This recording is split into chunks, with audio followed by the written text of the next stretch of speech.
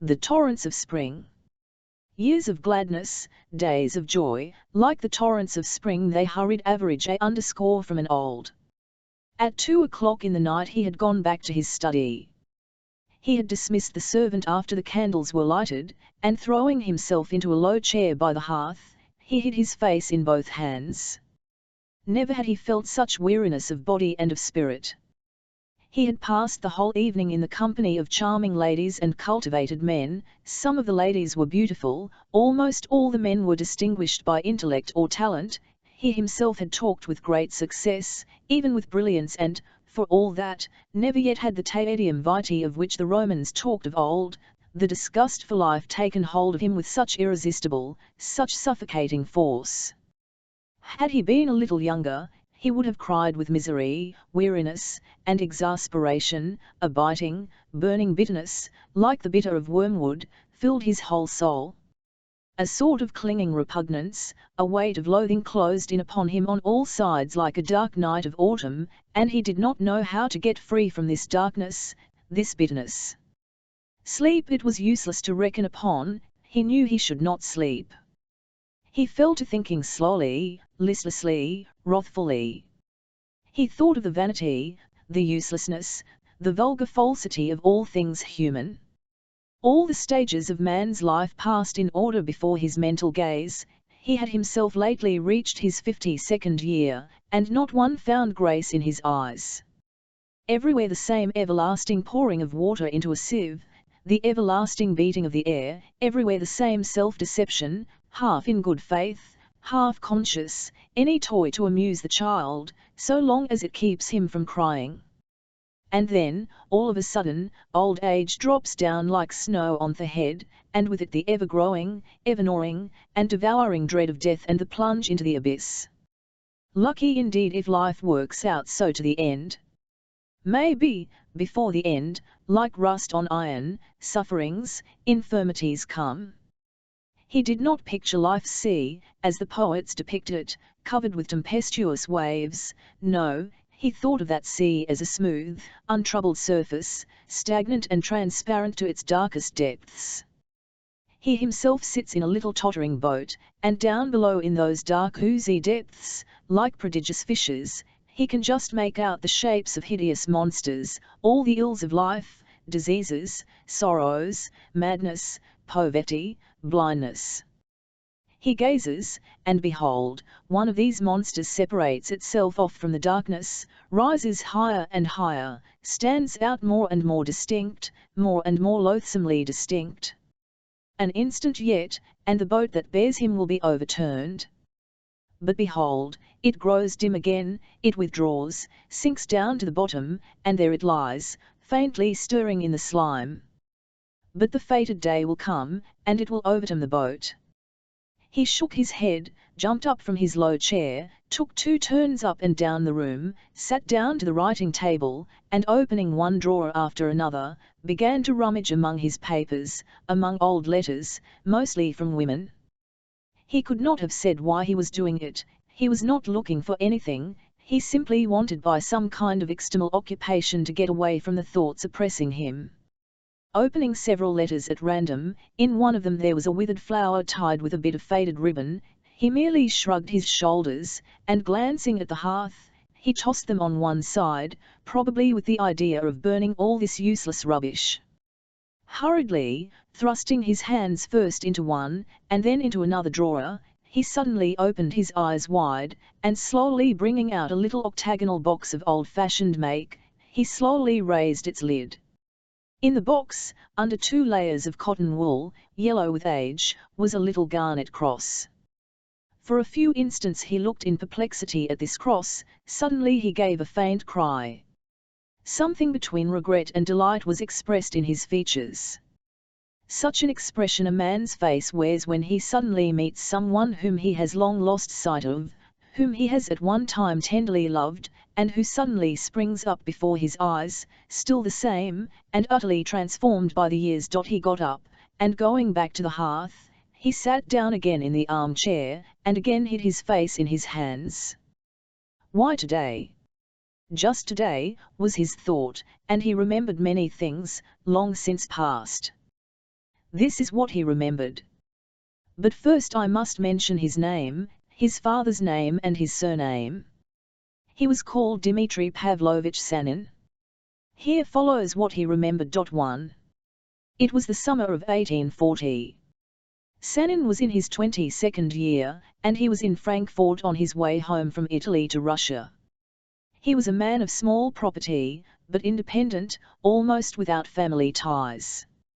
By the death of a distant relative, he had come into a few thousand rubles, and he had decided to spend this sum abroad before entering the service, before finally putting on the government yoke, without which he could not obtain a secure livelihood. Sanin had carried out this intention, and had fitted things into such a nicety that on the day of his arrival in Frankfurt he had only just enough money left to take him back to Petersburg. In the year 1840 there were few railroads in existence, tourists travelled by diligence. Sanin had taken a place in the Bettwagon, but the diligence did not start till 11 o'clock in the evening. There was a great deal of time to be got through before then. Fortunately it was lovely weather, and Sanin, after dining at a hotel, famous in those days, the White Swan, set off to stroll about the town. He went in to look at Danneker's Ariadne, which he did not much care for, visited the house of Bertie, of whose works he had, however, only read Werther, and that in the French translation. He walked along the bank of the Main, and was bored as a well-conducted tourist should be. At last at 6 o'clock in the evening, tired, and with dusty boots, he found himself in one of the least remarkable streets in Frankfurt. That street he was fated not to forget long, long after. On one of its few houses he saw a signboard, Giovanni Roselli, Italian confectionery was announced upon it. Sanin went into it to get a glass of lemonade, but in the shop, where, behind the modest counter, on the shelves of a stained cupboard, recalling a chemist's shop, stood a few bottles with gold labels, and as many glass jars of biscuits, chocolate cakes, and sweetmeats. In this room, there was not a soul, only a grey cat blinked and purred, sharpening its claws on a tall wicker chair near the window, and a bright patch of colour was made in the evening sunlight, by a big ball of red wool lying on the floor beside a carved wooden basket turned upside down. A confused noise was audible in the next room. Sanin stood a moment, and making the bell on the door ring its loudest, he called, raising his voice, "Is there no one here?" At that instant the door from an inner room was thrown open, and Sanin was struck dumb with amazement. A young girl of 19 ran impetuously into the shop, her dark curls hanging in disorder on her bare shoulders, her bare arms stretched out in front of her. Seeing Sanin, she nlshed up to him at once, seized him by the hand, and pulled him after her, saying in a breathless voice, "Quick, quick, here, save him." Not through disinclination to obey, but simply from excess of amazement, Sanin did not at once follow the girl. He stood, as it were, rooted to the spot. He had never in his life seen such a beautiful creature. She turned towards him, and with such despair in her voice, in her eyes, in the gesture of her clenched hand, which was lifted with a spasmodic movement to her pale cheek, she articulated, "Come, come," that he at once darted after her to the open door. In the room, into which he ran behind the girl, on an old-fashioned horsehair sofa, lay a boy of 14, white all over, white, with a yellowish tinge like wax or old marble. He was strikingly like the girl, obviously her brother. His eyes were closed, a patch of shadow fell from his thick black hair on a forehead like stone, and delicate, motionless eyebrows, between the blue lips could be seen clenched teeth. He seemed not to be breathing, one arm hung down to the floor, the other he had tossed above his head. The boy was dressed, and his clothes were closely buttoned, a tight cravat was twisted round his neck. The girl rushed up to him with a wail of distress. "He is dead, he is dead," she cried. "He was sitting here just now, talking to me, and all of a sudden he fell down and became rigid. My God! Can nothing be done to help him? And Mamma not here. Pantaleone, Pantaleone, the doctor," she went on suddenly in Italian. "Have you been for the doctor? "Signora, I did not go, I sent Louise," said a hoarse voice at the door, and a little bandy-legged old man came hobbling into the room in a lavender frock coat with black buttons, a high white cravat, short nankeen trousers, and blue worsted stockings. His diminutive little face was positively lost in a mass of iron-grey hair. Standing up in all directions, and falling back in ragged tufts, it gave the old man's figure a resemblance to a crested hen, a resemblance the more striking, that under the dark grey mass nothing could be distinguished but a beak nose and round yellow eyes. "Louise will run fast, and I can't run," the old man went on in Italian, his flat gouty feet, shod in high slippers with knots of ribbon. "I've brought some water." In his withered, knotted fingers, he clutched a long bottle neck. "But meanwhile Emile will die," cried the girl, and holding out her hand to Sanin, "Oh, sir, oh mine hair. Can't you do something for him? He ought to be bled, it's an apoplectic fit," observed the old man addressed as Pantaleone. Though Sanin had not the slightest notion of medicine, he knew one thing for certain, that boys of 14 do not have apoplectic fits. "It's a swoon, not a fit," he said, turning to Pantaleone. "Have you got any brushes?" The old man raised his little face. "Ill. Brushes, brushes," repeated Sanin in German and in French. "Brushes," he added, making as though he would be NLSH his clothes. The little old man understood him at last. "Ah, brushes. Sparzette. To be sure we have.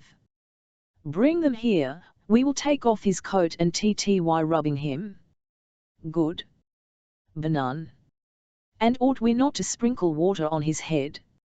No, later on, get the brushes now as quick as you can." Pantaleone put the bottle on the floor, ran out and returned at once with 2 brushes, one a hair brush, and one a clothes brush. A curly poodle followed him in, and vigorously wagging its tail, it looked up inquisitively at the old man, the girl, and even Sanin, as though it wanted to know what was the meaning of all this fuss. Sanin quickly took the boy's coat off, unbuttoned his collar, and pushed up his shirt sleeves, and arming himself with a brush, he began brushing his chest and arms with all his might. Pantaleone as zealously brushed away with the other, the hair brush, at his boots and trousers. The girl flung herself on her knees by the sofa, and, clutching her head in both hands, fastened her eyes, not an eyelash quivering, on her brother. Sanin rubbed on, and kept stealing glances at her. Mercy! What a beautiful creature she was! Her nose was rather large, but handsome, aquiline-shaped, her upper lip was shaded by a light down, but then the colour of her face, smooth, uniform, like ivory or very pale milky amber, the wavering shimmer of her hair, like that of the Judith of Alorio in the Palazzo Pitti, and above all, her eyes, dark grey, with a black ring round the pupils, splendid, triumphant eyes, even now, when terror and distress dimmed their lustre. Sanin could not help recalling the marvellous country he had just come from. But even in Italy he had never met anything like her. The girl drew slow, uneven breaths, she seemed between each breath to be waiting to see whether her brother would not begin to breathe. Sanin went on rubbing him, but he did not only watch the girl. The original figure of Pantaleone drew his attention too. The old man was quite exhausted and panting, at every movement of the BNLSH he hopped up and down and groaned noisily, while his immense tufts of hair, soaked with perspiration, flapped heavily from side to side, like the roots of some strong plant, torn up by the water. "You'd better, at least, take off his boots," Sanin was just saying to him. The poodle, probably excited by the unusualness of all the proceedings, suddenly sank onto its front paws and began barking. "Tartaglia, Canaglia," the old man hissed at it. But at that instant the girl's face was transformed. Her eyebrows rose, her eyes grew wider, and shone with joy.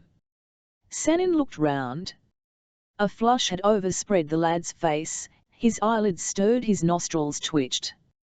He drew in a breath through his still clenched teeth, sighed. "Emile," cried the girl, "Emilio mio. Slowly the big black eyes opened. They still had a dazed look, but already smiled faintly. The same faint smile hovered on his pale lips. Then he moved the arm that hung down, and laid it on his chest. "Emilio," repeated the girl, and she got up. The expression on her face was so tense and vivid, that it seemed that in an instant either she would burst into tears or break into laughter. "Emil! What is it?" "Emil," was heard outside, and a neatly dressed lady with silvery grey hair and a dark face came with rapid steps into the room. A middle-aged man followed her. The head of a maid-servant was visible over their shoulders. The girl ran to meet them. "He is saved, mother, he is alive," she cried, impulsively embracing the lady who had just entered. "But what is it?" she repeated. "I'll come back and all of a sudden I meet the doctor and Louise." The girl proceeded to explain what had happened, while the doctor went up to the invalid who was coming more and more to himself, and was still smiling. He seemed to be beginning to feel shy at the commotion he had caused. "You've been using friction with brushes, I see," said the doctor to Sanin and Pantaleone, "and you did very well. A very good idea, and now let us see what fun her measures." He felt the youth's pulse. Show me your tongue." The lady bent anxiously over him. He smiled still more ingenuously, raised his eyes to her, and blushed a little. It stntck Sanin that he was no longer wanted. He went into the shop. But before he had time to touch the handle of the street door, the girl was once more before him. She stopped him. "You are going," she began, looking warmly into his face. "Il will not keep you, but you must be sure to come to see us this evening. We are so indebted to you. You, perhaps, saved my brother's life. We want to thank you. Mother wants to. You must tell us who you are. You must rejoice with us." "But I am leaving for Berlin today," Sanin faltered out. "You will have time though," the girl rejoined eagerly. "Come to us in an hour's time to drink a cup of chocolate with us. You promise?" "I must go back to him." "You will come?" What could Sanin do? "Il will come," he replied. The beautiful girl pressed his hand, fluttered away, and he found himself in the street. 4. When Sanin, an hour and a half later, returned to the Rosellas shop, he was received there like one of the family. Emilio was sitting on the same sofa, on which he had been nibbed. The doctor had prescribed him medicine and recommended great discretion in avoiding strong emotions, as being a subject of nervous temperament with a tendency to weakness of the heart. He had previously been liable to fainting fits, but never had he lost consciousness so completely and for so long. However, the doctor declared that all danger was over. Emile, as was only suitable for an invalid, was dressed in a comfortable dressing gown. His mother wound a blue woolen wrap round his neck, but he had a cheerful, almost a festive air. Indeed, everything had a festive air. Before the sofa, on a round table, covered with a clean cloth, towered a huge china coffee pot, filled with fragrant chocolate, and encircled by cups, decanters of liqueur, biscuits and rolls, and even flowers. 6 slender wax candles were bumming in 2 old-fashioned silver chandeliers. On one side of the sofa, a comfortable lounge chair offered its soft embraces, and in this chair they made Sanin sit. All the inhabitants of the confectioner's shop, with whom he had made acquaintance that day, were present, not excluding the poodle, Tartaglia, and the cat. They all seemed happy beyond expression. The poodle positively sneezed with delight, only the cat was coy and blinked sleepily as before. They made Sanin tell them who he was, where he came from, and what was his name. When he said he was a Russian, both the ladies were a little surprised, uttered ejaculations of wonder, and declared with one voice that he spoke genuine splendidly, but if he preferred to speak French, he might make use of that language, as they both understood it and spoke it well. Sanin at once availed himself of this. Sanin. The ladies would never have expected that a Russian surname could be so easy to pronounce. His Christian liked very much too. The elder lady observed that in her youth she had heard a fine opera, Demetrio e Polibio, but that Dimitri was much nicer than Demetrio. In this way Sanin talked for about an hour.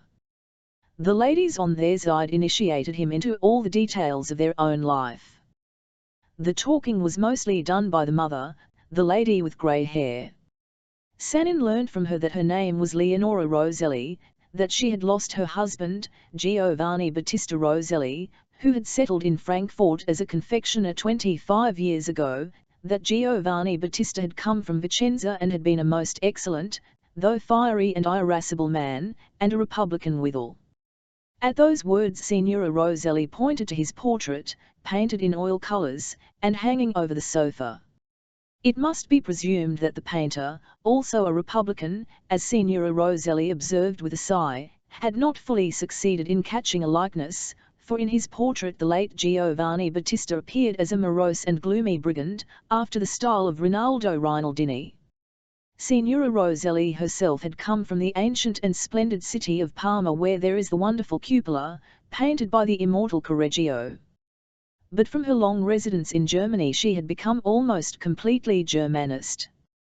Then she added, mournfully shaking her head, that all she had left was this daughter and this son, pointing to each in turn with her finger, that the daughter's name was Gemma, and the son's Emilio, that they were both good and obedient children, especially Emilio, me not obedient, her daughter put in at that point. "Oh, you're a Republican, too," answered her mother. That the business, of course, was not what it had been in the days of her husband, who had a great gift for the confectionery line, un grand uomo. Pantaleone confirmed with a severe air, but that still, thank God, they managed to get along. 5. Gemma listened to her mother, and at 1 minute laughed, then sighed, then patted her on the shoulder, and shook her finger at her, and then looked at Sanin. At last, she got up, embraced her mother and kissed her in the hollow of her neck, which made the latter laugh extremely and shriek a little. Pantaleone too was presented to Sanin. It appeared he had once been an opera singer, a baritone, but had long ago given up the theatre, and occupied in the Roselli family a position between that of a family friend and a servant. In spite of his prolonged residence in Germany, he had learned a little German, and only knew how to swear in it, mercilessly disowning even the terms of abuse. Ferrovlucto spicci babio was his favourite epithet for almost every German. He spoke Italian with a perfect accent, for was he not by birth from Sinigali, where may be heard lingua toscana in Bocca Romana? Emilio, obviously, played the invalid and indulged himself in the pleasant sensations of one who has only just escaped a danger or is returning to health after illness. It was evident, too, that the family spoiled him. He thanked Sanin bashfully, but devoted himself chiefly to the biscuits and sweetmeats. Sanin was compelled to drink 2 large cups of excellent chocolate, and to eat a considerable number of biscuits. No sooner had he swallowed one than Gemma offered him another, and to refuse was impossible. He soon felt at home. The time flew by with incredible swiftness. He had to tell them a great deal, about Russia in general, the Russian climate, Russian society, the Russian peasant, and especially about the Cossacks, about the War of 1812, about Peter the Great, about the Kremlin, and the Russian songs and bells. Both ladies had a very faint conception of our vast and remote fatherland. Signora Roselli, or as she was more often called, Frau Lenore, positively dumbfounded Sanin with the question, whether there was still existing at Petersburg the celebrated house of ice, built last century, about which she had lately read a very curious article in one of her husband's books, Betty's del Arte. And in reply to Sanin's exclamation, "Do you really suppose that there is never any summer in Russia?" Frau Lenore replied that till then she had always pictured Russia like this, eternal snow, everyone going about in furs, and all military men, but the greatest hospitality, and all the peasants very submissive. Sanin tried to impart to her and her daughter some more exact information. When the conversation touched on Russian music, they begged him at once to sing some Russian air and showed him a diminutive piano with black keys instead of white and white instead of black. He obeyed without making much ado, and accompanying himself with 2 fingers of the right hand and 3 of the left, the first, second, and little finger, He sang in a thin nasal tenor, first the sarafan then along a paved street. The ladies praised his voice and the music, but were more struck with the softness and sonorousness of the Russian language and asked for a translation of the text. Sanin complied with their wishes, but as the words of the sarafan and still more of along a paved street, sur un rue pavée un unefil allée lo was how he rendered the sense of the original, were not calculated to inspire his listeners with an exalted idea of Russian poetry. He first recited, then translated, and then sang Pushkin's I Remember a Marvelous Moment set to music by Glinka, whose minor bars he did not render quite faithfully. Then the ladies went into ecstasies. Frau Lenore positively discovered in Russian a wonderful likeness to the Italian. Even the names Pushkin, she pronounced it Pusakin, and Glinka sounded somewhat familiar to her. Sanin on his side begged the ladies to sing something. They too did not wait to be pressed. Frau Lenore sat down to the piano and sang with Gemma some duets and Stamel. The mother had once had a fine contralto, the daughter's voice was not strong, but was pleasing. But it was not Gemma's voice, it was herself Sanin was admiring. He was sitting a little behind and on one side of her, and kept thinking to himself that no palm tree, even in the poems of Benedict Toth, the poet in fashion in those days, could rival the slender grace of her figure. When, at the most emotional passages, she raised her eyes upwards, it seemed to him no heaven could fail to open at such a look. Even the old man, Pantaleone, who with his shoulder propped against the doorpost, and his chin and mouth tucked into his capacious cravat, was listening solemnly with the air of a connoisseur. Even he was admiring the girl's lovely face and marvelling at it, though one would have thought he must have been used to it. When she had finished the duet with her daughter, Frau Lenore observed that Emilio had a fine voice, like a silver bell, but that now he was at the age when the voice changes. He did, in fact, talk in a sort of bass constantly falling into falsetto, and that he was therefore forbidden to sing, but that Pantaleone now really might try his skill of old days in honour of their guest.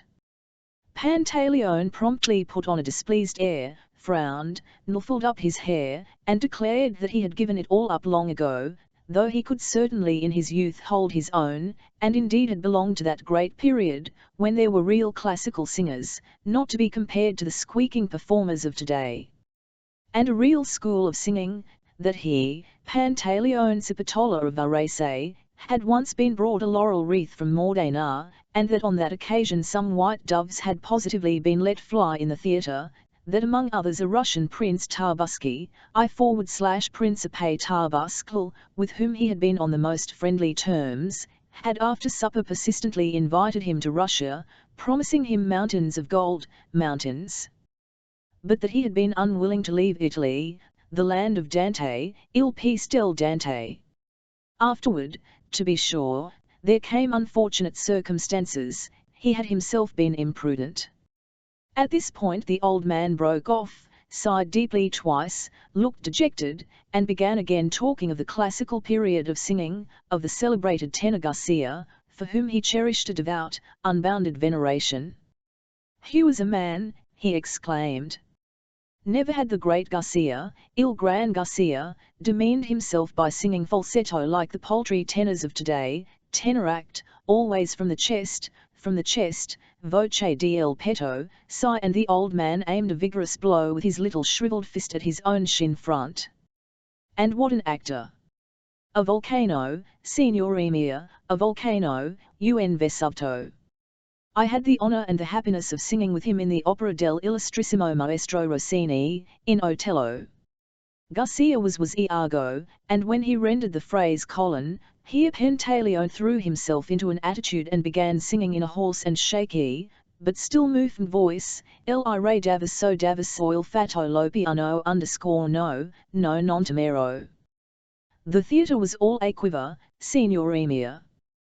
Though I too did not fall short, I too after him. El ire davaso il fatto tema più non davro. And all of a sudden, He crashed like lightning, like a tiger. Moro Marvanch Cato again when he was singing that celebrated air from Matrimonio Segreto prior che spunti then he, Il Gran Garcia, after the words, one cavalli di Galoppo, at the words, senza posa caccia, listen, how stupendous, come e stupendo.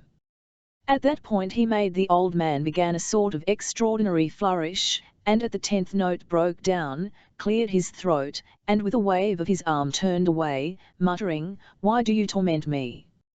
Gemma jumped up at once and clapping loudly and shouting, "Bravo! Bravo!" She ran to the poor old superannuated Iago and with both hands patted him affectionately on the shoulders. Only Emile laughed ruthlessly.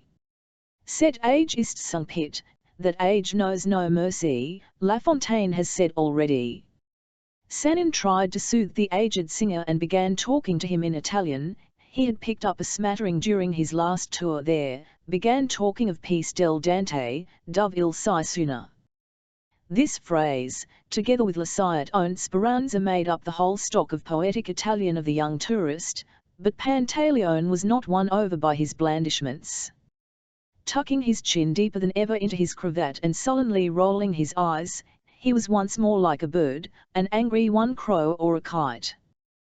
Then Emile, with a faint momentary blush, such as one so often sees in spoilt children, addressing his sister, said if she wanted to entertain their guest, she could do nothing better than read him one of those little comedies of Maz, that she reads so nicely. Gemma laughed, slapped her brother on the arm, exclaimed that he always had such ideas. She went promptly, however, to her room, and returning thence with a small book in her hand, seated herself at the table before the lamp, looked round, lifted one finger as much as to say, "Hush!" a typically Italian gesture, and began reading. Maz was a writer flourishing at Frankfort about 1830, whose short comedies, written in a light vein in the local dialect, hit off local Frankfort types with bright and amusing, though not deep, humour.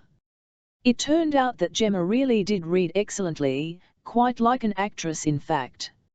She indicated each personage, and sustained the character capitally, making full use of the talent of mimicry she had inherited with her Italian blood. She had no mercy on her soft voice or her lovely face, and when she had to represent some old crone in her dotage, or a stupid burgomaster, she made the drollest grimaces, screwing up her eyes, wrinkling up her nose, lisping, squeaking. She did not herself laugh during the reading, but when her audience, with the exception of Pantaleone, he had walked off in indignation so soon as the conversation turned au quel ferrovlucto tedesco, interrupted her by an outburst of unanimous laughter, she dropped the book on her knee, and laughed musically too, her head thrown back, and her black hair dancing in little ringlets on her neck and her shaking shoulders. When the laughter ceased, she picked up the book at once, and again resuming a suitable expression, began the reading seriously. Sanin could not get over his admiration. He was particularly astonished at the marvellous way in which a face so ideally beautiful assumed suddenly a comic, sometimes almost a vulgar expression. Gemma was less successful in the parts of young girls of so-called jeunes primes. In the love scenes in particular she failed. She was conscious of this herself, and for that reason gave them a faint shade of irony, as though she did not quite believe in all these rapturous vows and elevated sentiments, of which the author, however, was himself rather sparing, so far as he could be. Sanin did not notice how the evening was flying by, and only recollected the journey before him when the clock struck 10. He leaped up from his seat as though he had been stung. "What is the matter?" inquired Frau Lenore. "Why, I had to start for Berlin tonight, and I have taken a place in the diligence." "And when does the diligence start?" "At 10:30. "Well, then, you won't catch it now," observed Gemma. "You must stay. And I will go on reading." "Have you paid the whole fare or only given a deposit?" Frau Lenore queried. "The whole fare," Sanin said dolefully with a gloomy face. Gemma looked at him, half closed her eyes, and laughed, while her mother scolded her. "The young gentleman has paid away his money for nothing, and you laugh." Never mind, answered Gemma, it won't ruin him, and we will TTY and amuse him. Will you have some lemonade? Sanin drank a glass of lemonade, Gemma took up Maz once more, and all went merrily again. The clock struck 12. Sanin rose to take leave. You must stay some days now in Frankfurt, said Gemma, why should you hurry away? It would be no nicer in any other town. She paused. It wouldn't, really, she added with a smile. Sanin made no reply, and reflected that considering the emptiness of his purse, he would have no choice about remaining in Frankfurt till he got an answer from a friend in Berlin, to whom he proposed writing for money. Yes, do stay, urged Frau Lenore too. We will introduce you to Mr. Kahlkluber, who is engaged to Gemma. He could not come today, as he was very busy at his shop. You must have seen the biggest drapers and silk mercer's shop in the Saal. Well, he is the manager there. But he will be delighted to call on you himself. Sanin, heaven knows why, was slightly disconcerted by this piece of information. He's a lucky fellow, that fiancé, flashed across his mind. He looked at Gemma, and fancied he detected an ironical look in her eyes. He began saying goodbye. Till tomorrow? Till tomorrow, isn't it? Queried Frau Lenore. Till tomorrow. Gemma declared in a tone not of interrogation, but of affirmation, as though it could not be otherwise. Till tomorrow, echoed Sanin. Emil, Pantaleone, and the Pockzal Tartaglia accompanied him to the corner of the street. Pantaleone could not refrain from expressing his displeasure at Gemma's reading. She ought to be ashamed. She mouths and whines, una caricatura. She ought to represent Merope or Clytemnestra, something grand, tragic, and she apes some wretched German woman. I can do that, Kurz, smirt, he went on in a hoarse voice, poking his face forward, and brandishing his fingers. Tartaglia began barking at him, while Emil burst out laughing. The old man turned sharply back. Sanin went back to the White Swan. He had left his things there in the public hall, in a rather confused frame of mind. All the talk he had had in French, German, and Italian was ringing in his ears. Engaged, he whispered as he lay in bed, in the modest apartment assigned to him. And what a beauty! But what did I stay for? Next day he sent a letter to his friend in Berlin. 8. He had not finished dressing, when a waiter announced the arrival of two gentlemen. One of them turned out to be Emil, the other, a good-looking and well-grown young man, with a handsome face, was Herr Kahlkluber, the betrothed of the lovely Gemma. One may safely assume that at that time in all Frankfurt, there was not in a single shop a manager as civil, as decorous, as dignified, and as affable as Herr Kluber. The irreproachable perfection of his get-up was on a level with the dignity of his deportment, with the elegance, a little affected and stiff, it is true, in the English style. He had spent 2 years in still fascinating elegance of his manners. It was clear from the first glance that this handsome, rather severe, excellently brought up and superbly washed young man was accustomed to obey his superior and to command his inferior, and that behind the counter of his shop he must infallibly inspire respect even in his customers. Of his supernatural honesty there could never be a particle of doubt. One had but to look at his stiffly starched collars. And his voice, it appeared, was just what one would expect, deep, and of a self-confident richness, but not too loud, with positively a certain caressing note in its timbre. Such a voice was peculiarly fitted to give orders to assistants under his control, show the crimson lion's velvet, or hand the lady a Herr Kluber began with introducing himself. As he did so, he bowed with such loftiness, moved his legs with such an agreeable air, and drew his heels together with such polished courtesy that no one could fail to feel that man has both linen and moral principles of the first quality. The finish of his bare right hand, the left, in a suede glove, held a hat shining like a looking-glass, with the right glove placed within it. The finish of the right hand, proffered modestly but resolutely to Sanin, surpassed all belief. Each fingernail was a perfection in its own way.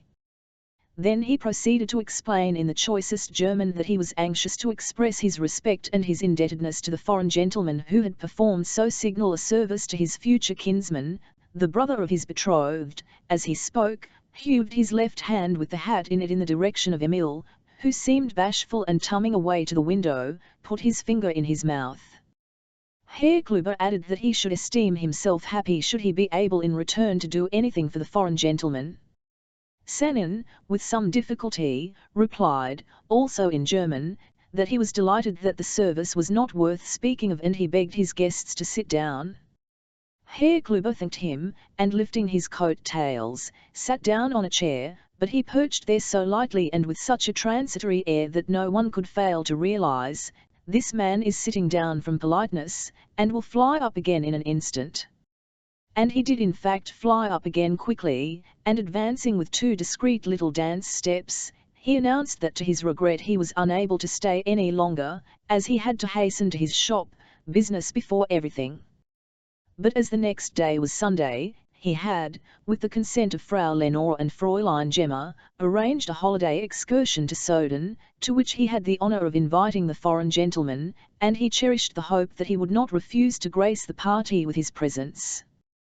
Sanin did not refuse so to grace it, and Herr Kluber, repeating once more his complimentary sentiments, took leave, his pea-green trousers making a spot of cheerful colour, and his brand-new boots squeaking cheerfully as he moved. Emil, who had continued to stand with his face to the window, even after Sanin's invitation to him to sit down, turned round directly his future kinsman had gone out, and with a childish pout and blush, asked Sanin if he might remain a little while with him.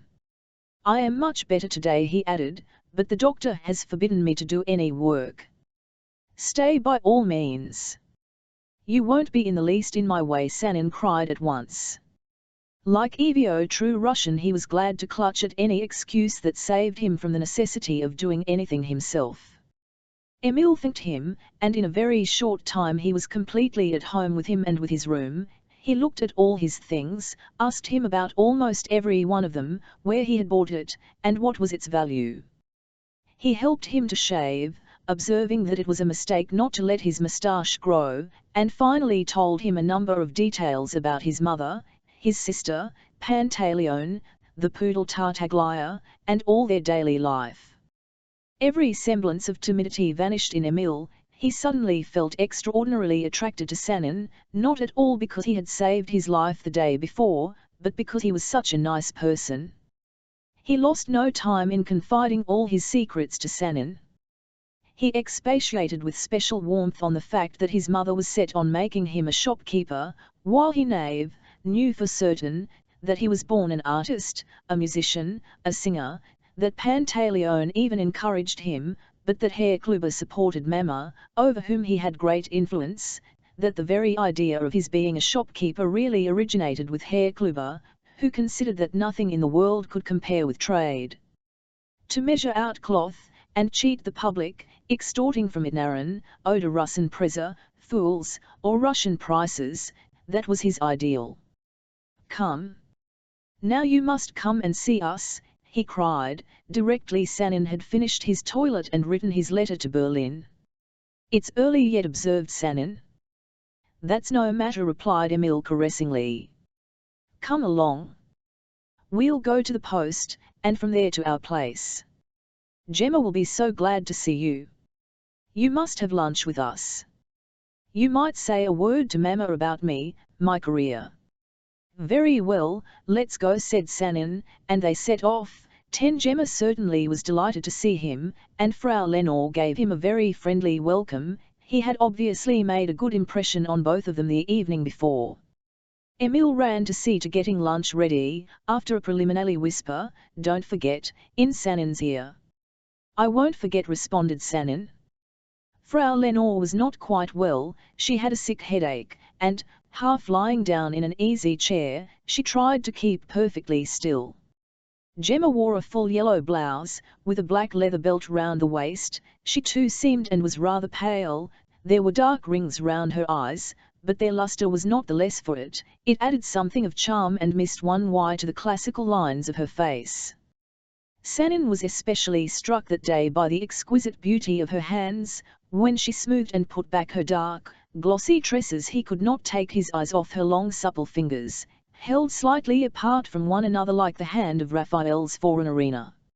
It was very hot out of doors. After lunch Sanin was about to take leave, but they told him that on such a day the best thing was to stay where one was, and he agreed. He stayed. In the back room where he was sitting with the ladies of the household, coolness reigned supreme. The windows looked out upon a little garden overgrown with acacias.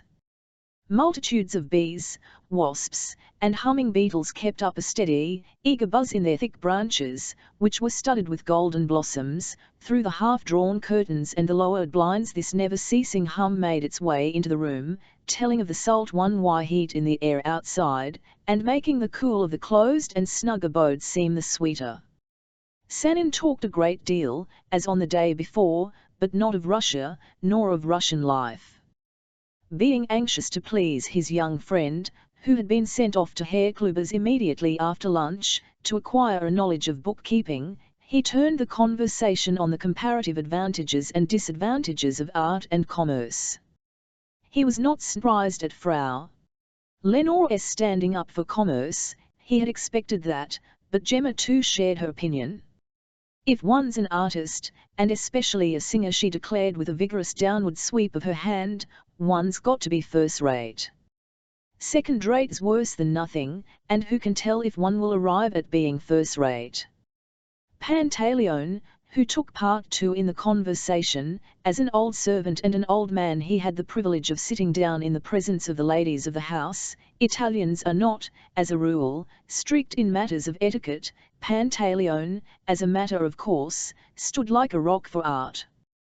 To tell the truth, his arguments were somewhat feeble. He kept expatiating for the most part on the necessity, before all things, of possessing un certo istro di inspirazione, a certain force of inspiration. Frau Lenore remarked to him that he had, to be sure, possessed such an istro, and yet I had enemies. Pantaleone observed gloomily.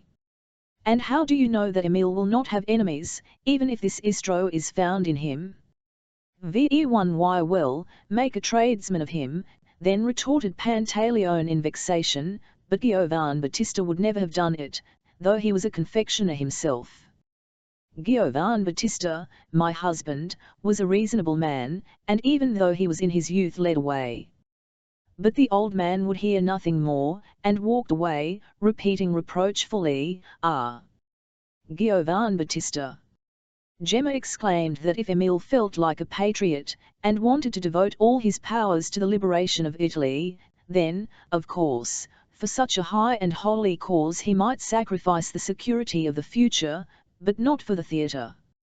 Thereupon Frau Lenore became much agitated, and began to implore her daughter to refrain at least from turning her brother's head, and to content herself with being such a desperate republican herself. Frau Lenore groaned as she uttered these words, and began complaining of her head, which was ready to split. Frau Lenore, in deference to their guest, talked to her daughter in French. Gemma began at once to wait upon her. She moistened her forehead with eau de cologne, gently blew on it, gently kissed her, made her lay her head on a pillow, forbade her to speak, and kissed her again. Then, turning to Sanin, she began telling him in a half-joking, half-tender tone what a splendid mother she had, and what a beauty she had been. Had been, did I say? She is charming now. Look, look, what eyes! Gemma instantly pulled a white handkerchief out of her pocket, covered her mother's face with it, and slowly drawing it downwards, gradually uncovered Frau Lenore's forehead, eyebrows, and eyes. She waited a moment and asked her to open them. Her mother obeyed. Gemma cried out in ecstasy. Frau Lenore's eyes really were very beautiful, and rapidly sliding the handkerchief over the lower, less regular part of the face, fell to kissing her again. Frau Lenore laughed, and turning a little away, with a pretence of violence, pushed her daughter away. She too pretended to struggle with her mother, and lavished caresses on her, not like a cat, in the French manner, but with that special Italian grace in which is always felt the presence of power. At last Frau Lenore declared she was tired out. Then Gemma at once advised her to have a little nap, Where she was, in her chair, and I and the Russian gentleman, avec le monsieur Russe, will be as quiet as little mice comme des petites sounds. Frau Lenore smiled at her in reply, closed her eyes, and after a few sighs began to doze. Gemma quickly dropped down on a bench beside her and did not stir again, only from time to time she put a finger of one hand to her lips, with the other hand she was holding up a pillow behind her mother's head, and said softly, "Shusha," with a sidelong look at Sanin, if he permitted himself the smallest movement. In the end he too sank into a kind of dream, and sat motionless as though spellbound, while all his faculties were absorbed in admiring the picture presented him by the half-dark room, here and there spotted with patches of light crimson, where fresh, luxuriant roses stood in the old-fashioned green glasses, and the sleeping woman with demurely folded hands and kind, weary face, framed in the snowy whiteness of the pillow, and the young, keenly alert and also kind, clever, pure, and unspeakably beautiful creature with such black, deep, overshadowed, yet shining eyes. What was it? A dream? A fairy tale? And how came he to be in it? 11. The bell tinkled at the outer door. A young peasant lad in a fur cap and a red waistcoat came into the shop from the street. Not one customer had looked into it since early morning. "You see how much business we do," Frau Lenore observed to Sanin at lunch-time with a sigh. She was still asleep. Gemma was afraid to take her arm from the pillow, and whispered to Sanin, "You go, and mind the shop for me." Sanin went on tiptoe into the shop at once.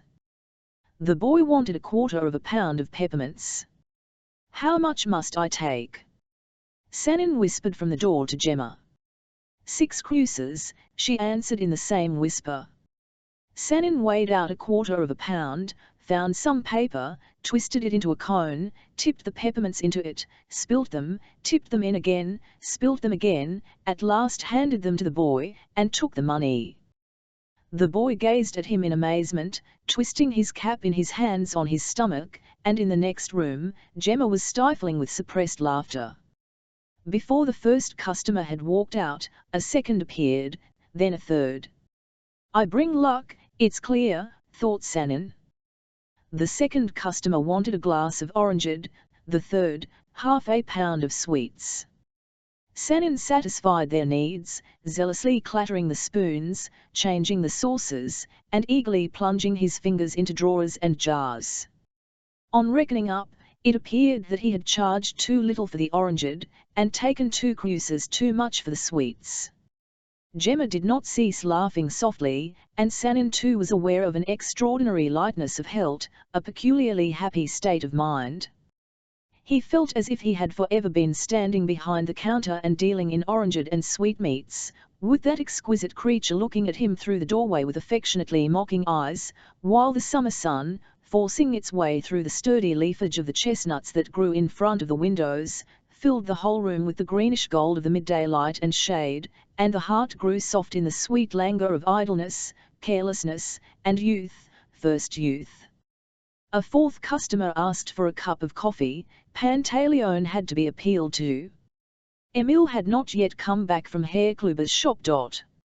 Sanin went and sat by Gemma again. Frau Lenore still went on sleeping, to her daughter's great delight. "Mamma always sleeps off her sick headaches," she observed.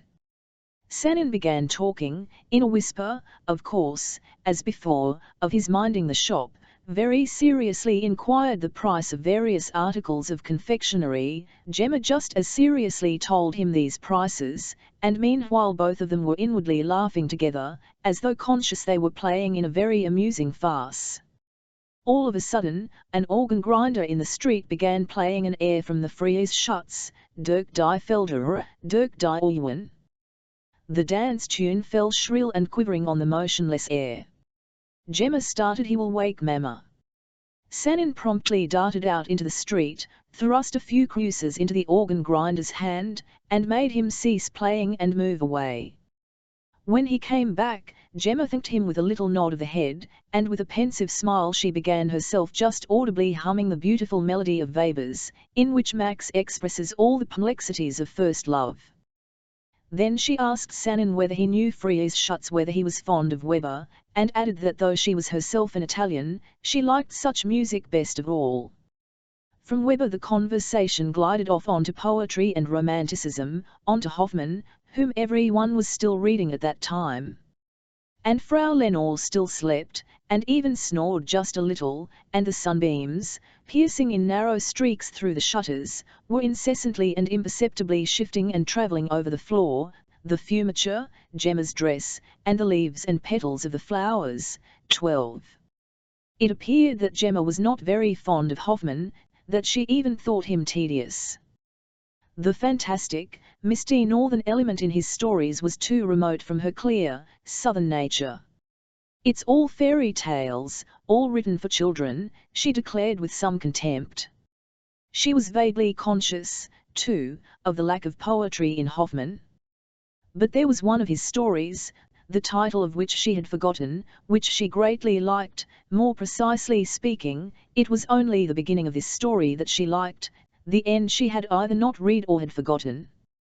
The story was about a young man who in some place, a sort of restaurant perhaps, meets a girl of striking beauty, a Greek. She is accompanied by a mysterious and strange, wicked old man.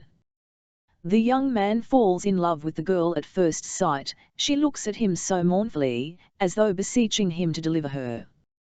He goes out for an instant, and, coming back into the restaurant, finds there neither the girl nor the old man. He rushes off in pursuit of her, continually comes upon fresh traces of her, follows them up, and can never by any means come upon her anywhere. The lovely girl has vanished for him for ever, and he is never able to forget her imploring glance, and is tortured by the thought that all the happiness of his life, perhaps, has slipped through his fingers. Hoffmann does not end his story quite in that way, but so it had taken shape, so it had remained, in Gemma's memory. Fancy, she said, such meetings and such partings happen oftener in the world than we suppose. Sanin was silent, and soon after he began talking of Herr Kluber. It was the first time he had referred to him. He had not once remembered him till that instant. Gemma was silent in her turn, and sank into thought, biting the nail of her forefinger and fixing her eyes away. Then she began to speak in praise of her betrothed, alluded to the excursion he had planned for the next day, and, glancing swiftly at Sanin, was silent again. Sanin did not know on what subject to turn the conversation. Emil ran in noisily and waked Frau Lenore. Sanin was relieved by his appearance.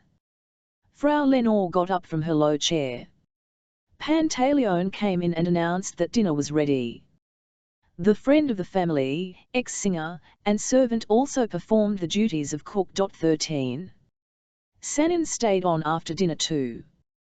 They did not let him go, still on the same pretext of the terrible heat, and when the heat began to decrease, they proposed going out into the garden to drink coffee in the shade of the acacias. Sanin consented. He felt very happy. In the quietly monotonous, smooth current of life lie hid great delights, and he gave himself up to these delights with zest, asking nothing much of the present day, but also thinking nothing of the morrow, nor recalling the day before. How much the mere society of such a girl as Gemma meant to him! He would surely part from her and, most likely, forever, but so long as they were born, as in Uhland's song, in one skiff over the sea of life, untossed by tempest, well might the traveller rejoice and be glad. And everything seemed sweet and delightful to the happy voyager. Frau Lenore offered to play against him, and Pantaleone at Tizet instructed him in this not complicated Italian game, and won a few cruces from him, and he was well content. Pantaleone, at Emil's request, made the poodle, Tartaglia, perform all his tricks, and Tartaglia jumped over a stick, spoke that is, barked, sneezed, shut the door with his nose, fetched his master's trodden-down slippers, and, finally, with an old cap on his head, he portrayed Marshal Bernadotte, subjected to the bitterest upbraidings by the Emperor Napoleon on account of his treachery. Napoleon's part was, of course, performed by Pantaleone, and very faithfully he performed it. He folded his arms across his chest, pulled a cocked hat over his eyes, and spoke very gnlffly and sternly, in French, and heavens! What French? Tartaglia sat before his sovereign, all huddled up, with dejected tail, and eyes blinking and twitching in confusion, under the peak of his cap which was stuck on awry. From time to time when Napoleon raised his voice, Bernadotte rose on his hind paws. Fury, truditeur, cried Napoleon at last, forgetting in the excess of his wrath that he had to sustain his role as a Frenchman to the end, and Bernadotte promptly flew under the sofa, but quickly darted out again with a joyful bark, as though to announce that the performance was over. All the spectators laughed, and Sanin more than all. Gemma had a particularly charming, continual, soft laugh, with very droll little shrieks. Sanin was fairly enchanted by that laugh. He could have kissed her for those shrieks. Night came on at last. He had indecency to take leave. After saying goodbye several times over to every one, and repeating several times to all, till tomorrow, Emile, he went so far as to kiss. Sanin started home, carrying with him the image of the young girl, at one time laughing, at another thoughtful, calm, and even indifferent, but always attractive. Her eyes, at one time wide open, clear and bright as day, at another time half shrouded by the lashes and deep and dark as night, seemed to float before his eyes, piercing in a strange sweet way across all other images and recollections. Of Herr Kluber, of the causes impelling him to remain in Frankfort, in short, of everything that had disturbed his mind the evening before, he never thought once. 14. We must, however, say a few words about Sanin himself. In the first place, he was very, very good-looking. A handsome, graceful figure, agreeable, rather unformed features, kindly bluish eyes, golden hair, a clear white and red skin, and, above all, that peculiar, naively cheerful, confiding, open, at the first glance, somewhat foolish expression, by which in former days one could recognize directly the children of steady-going, noble families, sons of their fathers' fine young landowners, born and reared in our open, half-wild country parts, a hesitating gait, a voice with a lisp, a smile like a child's the minute you looked at him lastly, freshness, health, softness, you have the whole of Sanin. And secondly, he was not stupid and had picked up a fair amount of knowledge. Fresh he had remained, for all his foreign tour. The disturbing emotions in which the greater part of the young people of that day were tempest-tossed were little known to him. Of late years, in response to the assiduous search for new types, young men have begun to appear in our literature, determined at all hazards to be fresh as Flensburg oysters, when they reach Petersburg. Sanin was not like them. Since we have had recourse already to simile, he rather recalled a young, leafer, freshly grafted apple tree in one of our Fnal orchards, or better still, a well-groomed, sleek, sturdy-limbed, tender young 3-year-old in some old-fashioned seigneurial stud stable, a young horse that they have hardly begun to break into the traces. Those who came across Sanin in later years, when life had knocked him about a good deal, and the sleekness and plumpness of youth had long vanished, saw in him a totally different man. Next day Sanin was still in bed when Emile, in his best clothes, with a cane in his hand and much pomade on his head, burst into his room, announcing that Herr Kluber would be here directly with the carriage, that the weather promised to be exquisite, that they had everything ready by now, but that Manuna was not going, as her head was bad again. He began to honey Sanin, telling him that there was not a minute to lose. And Herr Kluber did, in fact, find Sanin still at his toilet. He knocked at the door, came in, bowed with a bend from the waist, expressed his readiness to wait as long as might be desired, and sat down, his hat balanced elegantly on his knees. The handsome shop manager had got himself up and perfumed himself to excess. His every action was accompanied by a powerful whiff of the most refined aroma. He arrived in a comfortable open carriage, one of the kind called landau, drawn by 2 tall and powerful but not well-shaped horses. A quarter of an hour later Sanin, Kluber, and Emil, in this same carriage, drew up triumphantly at the steps of the confectioner's shop. Madame Roselli resolutely refused to join the party. Gemma wanted to stay with her mother, but she simply tummed her out. Don't anyone," she declared, "else shall go to sleep. I would send Pantaleone with you too, only there would be no one to mind the shop." "May we take Tartaglia?" asked Emil. "Of course you may." Tartaglia immediately scrambled, with delighted stnlggles, onto the box and sat there, licking himself. It was obviously a thing he was accustomed to. Gemma put on a large straw hat with brown ribbons. The hat was bent down in front, so as to shade almost the whole of her face from the sun. The line of shadow stopped just at her lips. They wore a tender maiden flush, like the petals of a centifoil rose, and her teeth gleamed stealthily, innocently too, as when children smile. Gemma sat facing the horses, with Sanin, Kluber and Emil sat opposite. The pale face of Frau Lenore appeared at the window. Gemma waved her handkerchief to her, and the horses started. 15 Soden is a little town half an hour's distance from Frankfurt. It lies in a beautiful country among the spurs of the Taunus Mountains, and is known among us in Russia for its waters, which are supposed to be beneficial to people with weak lungs. The Frankfurters visit it more for purposes of recreation, as Soden possesses a fine park and various Wirtschaften where one may drink beer and coffee in the shade of the tall limes and maples. The road from Frankfurt to Soden runs along the right bank of the Main, and is planted all along with fenlet trees. While the carriage was rolling slowly along an excellent road, Sanin stealthily watched how Gemma behaved to her betrothed. It was the first time he had seen them together. She was quiet and simple in her manner, but rather more reserved and serious than usual. He had the air of a condescending schoolmaster, permitting himself and those under his authority a discreet and decorous pleasure.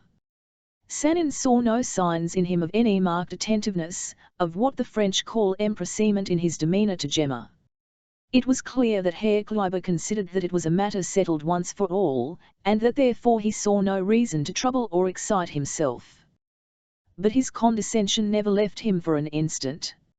Even during a long ramble before dinner about the wooded hills and valleys behind Soden, even when enjoying the beauties of nature, he treated nature itself with the same condescension, through which his habitual magisterial severity peeped out from time to time. So, for example, he observed in regard to one stream that it ran too straight through the glade. Instead of making a few picturesque curves, he disapproved, too, of the conduct of a bird, a chaffinch, for singing so monotonously. Gemma was not bored, and even, apparently, was enjoying herself, but Sanin did not recognize her as the Gemma of the preceding days. It was not that she seemed under a cloud. Her beauty had never been more dazzling, but her soul seemed to have withdrawn into herself. With her parasol open and her gloves still buttoned up, she walked sedately, deliberately, as well-bred young girls walk, and spoke little. Emil, too, felt stiff, and Sanin more so than all. He was somewhat embarrassed too by the fact that the conversation was all the time in German. Only Tartaglia was in high spirits. He deigned, barking frantically, after blackbirds, leaped over ravines, stumps and roots, nlshed headlong into the water, lapped at it in desperate haste, shook himself, whining, and was off like an arrow, his red tongue trailing after him almost to his shoulder. Herr Kluber, for his part, did everything he supposed conducive to the mirthfulness of the company. He begged them to sit down in the shade of a spreading oak tree, and taking out of a side pocket a small booklet entitled, Nullabsen, Oder du sollst und wirst lachen. Squibs, or you must and shall laugh, began reading the funny anecdotes of which the little book was full. He read them 12 specimens. He aroused very little mirth, however, only Sanin smiled, from politeness, and he himself, Herr Kluber, after each anecdote, gave vent to a brief, businesslike, but still condescending laugh. At 12 o'clock the whole party returned to Soden to the best tavern there. They had to make arrangements about dinner. Herr Kluber proposed that the dinner should be served in a summer house closed in on all garten salon, but at this point Gemma rebelled and declared that she would have dinner in the open air, in the garden, at one of the little tables set before the tavern, that she was tired of being all the while with the same faces, and she wanted to see fresh ones. At some of the little tables, groups of visitors were already sitting. While Herr Kluber, yielding condescendingly to the caprice of his betrothed, went off to interview the head waiter, Gemma stood immovable, biting her lips and looking on the ground. She was conscious that Sanin was persistently and, as it were, inquiringly looking at her. It seemed to enrage her. At last Herr Kluber returned, announced that dinner would be ready in half an hour, and proposed their employing the interval in a game of skittles, adding that this was very good for the appetite. He. Skittles he played in masterly fashion. As he threw the ball, he put himself into amazingly heroic postures, with artistic play of the muscles, with artistic flourish and shake of the leg. In his own way he was an athlete, and was superbly built. His hands, too, were so white and handsome, and he wiped them on such a sumptuous, gold-striped, Indian bandana. The moment of dinner arrived, and the whole party seated themselves at the table. 16. Who does not know what a German dinner is like? Watery soup with knobby dumplings and pieces of cinnamon, boiled beef dry as cork, with white fat attached, slimy potatoes, soft beetroot and mashed horseradish, a bluish eel with French capers and vinegar, a roast joint with jam, and the inevitable millspul, something of the nature of a pudding with sourish red sauce, but to make up, the beer and wine first rate. With just such a dinner the tavern keeper had regaled his customers. The dinner, itself, however, went off satisfactorily. No special liveliness was perceptible, certainly, not even when Herr Kluber proposed the toast "What we like." Was well even. But at least everything was decorous and seemly. After dinner, coffee was served, thin, reddish, typically German coffee. Herr Kluber, with true gallantry, asked Gemma's permission to smoke a cigar. But at this point suddenly something occurred, unexpected, and decidedly unpleasant, and even unseemly. At one of the tables near were sitting several officers of the garrison of the Main. From their glances and whispering together it was easy to perceive that they were struck by Gemma's beauty. One of them, who had probably stayed in Frankfort, stared at her persistently, as at a figure familiar to him. He obviously knew who she was.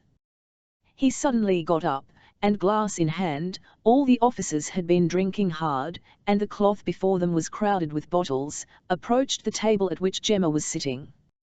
He was a ven young flaxen-haired man, with a rather pleasing and even attractive face, but his features were distorted with the wine he had drunk, his cheeks were twitching, his bloodshot eyes wandered, and wore an insolent expression. His companions at first tried to hold him back, but afterwards let him go, interested apparently to see what he would do, and how it would end. Slightly unsteady on his legs, the officer stopped before Gemma, and in an unnaturally screaming voice, in which, in spite of himself, an inward stnlggle could be discerned, he inoculated, "I drink to the health of the prettiest confectioner in all Frankfort, in all the world." He emptied his glass, and in return I take this flower, picked by her divine little fingers. He took from the table a rose that lay beside Gemma's plate. At first she was astonished, alarmed, and turned fearfully white. Then alarm was replaced by indignation. She suddenly crimsoned all over, to her very hair, and her eyes, fastened directly on the offender, at the same time darkened and flamed. They were filled with black gloom, and bummed with the fire of irrepressible fury. The officer must have been confused by this look. He muttered something unintelligible, bowed, and walked back to his friends. They greeted him with a laugh, and faint applause. Herr Kluber rose spasmodically from his seat, drew himself up to his full height, and putting on his hat pronounced with dignity, but not too loud, "Unheard of." unheard of impertinence, and at once calling up the waiter, in a severe voice asked for the bill. More than that, ordered the carriage to be put to, adding that it was impossible for respectable people to frequent the establishment if they were exposed to insult. At those words Gemma, who still sat in her place without stirring, her bosom was heaving violently. Gemma raised her eyes to Herr Kleiber and she gazed as intently, with the same expression at him as at the officer. Emil was simply shaking with rage. "Get up, mein Fräulein," Kleiber admonished her with the same severity, "it is not proper for you to remain here. We will go inside, in the tavern." Gemma rose in silence. He offered her his arm, she gave him hers, and he walked into the tavern with a majestic step, which became, with his whole bearing, more majestic and haughty the farther he got from the place where they had dined. Poor Emil dragged himself after them. But while Herr Kleiber was settling up with the waiter, to whom, by way of punishment, he gave not a single kreuse for himself, Sanin with rapid steps approached the table at which the officers were sitting, and addressing Gemma's assailant, who was at that instant offering her rose to his companions in terms to smell, he uttered very distinctly in French, "What you have just done, sir, is conduct unworthy of an honest man, unworthy of the uniform you wear, and I have come to tell you you are an ill-bred cur." The young man leaped on to his feet, but another officer, rather older, checked him with a gesture, made him sit down, and turning to Sanin asked him also in French, was he a relation, brother, or betrothed of the girl? "I am nothing to her at all," cried Sanin, "I am a Russian, but I cannot look on at such insolence with indifference, but here is my card and my address, Monsieur Officier can find me." As he uttered these words, Sanin threw his visiting card on the table, and at the same moment hastily snatched Gemma's rose, which one of the officers sitting at the table had dropped into his plate. The young man was again on the point of jumping up from the table, but his companion again checked him, saying, "Den Hof, be quiet. Den Hof, sit still." Then he got up himself, and putting his hand to the peak of his cap, with a certain shade of respectfulness in his voice and manner, told Sanin that tomorrow morning an officer of the regiment would have the honor of calling upon him. Sanin replied with a shonbeau, and hurriedly returned to his friends. Herr Kleiber pretended he had not noticed either Sanin's absence nor his interview with the officers. He was urging on the coachman, who was putting in the horses, and was furiously angry at his deliberateness. Gemma too said nothing to Sanin, she did not even look at him. From her knitted brows, from her pale and compressed lips, from her very immobility it could be seen that she was suffering inwardly. Only Emil obviously wanted to speak to Sanin, wanted to question him. He had seen Sanin go up to the officers, he had seen him give them something white, a scrap of paper, a note, or a card. The poor boy's heart was beating, his cheeks bummed, he was ready to diarrhea himself on Sanin's neck, ready to CD, or to go with him at once to crush all those accursed officers into dust and ashes. He controlled himself, however, and did no more than watch intently every movement of his noble Russian friend. The coachman had at last harnessed the horses, the whole party seated themselves in the carriage. Emil climbed onto the box, after Tartaglia. He was more comfortable there, and had not Kleiber, whom he could hardly bear the sight of, sitting opposite to him. The whole way home Herr Kleiber discoursed, and he discoursed alone. No one, absolutely no one, opposed him, nor did any one agree with him. He especially insisted on the point that they had been wrong in not following his advice when he suggested dining in a shut-up summer house. There no unpleasantness could have occurred. Then he expressed a few decided and even liberal sentiments on the unpardonable way in which the government favoured the military, neglected their discipline, and did not sufficiently consider the civilian element in society, das Bürgerliche element in der Societat, and foretold that in time this cause would give rise to discontent, which might well pass into revolution, of which, here he dropped a sympathetic though severe sigh, France had given them a sorrowful example. He added, however, that he personally had the greatest respect for authority, and never could be a revolutionist, but he could not but express his disapprobation at the sight of such license. Then he made a few general observations on morality and immorality, good breeding, and the sense of dignity. During all these lucubrations, Gemma, who even while they were walking before dinner had not seemed quite pleased with Herr Kluber, and had therefore held rather aloof from Sanin, and had been, as it were, embarrassed by his presence, Gemma was unmistakably ashamed of her betrothed. Towards the end of the drive she was positively wretched, and though, as before, she did not address a word to Sanin, she suddenly flung an imploring glance at him. He, for his part, felt much more sorry for her than indignant with Herr Kluber. He was even secretly, half-consciously, delighted at what had happened in the course of that day, even though he had every reason to expect a challenge next morning. This miserable partie de plaisir came to an end at last. As he helped Gemma out of the carriage at the confection shop, Sanin without a word put into her hand the rose he had recovered.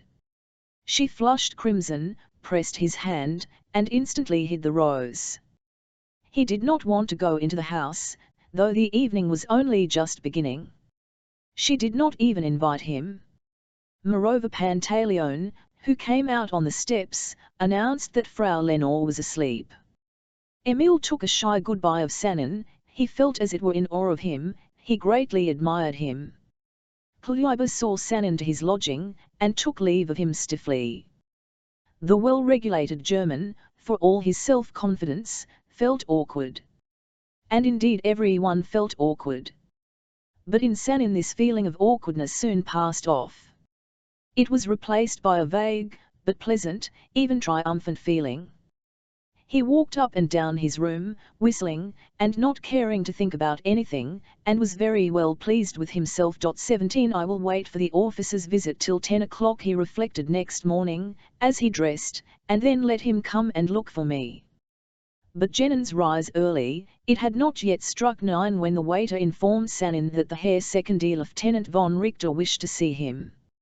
Sanin made haste to put on his coat, and told him to ask him up. Herr Richter turned out, contrary to Sanin's expectation, to be a very young man, almost a boy. He tried to give an expression of dignity to his beardless face, but did not succeed at all. He could not even conceal his embarrassment, and as he sat down on a chair, he tripped over his sword, and almost fell.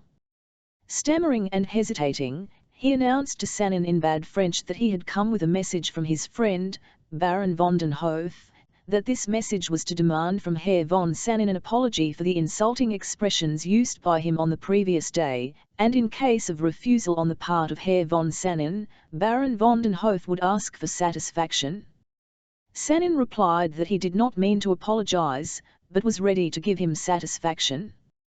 Then Herr von Richter, still with the same hesitation, asked with whom, at what time and place, should he arrange the necessary preliminaries.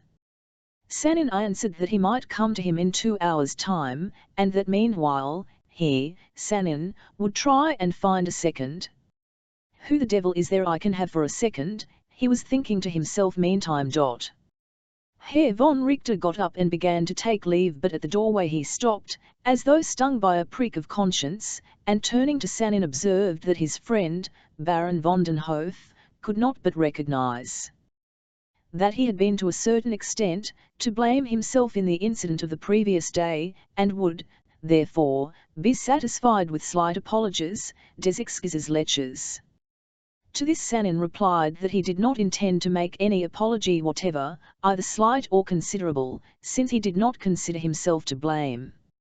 In that case, answered Herr von Richter, blushing more than ever, you will have to exchange friendly shots, des Goopster Bisdolet ai amiable. I don't understand that at all, observed Sanin. Are we to fire in the air or what? Oh, not exactly that, stammered the sub-lieutenant, utterly disconcerted, but I supposed since it is an affair between men of honor I will talk to your second. He broke off, and went away. Sanin dropped into a chair directly he had gone, and stared at the floor. What does it all mean? How is it my life has taken such a turn all of a sudden? All the past, all the future has suddenly vanished, all that's left is that I am going to fight someone about something in Frankfurt. He recalled a crazy aunt of his who used to dance and sing, "Oh my lieutenant, my little law, dance with me, my little dove." And he laughed and hummed as she used to, "Oh my lieutenant, dance with me, little dove." "But I must act, though, I mustn't waste time," he cried aloud, jumped up and saw Pantaleone facing him with a note in his hand. "Il knocked several times, but you did not answer. I thought you weren't at home," said the old man, as he gave him the note. "From Signorina Gemma." Sanin took the note, mechanically, as they say, tore it open, and read it. Gemma wrote to him that she was very anxious, about he knew what, and would be very glad to see him at once. "The Signorina is anxious," began Pantaleone, who obviously knew what was in the note. "She told me to see what you are doing and to bring you to her." Sanin glanced at the old Italian, and pondered. A sudden idea flashed upon his brain. For the first instant it struck him as too absurd to be possible. After all, why not, he asked himself. "In il Pantaleone," he said aloud. The old man staffed, tucked his chin into his cravat and stared at Sanin. "Do you know," pursued Sanin, "what happened yesterday?" Pantaleone chewed his lips and shook his immense top knot of hair. Yes. Emile had told him all about it directly he got home. "Oh, you know. Well, an officer has just this minute left me. That scoundrel challenges me to a duel. I have accepted his challenge. But I have no second." "Will you be my second?" Pantaleone started and raised his eyebrows so high that they were lost under his overhanging hair. "You are absolutely obliged to fight," he said at last in Italian. Till that instant he had made use of French. "Absolutely. I can't do otherwise, it would mean disgracing myself forever. If I don't consent to be your second, you will find someone else." "Yes, undoubtedly." Pantaleone looked down. "But allow me to ask you, Signor de Sanin, will not your duel throw a slur on the reputation of a Snine lady?" "I don't suppose so, but in any case, there's no help for it." Pantaleone retired altogether into his cravat. "Hey, but that Ferrovlucto Cluberio, what's he about?" he cried all of a sudden, looking up again. "He? Nothing. Che." Pantaleone shmgged his shoulders contemptuously. "I'll have, in any case, to thank you," he articulated at last in an unsteady voice, "that even in my present humble condition you recognize that I am a gentleman, un galantuomo. In that way you have shown yourself to be a real galantuomo. But I must consider your proposal." "There's no time to lose, dear Signor Ciapa." "Tola," the old man chimed in. "I ask only for 1 hour for reflection. The daughter of my benefactor is involved in this. And, therefore, I am bound, to reflect. In an hour, in 3/4 of an hour, you shall know my decision." "Very well, I will wait. And now, what answer am I to give to Signorina Gemma?" Sanin took a sheet of paper, wrote on it, "Set your mind at rest, dear friend, in 3 hours' time I will come to you, and everything shall be explained. I thank you from my heart for your sympathy," and handed this sheet to Pantaleone. He put it carefully into his side pocket, and once more repeating "in an hour," made towards the door, but coming sharply back, ran up to Sanin, seized his hand, and pressing it to his shirt front, cried, with his eyes to the ceiling, "Noble youth! Great heart! Noble Giovanotto! Gran Cuore, permit a weak old man, a un vecchiotto, to press your valorous right hand, la vostra valorosa destra." Then he skipped back a pace or two, threw up both hands, and went away. Sanin looked after him, took up the newspaper and tried to read. But his eyes wandered in vain over the lines, he understood nothing.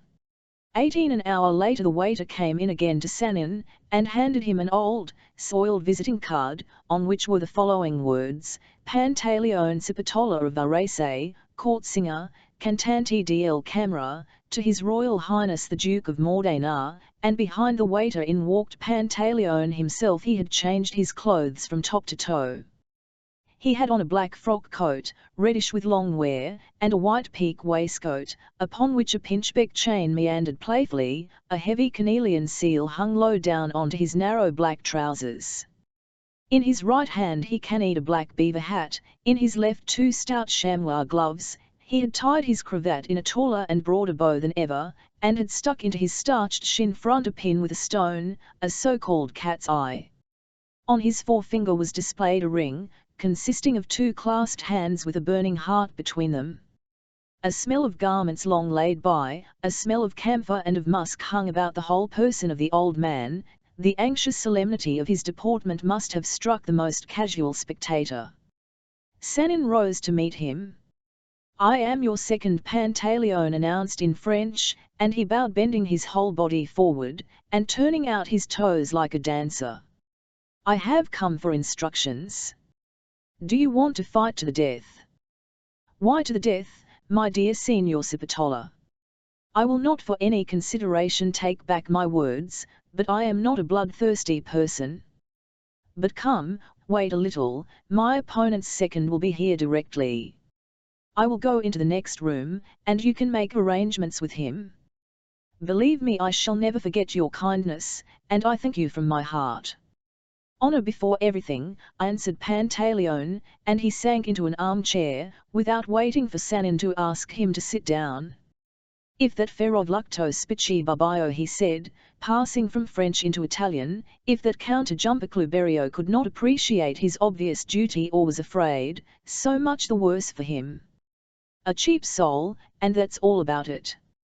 As for the conditions of the duel, I am your second, and your interests are sacred to me. When I lived in Padua there was a regiment of the White Dragoons stationed there, and I was intimate with many of the officers. I was quite familiar with their whole code. And I used often to converse on these subjects with your Principe Tarbuschi too. Is this second to come soon?" "I am expecting him every minute, and here he comes," added Sanin, looking into the street. Pantaleone got up, looked at his watch, straightened his top knot of hair, and hurriedly stuffed into his shoe an end of tape which was sticking out below his trouser leg, and the young sub-lieutenant came in, as red and embarrassed as ever. Sanin presented the seconds to each other. M. Richter, Sous-Lieutenant, M. Cipotola, Altist. The sub-lieutenant was slightly disconcerted by the old man's appearance. Oh, what would he have said had anyone whispered to him at that instant that the anist presented to him was also employed in the culinary art? But Pantaleone assumed an air as though taking part in the preliminaries of duels was for him the most everyday affair. Probably he was assisted at this juncture by the recollections of his theatrical career, and he played the part of second simply as a part. Both he and the sub-lieutenant were silent for a little. "Well, let us come to business." Pantaleone spoke first, playing with his cornelian seal. "By all means," responded the sub-lieutenant, "but the presence of one of the principals will leave you at once." "Gentlemen," cried Sanin, and with a bow he went away into the bedroom and closed the door after him. He flung himself on the bed and began thinking of Gemma, but the conversation of the seconds reached him through the shut door. It was conducted in the French language, both maltreated it mercilessly, each after his own fashion. Pantaleone again alluded to the dragoons in Padua, and Principe Tarbuschi, the sub-lieutenant to excuses leches and goups de pistole I amiable. But the old man would not even hear of any excuse. To Sanin's honor, he suddenly proceeded to talk of a snine young lady, an innocent maiden, whose little finger was worth more than all the officers in the world. Ounds and damigula innocenta, question a il sola downs sound petit doa vale puq tout lazufus del mondo, and repeated several times with heat, "It's shameful. It's shameful. E una onta, una onta." The sub-lieutenant at first made him no reply, but presently an angry quiver could be heard in the young man's voice, and he observed that he had not come there to listen to sermonizing. "At your age it is always a good thing to hear the truth," cried Pantaleone. The debate between the seconds several times became stormy. It lasted over an hour, and was concluded at last on the following conditions: Baron von den Hof and M. de Sanin to meet the next day at 10 o'clock in a small wood near Hanau, at the distance of 20 paces, each to have the right to fire twice at a signal given by the seconds, the pistols to be single-triggered and not rifle-barreled. Herr von Richter withdrew, and Pantaleone solemnly opened the bedroom door, and after communicating the result of their deliberations, cried again, "Bravo Rousseau! Bravo Giovanotto! You will be victor!" A few minutes later they both set off to the Rosellas shop. Sanin, as a preliminary measure, had exacted a promise from Pantaleone to keep the affair of the duel a most profound secret. In reply, the old man had merely held up his finger, and half closing his eyes, whispered twice over, "Segredza." He was obviously in good spirits, and even walked with a freer step. All these unusual incidents, unpleasant though they might be, carried him vividly back to the time when he himself both received and gave challenges, only, it is TNLE, on the stage. Baritones, as we all know, have a great deal of strutting and fuming to do in their parts. 19. Emile ran out to meet Sanin. He had been watching for his arrival over an hour, and hurriedly whispered into his ear that his mother knew nothing of the disagreeable incident of the day before, that he must not even hint of it to her, and that he was being sent to Kluber's shop again. But that he wouldn't go there, but would hide somewhere. Communicating all this information in a few seconds, he suddenly fell on Sanin's shoulder, kissed him impulsively, and rushed away down the street. Gemma met Sanin in the shop, tried to say something and could not. Her lips were trembling a little, while her eyes were half closed and turned away. He made haste to soothe her by the assurance that the whole affair had ended, in utter nonsense. "Has no one been to see you today?" she asked. "A person did come to me and we had an explanation, and we came to the most satisfactory conclusion." Gemma went back behind the counter. "She does not believe me." He thought he went into the next room, however, and there found Frau Lenore. Her sick headache had passed off, but she was in a depressed state of mind. She gave him a smile of welcome, but warned him at the same time that he would be dull with her today, as she was not in a mood to entertain him. He sat down beside her, and noticed that her eyelids were red and swollen. "What is wrong, Frau Lenore? You never been crying, surely?" "Oh," she whispered, nodding her head towards the room where her daughter was. "Don't speak of it aloud. But what have you been crying for?" "Ah, Monsieur Sanin, I don't know myself what for."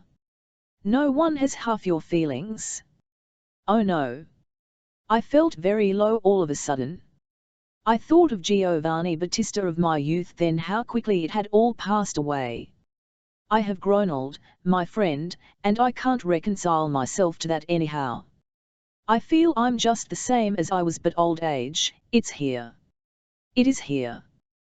Tears came into Frau Lenore's eyes. "You look at me, I see, and wonder. But you will get old too, my friend, and will find out how bitter it is."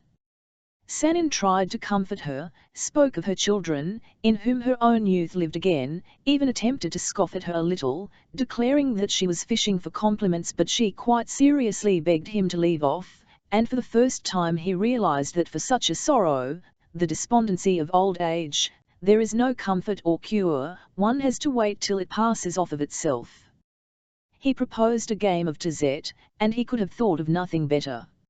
She agreed at once and seemed to get more cheerful. Sanin played with her until dinner time, and after dinner Pantaleone too took a hand in the game. Never had his top knot hung so low over his forehead, never had his chin retreated so far into his cravat. Every movement was accompanied by such intense solemnity that as one looked at him the thought involuntarily arose, what secret is that man guarding with such determination? But Segredza! Segredza! During the whole of that day he tried in every possible way to show the profoundest respect for Sanin. At table, passing by the ladies, he solemnly and sedately handed the dishes first to him. When they were at cards he intentionally gave him the game. He announced, apropos of nothing at all, that the Russians were the most great-hearted, brave, and resolute people in the world. "Ah, you old flatterer!" Sanin thought to himself. And he was not so much surprised at Signora Roselli's unexpected state of mind, as at the way her daughter behaved to him. It was not that she avoided him.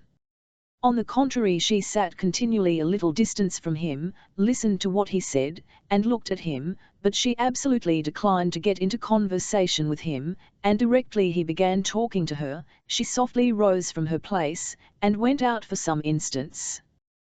Then she came in again, and again seated herself in some corner, and sat without stirring, seeming meditative and perplexed above all. Frau Lenore herself noticed at last, that she was not as usual, and asked her twice what was the matter. "Nothing," answered Gemma, "you know I am sometimes like this." "That is true," her mother assented.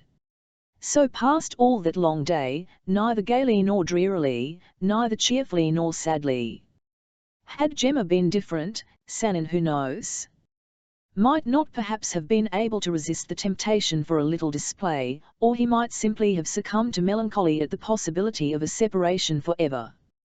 But as he did not once succeed in getting a word with Gemma, he was obliged to confine himself to striking minor chords on the piano for a quarter of an hour before evening coffee.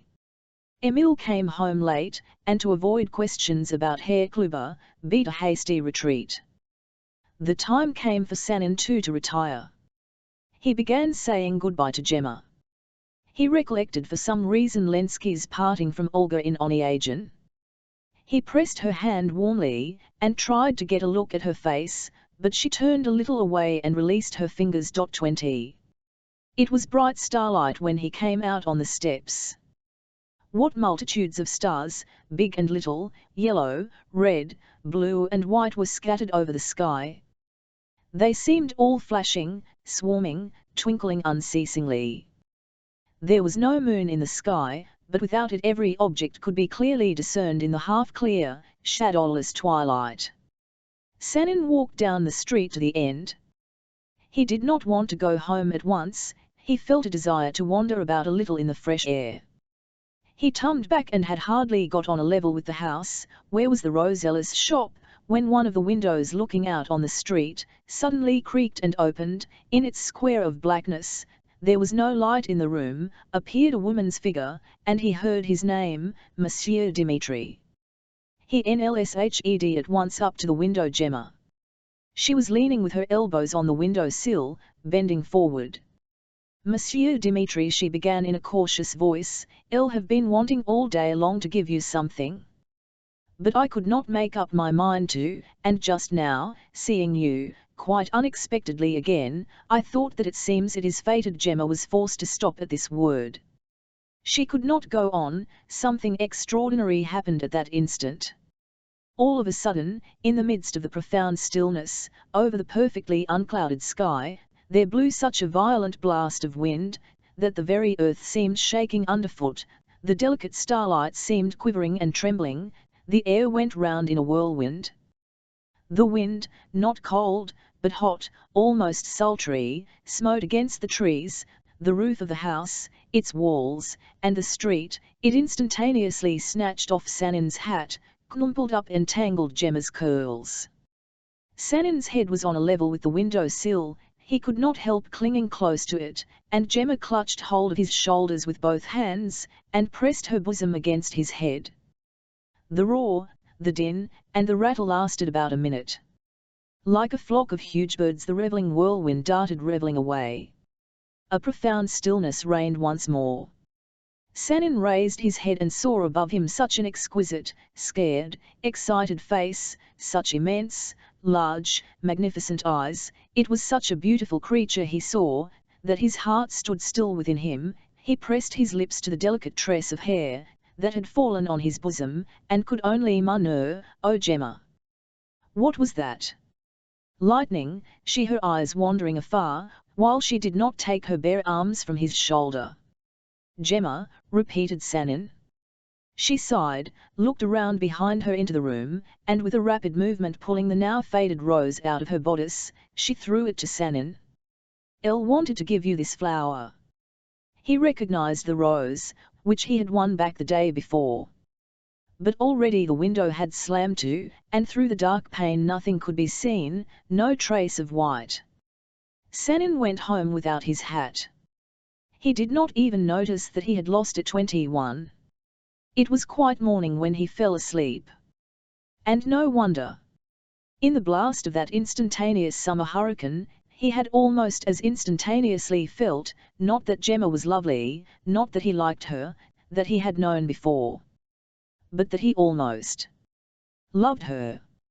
As suddenly as that blast of wind, had love pounced down upon him. And then this senseless duel. He began to be tormented by mournful forebodings. And even suppose they didn't kill him? What could come of his love for this girl, another man's betrothed? Even supposing this other man was no danger, that Gemma herself would care for him, or even cared for him already, what would come of it? How ask what? Such a lovely creature. He walked about the room, sat down to the table, took a sheet of paper, traced a few lines on it, and at once blotted them out.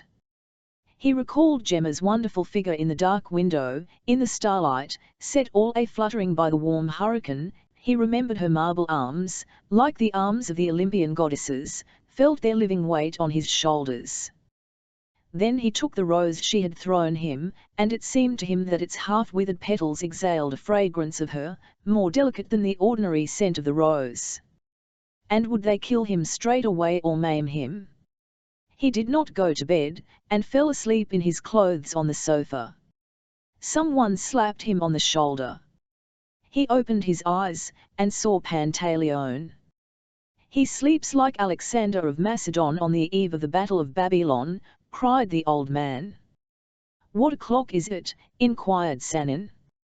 7:15, it's a 2 hours' drive to Hanau, and we must be the first on the field. Russians are always beforehand with their enemies. I have engaged the best carriage in Frankfort." Sanin began washing. "And where are the pistols?" "That Ferovlukto Tedesco will bring the pistols. He'll bring a doctor too." Pantaleone was obviously putting a good face on it as he had done the day before, but when he was seated in the carriage with Sanin, when the coachman had cracked his whip and the horses had started off at a gallop, a sudden change came over the old singer and friend of Paduan dragoons. He began to be confused and positively faint-hearted. Something seemed to have given way in him, like a badly built wall. "What are we doing, my Gzi, Santissima Madonna?" he cried in an unexpectedly high pipe, and he clutched at his head. "What am I about, old fool, madman, frenetico?" Sanin wondered and laughed, and putting his arm lightly round Pantaleone's waist, he reminded him of the French proverb, "Le vin est très il faut le battre." "Yes, yes," answered the old man, "we will drain the cup together to the dregs, but still I'm a madman.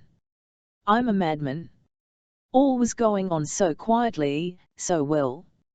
And all of a sudden, ta-ta-ta, tra-ta-ta. Like the tutti in the orchestra, observed Sanin with a forced smile. "But it's not your fault." No, it's not. I should think not indeed. And yet such insolent conduct."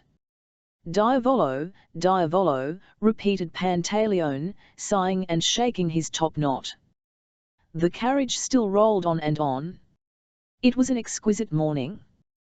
The streets of Frankfort, which were just beginning to show signs of life, looked so clean and snug, the windows of the houses glittered in flashes like tinfoil, and as soon as the carriage had driven beyond the city walls, from overhead, from a blue but not yet glaring sky, the lark's loud trills showered down in floods. Suddenly at a turn in the road, a familiar figure came from behind a tall poplar, took a few steps forward and stood still. Sanin looked more closely. Heavens! It was Emile. But does he know anything about it? He demanded of Pantaleone.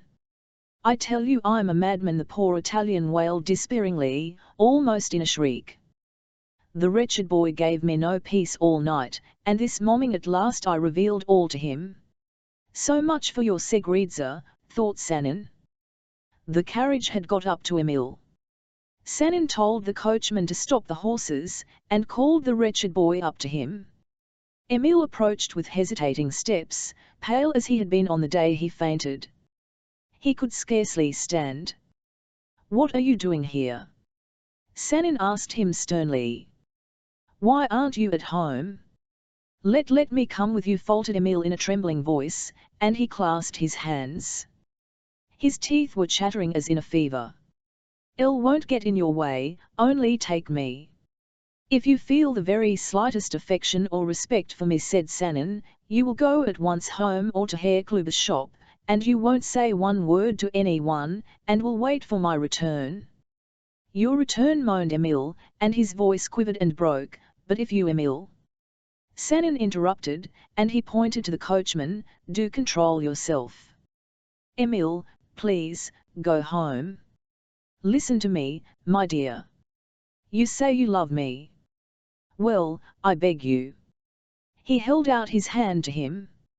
Emil bent forward, sobbed, pressed it to his lips, and darting away from the road, ran back towards Frankfort across country.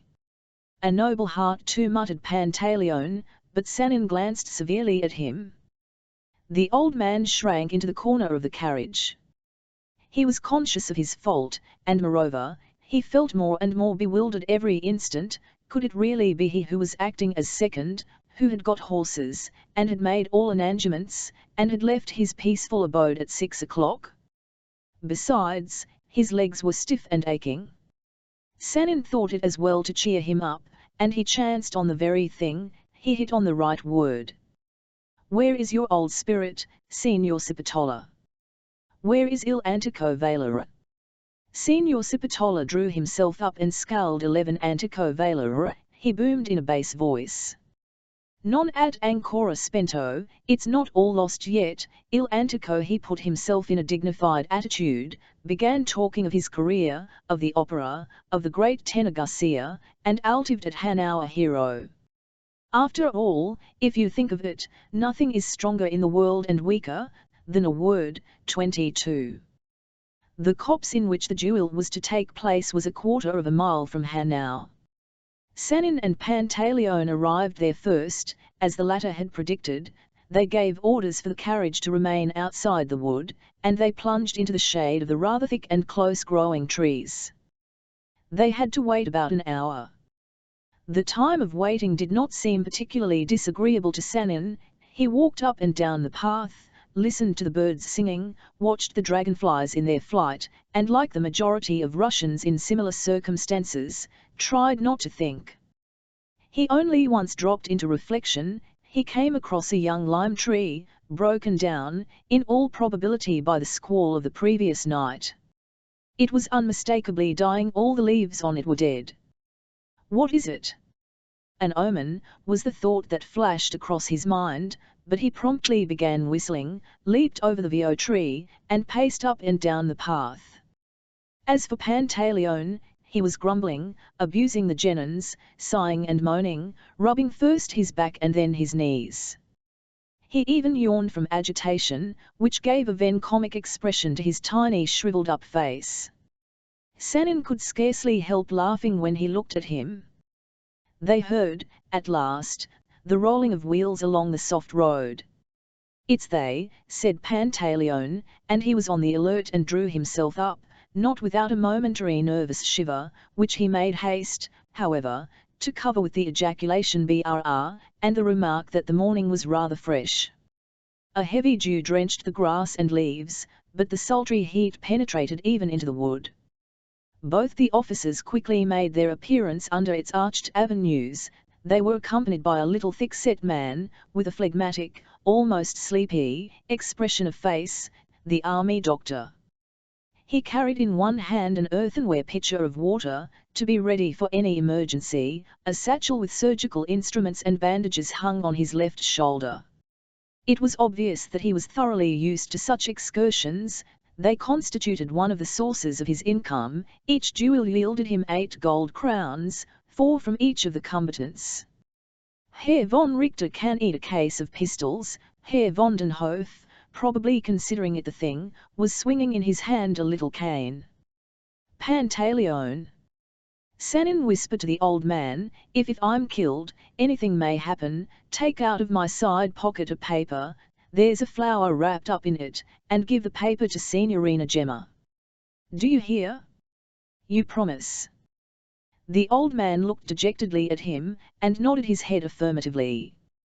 But God knows whether he understood what Sanin was asking him to do. The combatants and the seconds exchanged the customary bows. The doctor alone did not move as much as an eyelash. He sat down yawning on the grass, as much as to say, I'm not here for expressions of chivalrous courtesy. Herr von Richter proposed to Herr Chibadola that he should select the place. Herr Chibadola responded, moving his tongue with difficulty. The wall within him had completely given way again. You act, my dear sir, I will watch. And Herr von Richter to act. He picked out in the wood close by a pretty clearing all studded with flowers. He measured out the steps, and marked the 2 extreme points with sticks, which he cut and pointed. He took the pistols out of the case, and squatting on his heels, he rammed in the bullets. In short, he fussed about and exerted himself to the utmost, continually mopping his perspiring brow with a white handkerchief. Pantaleone, who accompanied him, was more like a man frozen. During all these preparations, the 2 principals stood at a little distance, looking like 2 schoolboys who have been punished, and are sulky with their tutors. The decisive moment arrived. Each took his pistol, but at this point Herr von Richter observed to Pantaleone that it was his duty, as the senior second, according to the rules of the duel, to address a final word of advice and exhortation to be reconciled to the combatants, before uttering the fatal 1, 2, 3. That although this exhortation had no effect of any sort and was, as a NLLE, nothing but an empty formality, still, by the performance of this formality, Herr Cipotola would be rid of a certain share of responsibility, that, properly speaking, such an admonition formed the direct duty of the so-called impartial witness, unparteitische Juge, but since they had no such person present, he, Herr von Richter, would readily yield this privilege to his honoured colleague. Pantaleone, who had already succeeded in obliterating himself behind a bush, so as not to see the offending officer at all, at first made out nothing at all of Herr von Richter's speech, especially, as it had been delivered through the nose, but all of a sudden he started, stepped hurriedly von var, and convulsively thumping at his chest, in a hoarse voice wailed out in his mixed jargon, a la la la che bestialita. Douze noms com qaq si batono perch? Che marvelo? Andata casa. I will not consent to a reconciliation, Sanin intervened hurriedly. And I too will not, his opponent repeated after him.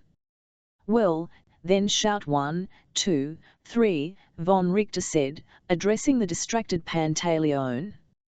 The latter promptly ducked behind the bush again, and from there, all huddled together, his eyes screwed up, and his head turned away, he shouted at the top of his voice, Una Dutro. The first shot was Sanin's, and he missed. His bullet went ping against a tree. Baron von den Hof shot directly after him, intentionally, to one side, into the air. A constrained silence followed. No one moved. Pantaleone uttered a faint moan. Is it your wish to go on? Said den Hof. Why did you shoot in the air? Inquired Sanin. That's nothing to do with you. Will you shoot in the air the second time? Sanin asked again. Possibly, I don't know. Excuse me, gentlemen, began von Richter, duelists have not the right to talk together. That's out of order. I decline my shot, said Sanin, and he threw his pistol on the ground. And I too do not intend to go on with the duel, cried den Hof, and he too threw his pistol on the ground. And more than that, I am prepared to own that I was in the wrong, the day before yesterday. He moved uneasily, and hesitatingly held out his hand. Sanin went rapidly up to him and shook it. Both the young men looked at each other with a smile, and both their faces flushed crimson. Bravi! Bravi! Pantaleone roared suddenly as if he had gone mad, and clapping his hands, he mshed like a whirlwind from behind the bush, while the doctor, who had been sitting on one side on a felled tree, promptly rose, poured the water out of the jug and walked off with a lazy, rolling step out of the wood. Honor is satisfied, and the duel is over, von Richter announced. Furipi Pantaleone boomed once more, through old associations. When he had exchanged bows with the officers, and taken his seat in the carriage, Sanin certainly felt all over him, if not a sense of pleasure, at least a certain lightness of heart, as after an operation is over, but there was another feeling astir within him too, a feeling akin to shame.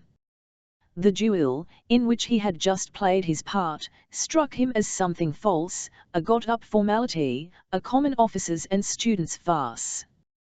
He recalled the phlegmatic doctor, he recalled how he had grinned, that is, wrinkled up his nose when he saw him coming out of the wood almost arm in arm with Baron and afterwards when Pantaleone had paid him the 4 crowns due to him. Ah! There was something nasty about it. Yes, Sanin was a little conscience-smitten and ashamed, though, on the other hand, what was there for him to have done? Could he have left the young officer's insolence unrebuked?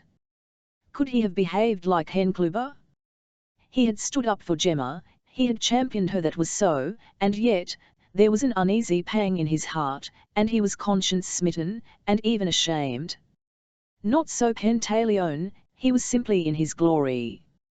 He was suddenly possessed by a feeling of pride. A victorious general, returning from the field of battle he has won, could not have looked about him with greater self-satisfaction. Sanin's demeanour during the duel filled him with enthusiasm.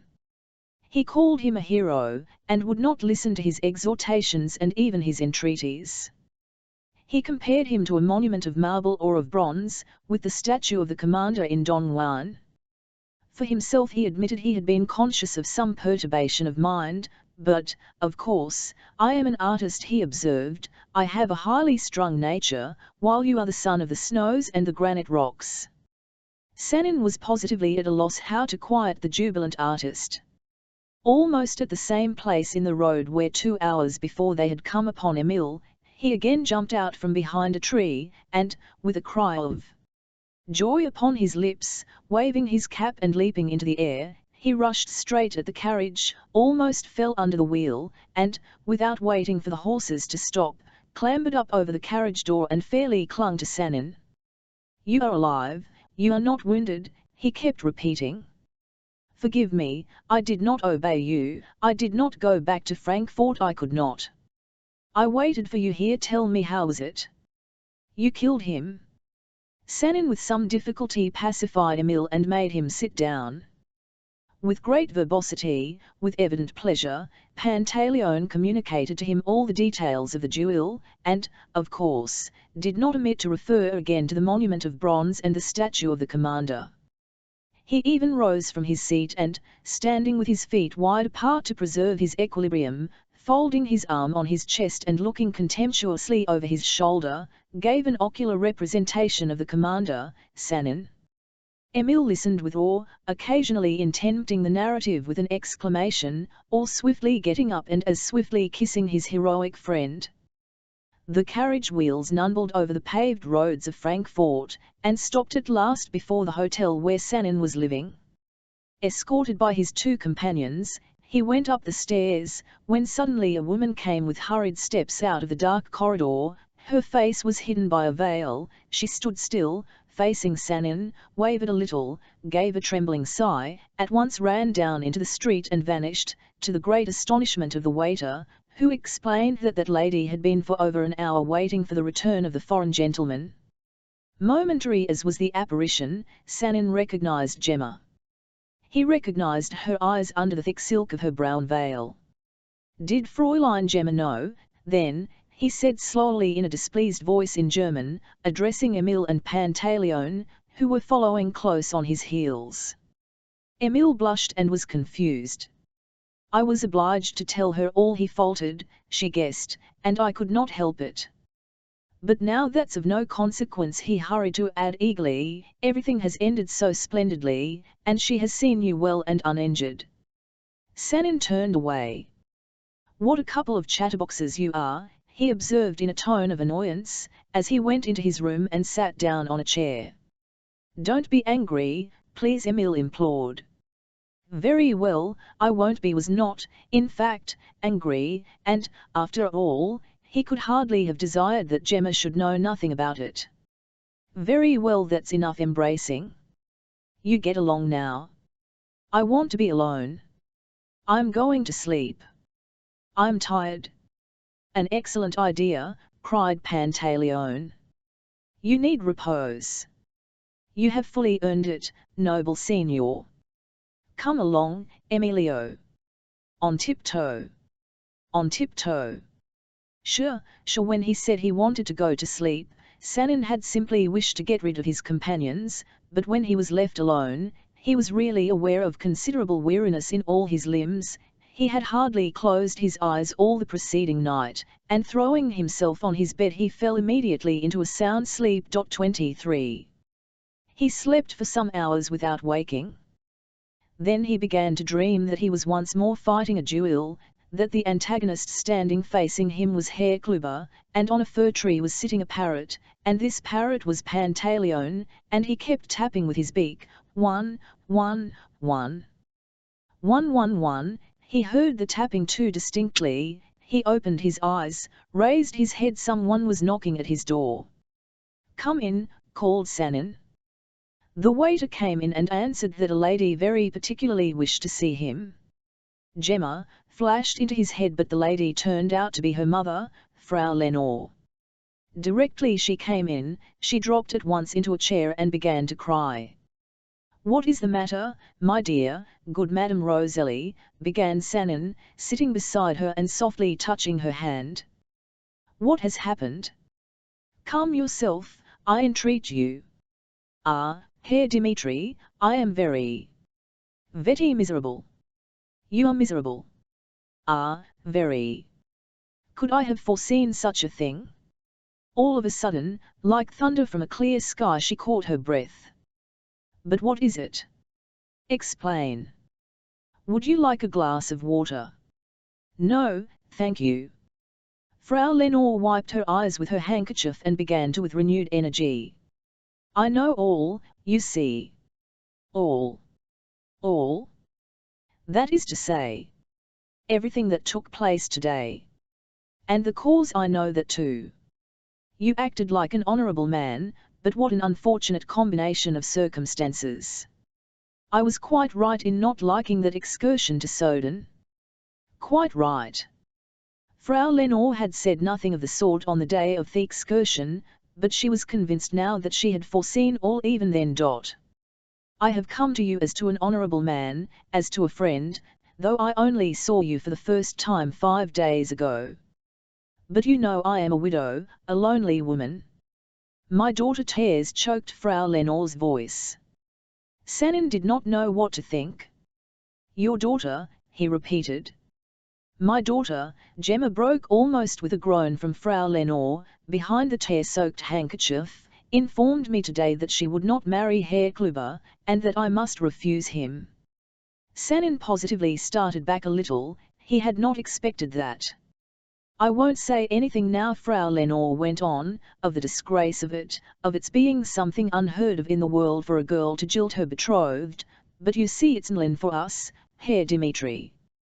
Frau Lenore slowly and carefully twisted up her handkerchief in a tiny, tiny little ball, as though she would enclose all her grief within it. We can't go on living on the takings of our shop, Herr Dimitri. And Herr Kluber is very rich, and will be richer still. And what is he to be refused for? Because he did not defend his betrothed. Allowing that was not very handsome on his part, still, he's a civilian, has not had a university education, and as a solid businessman, it was for him to look with contempt on the frivolous prank of some unknown little officer. And what sort of insult was it, after all, Herr Dimitri? Excuse me, Frau Lenore, you seem to be blaming me. I am not blaming you in the least, not in the least. You're quite another matter, you are, like all Russians, a military man. Excuse me, I'm not at all. You're a foreigner, a visitor, and I'm grateful to you, Frau Lenore went on, not heeding Sanin. She sighed, waved her hands, unwound her handkerchief again, and blew her nose. Simply from the way in which her distress expressed itself, it could be seen that she had not been born under a northern sky. And how is Herr Kluber to look after his shop, if he is to fight with his customers? It's utterly inconsistent. And now I am to send him away. But what are we going to live on?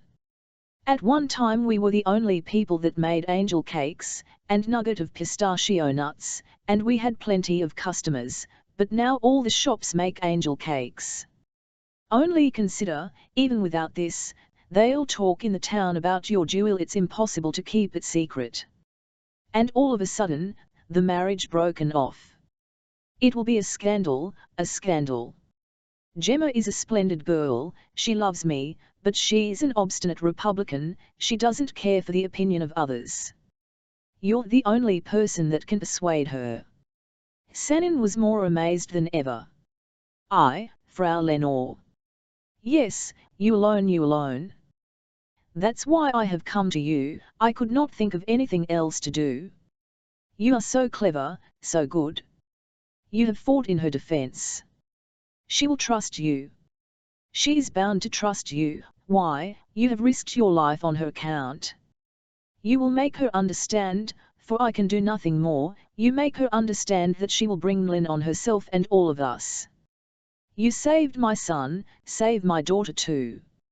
God himself sent you here. I am ready on my knees to beseech you. And Frau Lenore half rose from her seat as though about to fall at Sanin's feet. He restrained her. Frau Lenore. For mercy's sake. What are you doing? She clutched his hand impulsively. You promise, Frau Lenore, think a moment, what right have I? You promise? You don't want me to die here at once before your eyes.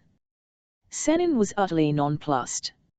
It was the first time in his life he had had to deal with anyone of ardent Italian blood. I will do whatever you like, he cried. I will talk to Fräulein Gemma. Frau Lenore uttered a of delight. Only I really can't say what result will come of it.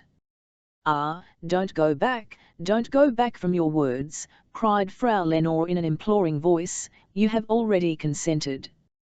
The result is certain to be excellent. Anyway, I can do nothing more. She won't listen to me. Has she so positively stated her disinclination to marry Herr Kluber? Sanin inquired after a short silence. As if she'd cut the knot with a knife. She's her father all over, Giovanni Battista. Willful girl. Willful? Is she? Sanin said slowly. Yes, but she's an angel too. She will mind you. Are you coming soon? Oh, my dear Russian friend. Frau Lenore rose impulsively from her chair, and as impulsively clasped the head of Sanin, who was sitting opposite her. Accept a mother's blessing, and give me some. Sanin brought Signora Roselli a glass of water, gave her his word of honor that he would come directly, escorted her down the stairs to the street, and when he was back in his own room, positively threw up his arms and opened his eyes wide in his amazement. Well, he thought, well, now life is going round in a whirl. And it's whirling so that I'm giddy. He did not attempt to look within, to realize what was going on in himself, it was all uproar and confusion, and that was all he knew. What a day it had been! His lips murmured unconsciously, willful her mother says, and I have got to advise her. And advise her what? Sanin, really, was giddy, and above all this whirl of shifting sensations and impressions and unfinished thoughts, there floated continually the image of Gemma, the image so ineffaceably impressed on his memory on that hot night, quivering with electricity, in that dark window, in the light of the swarming stars. 24. With hesitating footsteps Sanin approached the house of Signora Roselli. His heart was beating violently, he distinctly felt, and even heard it thumping at his side. What should he say to Gemma? How should he begin? He went into the house, not through the shop, but by the back entrance. In the little outer room he met Frau Lenore. She was both relieved and scared at the sight of him. "I have been expecting you," she said in a whisper, squeezing his hand with each of hers in turn. "Go into the garden, she is there." "Mind, I rely on." Sanin went into the garden. Gemma was sitting on a garden seat near the path. She was sorting a big basket full of cherries, picking out the ripest, and putting them on a dish. The sun was low, it was 7 o'clock in the evening, and there was more purple than gold in the full slanting light with which it flooded the whole of Signora Roselli's little garden. From time to time, faintly audibly, and as it were deliberately, the leaves rustled, and belated bees buzzed abruptly as they flew from one flower to the next, and somewhere a dove was cooing a never-changing, unceasing note. Gemma had on the same round hat in which she had driven to Soden. She peeped at Sanin from under its turned-down brim, and again bent over the basket. Sanin went up to Gemma, unconsciously making each step shorter, and nothing better could he find to say to her than to ask why was she sorting the cherries. Gemma was in no haste to reply. "These are riper," she observed at last, "they will go into jam, and those are for tarts. You know the round sweet tarts we sell?" As she said those words, Gemma bent her head still lower, and her light hand with 2 cherries in her fingers was suspended in the air between the basket and the dish. "May I sit by you?" asked Sanin. "Yes." Gemma moved a little along on the seat. Sanin placed himself beside her. "How am I to begin?" was his thought. But Gemma got him out of his difficulty.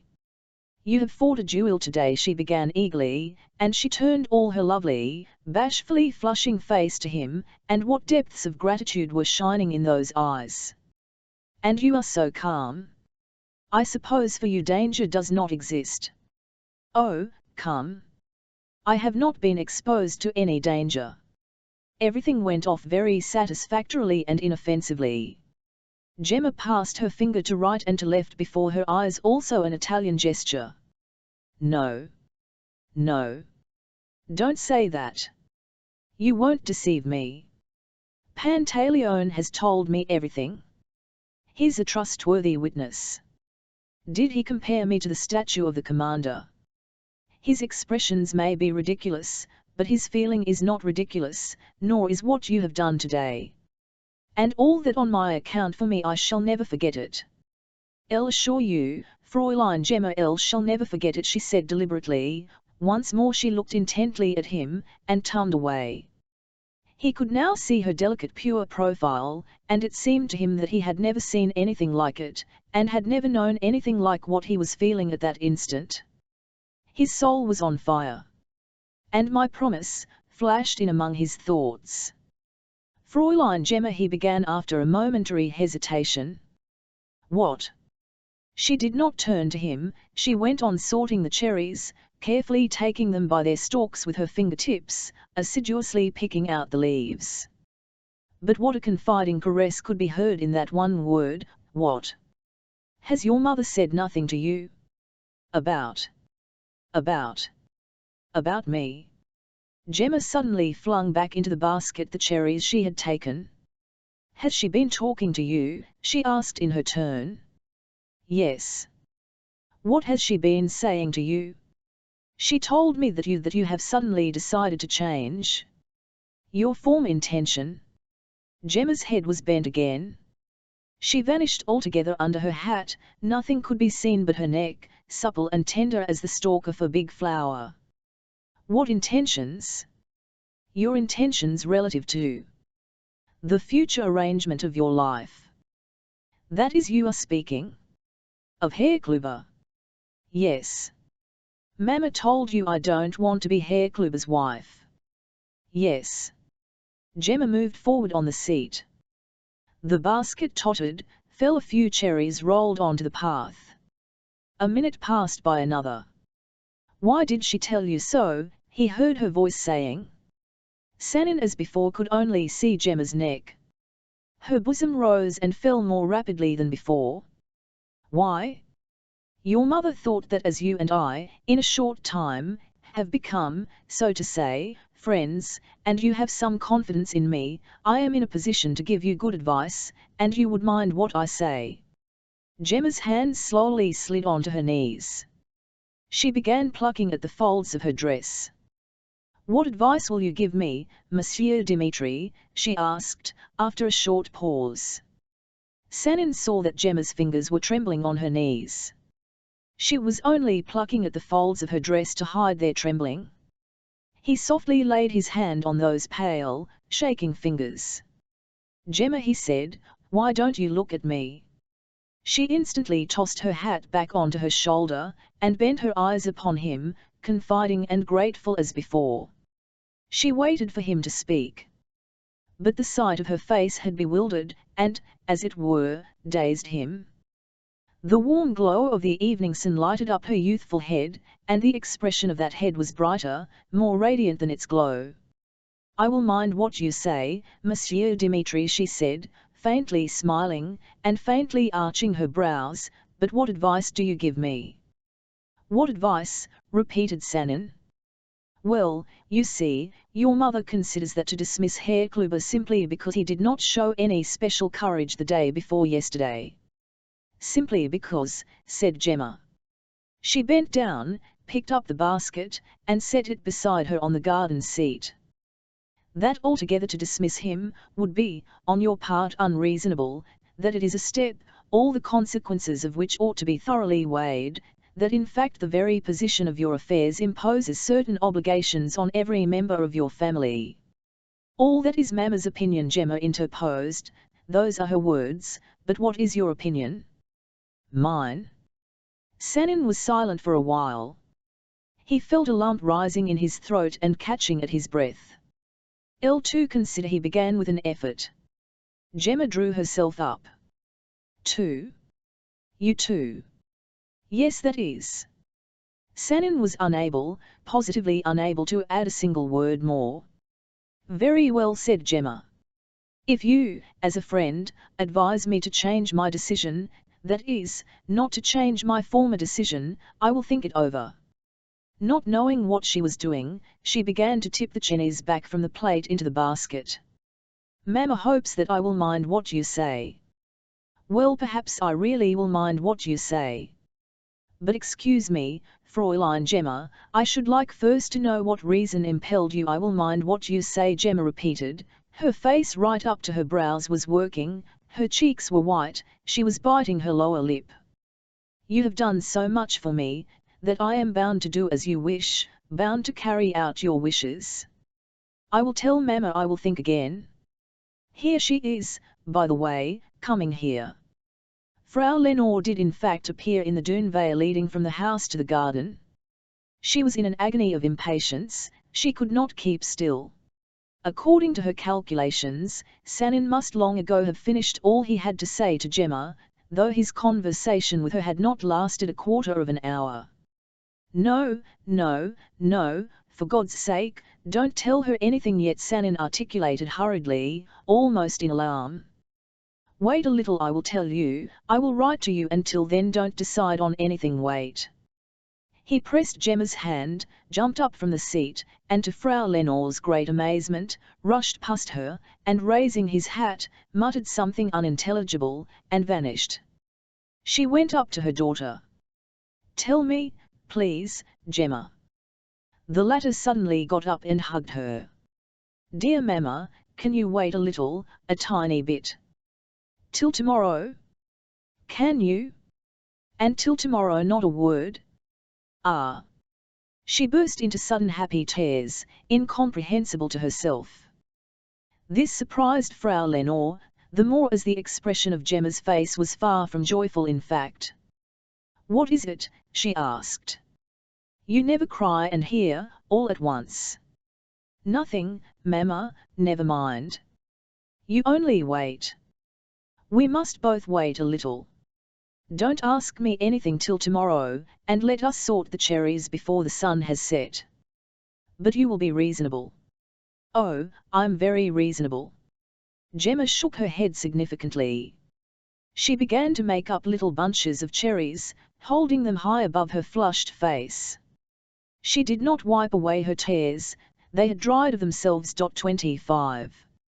Almost running, Sanin returned to his hotel room.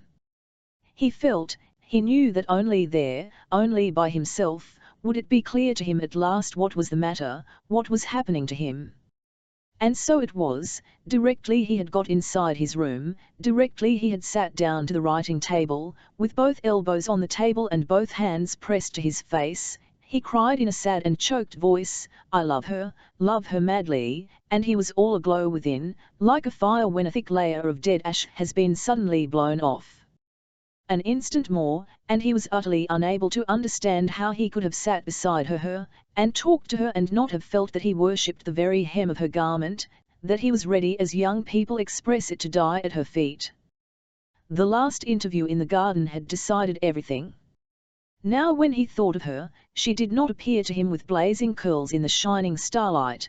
He saw her sitting on the garden seat, saw her all at once tossing back her hat, and gazing at him so confidingly, and the tremor and hunger of love ran through all his veins. He remembered the rose which he had been carrying about in his pocket for 3 days. He snatched it out, and pressed it with such feverish violence to his lips, that he could not help frowning with the pain.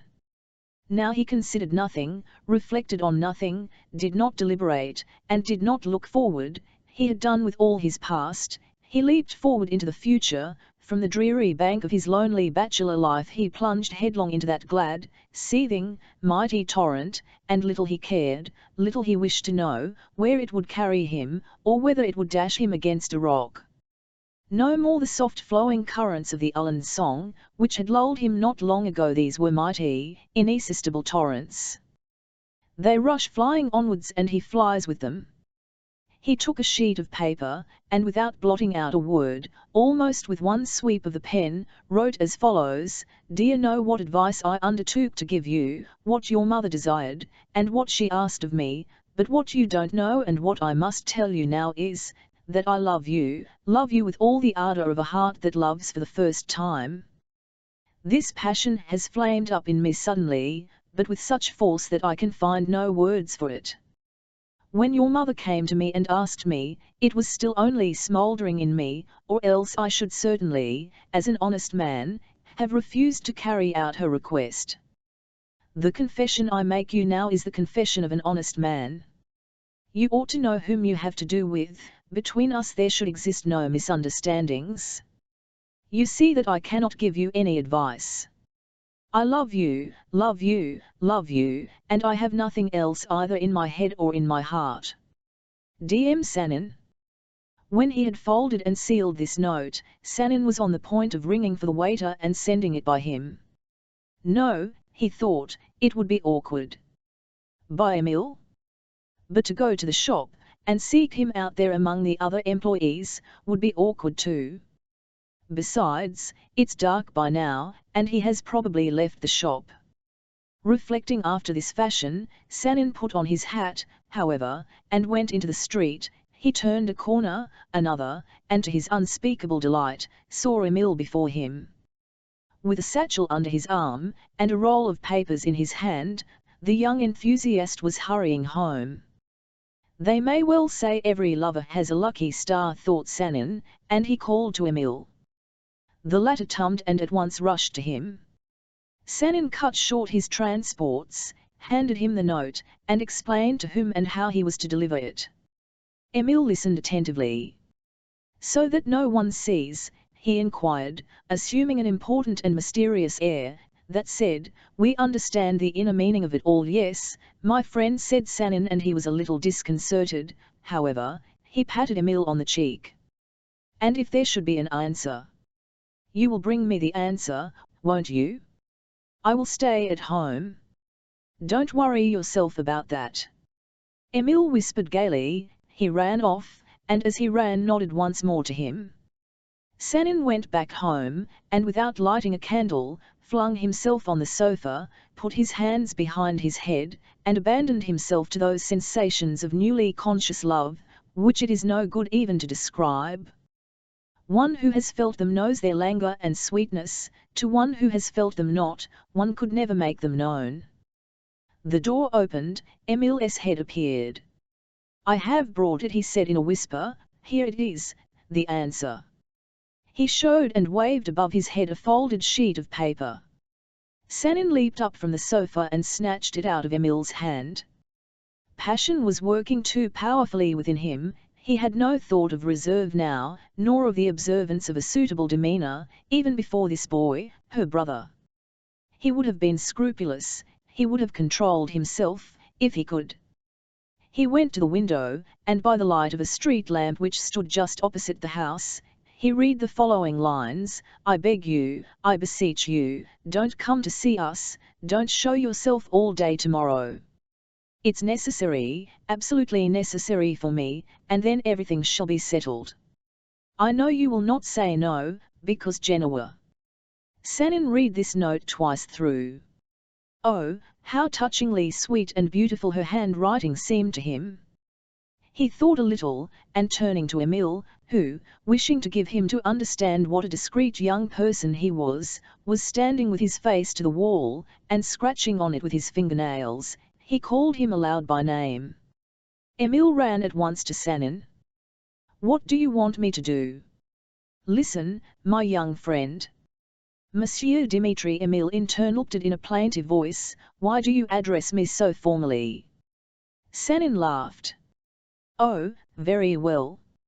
Listen, my dearest," gave a little skip of delight. "Listen, there you understand, there, you will say, that everything shall be done exactly as is wished." Emile compressed his lips and nodded. "As for me, what are you doing tomorrow, my dear boy?" "I? What am I doing? What would you like me to do?" "If you can, come to me early in the morning, and we will walk about the country round Frankfort till evening. Would you like to?" Emile gave another little skip. "Say, what in the world could be jollier? Go a walk with you, why, it's simply glorious. I'll be sure to come. And if they won't let you, they will let me. Listen. Don't say there that I asked you to come for the whole day. Why should I? But I'll get away all the same. What does it matter?" Emile warmly kissed Sanin, and ran away. Sanin walked up and down the room a long while, and went late to bed. He gave himself up to the same delicate and sweet sensations, the same joyous thrill at facing a new life. Sanin was very glad that the idea had occurred to him to invite Emile to spend the next day with him. He was like his sister. He will recall her was his thought. But most of all, he marvelled how he could have been yesterday other than he was today. It seemed to him that he had loved Gemma for all time, and that he had loved her just as he loved her today. 26. At 8 o'clock next morning, Emile arrived at Sanin's hotel leading Tartaglia by a string. Had he sprung of German parentage, he could not have shown greater practicality. He had told a lie at home. He had said he was going for a walk with Sanin till lunch-time, and then going to the shop. While Sanin was dressing, Emile began to talk to him, rather hesitatingly, it is true, about Gemma, about her rupture with Herr Kluber, but Sanin preserved an austere silence in reply, and Emile, looking as though he understood why so serious a matter should not be touched on lightly, did not return to the subject, and only assumed from time to time an intense and even severe expression. After drinking coffee, the two friends set off together, on foot, of course, to Hausen, a little village lying a short distance from Frankfort, and surrounded by woods. The whole chain of the Taunus Mountains could be seen clearly from there. The weather was lovely, the sunshine was bright and warm, but not blazing hot. A fresh wind rustled briskly among the green leaves. The shadows of high, round clouds glided swiftly and smoothly in small patches over the earth. The two young people soon got out of the town, and stepped out boldly and gaily along the well-kept road. They reached the woods, and wandered about there a long time, then they lunched very heartily at a country inn, then climbed onto the mountains, admired the views, rolled stones down and clapped their hands, watching the queer droll way in which the stones hopped along like rabbits, till a man passing below, unseen by them, began abusing them in a loud ringing voice. Then they lay full length on the short dry moss of yellowish-violet colour, then they drank beer at another inn, ran races, and tried for a wager which could jump farthest. They discovered an echo, and began to call to it, sang songs, hallooed, wrestled, broke up dry twigs, decked their hats with fern, and even danced. Tartaglia, as far as he could, shared in all these pastimes. He did not throw stones, it is true, but he rolled head over heels after them, he howled when they were singing, and even drank beer, though with evident aversion. He had been trained in this art by a student to whom he had once belonged. But he was not prompt in obeying Emile, not as he was with his master Pantaleone, and when Emile ordered him to speak or to sneeze he only wagged his tail and thrust out his tongue like a pipe. The young people talked, too. At the beginning of the walk, Sanin, as the elder, and so more reflective, turned the conversation on fate and predestination, and the nature and meaning of man's destiny, but the conversation quickly took a less serious turn. Emile began to question his friend and patron about Russia, how duels were fought there, and whether the women there were beautiful, and whether one could learn Russian quickly, and what he had felt when the officer took aim at him. Sanin, on his side, questioned Emile about his father, his mother, and in general about their family affairs, trying every time not to mention Gemma's name, and thinking only of her. To speak more precisely, it was not of her he was thinking, but of the morrow, the mysterious morrow which was to bring him new, unknown happiness. It was as though a veil, a delicate, bright veil, hung faintly fluttering before his mental vision, and behind this veil he felt the presence of a youthful, motionless, divine image, with a tender smile on its lips, and eyelids severely, with affected severity, downcast. And this image was not the face of Gemma, it was the face of happiness itself.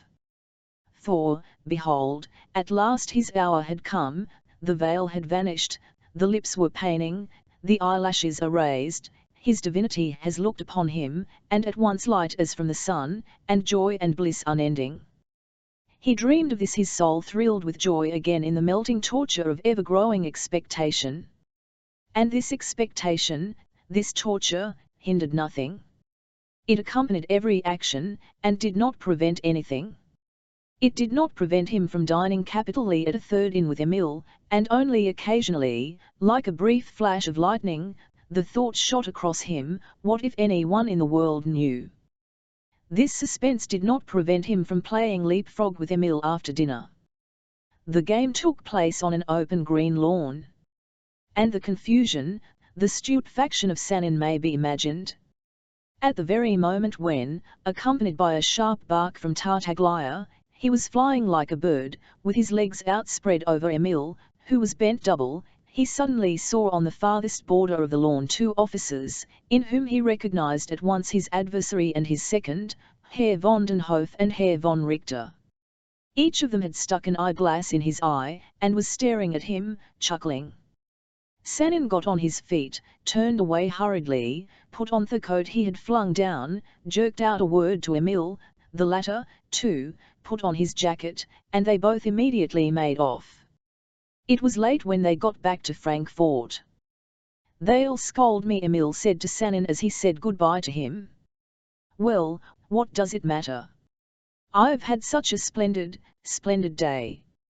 When he got home to his hotel, Sanin found a note there from Gemma. She fixed a meeting with him for next day, at 7 o'clock in the morning, in one of the public gardens which surround Frankfort on all sides. How his heart throbbed! How glad he was that he had obeyed her so unconditionally!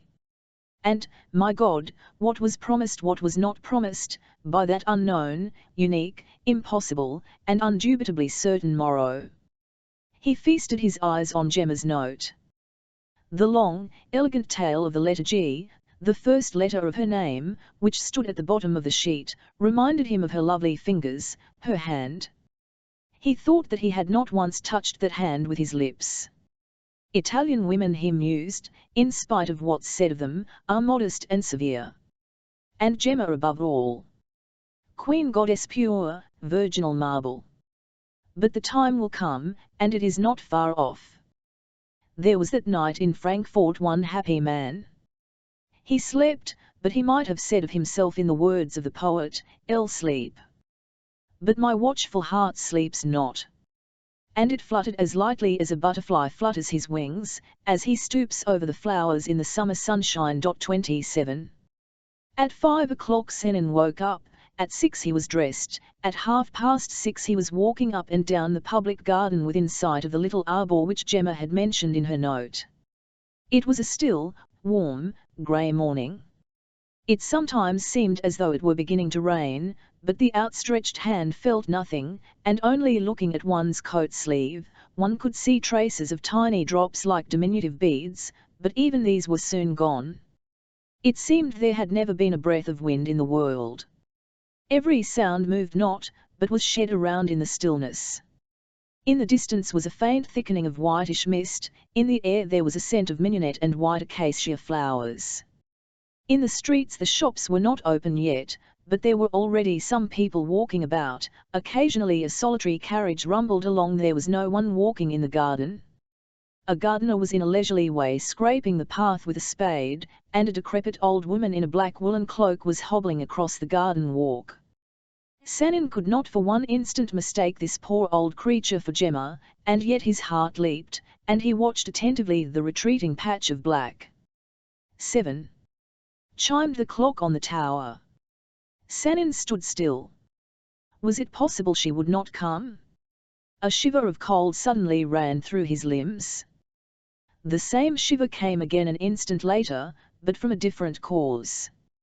Senin heard behind him light footsteps, the light rustle of a woman's dress. He turned round. Gemma was coming up behind him along the path. She was wearing a grey cape and a small dark hat.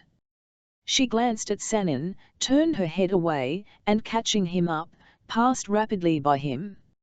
"Gemma," he articulated, hardly audibly. She gave him a little nudge, and continued to walk on in front. He followed her. He breathed in broken gasps. His legs shook under him. Gemma passed by the arbour, turned to the right, passed by a small flat fountain, in which the sparrows were splashing busily, and, going behind a clump of high lilacs, sank down on a bench. The place was snug and hidden. Senin sat down beside her.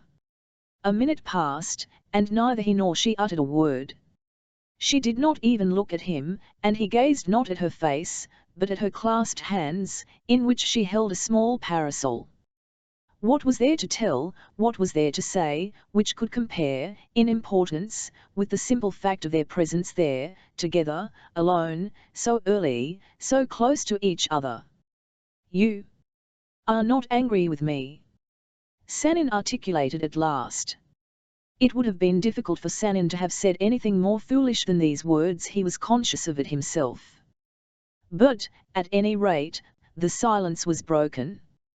"Angry," she answered. "What for?" "No." "And you believe me," he went on.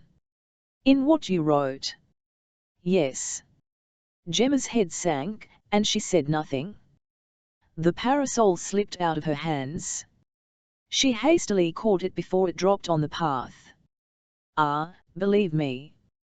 "Believe what I wrote to you," cried Senin, all his timidity suddenly vanished. He spoke with heat. "If there is truth on earth, sacred, absolute truth, it's that I love you passionately, Gemma." She flung him a sideway, momentary glance, and again almost dropped the parasol. "Believe me." "Believe me," he repeated. He besought her, held out his hands to her, and did not dare to touch her. "What do you want me to do?" "To convince you." She glanced at him again. Tell me, Monsieur Dimitri, she began, the day before yesterday, when you came to talk to me, you did not, I imagine, no then did not feel I felt it. Sanin broke in, but I did not know it.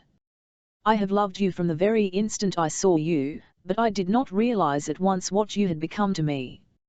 And besides, I heard that you were solemnly betrothed. As far as your mother's request is concerned, in the first place, how could I refuse, and secondly, I think I carried out her request in such a way that you could guess. They heard a heavy tread, and a rather stout gentleman with a knapsack over his shoulder, apparently a foreigner, emerged from behind the clump, and staring, with the unceremoniousness of a tourist, at the couple sitting on the garden seat, gave a loud cough and went on. Your mother, Sanin began, as soon as the sound of the heavy footsteps had ceased, told me your breaking off your engagement would cause a scandal. Gemma frowned a little, that I was myself in part responsible for unpleasant gossip, and that consequently I was, to some extent, under an obligation to advise you not to break with your betrothed, Herr Kleiber. Monsieur Dimitri, said Gemma, and she passed her hand over her hair on the side turned towards Sanin, don't, please, call Herr Kleiber my betrothed. I shall never be his wife. I have broken with him. You have broken with him? When? Yesterday. You saw him? Yes. At our house. He came to see us. Gemma? Then you love me. She turned to him. Should I have come here, if not, she whispered, and both her hands fell on the seat. Sanin snatched those powerless, upturned palms, and pressed them to his eyes, to his lips. Now the veil was lifted of which he had dreamed the night before. Here was happiness, here was its radiant form. He raised his head, and looked at Gemma, boldly and directly. She, too, looked at him, a little downwards. Her half-shut eyes faintly glistened, dim with light, blissful tears. Her face was not smiling, no. It laughed, with a blissful, noiseless laugh. He tried to draw her to him, but she drew back, and never ceasing to laugh the same noiseless laugh, shook her head. Wait a little, her happy eyes seemed to say. Oh Gemma, cried Sanin, I never dreamed that you would love me. I did not expect this myself, Gemma said softly. How could I ever have dreamed, Sanin went on, when I came to Frankfort, where I only expected to remain a few hours, that I should find here the happiness of all my life. All your life? Really? Queried Gemma. All my life, forever and ever, cried Sanin with fresh ardour. The gardener's spade suddenly scraped 2 paces from where they were sitting. Let's go home, whispered Gemma, we'll go together, will you? If she had said to him at that instant, throw yourself in the sea, will you, he would have been flying headlong into the ocean before she had uttered the last word. They went together out of the garden and tumbled homewards, not by the streets of the town, but through the outskirts. 28. Sanin walked along, at one time by Gemma's side, at another time a little behind her. He never took his eyes off her and never ceased smiling. She seemed to hasten, seemed to linger. As a matter of fact, they both, he all pale, and she all flushed with emotion, were moving along as in a dream. What they had done together a few instants before, that surrender of each soul to another soul, was so intense, so new, and so moving, so suddenly everything in their lives had been changed and displaced that they could not recover themselves, and were only aware of a whirlwind carrying them along, like the whirlwind on that night, which had almost flung them into each other's arms.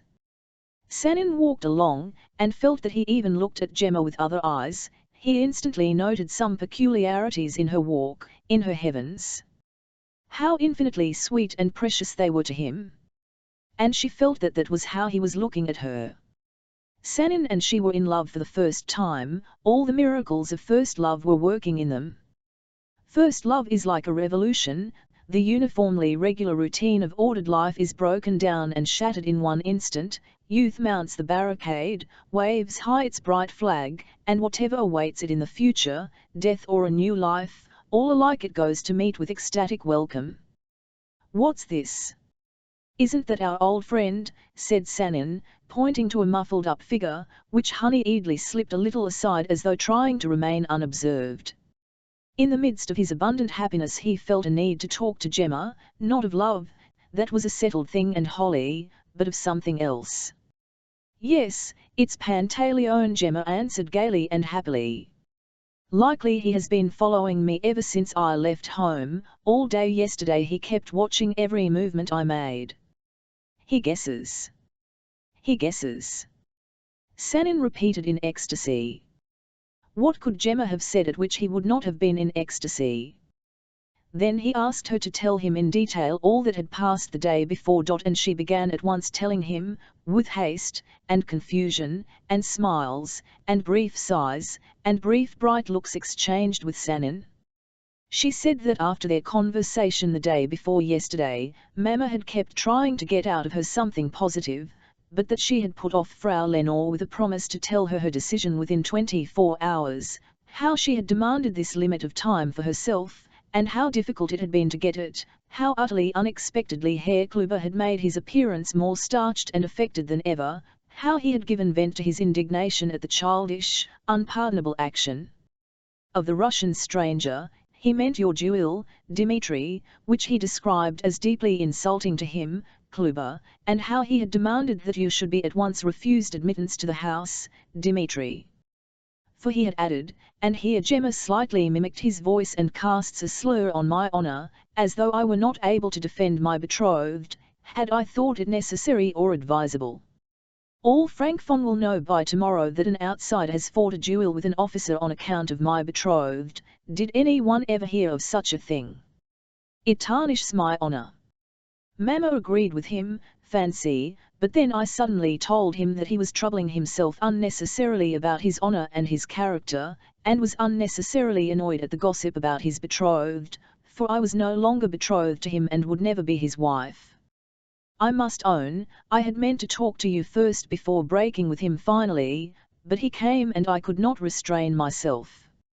Mamma positively screamed with horror, but I went into the next room and got his ring. You didn't notice, I took it off 2 days ago, and gave it to him. He was fearfully offended, but as he is fearfully self-conscious and conceited, he did not say much, and went away. Of course I had to go through a great deal with Mamma, and it made me very wretched to see how distressed she was, and I thought I had been a little hasty, but you see I had your note, and even apart from it I knew that I love you, put in Sanin.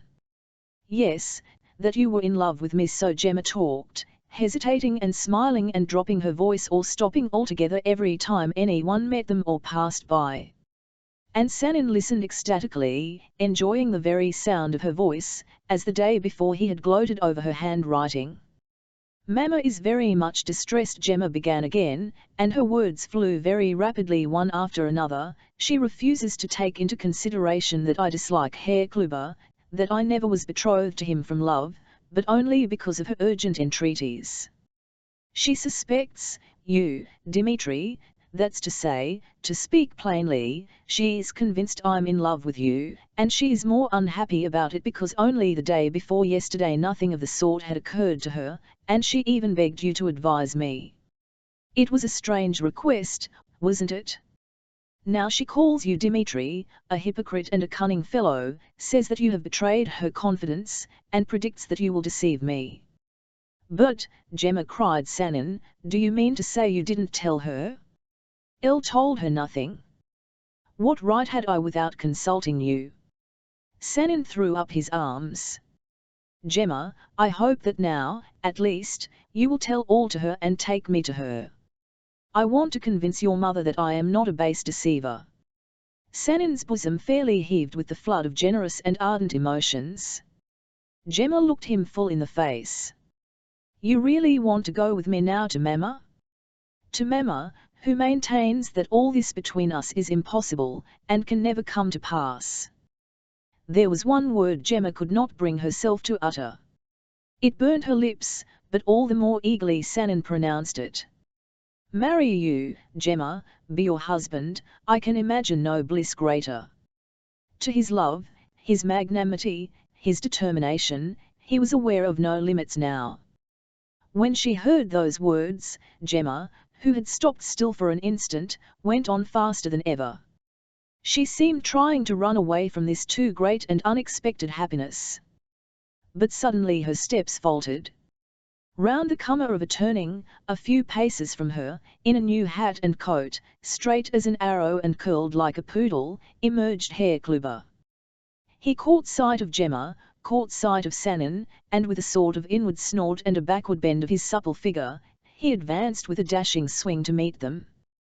Sannon felt a pang, but glancing at Kluber's face, to which its owner endeavoured, as far as in him lay, to give an expression of scornful amazement, and even commiseration, glancing at that red-cheeked, vulgar face, he felt a sudden rush of anger, and took a step forward. Gemma seized his arm, and with quiet decision, giving him hers, she looked her former betrothed full in the face. The latter screwed up his face, shrugged his shoulders, shuffled to one side, and muttering between his teeth, the usual end to the song, "Das alte Ende vom Lied," walked away with the same dashing, slightly skipping gait. "What did he say, the wretched creature?" asked Sannon, and would have rushed after Kluber, but Gemma held him back and walked on with him, not taking away the arm she had slipped into his. The Rosellas' shop came into sight. Gemma stopped once more. "Dimitri, Monsieur Dimitri," she said, "we are not there yet, we have not seen Mamma yet. If you would rather think a little, if you are still free, Dimitri." In reply Sannon pressed her hand tightly to his bosom, and drew her on. "Mamma," said Gemma, going with Sannon to the room where Frau Lenore was sitting, "I have brought the real one, 29. If Gemma had announced that she had brought with her cholera or death itself, one can hardly imagine that Frau Lenore could have received the news with greater despair. She immediately sat down in a corner, with her face to the wall, and burst into floods of tears, positively wailed, for all the world like a Russian peasant woman on the grave of her husband or her son. For the first minute Gemma was so taken aback that she did not even go up to her mother, but stood still like a statue in the middle of the room, while Sannon was utterly stupefied, to the point of almost bursting into tears himself. For a whole hour that inconsolable wail went on, a whole hour. Pantaleone thought it better to shut the outer door of the shop, so that no stranger should come. Luckily, it was still early. The old man himself did not know what to think, and in any case, did not approve of the haste with which Gemma and Sannon had acted. He could not bring himself to blame them, and was prepared to give them his support in case of need. He greatly disliked Kluber. Emile regarded himself as the medium of communication between his friend and his sister, and almost prided himself on its all having turned out so splendidly. He was positively unable to conceive why Frau Lenore was so upset, and in his heart he decided on the spot that women, even the best of them, suffer from a lack of reasoning power. Sannon fared worst of all. Frau Lenore rose to a howl and waved him off with her hands, directly he approached her, and it was in vain that he attempted once or twice to shout aloud, standing at a distance, "I ask you for your daughter's hand." Frau Lenore was particularly angry with herself. How could she have been so blind, have seen nothing? Had my Giovan Battista been alive, she persisted through her tears, nothing of this sort would have happened. Heavens, what's it all about, thought Sannon, why, it's positively senseless. He did not dare to look at Gemma, nor could she pluck up courage to lift her eyes to him. She restricted herself to waiting patiently on her mother, who at first repelled even her. At last, by degrees, the storm abated. Frau Lenore gave over weeping, permitted Gemma to bring her out of the corner, where she sat huddled up, to put her into an armchair near the window, and to give her some orange flower water to drink. She permitted Sannon, not to approach, oh, no, but, at any rate, to remain in the room. She had kept clamouring for him to go away, and did not interrupt him when he spoke. Sannon immediately availed himself of the calm as it set in, and displayed an astounding eloquence. He could hardly have explained his intentions and emotions with more fire and persuasive force even to Gemma herself. Those emotions were of the sincerest, those intentions were of the purest, like Almaviva's in The Barber of Seville. He did not conceal from Frau Lenore nor from himself the disadvantageous side of those intentions, but the disadvantages were only apparent. It is true he was a foreigner, they had not known him long, they knew nothing positive about himself or his means, but he was prepared to bring forward all the necessary evidence that he was a respectable person and not poor. He would refer them to the most unimpeachable testimony of his fellow countrymen. He hoped Gemma would be happy with him, and that he would be able to make up to her for the separation from her own people. The allusion to separation, the mere word separation, almost spoiled the whole business. Frau Lenore began to tremble all over and move about uneasily. Sanin hastened to observe that the separation would only be temporary, and that, in fact, possibly it would not take place at all. Sanin's eloquence was not thrown away. Frau Lenore began to glance at him, though still with bitterness and reproach, no longer with the same aversion and fury. Then she suffered him to come near her, and even to sit down beside her. Gemma was sitting on the other side. Then she fell to reproaching him, not in looks only, but in words, which already indicated a certain softening of health. She fell to complaining, and her complaints became quieter and gentler. They were interspersed with questions addressed at one time to her daughter, and at another to Sanin. Then she suffered him to take her hand and did not at once pull it away. Then she wept again, but her tears were now quite of another kind. Then she smiled mournfully, and lamented the absence of Giovanni Battista, but quite on different grounds from before. An instant more and the two criminals, Sanin and Gemma, were on their knees at her feet, and she was laying her hands on their heads in turn. Another instant and they were embracing and kissing her, and Emile, his face beaming rapturously, ran into the room and added himself to the group so warmly united. Pantaleone peeped into the room, smiled and frowned at the same time, and going into the shop, opened the front door. 30.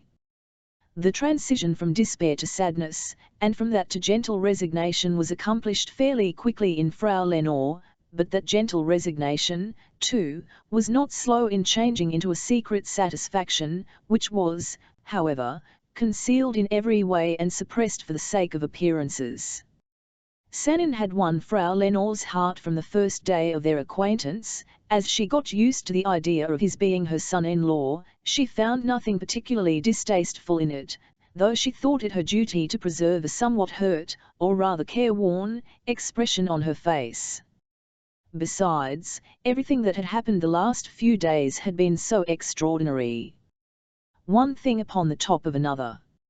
As a practical woman and a mother, Frau Lenore considered it her duty also to put Sanin through various questions, and Sanin, who, on setting out that morning to meet Gemma, had not a notion that he should marry her. It is true he did not think of anything at all at that time, but simply gave himself up to the current of his passion. Sanin entered, with perfect readiness, one might even say with zeal, into his pan, the part of the betrothed lover, and answered all her inquiries circumstantially. Exactly, with alacrity. When she had satisfied herself that he was a real nobleman by birth, and had even expressed some surprise that he was not a prince, Frau Lenore assumed a serious air and warned him betimes that she should be quite unceremoniously frank with him, as she was forced to be so by her sacred duty as a mother. To which Sanin replied that he expected nothing else from her, and that he earnestly begged her not to spare him. Then Frau Lenore observed that Herr Kluber, as she uttered the name, she sighed faintly, tightened her lips, and hesitated. Herr Kluber, Gemma's former betrothed, already possessed an income of 8,000 guldens, and that with even year this sum would rapidly be increased. And what was his, Herr Sanin's income? 8,000 guldens, Sanin repeated deliberately. That's in our money about 15,000 rubles. My income is much smaller. I have a small estate in the province of Tula. With good management, it might yield, and, in fact, it could not fail to yield 5 or 6,000, and if I go into the government service, I can easily get a salary of 2,000 a year.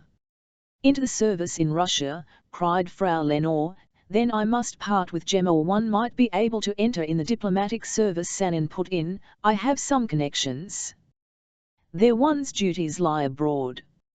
Or else, this is what one might do, and that's much the best of all, sell my estate and employ the sum received for it in some profitable undertaking, for instance, the improvement of your shop. Sanin was aware that he was saying something absurd, but he was possessed by an incomprehensible recklessness. He looked at Gemma, who, ever since the conversation began, kept getting up, walking about the room, and sitting down again. He looked at her, and no obstacle existed for him, and he was ready to arrange everything at once in the best way, if only she were not troubled. Herr Kluber, too, had intended to give me a small sum for the improvement of the shop, Lenore observed after a slight hesitation. Mother! For mercy's sake, mother, cried Gemma in Italian. These things must be discussed in good time, my daughter. Frau Lenore replied in the same language. She addressed herself again to Sanin, and began questioning him as to the laws existing in Russia as to marriage, and whether there were no obstacles to contracting marriages with Catholics as in Prussia. At that time, in 1840, all Germany still remembered the controversy between the Prussian government and the Archbishop of Cologne upon mixed marriages. When Frau Lenore heard that by marrying a Russian nobleman, her daughter would herself become of noble rank, she evinced a certain satisfaction. But, of course, you will first have to go to Russia. Why? Why? Why, to obtain the permission of your Tsar? Sanin explained to her that that was not at all necessary, but that he might certainly have to go to Russia for a very short time before he said these words, and his heart ached painfully. Gemma, watching him, knew it was aching, and blushed and grew dreamy, and that he would try to take advantage of being in his own country to sell his estate. In any case he would bring back the money needed.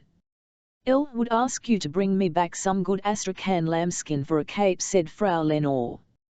"They are wonderfully good, I hear, and wonderfully cheap."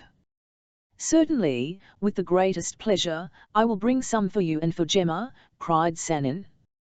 "And for me a Morocco cap worked in silver," Emil interposed, putting his head in from the next room. "Very well, I will bring it you, and some slippers for Pantaleone." "Come, that's nonsense, nonsense," observed Frau Lenore. "We are talking now of serious matters." "But there's another point," added the practical lady. "You talk of selling your estate. But how will you do that? Will you sell your peasants then, too?"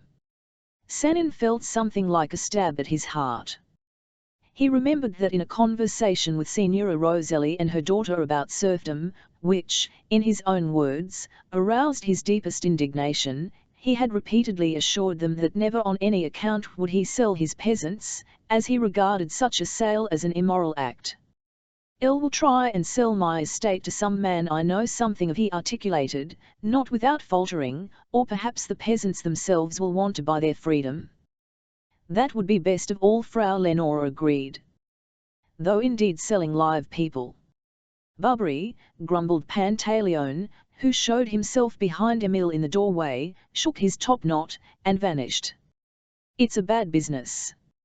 Sanin thought to himself, and stole a look at Gemma. She seemed not to have heard his last words. "Well, never mind," he thought again. In this way the practical talk continued almost uninterruptedly till dinner time. Frau Lenore was completely softened at last, and already called Sanin Dmitri shook her finger affectionately at him, and promised she would punish him for his treachery.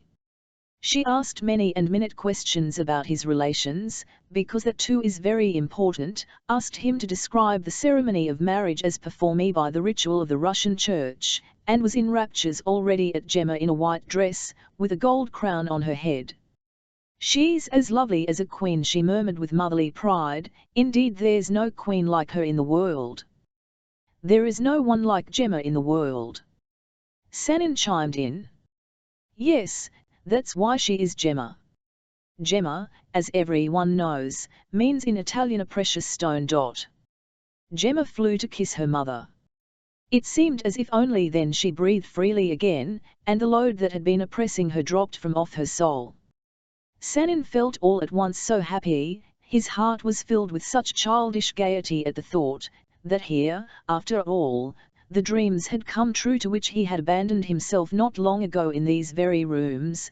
His whole being was in such a turmoil that he went quickly out into the shop. He felt a great desire, come what might, to sell something in the shop, as he had done a few days before. I have a full right to do so now, he felt. Why, I am one of the family now. And he actually stood behind the counter, and actually kept shop, that is, sold 2 little girls, who came in, a pound of sweets, giving them fully £2, and only taking half the price from them. At dinner he received an official position, as betrothed, beside Gemma. Frau Lenore pursued her practical investigations. Emil kept laughing and urging Sanin to take him with him to Russia. It was decided that Sanin should set off in a fortnight. Only Pantaleone showed a somewhat sullen face, so much so that Frau Lenore reproached him. And he was his second. Pantaleone gave her a glance from under his brows. Gemma was silent almost all the time, but her face had never been lovelier or brighter. After dinner she called Sanin out a minute into the garden, and stopping beside the very garden seat where she had been sorting the cherries 2 days before, she said to him, "Dimitri, don't be angry with me, but I must remind you once more that you are not to consider yourself bound." He did not let her go on. Gemma turned away her face. "And as for what Mamma spoke of, do you remember, the difference of our religion, see here." She snatched the garnet cross that hung round her neck on a thin cord, gave it a violent tug, snapped the cord, and handed him the cross. "If I am yours, your faith is my faith." Sanin's eyes were still wet when he went back with Gemma into the house. By the evening everything went on in its accustomed way. They even played a game of TZ31. Sanin woke up very early. He found himself at the highest pinnacle of human happiness, but it was not that prevented him from sleeping. The question, the vital, fateful question, how he could dispose of his estate as quickly and as advantageously as possible, disturbed his rest. The most diverse plans were mixed up in his head, but nothing had as yet come out clearly. He went out of the house to get air and freshen himself. He wanted to present himself to Gemma with a project ready prepared and not without. What was the figure, somewhat ponderous and thick in the legs, but well dressed, walking in front of him, with a slight roll and waddle in his gait? Where had he seen that head, covered with tufts of flaxen hair, and as it were set right into the shoulders, that soft cushiony back, those plump arms hanging straight down at his sides? Could it be Polozov, his old schoolfellow, whom he had lost sight of for the last 5 years? Sanin overtook the figure walking in front of him, turned round. A broad, yellowish face, little pig's eyes, with white lashes and eyebrows, a short flat nose, thick lips that looked glued together, a round smooth chin, and that expression, sour, sluggish, and mistrustful. Yes, it was he, it was Hippolyte Polozov. "Isn't my lucky star working for me again?" flashed through Sanin's mind. "Polozov? Hippolyte Sidorovitch? Is it you?" The figure stopped, raised his diminutive eyes, waited a little, and ungluing his lips at last, brought out in a rather hoarse falsetto, "Dimitri Sanin." "That's me," cried Sanin, and he shook one of Polozov's hands, arrayed in tight kid gloves of an ashen grey colour.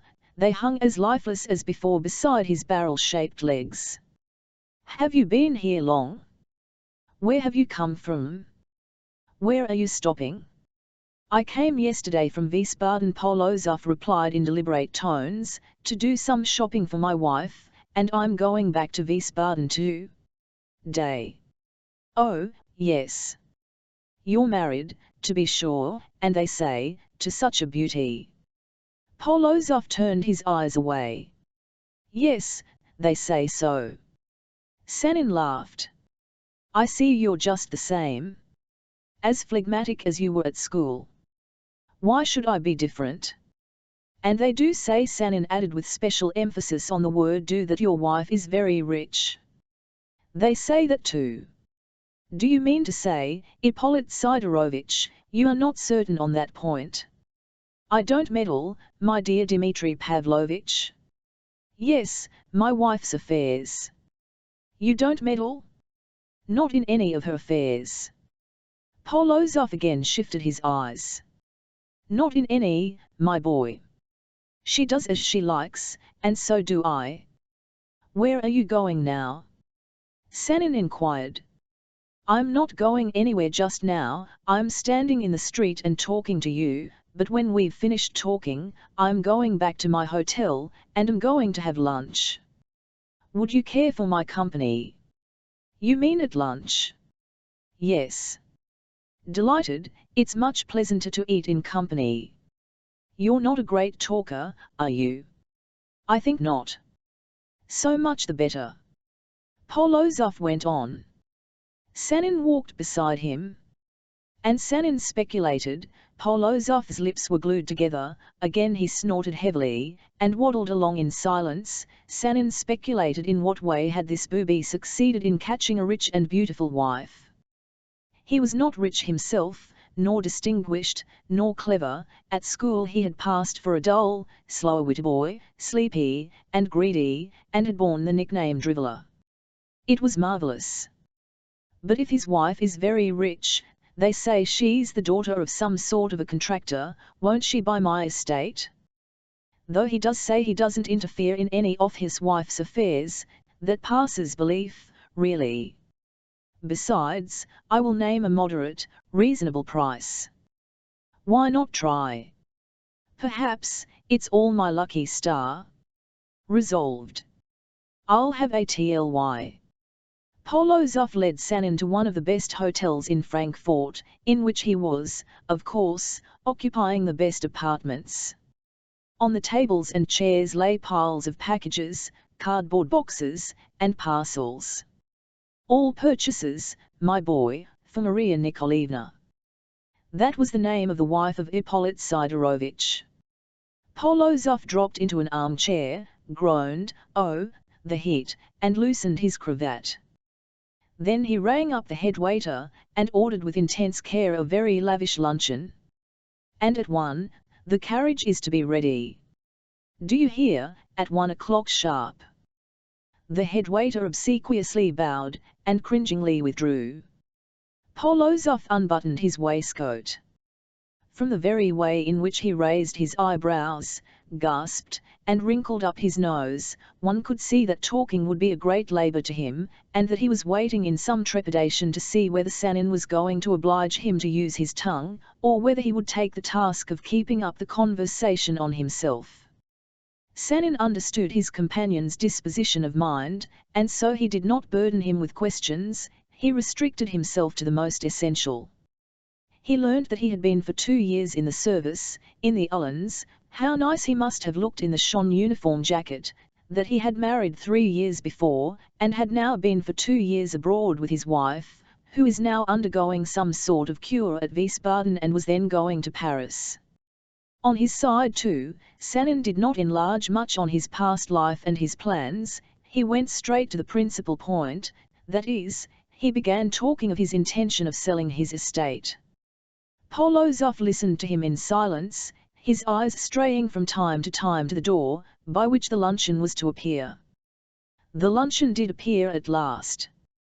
The head waiter, accompanied by 2 other attendants, brought in several dishes under silver covers. "Is the property in the Tula province?" said Polozov, seating himself at the table, and tucking a napkin into his shirt collar. "Yes. In the Efremovsky district I know it." "Do you know my place, Alexeyevka?" Sanin asked, sitting down too at the table. "Yes, I know it." Polozov thrust in his mouth a piece of omelette with truffles. "Maria Nikolaevna, my wife, has an estate in that neighbourhood. Uncork that bottle, waiter." You've a good piece of land, only your peasants have cut down the timber. Why are you selling it? I want the money, my friend. I would sell it cheap. Come, you might as well buy it by the way. Polozov gulped down a glass of wine, wiped his lips with the napkin, and again set to work chewing slowly and noisily. Oh, he enunciated at last. I don't go in for buying estates, I've no capital. Pass the butter. Perhaps my wife now would buy it. You talk to her about it. If you don't ask too much, she is not above thinking of that. What asses these Germans are, really. They can't cook fish. What could be simpler, one wonders. And yet they go on about uniting the fatherland. Waiter, take away that beastly stuff. Does your wife really manage business matters herself? Sanin inquired. Yes. Try the cutlets, they are good. I can recommend them. I've told you already, Dmitry Pavlovich, I don't interfere in any of my wife's concerns, and I tell you so again. Polozov went on munching. But how can I have a talk with her, Ippolit Sidorovich? It's very simple, Dmitry Pavlovich. Go to Wiesbaden. It's not far from here. Waiter, haven't you any English mustard? No. Brutes. Only don't lose any time. We're starting the day after tomorrow. Let me pour you out a glass of wine, it's wine with a bouquet, no vinegary stuff. Polozov's face was flushed and animated, it was never animated but when he was eating, or drinking. Really, I don't know how that could be managed, Sanin muttered. But what makes you in such a hurry about it all of a sudden? There is a reason for being in a hurry, brother. And do you need a lot of money? Yes, a lot. How can I tell you? I propose getting married. Polozov set the glass he had been lifting to his lips on the table. Getting married, he articulated in a voice thick with astonishment, and he folded his podgy hands on his stomach. So suddenly? Yes, soon. Your intended is in Russia, of course. No, not in Russia.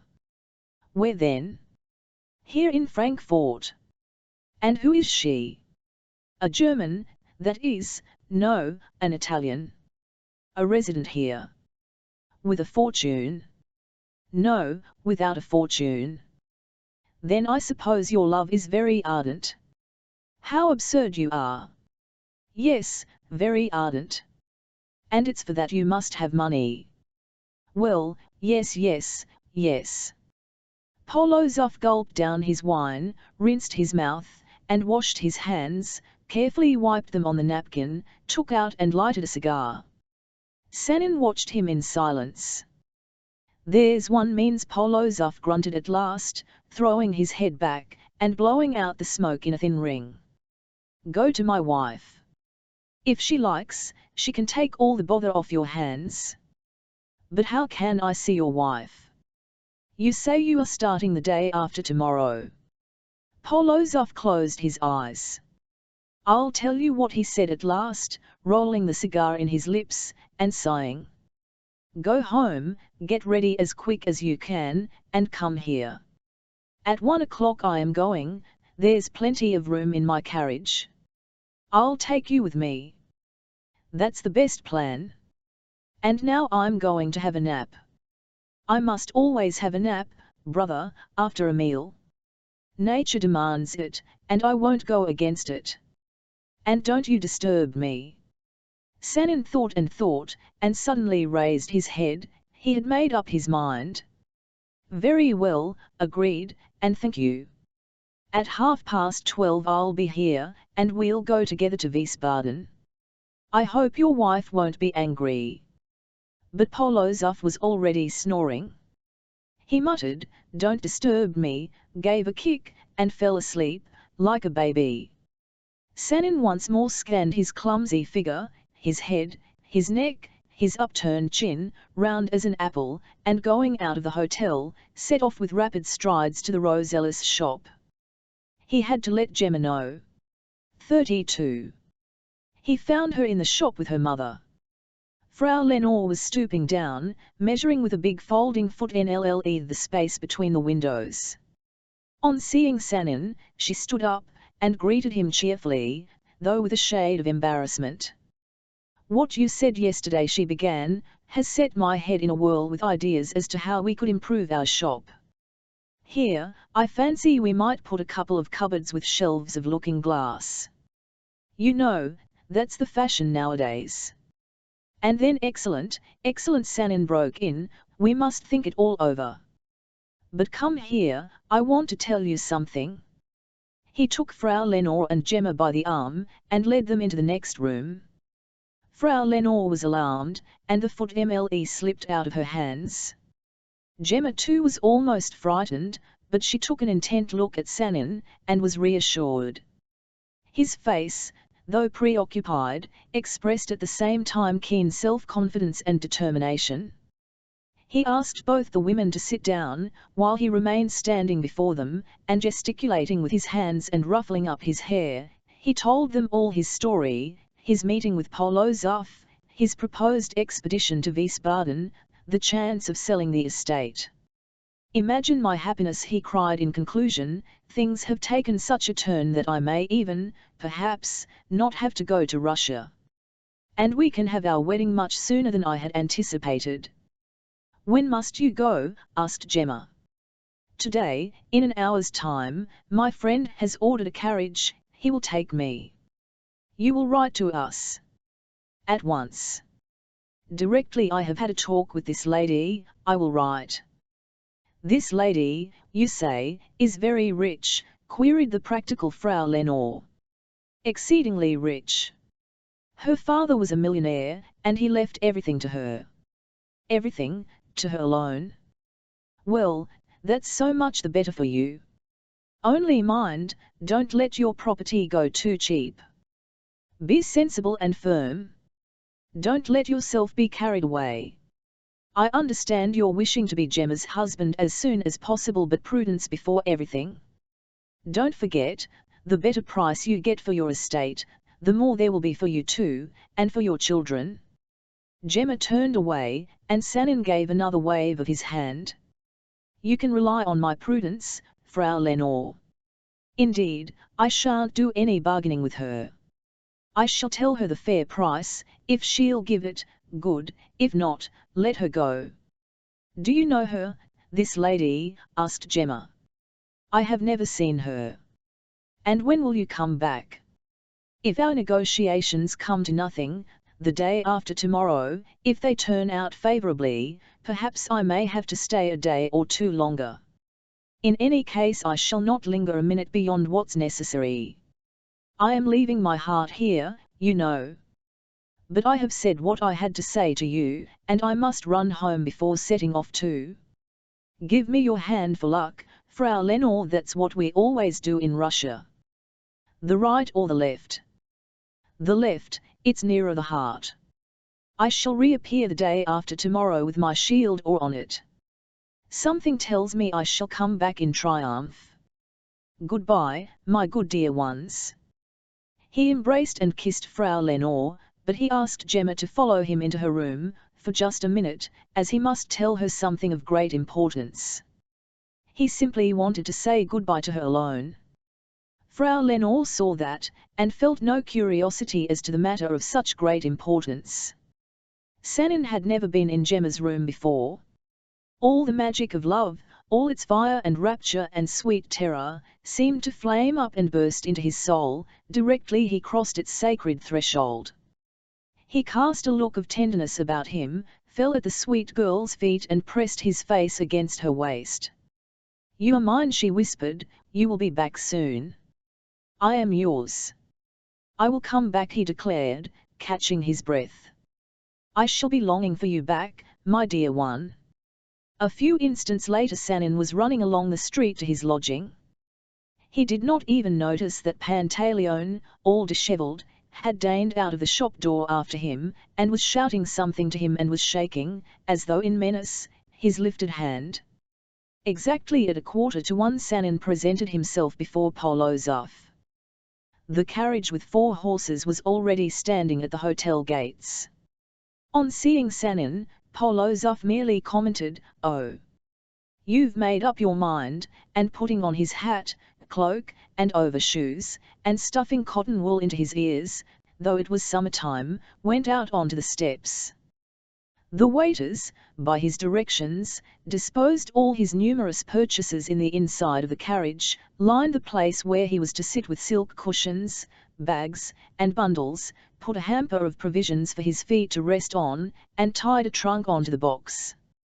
Polozov paid with a liberal hand, and supported by the deferential doorkeeper, whose face was still respectful, though he was unseen behind him, he climbed gasping into the carriage, sat down, disarranged everything about him thoroughly, took out and lighted a cigar, and only then extended a finger to Sanin, as though to say, "Get in, you too." Sanin placed himself beside him. Polozov sent orders by the doorkeeper to the postilion to drive carefully. If he wanted drinks, the carriage steps grated, the doors slammed, and the carriage rolled off. 33. It takes less than an hour in these days by rail from Frankfurt to Wiesbaden. At that time the extra post did it in 3 hours. They changed horses 5 times. Part of the time Polozov dozed and part of the time he simply shook from side to side, holding a cigar in his teeth. He talked very little, he did not once look out of the window, picturesque views did not interest them, he even announced that nature was the death of him. Sanin did not speak either, nor did he admire the scenery, he had no thought for it. He was all absorbed in reflections and memories. At the stations Polozov paid with exactness, took the time by his watch, and tipped the postilions, more or less, according to their zeal. When they had gone halfway, he took 2 oranges out of the hamper of edibles, and choosing out the better, offered the other to Sanin. Sanin looked steadily at his companion, and suddenly burst out laughing. "What are you laughing at?" the latter inquired, very carefully peeling his orange with his short white nails. "What at?" repeated Sanin. "Why, at our journey together." "What about it?" Polozov inquired again, dropping into his mouth one of the longitudinal sections into which an orange pans. "It's so very strange. Yesterday I must confess I thought no more of you than of the Emperor of China, and today I'm driving with you to sell my estate to your wife, of whom, too, I have not the slightest idea." "Anything may happen," responded Polozov. "When you've lived a bit longer, you won't be surprised at anything. For instance, can you fancy me riding as an orderly officer?" But I did, and the Grand Duke Mikhail Pavlovich gave the order, "Trot. Let him trot, that fat comet. Trot now. Look sharp." Sanin scratched behind his ear. "Tell me, please, Ippolit Sidorovitch, what is your wife like? What is her character? It's very necessary for me to know that, you see." It was very well for him to shout, "Trot." Polozov went on with sudden vehemence, "But me? How about me? I thought to myself, you can take your honours and epaulets, and leave me in peace. But you asked about my wife? What my wife is? A person like anyone else. Don't wear your heart upon your sleeve with her, she doesn't like that. The great thing is to talk a lot to her, something for her to laugh at. Tell her about your love, or something. But make it more amusing, you know." "How more amusing?" "Oh, you told me, you know, that you were in love, wanting to get married." "Well, then, describe that." Sanin was offended. "What do you find laughable in that?" Polozov only rolled his eyes. The juice from the orange was trickling down his chin. "Was it your wife sent you to Frankfurt to shop for her?" asked Sanin after a short time. "Yes, it was she." "What are the purchases?" "Toys, of course." "Toys? Have you any children?" Polozov positively moved away from Sanin. That's likely. What do I want with children? Feminine fouls for the toilet. Do you mean to say you understand such things? To be sure I do, finery. But didn't you tell me you didn't interfere in any of your wife's affairs? I don't in any other. But this is no consequence. To pass the time, one may do it. And my wife has confidence in my taste. And I'm a first-rate hand at bargaining.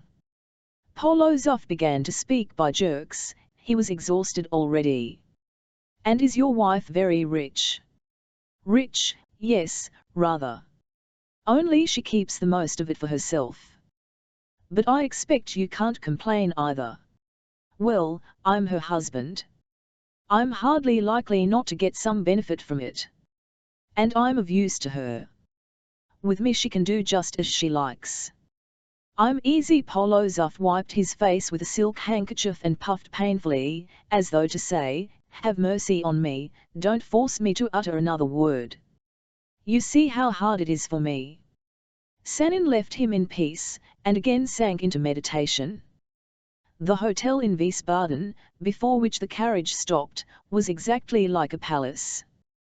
Bells were promptly set ringing in its inmost recesses, a fuss and bustle arose, men of good appearance in black frock coats skipped out at the principal entrance, a doorkeeper who was a blaze of gold opened the carriage doors with a flourish. Like some triumphant general, Polozov alighted and began to ascend a staircase strewn with rugs and smelling of agreeable perfumes. To him flew up another man, also well dressed but with a Russian face, his valet. Polozov observed to him that for the future he should always take him everywhere with him, for the night before at Frankfurt, he, Polozov, had been left for the night without hot water. The valet portrayed his horror on his face, and bending down quickly, took off his master's galoshes. "Is Maria Nikolaevna at home?" inquired Polozov. "Yes, sir." "Madam is pleased to be dressing?" "Madam is pleased to be dining tonight at the Countess Lajunsky's." "All there?" "Stay. There are things there in the carriage, get them all yourself and bring them up. And you, Dmitri Pavlovitch," added Polozov, "take a room for yourself and come in 3/4 of an hour. We will dine together."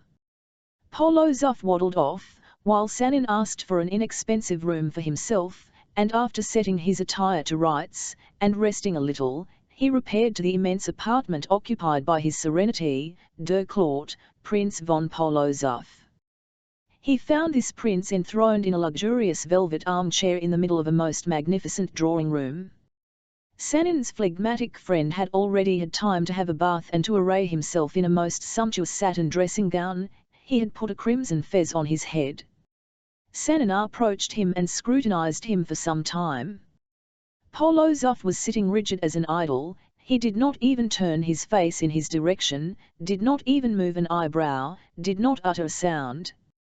It was TNLLY a sublime spectacle.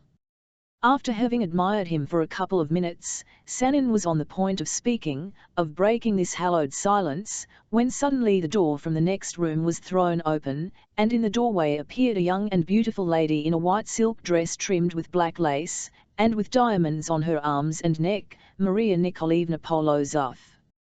Her thick fair hair fell on both sides of her head, braided, but not fastened up into a knot. 34.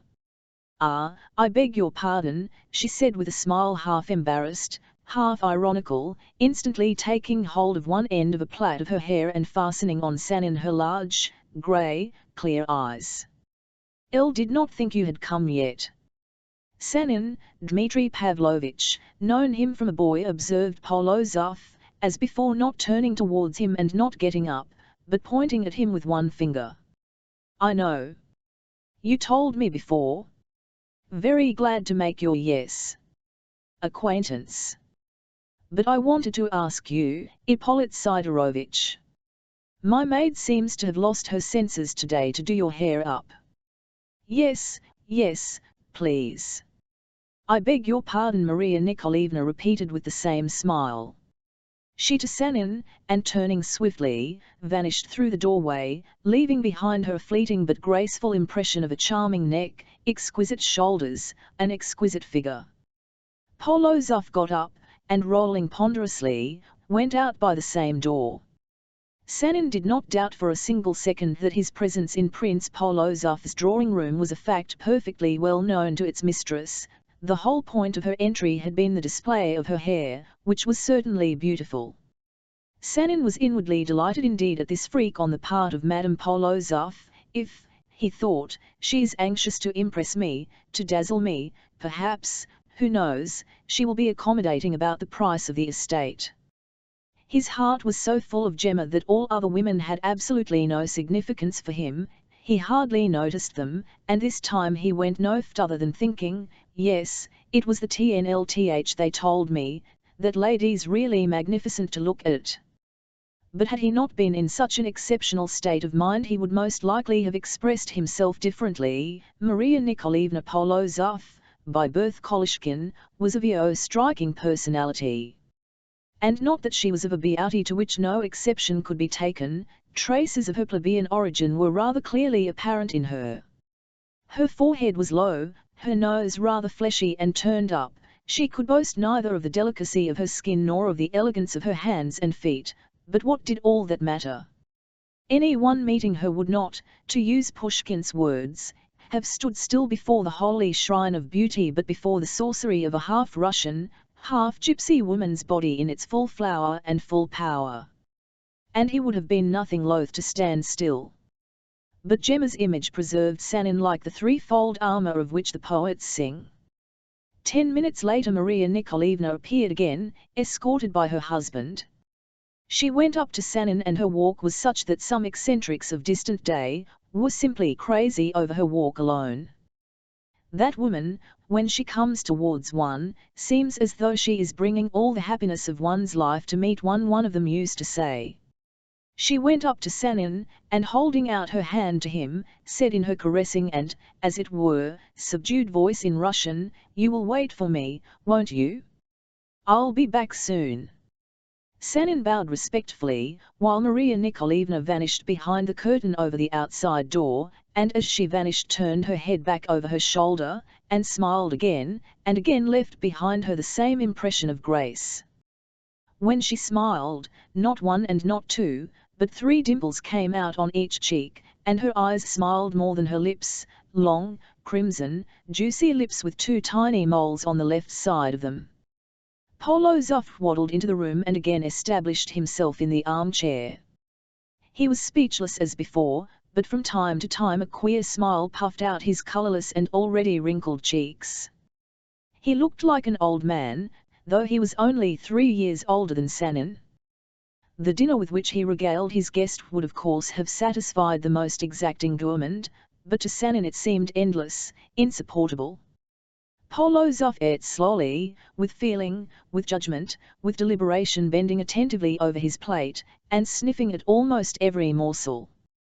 First he rinsed his mouth with wine, then swallowed it and smacked his lips. Over the roast meat he suddenly began to talk, but of what?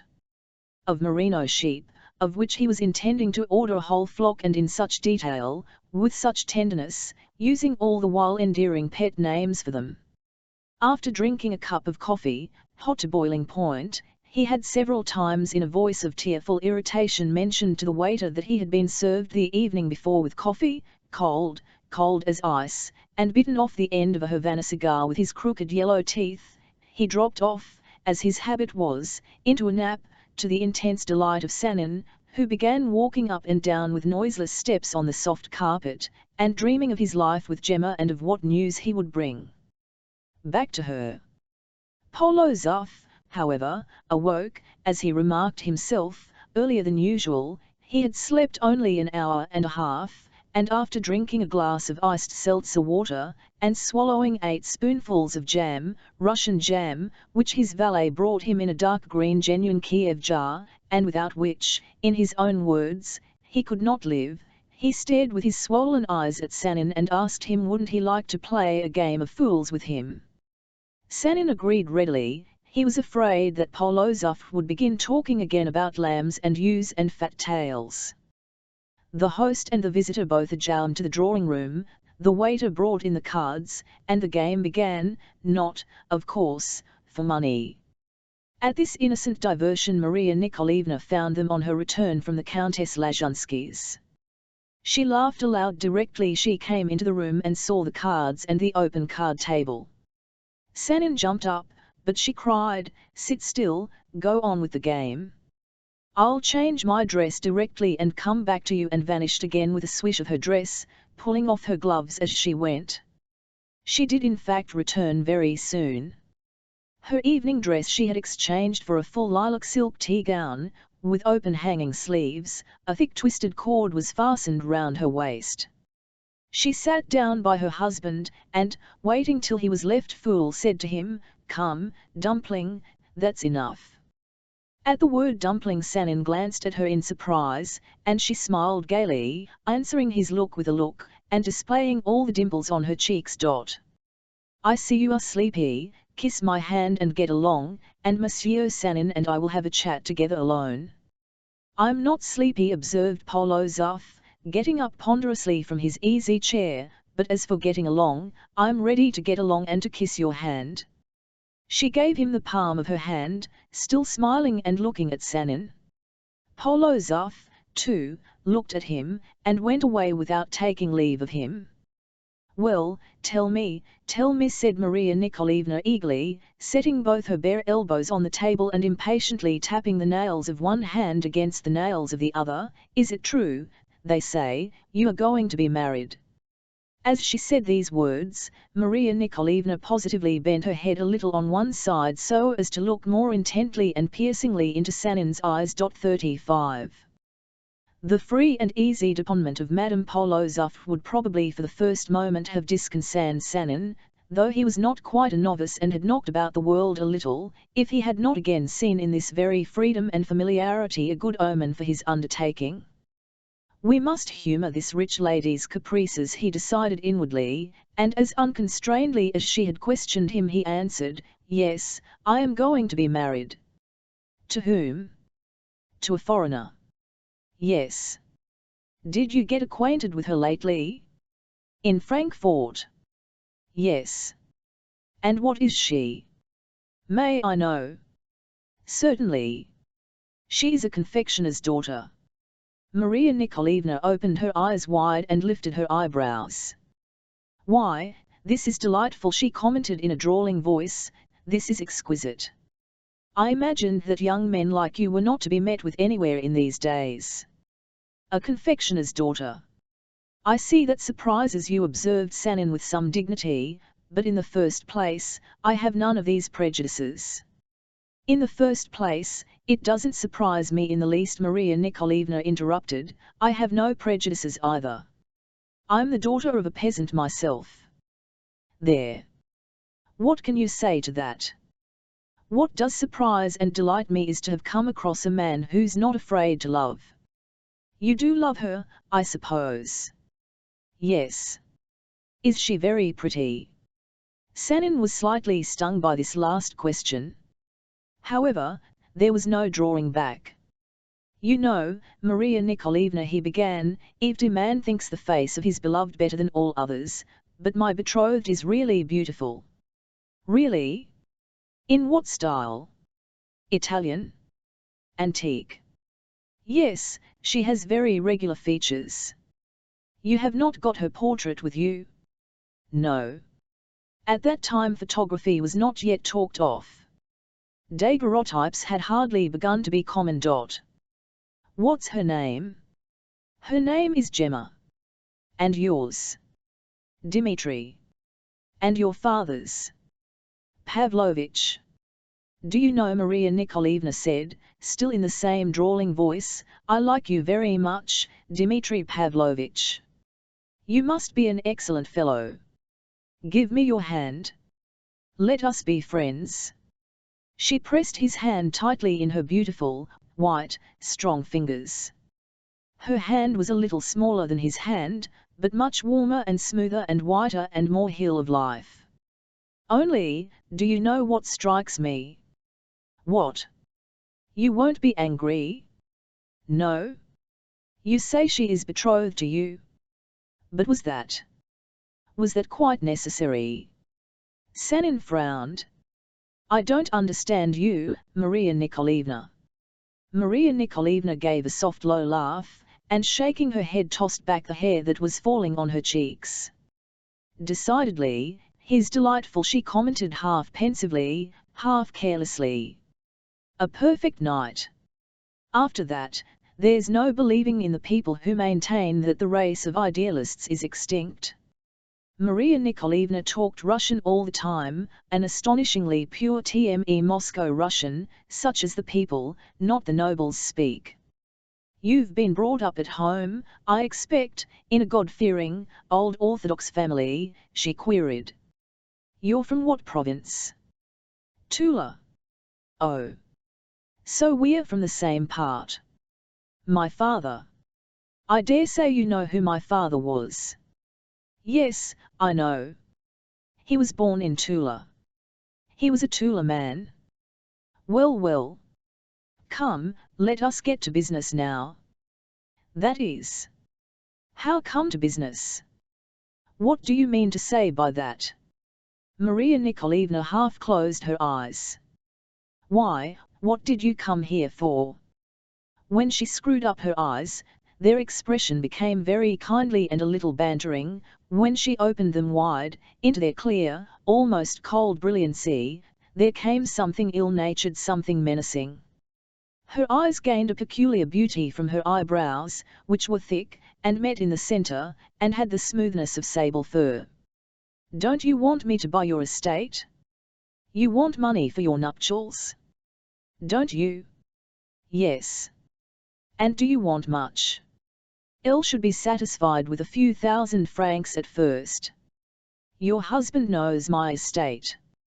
You can consult him, I would take a very moderate price. Maria Nikolaevna tossed her head from left to right.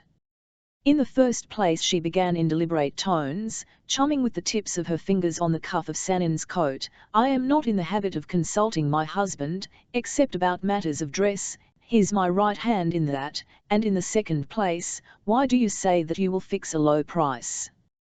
I don't want to take advantage of your being very much in love at the moment, and ready to make any sacrifices. I won't accept sacrifices of any kind from you. What? Instead of encouraging you, come, how is one to express it properly, in your noble sentiments, eh? Am I to fleece you? That's not my way.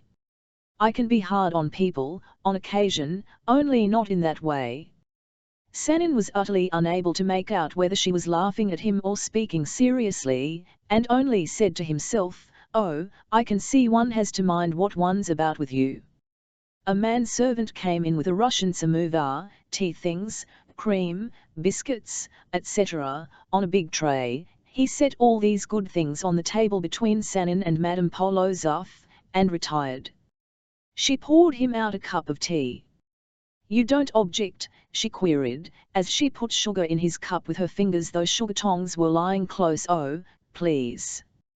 From such a lovely hand he did not finish his phrase, and almost choked over a sip of tea, while she watched him attentively and brightly.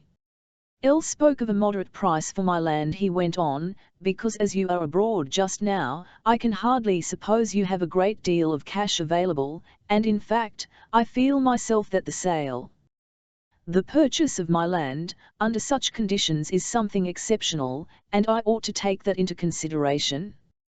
Sanin got confused, and lost the thread of what he was saying, while Maria Nikolaevna softly leaned back in her easy chair, folded her arms, and watched him with the same attentive bright look.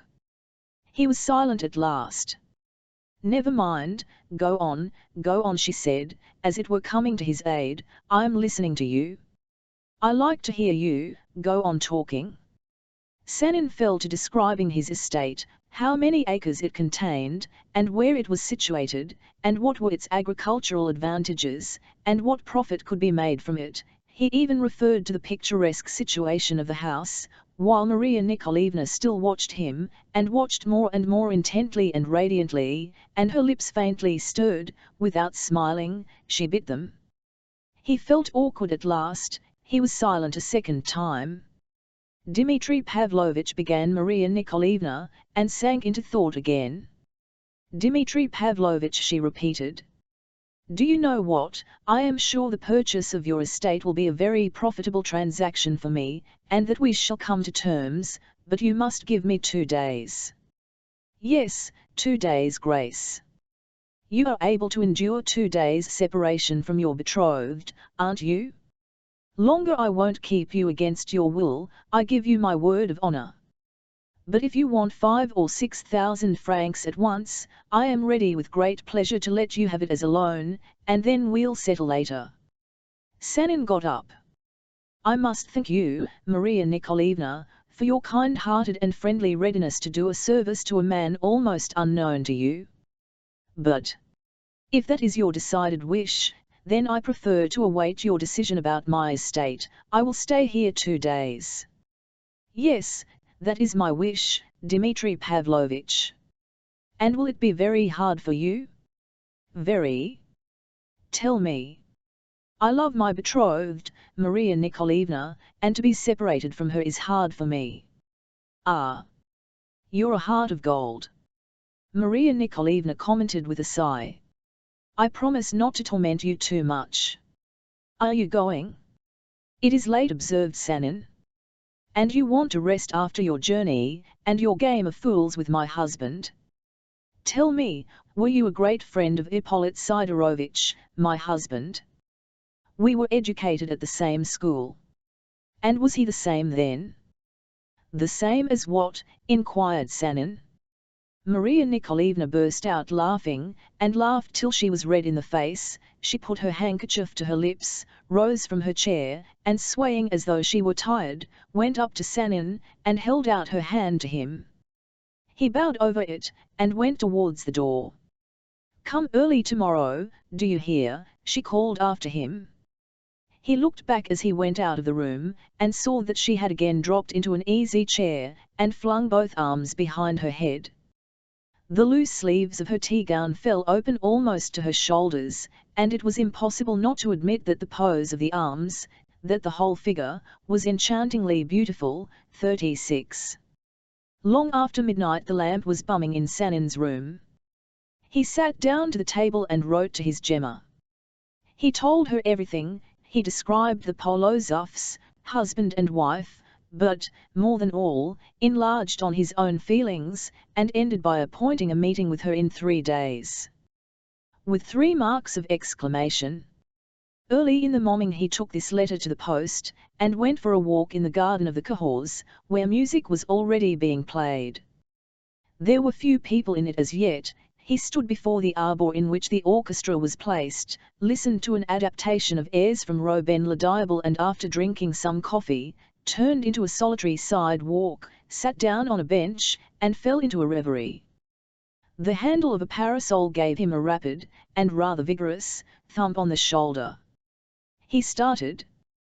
Before him in a light, grey-green beige dress, in a white tulle hat, and suede gloves, stood Maria Nikolaevna, fresh and rosy as a summer morning, though the languor of sound unbroken sleep had not yet quite vanished from her movements and her eyes. "Good morning," she said. "Elle sent after you today, but you'd already gone out. I've only just hunk my second glass. They are making me drink the water here, you know, whatever for. There's no telling am I not healthy enough? And now I have to walk for a whole hour. Will you be my companion? And then we'll have some coffee." "I've had some already," Sanin observed, getting up, "but I shall be very glad to have a walk with you." "Very well, give me your arm then. Don't be afraid, your betrothed is not here, she won't see you." Sanin gave a constrained smile. He experienced a disagreeable sensation every time Maria Nikolaevna referred to Gemma. However, he made haste to bend towards her obediently. Maria Nikolaevna's arm slipped slowly and softly into his and glided over it, and seemed to cling tight to it. "Come, "This way," she said to him, putting up her open parasol over her shoulder. "I'm quite at home in this park. I will take you to the best places. And do you know what?"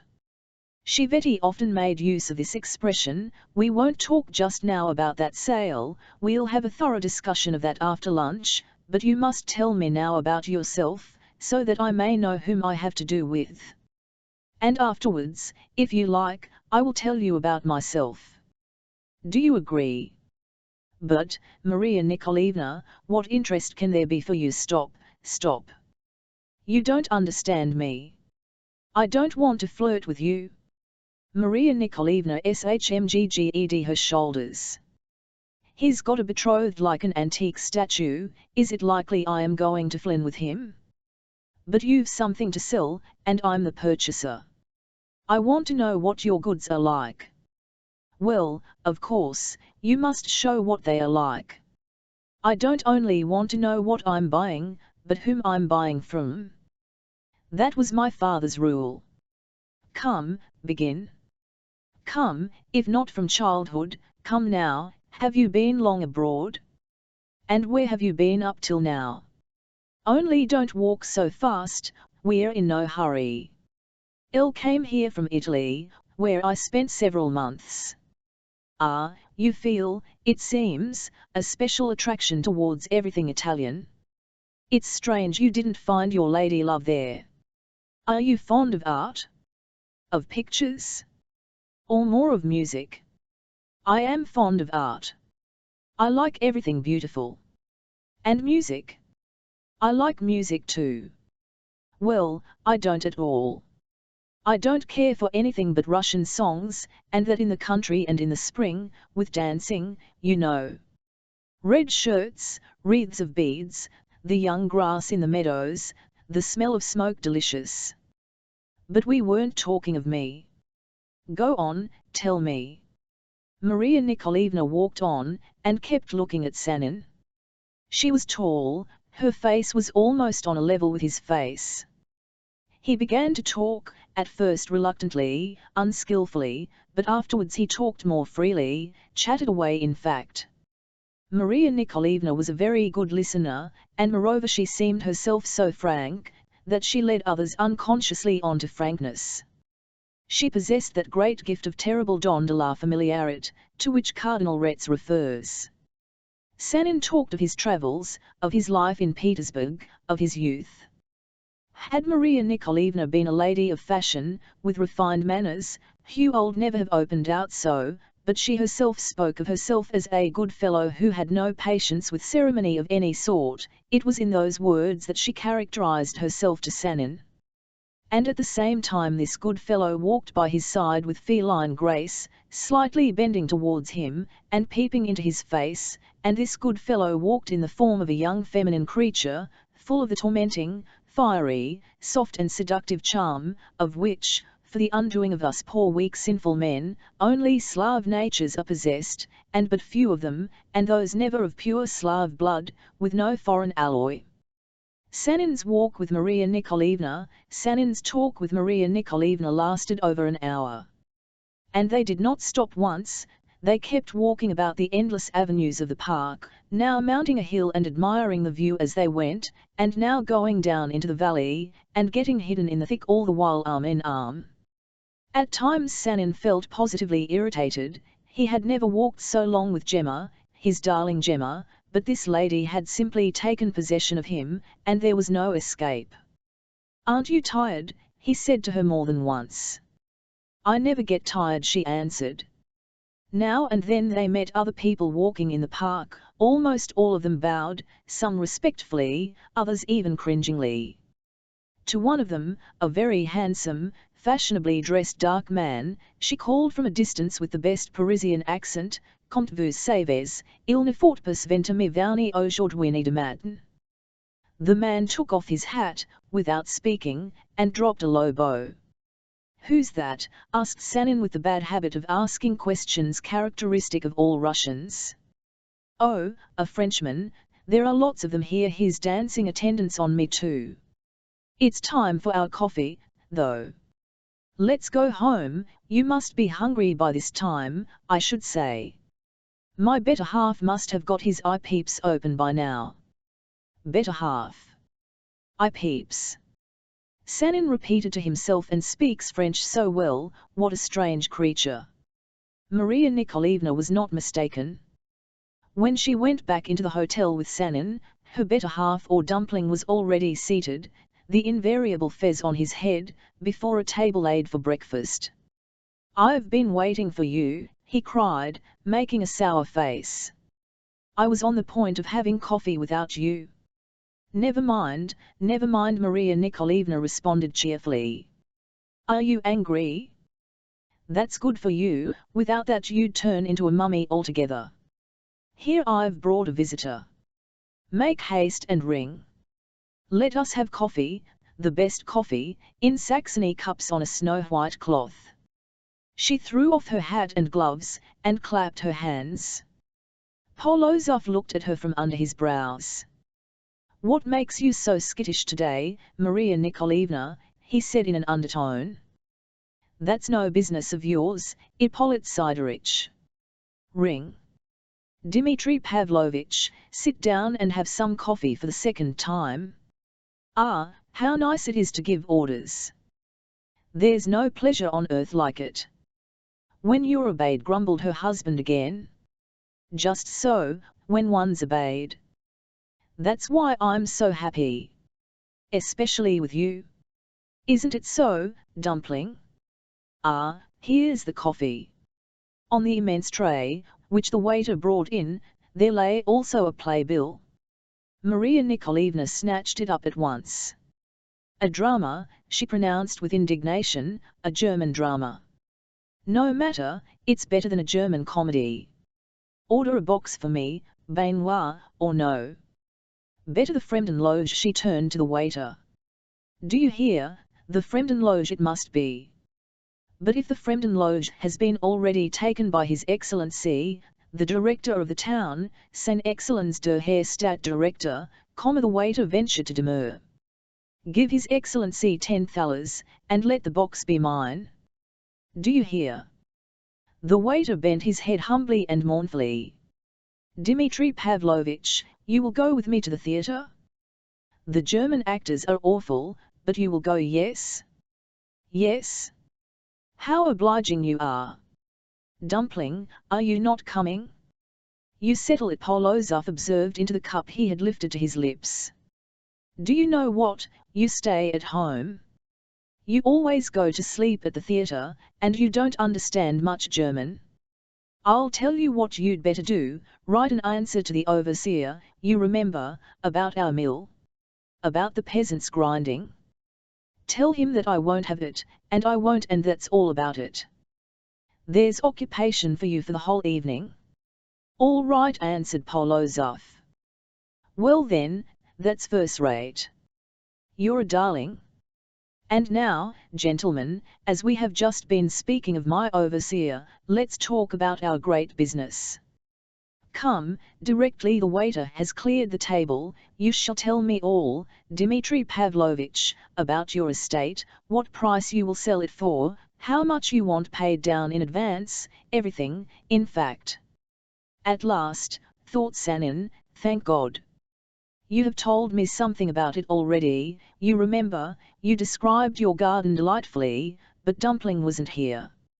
Let him hear, he may pick a hole somewhere.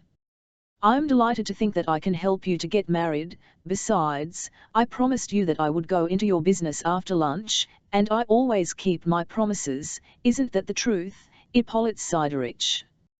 Polozov rubbed his face with his open hand. "The truth's the truth. You don't deceive anyone." "Never. And I never will deceive anyone." "Well, Dmitri Pavlovitch, expound the case as we express it in the Senate 37. Sanin proceeded to expound his case, that is to say, again, a second time, to describe his propony, not touching this time on the beauties of nature, and now and then appealing to Polozov for confirmation of his facts and figures. But Polozov simply gasped and shook his head, whether in approval or disapproval, it would have puzzled the devil, one might fancy, to decide. However, Maria Nikolaevna stood in no need of his aid. She exhibited commercial and administrative abilities that were really astonishing.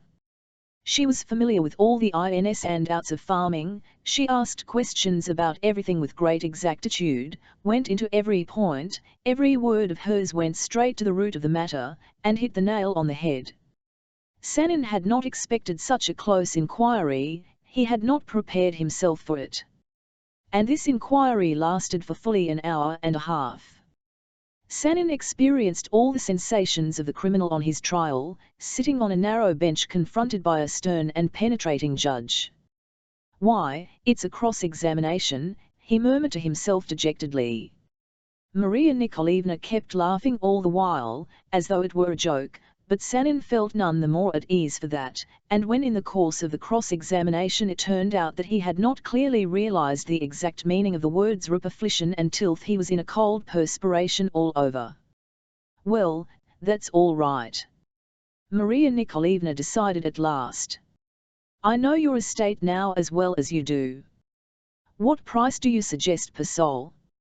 At that time, as everyone knows, the prices of estates were reckoned by the souls living as serfs on them.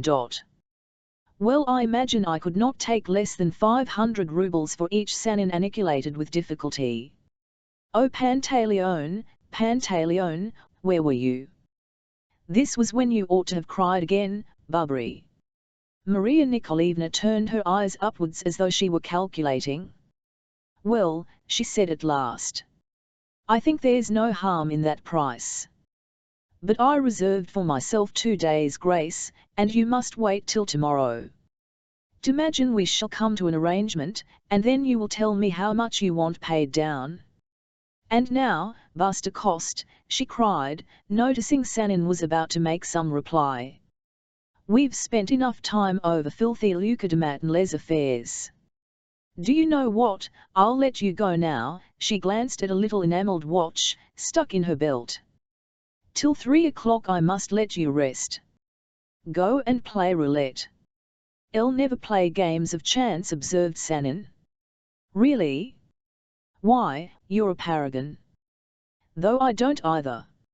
It's stupid throwing away one's money when one's no chance. But go into the gambling saloon, and look at the faces. Very comic ones there are there. There's one old woman with an stick headband and a moustache, simply delicious. Our prince, there's another, a good one too. A majestic figure with a nose like an eagle's, and when he puts down a thaler, he crosses himself under his waistcoat. Read the papers, go a walk, do what you like, in fact. But at 3 o'clock I expect you to be firm. We shall have to dine a little earlier. The theatre among these absurd Germans begins at 6:30. She held out her hand. "Sans rancune, n'est pas." "Really, Maria Nikolaevna, what reason have I to be annoyed?" "Why, because I've been tormenting you. Wait a little, you'll see. There's worse to come," she added, fluttering her eyelids, and all her dimples suddenly came out on her flushing cheeks. "Till we meet." Sanin bowed and went out. A merry laugh rang out after him, and in the looking-glass which he was passing at that instant, the following scene was reflected. Maria Nikolaevna had pulled her husband's fez over his eyes, and he was helplessly struggling with both hands. 38. Oh, what a deep sigh of delight Sanin heaved, when he found himself in his room. Indeed, Maria Nikolaevna had spoken the TNLTH, he needed rest, rest from all these new acquaintances, collisions, conversations, from this suffocating atmosphere which was affecting his head and his heart, from this enigmatical, uninvited intimacy with a woman, so alien to him. And when was all this taking place? Almost the day after he had learned that Gemma loved him, after he had become betrothed to her. Why, it was sacrilege. 1,000 times he mentally asked forgiveness of his pure chaste dove, though he could not really blame himself for anything. 1,000 times over he kissed the cross she had given him. Had he not the hope of bringing the business, for which he had come to Wiesbaden, to a speedy and successful conclusion? he would have rushed off headlong, back again, to sweet Frankfort, to that dear house, now his own home, to her, to throw himself at her loved feet. But there was no help for it. The cup must be drunk to the dregs, he must dress, go to dinner, and from there to the theatre. If only she would let him go tomorrow. One other thing confounded him, angered him, with love, with tenderness, with grateful transport he dreamed of Gemma, of their life together, of the happiness awaiting him in the future, and yet this strange woman, this Madame Polozov persistently floated, no. Not floated, poked herself, so Sanin with special vindictiveness expressed it, poked herself in and faced his eyes, and he could not rid himself of her image, could not help hearing her voice, recalling her words, could not help being aware even of the special scent, delicate, fresh and penetrating, like the scent of yellow lilies, that was wafted from her garments. This lady was obviously fooling him, and trying in every way to get over him. What for? What did she want? Could it be merely the caprice of a spoiled, rich, and most likely unprincipled woman? And that husband? What a creature he was! What were his relations with her? And why would these questions keep coming into his head, when he, Sanin, had really no interest whatever in either Polozov or his wife? Why could he not drive away that intrusive image even when he turned with his whole soul to another image, clear and bright as God's sunshine? How, through those almost divine features, dare those others force themselves upon him? And not only that, those other features smiled insolently at him. Those grey, rapacious eyes, those dimples, those snake-like tresses, how was it all that seemed to cleave to him, and to shake it all off, and fling it away, he was unable, had not the power? Nonsense! Nonsense! Tomorrow it would all vanish and leave no trace. But would she let him go tomorrow? Yes. All these questions he put to himself, but the time was moving on to 3 o'clock, and he put on a black frock coat and after a turn in the park, went into the Polozovs'. He found in their drawing-room a secretary of the legation, a very tall light-haired German, with the profile of a horse, and his hair parted down the back of his head, at that time a new fashion, and, oh, wonder! Whom besides? Von den Hof, the very officer with whom he had fought a few days before. He had not the slightest expectation of meeting him there and could not help being taken aback. He greeted him, however. "Are you acquainted?" asked Maria Nikolaevna, who had not failed to notice Sanin's embarrassment. "Yes, I have already had the honor," said den Hof, and bending a little aside, in an undertone he added to Maria Nikolaevna, with a smile, "The very man, your compatriot the Russian M. Impossible," she exclaimed also in an undertone. She shook her finger at him, and at once began to bid goodbye both to him and the long secretary, who was, to judge by every symptom, head over ears in love with her. He positively gaped every time he looked at her. Den Hof promptly took leave with amiable docility, like a friend of the family who understands at half a word what is expected of him. The secretary showed signs of restiveness, but Maria Nikolaevna turned him out without any kind of ceremony. "Get along to your sovereign mistress," she said to him. There was at that time in Wiesbaden a certain Princess di Monaco, who looked surprisingly like a cocotte of the Imra sort. "What do you want to stay with a plebeian like me for?" "Really, dear madam," protested the luckless secretary, "all the princesses in the world." But Maria Nikolaevna was remorseless, and the secretary went away, parting and all. Maria Nikolaevna was dressed that day very much to her advantage, as our grandmothers used to say. She wore a pink glass silk dress, with sleeves La Fontange, and a big diamond in each ear. Her eyes sparkled as much as her diamonds. She seemed in a good humor and in high spirits. She made Sanin sit beside her, and began talking to him about Paris, where she was intending to go in a few days, of how sick she was of Germans, how stupid they were when they tried to be clever, and how inappropriately clever sometimes when they were stupid, and suddenly, point blank, as they say, a brule pourpoint, asked him, was it TME that he had fought a duel with the very officer who had been there just now, only a few days ago, on account of a lady? How did you know that? Muttered Sanin, dumbfounded. The earth is full of rumours, Dmitri Pavlovich, but anyway, I know you were quite right, perfectly right, and behaved like a knight. Tell me, was that lady your betrothed? Sanin slightly frowned. There, I won't, Maria Nikolaevna hastened to say. You don't like it, forgive me, I won't do it, don't be angry. Polozov came in from the next room with a newspaper in his hand. What do you want? Or is dinner ready? Dinner 11 be ready directly, but just see what I've read in the Northern Bee. Prince Gromoboy is dead. Maria Nikolaevna raised her head. Ah! I wish him the joys of paradise.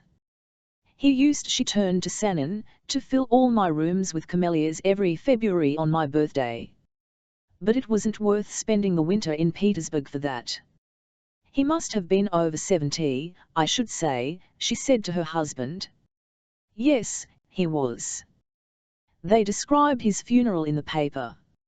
All the court were present. And here's a poem too, of Prince Kofrojkin's on the occasion. That's nice. Shall I read them? The prince calls him the good man of wise counsel. No, don't. The good man of wise counsel?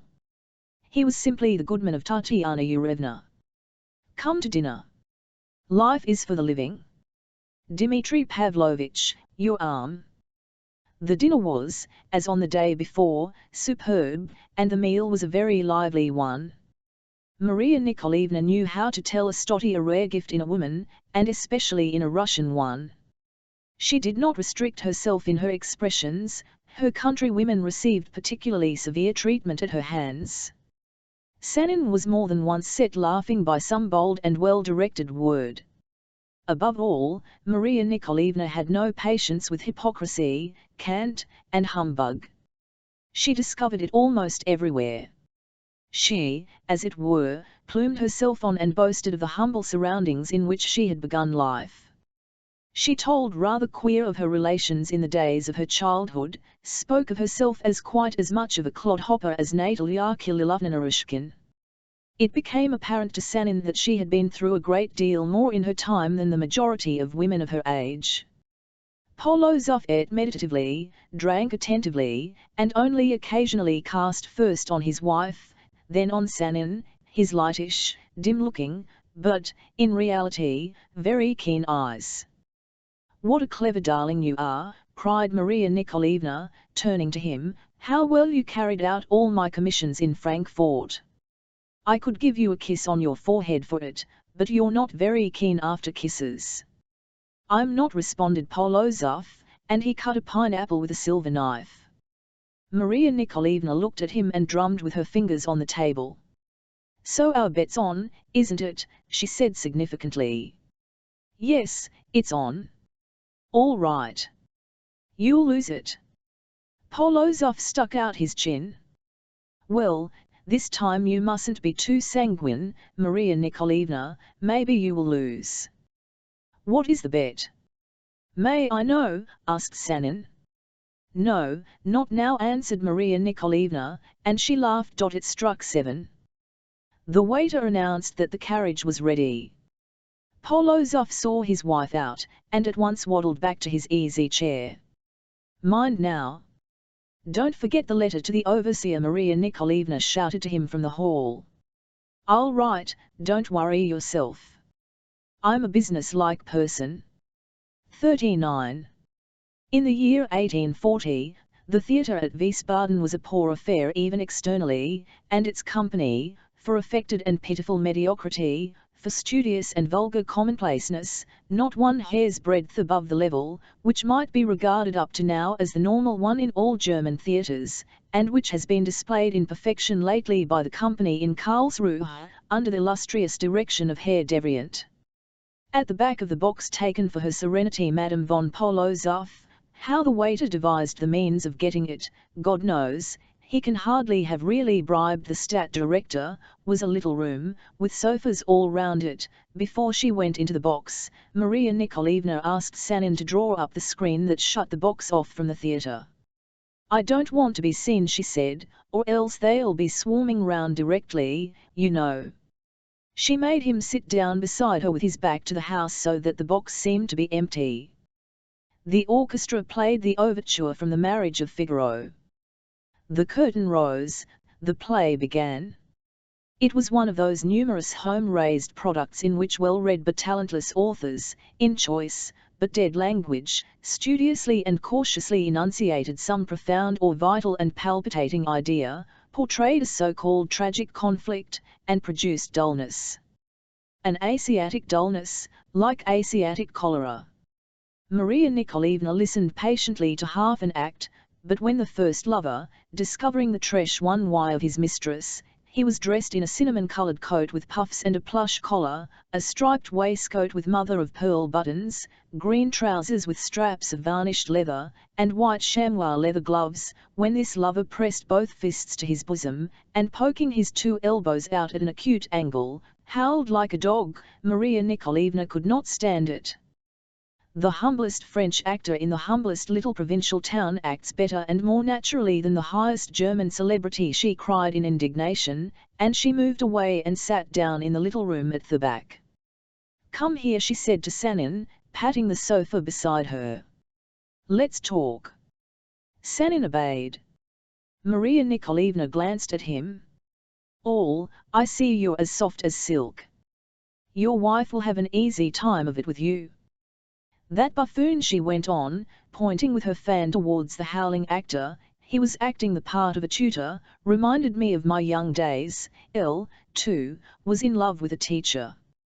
It was my my second passion. The first time I fell in love with a young monk of the Don monastery. I was 12 years old. I only saw him on Sundays. He used to wear a short velvet cassock, smelt of lavender water, and as he made his way through the crowd with the censer, used to say to the ladies in French, 'Pardon, excusez,' but never lifted his eyes, and he had eyelashes like that." Maria Nikolaevna marked off with the nail of her middle finger quite half the length of the little finger and showed Sanin. "Ndy tutor was called, Monsieur Gaston.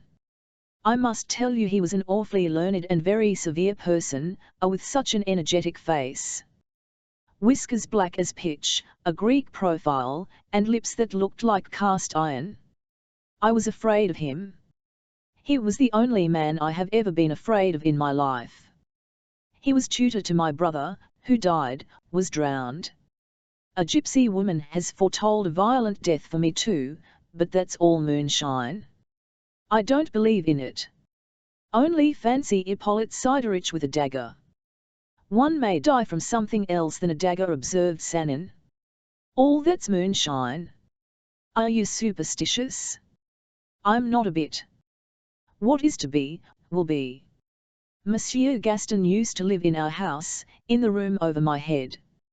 Sometimes I'd wake up at night and hear his footstep.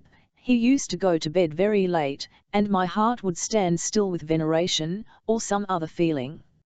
My father could hardly read and write himself, but he gave us an excellent education. Do you know, I learnt Latin." "You learnt Latin?" "Yes, I did. Monsieur Gaston taught me. I read the Aeneid with him. It's a dull thing, but there are fine passages. Do you remember when Dido and Aeneas are in the forest?" Yes, I remember," Sanin answered hurriedly. He had long ago forgotten all his Latin, and had only very faint notions about the Aeneid. Maria Nikolaevna glanced at him, as her way was, a little from one side and looking upwards. "Don't imagine, though, that I am very learned.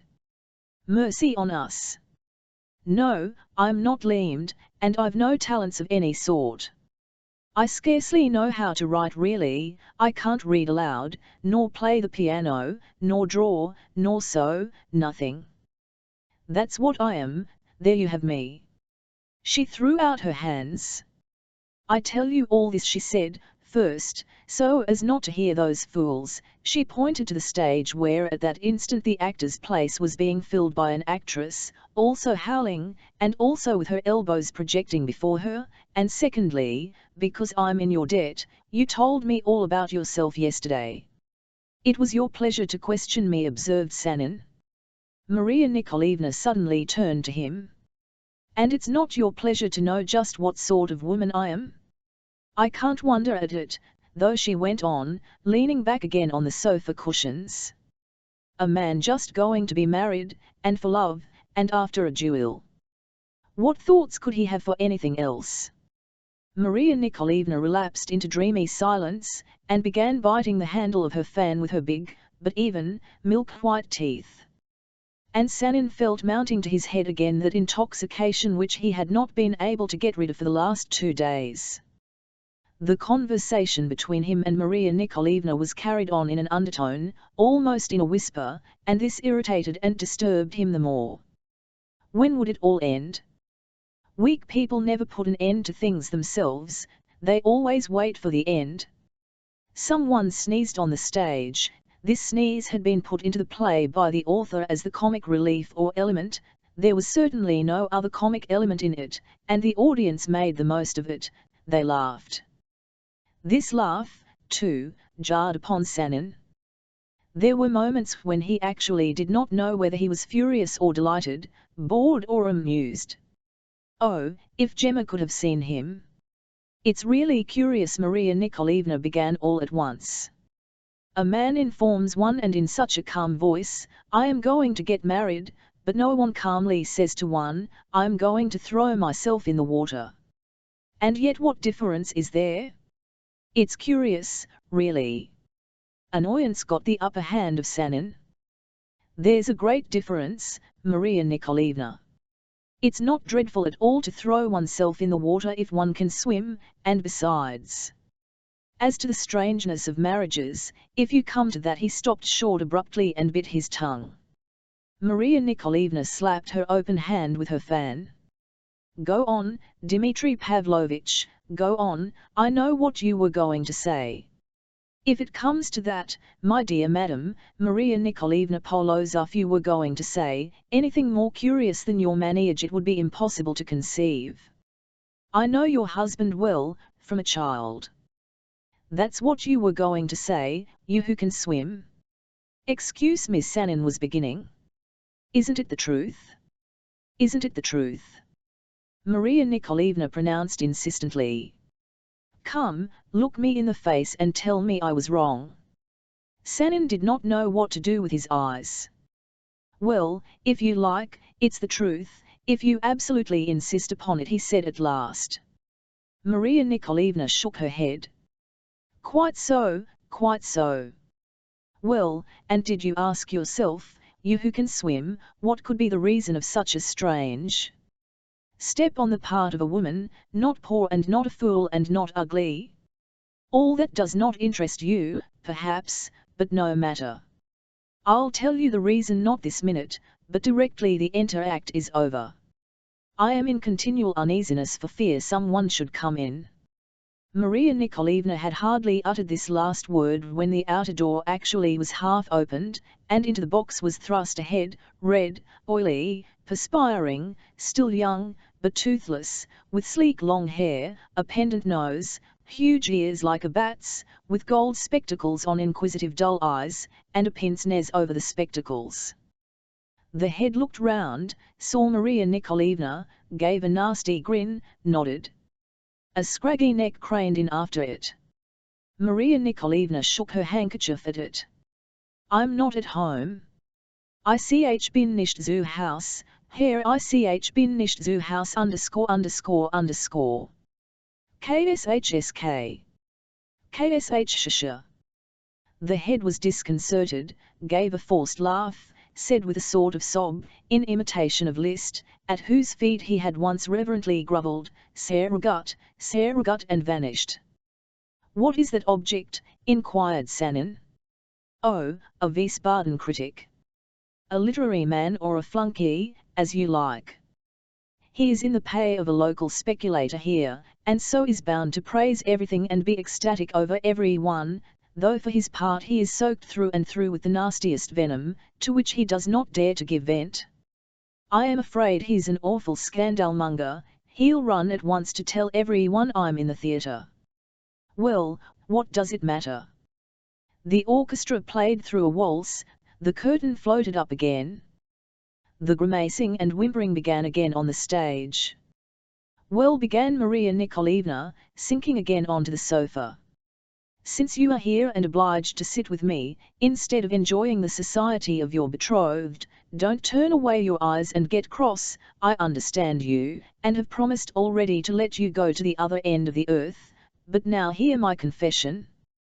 Do you care to know what I like more than anything? Freedom, hazarded Sanin. Maria Nikolaevna laid her hand on his hand. Yes, Dmitri Pavlovitch, she said, and in her voice there was a note of something special, a sort of unmistakable sincerity and gravity. Freedom, more than all and before all. And don't imagine I am boasting of this, there is nothing praiseworthy in it, only it's so and always will be so with me to the day of my death. I suppose it must have been that I saw a great deal of slavery in my childhood and suffered enough from it. Yes, and Monsieur Gaston, my tutor, opened my eyes too. Now you can, perhaps, understand why I married Ippolit Sidorovitch. With him I'm free, perfectly free as air, as the wind. And I knew that before marriage, I knew that with him I should be a free Cossack. Maria Nikolaevna paused and flung her fan aside. I will tell you one thing more, I have no distaste for reflection, it's amusing, and indeed our brains are given us for that, but on the consequences of what I do I never reflect, and if I suffer I don't pity myself, not a little bit, it's not worth it. I have a favourite saying, Sila ne tire pas consequence, I don't know how to say that in Russian. And after all, what does tire consequence?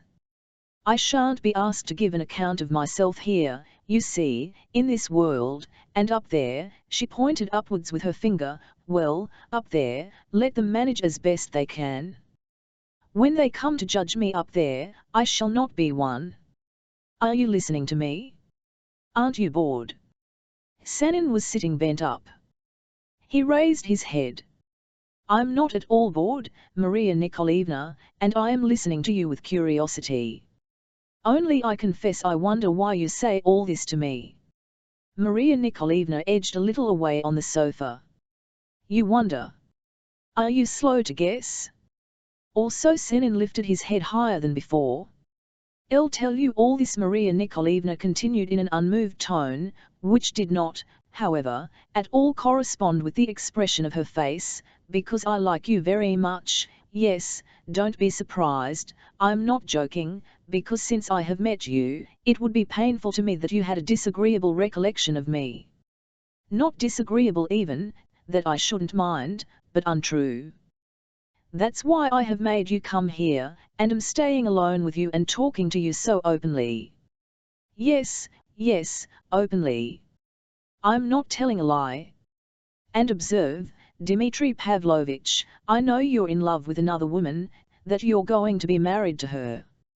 Do justice to my disinterestedness. Though indeed it's a good opportunity for you to say in your turn, Sila ne tire pas a consequence.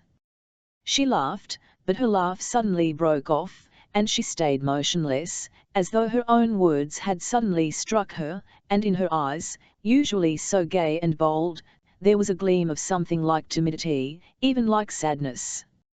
Snake. Ah, she's a snake. Sanin was thinking meanwhile, but what a lovely snake. Give me my opera glass, Maria Nikolaevna said suddenly. I want to see whether this jeune premiere really is so ugly. Upon my word, one might fancy the government appointed her in the interests of morality, so that the young men might not lose their heads over her. Sanin handed her the opera glass, and as she took it from him, swiftly, but hardly audibly, she snatched his hand in both of hers. Please don't be serious, she whispered with a smile. Do you know what, no one can put fetters on me, but then you see I put no fetters on others. I love freedom, and I don't acknowledge duties, not only for myself. Now move to one side a little, and let us listen to the play."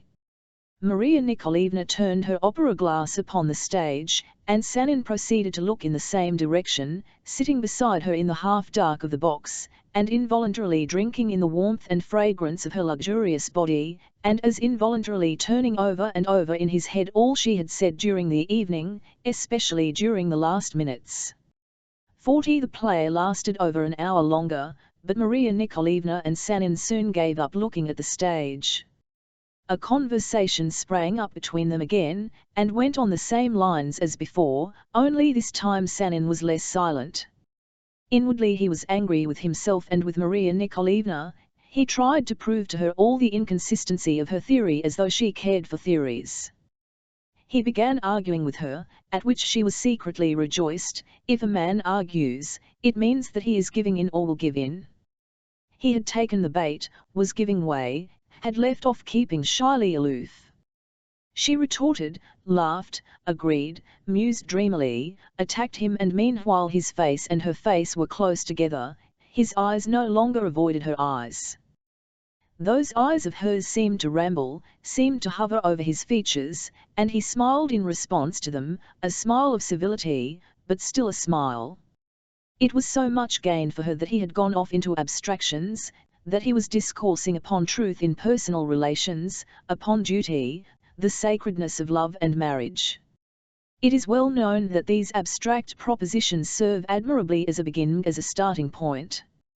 People who knew Maria Nikolaevna well used to maintain that when her strong and vigorous personality showed signs of something soft and modest, something almost of maidenly shamefacedness, though one wondered where she could have got it from, then, things were taking a dangerous turn.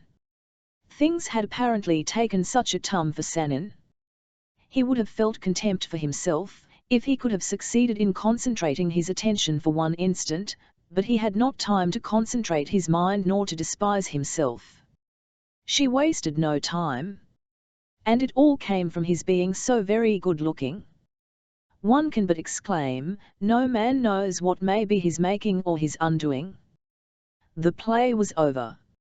Maria Nikolaevna asked Sanin to put on her shawl and did not stir, while he wrapped the soft fabric round her really queen-like shoulders. Then she took his arm, went out into the corridor, and almost cried out aloud. At the vendor of the Boxtenhof sprang up like some apparition, while behind his back she got a glimpse of the figure of the Wiesbaden critic. The literary man's oily face was positively radiant with malignancy.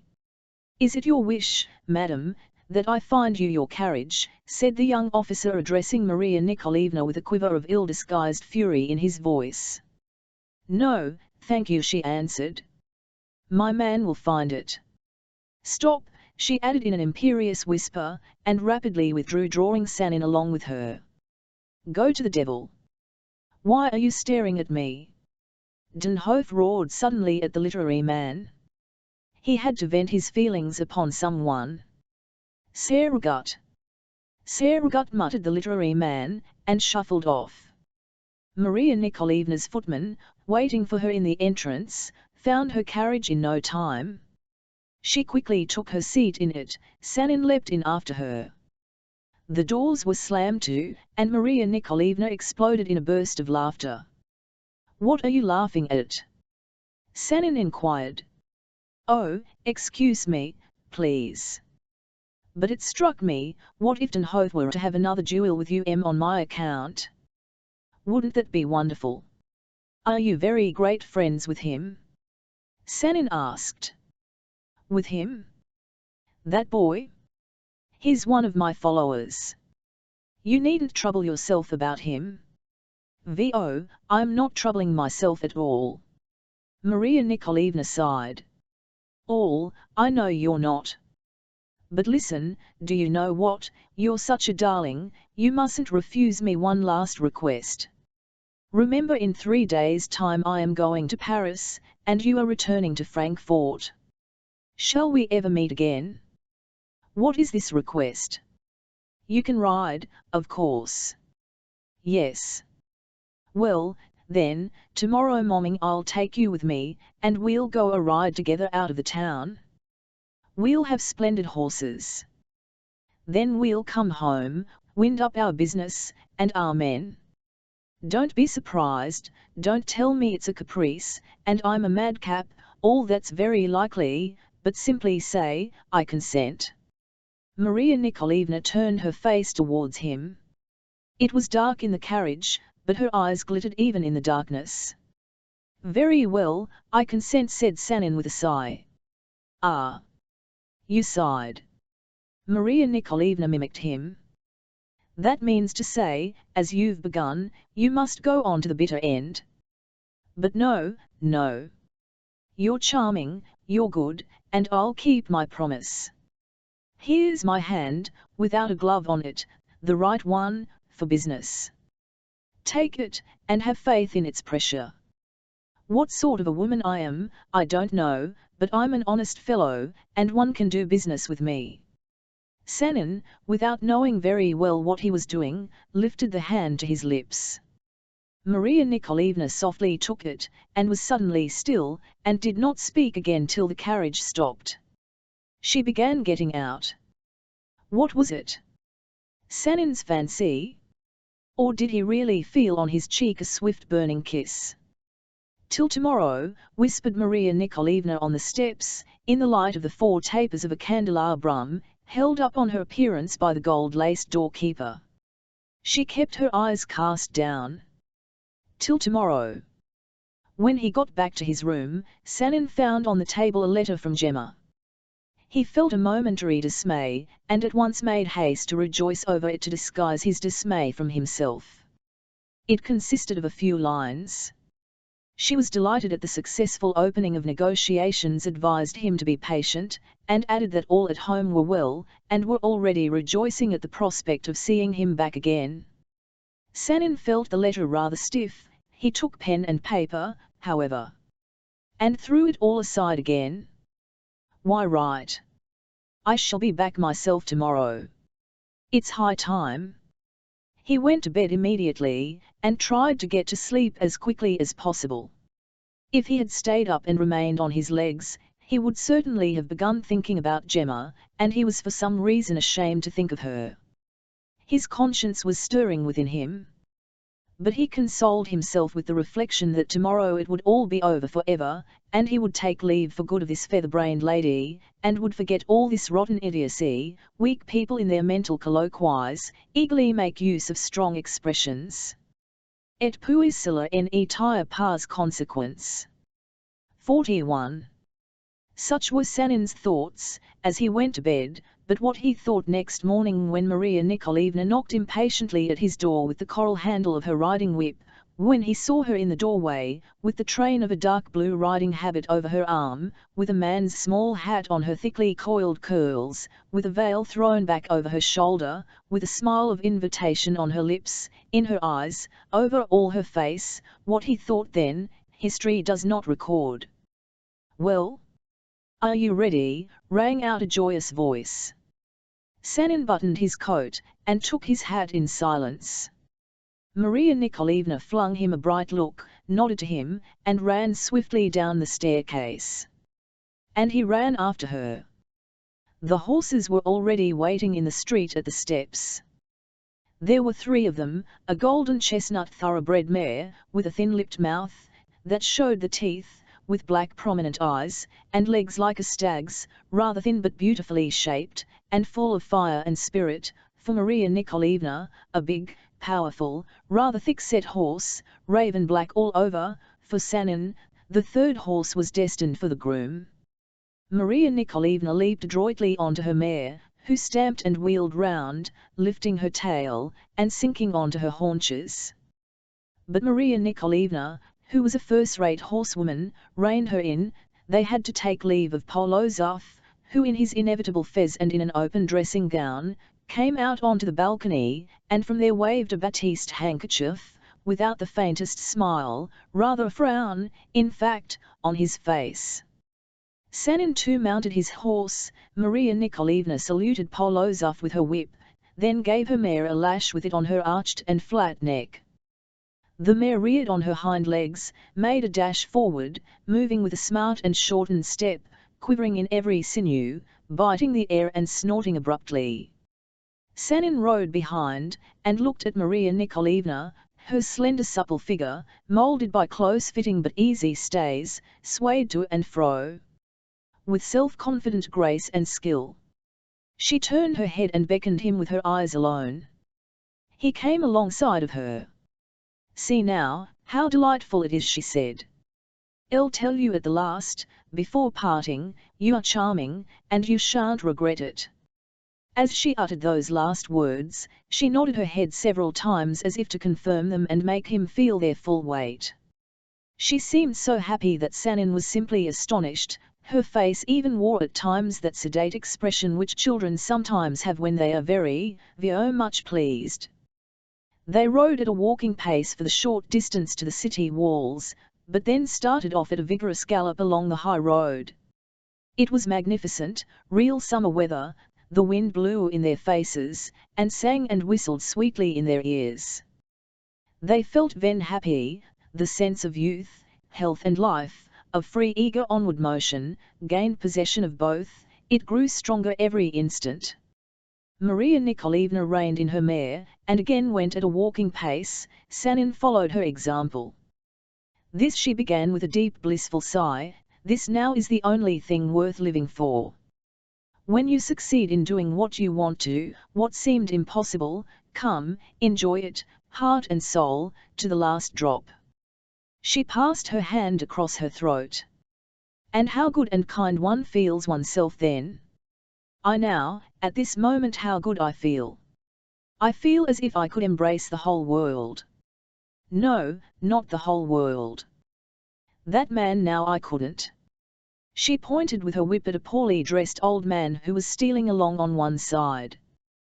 "But I am ready to make him happy. Here, take this," she shouted loudly in German, and she flung a net purse at his feet. The heavier little bag, leather purses were not thought of at that time, fell with a ring onto the road. The old man was astounded, stood still, while Maria Nikolaevna chuckled, and put her mare into a gallop. "Do you enjoy riding so much?" Sanin asked, as he overtook her. Maria Nikolaevna reined her mare in once more. Only in this way could she bring her to a stop. "I only wanted to get away from thanks. If anyone thanks me, he spoils my pleasure. You see, I didn't do that for his sake, but for my own. How dare he thank me? I didn't hear what you asked me." I wanted to know what makes you so happy today." "Do you know what?" said Maria Nikolaevna. Either she had again not heard Sanin's question, or she did not consider it necessary to answer it. "I'm awfully sick of that groom, who sticks up there behind us, and most likely does nothing but wonder when we gentlefolks are going home again. How shall we get rid of him?" She hastily pulled a little pocket book out of her pocket. "Send him back to the town with a note?" "No, that won't do." "Ah! I have it. What's that in front of us? Isn't it an inn?" Sanin looked in the direction she pointed. "Yes, I believe it is an inn." "Well, that's first rate. I'll tell him to stop at that inn and drink beer till we come back." "But what will he think?" "What does it matter to us? Besides, he won't think at all, he'll drink beer, that's all." "Come, Sanin." It was the first time she had used his surname alone, on gallop. When they reached the inn, Maria Nikolaevna called the groom up and told him what she wished of him. The groom, a man of English extraction and English temperament, raised his hand to the beak of his cap without a word, jumped off his horse, and took him by the bridle. "Well, now we are free as the birds of the air," cried Maria Nikolaevna. "Where shall we go? North, south, east, or west? Look, I'm like the Hungarian king at his coronation." She pointed her whip in each direction in turn. "All is ours. No, do you know what? See, those glorious mountains, and that forest. Let's go there, to the mountains, to the mountains." In die Burg wo die Freiheit thront she turned off the high road and galloped along a narrow untrodden track, which certainly seemed to lead straight to the hills.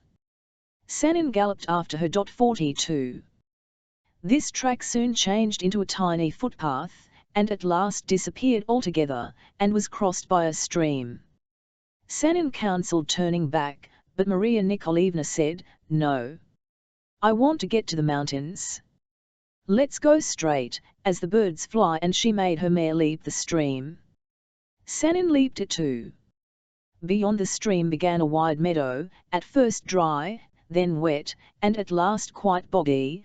The water oozed up everywhere, and stood in pools in some places. Maria Nikolaevna rode her mare straight through these pools on purpose, laughed, and said, "Let's be naughty children."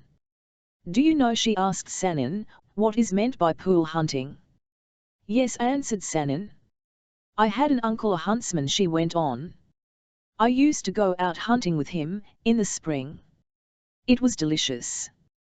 Here we are now, on the pools with you. Only, I see, you're a Russian, and yet mean to marry an Italian. Well, that's your sorrow. What's that? A stream again? Gee up." The horse took the leap, but Maria Nikolaevna's hat fell off her head, and her curls tumbled loose over her shoulders. Sanin was just going to get off his horse to pick up the hat, but she shouted to him, "Don't touch it, I'll get it myself." Bent low down from the saddle, hooked the handle of her whip into the veil, and actually did get the hat. She put it on her head, but did not fasten up her hair, and again darted off, positively hollow-eyed. Sanin dashed along beside her, by her side leaped trenches, fences, brooks, fell in and scrambled out, flew downhill, flew uphill, and kept watching her face. What a face it was! It was all, as it were, wide open eyes, eager, bright, and wild, lips, nostrils, open too, and breathing eagerly. She looked straight before her, and it seemed as though that soul longed to master everything it saw, the earth, the sky, the sun, the air itself, and would complain of one thing only, that dangers were so few, and all she could overcome. "Sanin," she cried, "why, this is like Burgers Lenore. Only you're not dead, eh?" "Not dead, Em. I am alive." She let her force and daring have full fling. It seemed not an Amazon on a galloping horse, but a young female centaur at full speed, half beast and half god, and the sober, well-bred country seemed astounded, as it was trampled underfoot in her wild riot. Maria Nikolaevna at last drew up her foaming and bespattered mare. She was staggering under her, and Sanin's powerful but heavy horse was gasping for breath. "Well, do you like it?" Maria Nikolaevna asked in a sort of exquisite whisper. "I'll like it," Sanin echoed back ecstatically. And his blood was on fire. "This isn't all, wait a bit." She held out her hand. Her glove was torn across. "I told you I would lead you to the forest, to the mountains. Here they are, the mountains." The mountains, covered with tall forest, rose about 200 feet from the place they had reached in their wild ride. "Look, here is the road, let us turn into it, and forwards. Only at a walk. We must let our horses get their breath." They rode on. With one vigorous sweep of her arm Maria Nikolaevna flung back her hair. Then she looked at her gloves and took them off. "My hands will smell of leather," she said, "you won't mind that, eh?" Maria Nikolaevna smiled, and Sanin smiled too. Their mad gallop together seemed to have finally brought them together and made them friends. "How old are you?" she asked suddenly. 22. "Really? I'm 22 too. A nice age. Add both together and you're still far off old age. It's hot, though. Am I red, eh? Like a poppy?" Maria Nikolaevna rubbed her face with her handkerchief. "We've only to get to the forest and there it will be cool. Such an old forest is like an old friend. Have you any friends?" Sanin thought a little. Yes. Only few. No real ones. I have real ones, but not old ones. This is a friend too, a horse. How carefully it carries one. Ah, but it's splendid here. Is it possible I am going to Paris the day after tomorrow? Yes. Is it possible?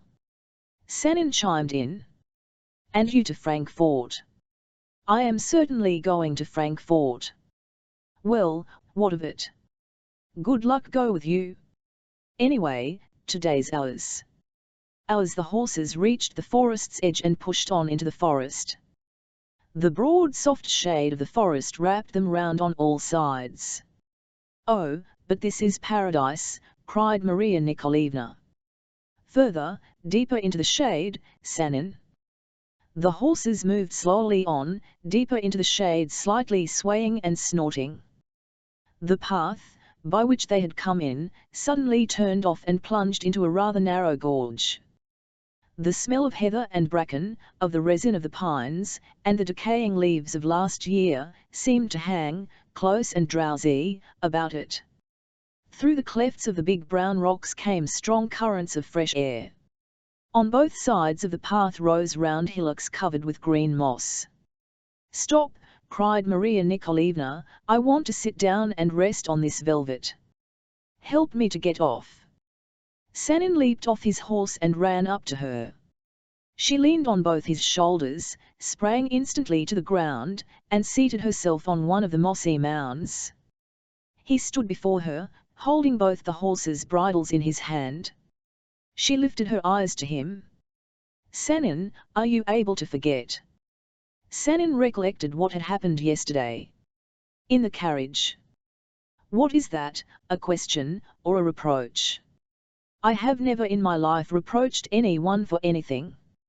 Do you believe in magic? Know what is sung of in our ballads, our Russian peasant ballads? All. That's what you're speaking of, Sanin said slowly. Yes, that's it. I believe in it and you will believe in it. Magic is sorcery. Sanin repeated, anything in the world is possible. I used not to believe in it, but I do now. I don't know myself. Maria Nikolaevna thought a moment and looked about her. Fancy, this place seems familiar to me. Look, Sanin, behind that bushy oak, is there a red wooden cross, or not? Sanin moved a few steps to one side. Yes, there is. Maria Nikolaevna smiled. All, that's good. I know where we are. We haven't got lost as yet. What's that tapping? A woodcutter. Sanin looked into the thicket. Yes. There's a man there chopping up dry branches. I must put my hair to rights, said Maria Nikolaevna. Else he'll see me and be shocked. She took off her hat and began plaiting up her long hair, silently and seriously. Sanin stood facing her. All the lines of her graceful limbs could be clearly seen through the dark folds of her habit, dotted here and there with tufts of moss. One of the horses suddenly shook itself behind Sanin's back, he himself stalled and trembled from head to foot. Everything was in confusion within him, his nerves were strung up like harp strings. He might well say he did not know himself. He really was bewitched. His whole being was filled full of one thing, one idea, one desire. Maria Nikolaevna turned a keen look upon him. Come, now everything's as it should be, she observed, putting on her hat. Won't you sit down? Here. No, wait a minute, don't sit down. What's that? Over the tree tops, over the air of the forest, rolled a dull mumbling. Can it be thunder? I think it really is thunder, answered Sanin. Oh, this is a treat, a real treat. That was the only thing wanting. The dull rumble was heard a second time, rose, and fell in a crash. Bravo! Bis. Do you remember I spoke of the Aeneid yesterday? They too were overtaken by a storm in the forest, you know. We must be off, though. She rose swiftly to her feet. "Bring me my horse. Give me your hand. There, so. I'm not heavy." She hopped like a bird into the saddle. Sanin too mounted his horse. "Are you going home?" he asked in an unsteady voice. "Home indeed," she answered deliberately and picked up the reins. "Follow me," she commanded almost roughly. She came out onto the road and passing the Red Cross, rode down into a hollow, clambered up again to a crossroad, turned to the right and again up the mountainside. She obviously knew where the path led, and the path led Fanher and farther into the heart of the forest. She said nothing and did not look round, she moved imperiously in front and humbly and submissively he followed without a spark of will in his sinking heart. Rain began to fall in spots. She quickened her horse's pace, and he did not linger behind her. At last through the dark green of the young firs under an overhanging grey rock, a tumble-down little hut peeped out at him, with a low door in its wattle wall. Maria Nikolaevna made her mare push through the fir bushes, leaped off her, and appearing suddenly at the entrance to the hut, turned to Sanin, and whispered Annius. 4 hours later, Maria Nikolaevna and Sanin, accompanied by the groom, who was nodding in the saddle, returned to Wiesbaden, to the hotel. Polozov met his wife with the letter to the overseer in his hand. After staring rather intently at her, he showed signs of some displeasure on his face, and even muttered, "You don't mean to say you've won your bet?" Maria Nikolaevna simply shrugged her shoulders. The same day, 2 hours later, Sanin was standing in his own room before her, like one distraught, ruined. "Where are you going, dear?" she asked him. "To Paris, or to Frankfurt?" "I am going where you will be, and will be with you till you drive me away," he answered with despair and pressed close to him the hands of his sovereign. She freed her hands, laid them on his head, and clutched at his hair with her fingers. She slowly turned over and twisted the unresisting hair, drew herself up, her lips curled with triumph, while her eyes, wide and clear, almost white, expressed nothing but the ruthlessness and glutted joy of conquest. The hawk, as it clutches a captured bird, has eyes like that. 43. This was what Dmitri Sanin remembered when in the stillness of his room tumming over his old papers he found among them a garnet cross. The events we have described rose clearly and consecutively before his mental vision. But when he reached the moment when he addressed that humiliating prayer to Madame Polozov, when he grovelled at her feet, when his slavery began, he averted his gaze from the images he had evoked, he tried to recall no more. And not that his memory failed him, oh no. He knew only too well what followed upon that moment, but he was stifled by shame, even now, so many years after, he dreaded that feeling of self-contempt, which he knew for certain would overwhelm him, and like a torrent, flood all other feelings if he did not bid his memory be still. But try as he would to turn away from these memories, he could not stifle them entirely. He remembered the scoundrelly, tearful, lying, pitiful letter he had sent to Gemma, that never received an answer. See her again, go back to her, after such falsehood, such treachery, no. No.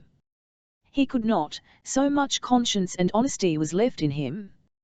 Moreover, he had lost every trace of confidence in himself, every atom of self-respect, he dared not rely on himself for anything.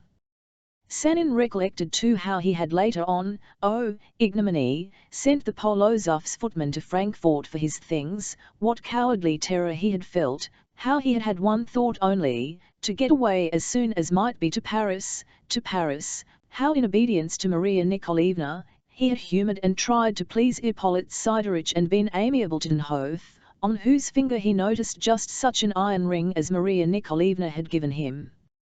Then followed memories still worse, more ignominious. The waiter hands him a visiting card, and on it is the name, Pantaleone Cipitola, court singer to His Highness the Duke of Modena.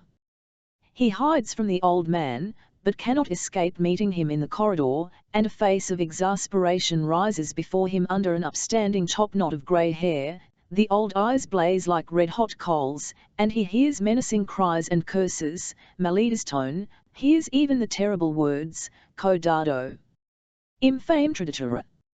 Sanin closes his eyes, shakes his head, turns away again and again, but still he sees himself sitting in a travelling carriage on the narrow front seat. In the comfortable places facing the horses sit Maria Nikolaevna and Ippolit Sidorovitch. The 4 horses trotting all together fly along the paved roads of Wiesbaden to Paris. To Paris. Ippolit Sidorovitch is eating a pear which Sanin has peeled for him, while Maria Nikolaevna watches him and smiles at him, her bond slave. That smile he knows already, the smile of the proprietor, the slave owner. But, good God, out there at the corner of the street not far from the city walls, wasn't it Pantaleone again, and who with him?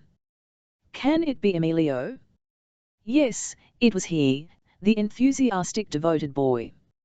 Not long since his young face had been full of reverence before his hero, his ideal, but now his pale handsome face, so handsome that Maria Nikolaevna noticed him and poked her head out of the carriage window, that noble face is glowing with anger and contempt, his eyes, so like her eyes, are fastened upon Sanin, and the tightly compressed lips part to revile him.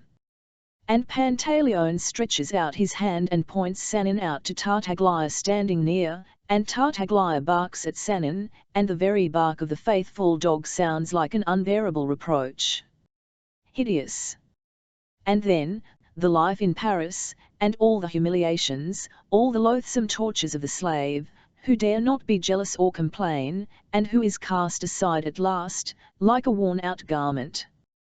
Then the going home to his own country, the poisoned, the devastated life, the petty interests and petty cares, bitter and filletless regret, and as bitter and filletless apathy, a punishment not apparent, but of every minute, continuous, like some trivial but incurable disease, the payment farthing by farthing of the debt, which can never be settled.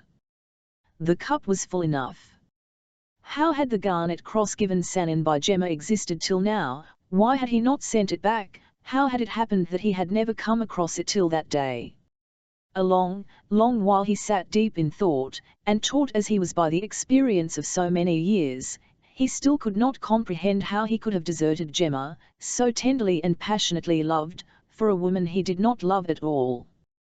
Next day he surprised all his friends and acquaintances by announcing that he was going abroad. The surprise was general. Sanin was leaving Petersburg, in the middle of the winter, after having only just taken and furnished a capital flat, and having even secured seats for all the performances of the Italian opera, in which Madame Patti, herself, was to take part. His friends and acquaintances wondered, but it is not human nature as a rule to be interested long in other people's affairs, and when Sanin set off for abroad, none came to the railway station to see him off but a French tailor, and he only in the hope of securing an unpaid account pour une sorte en barque en velours noit out a fate chic. 44. Sanin told his friends he was going abroad, but he did not say where exactly. The reader will readily conjecture that he made straight for Frankfort. Thanks to the general extension of railways, on the 4th day after leaving Petersburg he was there.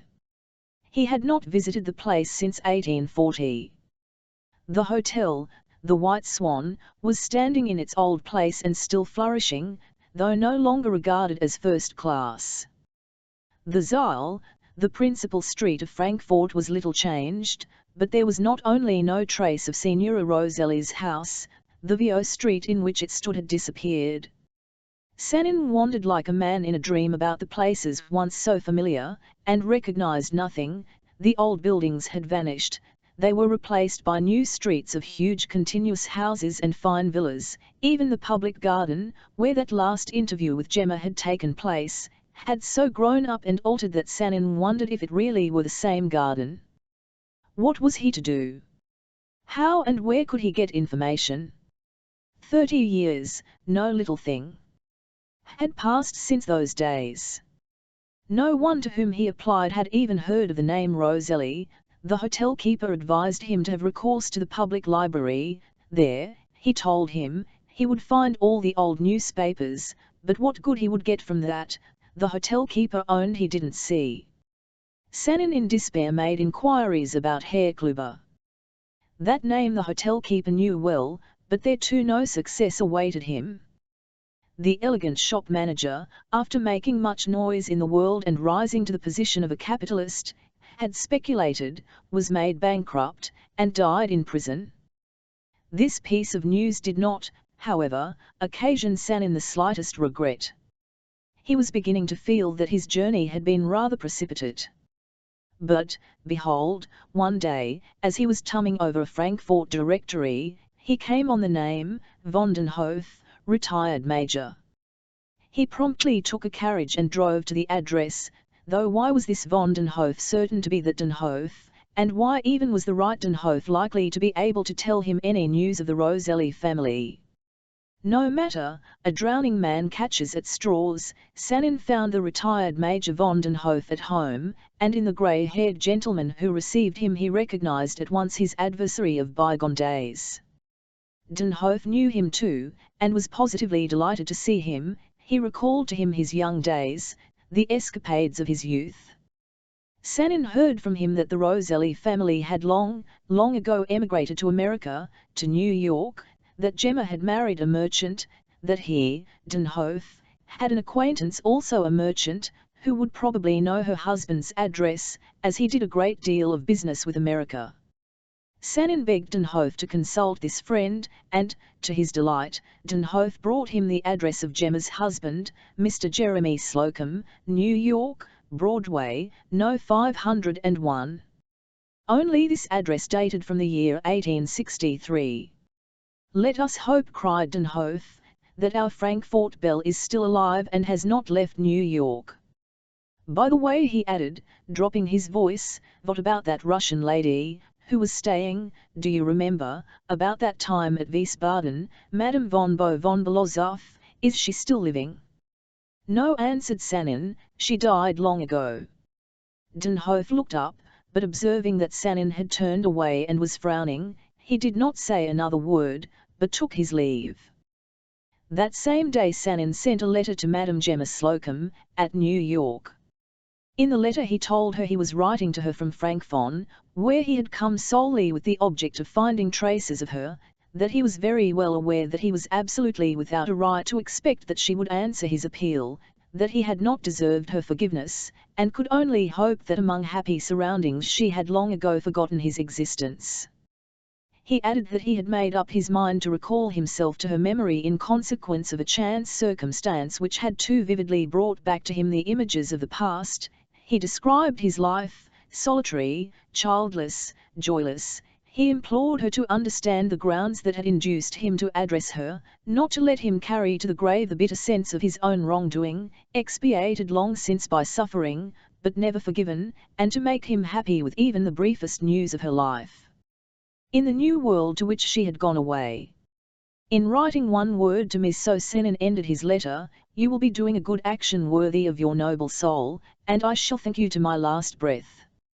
I am stopping here at the White Swan," he underlined those words, "and shall wait till spring, for your answer."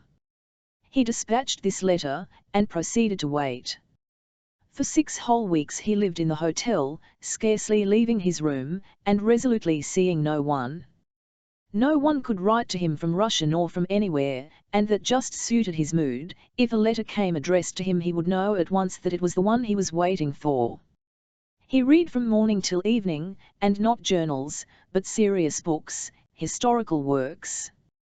These prolonged studies, this stillness, this hidden life, like a snail in its shell, suited his spiritual condition to perfection, and for this, if nothing more, thanks to Gemma. But was she alive? Would she answer? At last a letter came, with an American postmark, from New York, addressed to him.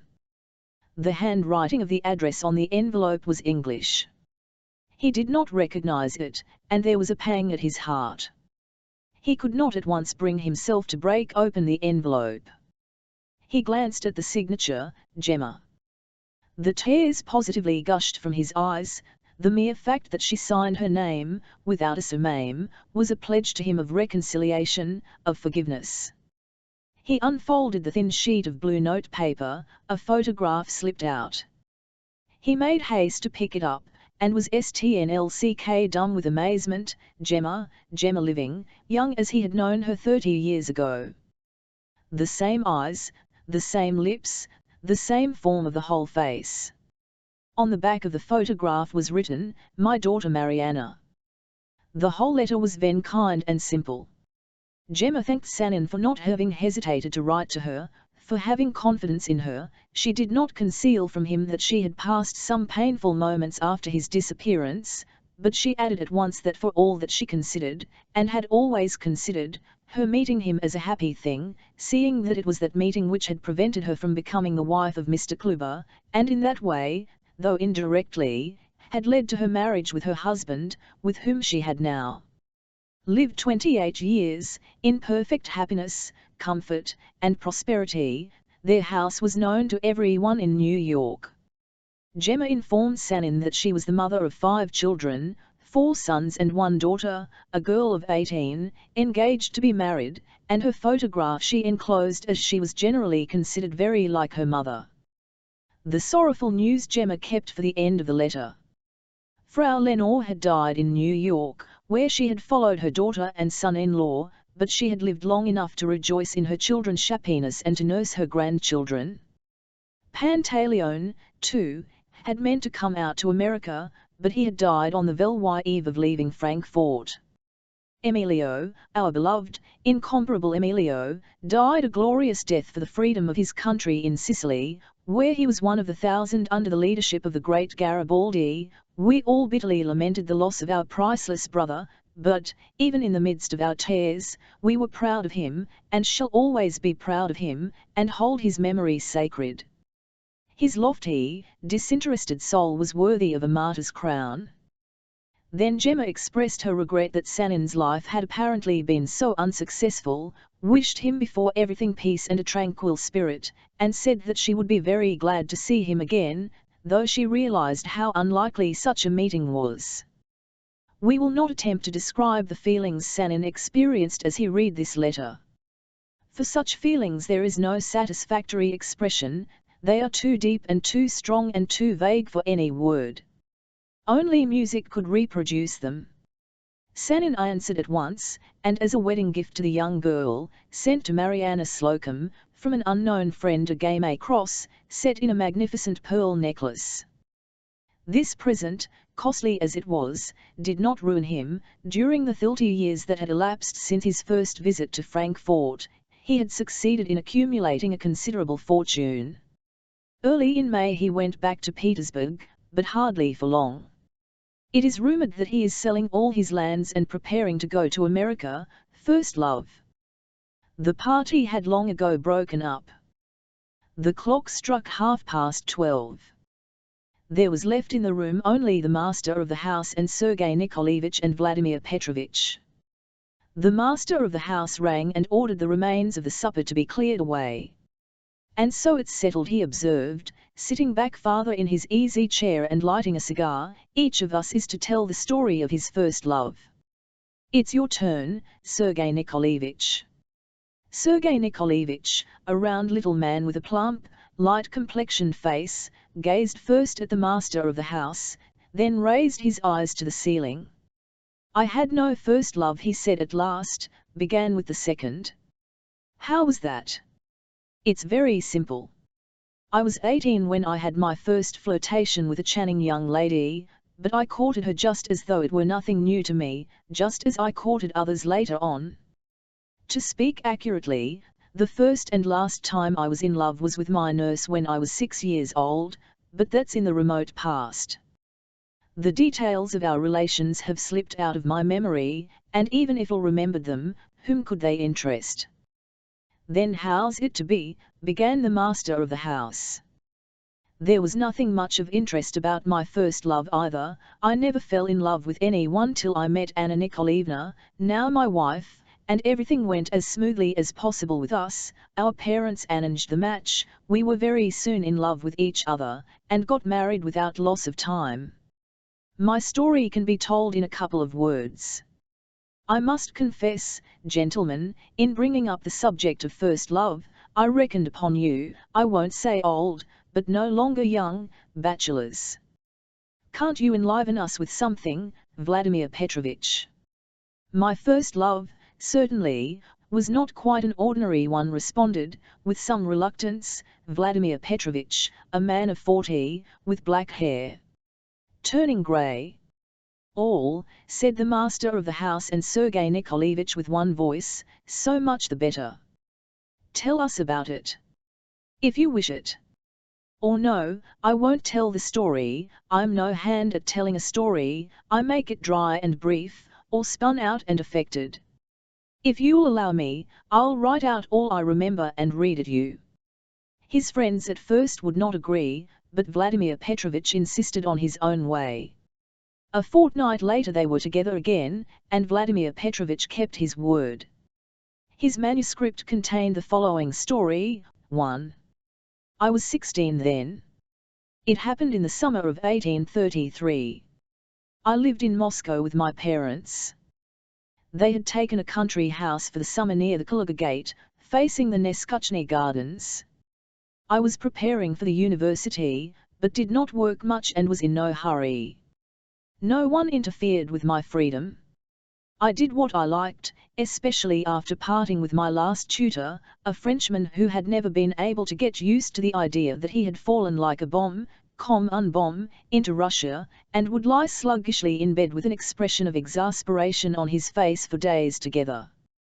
My father treated me with careless kindness, my mother scarcely noticed me, though she had no children except me, other cares completely absorbed her. My father, a man still young and very handsome, had married her from Mercenary 1Y considerations, she was 10 years older than he. My mother led a melancholy life, she was forever agitated, jealous and angry, but not in my father's presence, she was very much afraid of him, and he was severe, cold, and distant in his behavior. I have never seen a man more elaborately serene, self-confident, and commanding. I shall never forget the first weeks I spent at the country house. The weather was magnificent, we left town on the 9th of May, on St. Nicholas Day. I used to walk about in our garden, in the Neskuchny Gardens, and beyond the town gates, I would take some book with me, Kedanov's course, for instance, but I rarely looked into it, and more often than anything declaimed verses aloud. I knew a great deal of poetry by heart, my blood was in a ferment and my heart ached, so sweetly and absurdly, I was all hope and anticipation, was a little frightened of something, and full of wonder at everything, and was on the tiptoe of expectation. My imagination played continually, fluttering rapidly about the same fancies, like martins about a bell tower at dawn. I dreamed, was sad, even wept, but through the tears and through the sadness, inspired by a musical verse, or the beauty evening, shot up like grass in spring the delicious sense of youth and effervescent life. I had a horse to ride, I used to saddle it myself and set off alone for long rides, break into a rapid gallop and fancy myself a knight at a tournament. How gaily the wind whistled in my ears! Or turning my face towards the sky, I would absorb its shining radiance and blew into my soul, that opened wide to welcome it. I remember that at that time the image of woman, the vision of love, scarcely ever arose in definite shape in my brain, but in all I thought, in all I felt, lay hidden a half-conscious, shamefaced presentiment of something new, unutterably sweet, feminine. This presentiment, this expectation, permeated my whole being, I breathed in it, it coursed through my veins with every drop of blood, it was destined to be soon fulfilled. The place, where we settled for the summer, consisted of a wooden manor house with columns and 2 small lodges. In the lodge on the left there was a tiny factory for the manufacture of cheap wallpapers. I had more than once strolled that way to look at about a dozen thin and dishevelled boys with greasy smocks and worn faces, who were perpetually jumping onto wooden levers, that pressed down the square blocks of the press, and so by the weight of their feeble bodies struck off the variegated patterns of the wallpapers. The lodge on the right stood empty, and was to let. One day, 3 weeks after the 9th of May, the blinds in the windows of this lodge were drawn up, women's faces appeared at them, some family had installed themselves in it. I remember the same day at dinner, my mother inquired of the butler who were our new neighbours, and hearing the name of the Princess Asakin, first observed with some and then added, "A poor one, I suppose, respect, a princess." "They arrived in 3 hired flies," the butler remarked deferentially, as he handed a dish. "They don't keep their own carriage, and the fumigers of the poorest." "All," replied my mother, "so much the better." My father gave her a chilly glance. She was silent. Certainly the Princess Asakin could not be a rich woman. The lodge she had taken was so dilapidated and small and low-pitched that people, even moderately well off in the world, would hardly have consented to occupy it. At the time, however, all this went in at one ear and out at the other. The princely title had very little effect on me. I had just been reading Schiller's Robbers. I was in the habit of wandering about our garden every evening on the lookout for rooks. I had long cherished a hatred for those wary, sly, and rapacious birds. On the day of which I have been speaking, I went as usual into the garden, and after patrolling all the walks without success, the rooks knew me, and merely caught spasmodically at a distance, I chanced to go close to the low fence which separated our domain from the narrow strip of garden stretching beyond the lodge to the right, and belonging to it. I was walking along, my eyes on the ground. Suddenly I heard a voice. I looked across the fence, and was thunderstnlck. I was confronted with a curious spectacle. A few paces from me on the grass between the green raspberry bushes stood a tall slender girl in a striped pink dress, with a white kerchief on her head. 4 young men were close round her, and she was slapping them by turns on the forehead with those small grey flowers, the name of which I don't know, though they are well known to children. The flowers form little bags, and burst open with a pop when you strike them against anything hard. The young men presented their foreheads so eagerly, and in the gestures of the girl, Elle saw her in profile, there was something so fascinating, imperious, caressing, mocking, and charming, that I almost cried out with admiration and delight, and would, I thought, have given everything in the world on the spot only to have had those exquisite fingers strike me on the forehead. My gun slipped onto the grass. I forgot everything. I devoured with my eyes the graceful shape and neck and lovely arms and the slightly disordered fair hair under the white kerchief, and the half-closed clever eye, and the eyelashes and the soft cheek beneath them. "Young man, hey, young man," said a voice suddenly near me, "is it quite permissible to stare so at unknown young ladies?" I started. I was struck dumb. Near me, the other side of the fence, stood a man with close-cropped black hair, looking ironically at me. At the same instant the girl too turned towards me. I caught sight of big grey eyes in a bright mobile face, and the whole face suddenly quivered and laughed. There was a flash of white teeth, a droll lifting of the eyebrows. I crimsoned, picked up my gun from the ground, and pursued by a musical but not ill-natured laugh, fled to my own room, flung myself on the bed, and hid my face in my hands. My heart was fairly leaping. I was greatly ashamed and overjoyed. I felt an excitement I had never known before. After a rest, I brushed my hair, washed, and went downstairs to tea. The image of the young girl floated before me. My heart was no longer leaping, but was full of a sort of sweet oppression. "What's the matter?" my father asked me all at once. "Have you killed a rook?" I was on the point of telling him all about it, but I checked myself, and merely smiled to myself. As I was going to bed, I rotated, I don't know why, 3 times on one leg, pomaded my hair, got into bed, and slept like a top all night. Before morning I woke up for an instant, raised my head, looked round me in ecstasy, and fell asleep again. 3. "How can I make their acquaintance?" was my first thought when I waked in the morning. I went out in the garden before momming tea, but I did not go too near the fence, and saw no one. After drinking tea, I walked several times up and down the street before the house, and looked into the windows from a distance. I fancied her face at a curtain, and I hurried away in alarm. Ill must make her acquaintance, though I thought, pacing distractedly about the sandy plain that stretches before Nescutney Park. But how, that is the question. I recalled the minutest details of our meeting yesterday. I had for some reason or other a particularly vivid recollection of how she had laughed at me. But while I racked my brains, and made various plans, fate had already provided for me. In my absence my mother had received from her new neighbour a letter on grey paper, sealed with brown wax, such as is only used in notices from the post office or on the corks of bottles of cheap wine.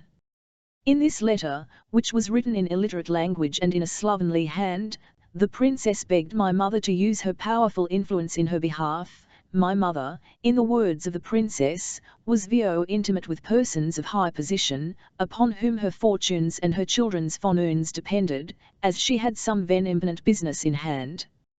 I address myself to you, she wrote, as one gentlewoman to another gentlewoman, and for that reason am glad to avail myself of the opportunity. Concluding, she begged my mother's permission to call upon her. I found my mother in an unpleasant state of indecision. My father was not at home, and she had no one of whom to ask advice. Not to answer a gentlewoman, and a princess into the bargain, was impossible. But my mother was in a difficulty as to how to answer her. To write a note in French struck her as unsuitable, and Russian spelling was not a strong point with my mother herself, and she was aware of it, and did not care to expose herself. She was overjoyed when I made my appearance, and at once told me to go round to the princess's, and to explain to her by word of mouth that my mother would always beg her to do her excellency any service within her powers, and begged her to come to see her at 1 o'clock. This unexpectedly rapid fulfillment of my secret desires both delighted and appalled me. I made no sign, however, of the perturbation which came over me, and as a preliminary step went to my own room to put on a new necktie and tail coat. At home I still wore short jackets and lay-down collars, much as I abominated them, for in the narrow and untidy passage of the lodge, which I entered with an involuntary tremor in all my limbs, I was met by an old grey-headed servant with a dark copper-coloured face, surly little pig's eyes, and such deep furrows on his forehead and temples as I had never beheld in my life. He was carrying a plate containing the spine of a herring that had been gnawed at, and shutting the door that led into the room with his foot, he jerked out, "What do you want? Is the Princess Zasekin at home?" I inquired. "Vonifati," a jarring female voice screamed from within. The man without a word turned his back on me, exhibiting as he did so the extremely threadbare hind part of his livery with a solitary reddish heraldic button on it. He put the plate down on the floor, and went away. "Did you go to the police station?" the same female voice called again. The man muttered something in reply. Has someone come?" I heard again. "The young gentleman from next door." "Ask him in, then."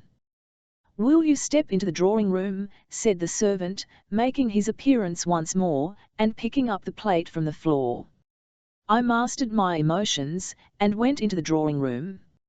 I found myself in a small and not over-clean apartment, containing some poor furniture that looked as if it had been hurriedly set down where it stood. At the window in an easy chair with a broken arm was sitting a woman of 50, bareheaded and ugly, in an old green dress, and a striped worsted wrap about her neck. Her small black eyes fixed me like pins. I went up to her and bowed. "I have the honor of addressing the Princess Zasekin." "I am the Princess Zasekin, and you are the son of Mr. V. "Yes. I have come to you with a message from my mother." "Sit down, please." "Vonifati, where are my keys? Have you seen them?" I communicated to Madame Zasekin my mother's reply to her note. She heard me out, drumming with her fat red fingers on the window pane, and when I had finished, she stared at me once more. "Very good, I'll be sure to come," she observed at last. "But how young you are! How old are you, may I ask?" 16, I replied, with an involuntary stammer. The princess drew out of her pocket some greasy papers covered with writing, raised them right up to her nose, and began looking through them. "A good age," she ejaculated suddenly, turning round restlessly on her chair. "And do you, pray, make yourself at home? I don't stand on ceremony."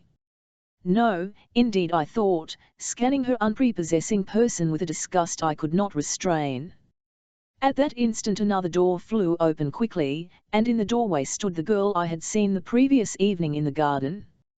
She lifted her hand, and a mocking smile gleamed in her face. "Here is my daughter," observed the princess, indicating her with her elbow. "Zinochka, the son of our neighbor, Mr. V. What is your name, allow me to ask?" "Vladimir," I answered, getting up, and stuttering in my excitement. "And your father's name?" "Petrovich." "All. I used to know a commissioner of police whose name was Vladimir Petrovich too." "Vonifati." "Don't look for my keys, the keys are in my pocket." The young girl was still looking at me with the same smile, faintly fluttering her eyelids, and putting her head a little on one side. "I have seen Monsieur Voldemar before," she began. The silvery note of her voice ran through me with a sort of sweet shiver. "You will let me call you so?" "Oh, please," I faltered. "Where was that?" asked the princess. The young princess did not answer her mother. "Have you anything to do just now?" she said, not taking her eyes off me. "Oh, no. Would you like to help me win some wool? Come in here, to me." She nodded to me and went out of the drawing room. I followed her. In the room we went into, the furniture was a little better, and was arranged with more taste. Though, indeed, at the moment, I was scarcely capable of noticing anything, I moved as in a dream and felt all through my being a sort of intense blissfulness that verged on imbecility. The young princess sat down, took out a skein of red wool and, motioning me to a seat opposite her, carefully untied the skein and laid it across my hands. All this she did in silence with a sort of droll deliberation and with the same bright sly smile on her slightly parted lips. She began to wind the wool on a bent card, and all at once she dazzled me with a glance so brilliant and rapid, that I could not help dropping my eyes. When her eyes, which were generally half closed, opened to their full extent, her face was completely transfigured, it was as though it were flooded with light. "What did you think of me yesterday, Monsieur Voldemar?" she asked after a brief pause. "You thought ill of me, I expect." "I thought nothing. How can one?" I answered in parenthesis. "Confusion." "Listen," she rejoined. "You don't know me yet. I'm a very strange person, I like always to be told the truth. You, I have just heard, are 16, and I am 21, you see I'm a great deal older than you, and so you ought always to tell me the truth and to do what I tell you," she added. "Look at me, why don't you look at me?" I was still more abashed, however, I raised my eyes to her. She smiled, not her former smile, but a smile of approbation. "Look at me," she said, dropping her voice caressingly. "Don't dislike that I like your face, I have a presentiment we shall be friends." "But do you like me?" she added slyly. "Princess," I was beginning. "In the first place, you must call me Zinafta Alexandrovna, and in the second place it's a bad habit," for corrected herself, "for young people, not to say straight out what they feel. That's all very well for grown-up people. You like me, don't you?" Though I was greatly delighted that she talked so freely to me, still I was a little hurt. I wanted to show her that she had not a mere boy to deal with, and assuming as easy and serious an air as I could, I observed, "Certainly. I like you very much, Zinaida Alexandrovna, I have no wish to conceal it." She shook her head very deliberately. "Have you a tutor?" she asked suddenly. "No, I've not had a tutor for a long, long while." I told a lie, it was not a month since I had parted with my Frenchman. "Oh. I see then, you are quite grown up." She tapped me lightly on the fingers. "Hold your hands straight." And she applied herself busily to winding the ball. I seized the opportunity when she was looking down and fell to watching her, at first stealthily, then more and more boldly. Her face struck me as even more charming than on the previous evening, everything in it was so delicate, clever, and sweet. She was sitting with her back to a window covered with a white blind. The sunshine, streaming in through the blind, shed a soft light over her fluffy golden curls, her innocent neck, her sloping shoulders, and tender untroubled bosom. I gazed at her, and how dear and near she was already to me. It seemed to me I had known her a long while and had never known anything nor lived at all till I met her. She was wearing a dark and rather shabby dress and an apron. I would gladly, I felt, have kissed every fold of that dress and apron. The tips of her little shoes peeped out from under her skirt. I could have bowed down in adoration to those shoes. And here I am sitting before her, I thought. I have made acquaintance with her. What happiness, my God! I could hardly keep from jumping up from my chair in ecstasy, but I only swung my legs a little, like a small child who has been given sweetmeats. I was as happy as a fish in water, and I could have stayed in that room forever, have never left that place. Her eyelids were slowly lifted, and once more her clear eyes shone kindly upon me, and again she smiled. "How you look at me," she said slowly, and she held up a threatening finger. I blushed. She understands it all, she sees all flashed through my mind. And how could she fail to understand and see it all? All at once there was a sound in the next room, the clink of a saber. "Zina," screamed the princess in the drawing-room, "Byalove's has brought you a kitten." "A kitten," cried Zinaida, and getting up from her chair impetuously, she flung the ball of worsted on my knees and ran away. I too got up and, laying the skein and the ball of wool on the window-sill, I went into the drawing-room and stood still, hesitating. In the middle of the room, a tabby kitten was lying with outstretched paws. Zinaida was on her knees before it, cautiously lifting up its little face. Near the old princess, and filling up almost the whole space between the two windows, was a flaxen curly-headed young man, a hussar, with a rosy face and prominent eyes. "What a funny little thing," Zinaida was saying, "and its eyes are not grey, but green, and what long ears." "Thank you, Victoria Greich. You are very kind." The hussar, in whom I recognized one of the young men I had seen the evening before, smiled and bowed with a clink of his spurs and a jingle of the chain of his sabre.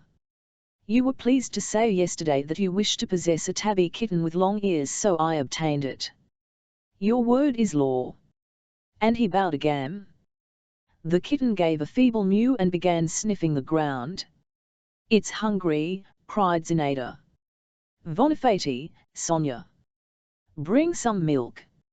A maid, in an old yellow gown with a faded kerchief at her neck, came in with a saucer of milk and set it before the kitten.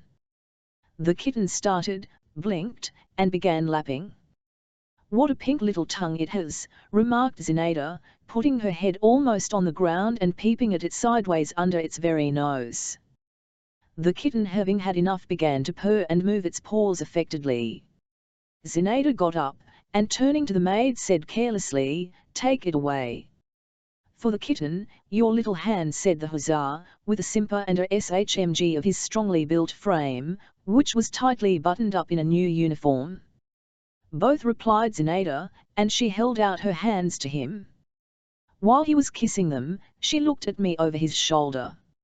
I stood stock still in the same place and did not know whether to laugh, to say something, or to be silent. Suddenly through the open door into the passage I caught sight of our footman, Fyodor. He was making signs to me. Mechanically I went out to him. "What do you want?" I asked. "Your mamma has sent for you," he said in a whisper. "She is angry that you have not come back with the answer." "Why, have I been here long?" "Over an hour." "Over an hour," I repeated unconsciously, and going back to the drawing-room I began to make bows and scrape with my heels. "Where are you off to?" the young princess asked, glancing at me from behind the hussar. "I must go home." "So I am to say," I added, addressing the old lady, "that you will come to us about 2. "Do you say so, my good sir?" The princess hurriedly pulled out her snuff-box and took snuff so loudly that I positively jumped. "Do you say so?" she repeated, blinking tearfully and sneezing. I bowed once more, turned, and went out of the room with that sensation of awkwardness in my spine which a very young man feels when he knows he is being looked at from behind. "Mind you come and see us again," Monsieur Voldemar Zinaida called, and she laughed again. Why is it she's always laughing? I thought, as I went back home escorted by Fyodor, who said nothing to me, but walked behind me with an air of disapprobation. My mother scolded me and wondered whatever I could have been doing so long at the princess's. I made her no reply and went off to my own room. I felt suddenly very sad. I tried hard not to cry. I was jealous of the hussar. 5. The princess called on my mother as she had promised and made a disagreeable impression on her. I was not present at their interview, but at table my mother told my father that this Prince Zasykin struck her as a femme très vulgaire, that she had quite worn her out begging her to interest Prince Sergei in their behalf, that she seemed to have no end of lawsuits and affairs on hand, de Villain's affairs d'argent, and must be a very troublesome and litigious person. My mother added, however, that she had asked her and her daughter to dinner the next day. Hearing the word daughter I buried my nose in my plate, for after all she was a neighbour and a person of title. Upon this my father informed my mother that he remembered now who this lady was, that he had in his youth known the deceased Prince Zasykin, a very well-bred, but frivolous and absurd person, that he had been nicknamed in society Le Parisien from having lived a long while in Paris, that he had been very rich, but had gambled away all his propny, and for some unknown reason, probably for money, though indeed he might have chosen better, if so, my father added with a cold smile, he had married the daughter of an agent, and after his marriage had entered upon speculations and ruined himself utterly. "If only she doesn't try to borrow money," observed my mother. "That's exceedingly possible," my father responded tranquilly. "Does she speak French?" "Very badly." "Hm. It's of no consequence anyway. I think you said you had asked the daughter too. Someone was telling me she was a very charming and cultivated girl." "All. Then she can't take after her mother." "Nor her father either," rejoined my father. "He was cultivated indeed, but a fool." My mother sighed and sank into thought. My father said no more. I felt very uncomfortable during this conversation. After dinner I went into the garden, but without my gun. I swore to myself that I would not go near the Zasykins' garden, but an irresistible force drew me thither, and not in vain. I had hardly reached the fence when I caught sight of Zinaida. This time she was alone. She held a book in her hands, and was coming slowly along the path. She did not notice me. I almost let her pass by, but all at once I changed my mind and coughed. She turned round, but did not stop, pushed back with one hand the broad blue ribbon of her round straw hat, looked at me, smiled slowly, and again bent her eyes on the book.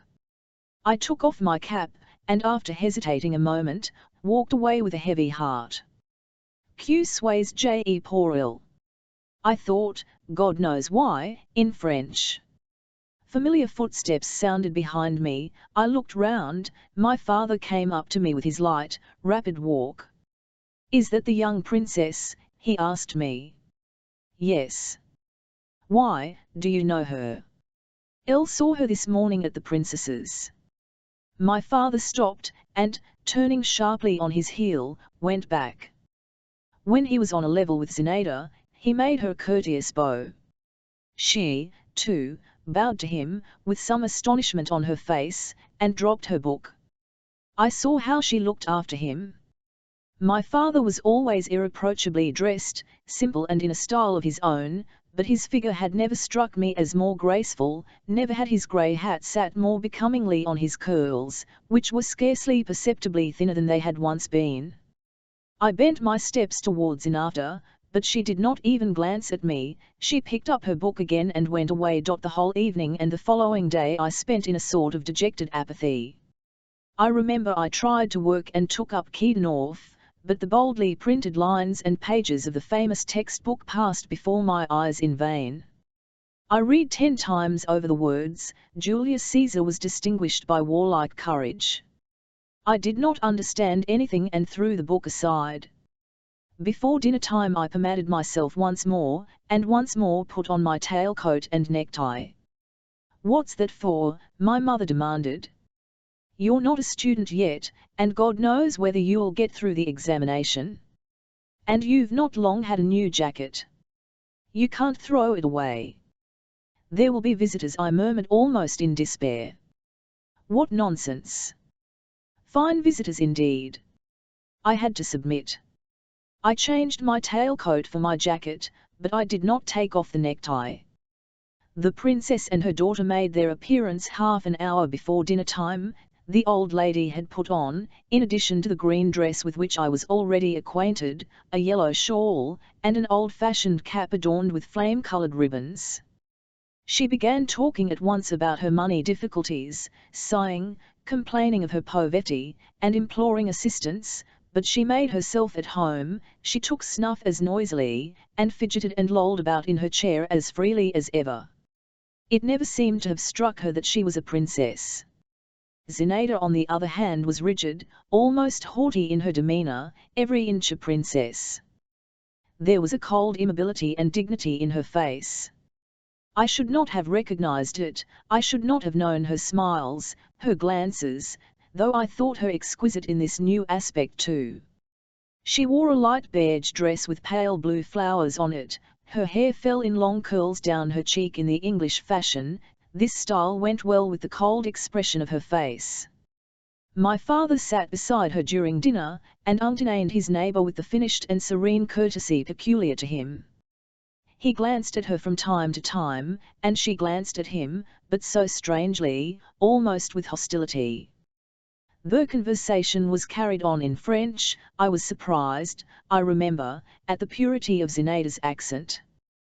The princess, while we were at table, as before made no ceremony. She ate a great deal, and praised the dishes.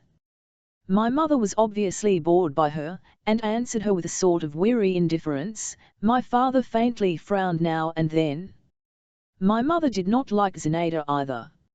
"A conceited minx," she said next day. "And fancy, what she has to be conceited about, avec sa mine de grisette." "It's clear you have never seen any grisettes," my father observed to her.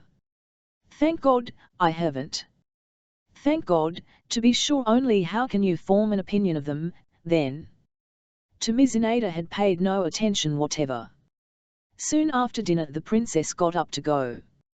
"I shall rely on your kind officers, Maria Nikolaevna and Pyotr Vassilitch," she said in a doleful sing-song to my mother and father. "I've no help for it. There were days, but they are over. Here I am, an excellency, and a poor honor it is with nothing to eat." My father made her a respectful bow and escorted her to the door of the hall. I was standing there in my short jacket, staring at the floor, like a man under sentence of death. Zinaida's treatment of me had crushed me utterly. What was my astonishment, when, as she passed me, she whispered quickly with her former kind expression in her eyes, "Come to see us at 8, do you hear, be sure."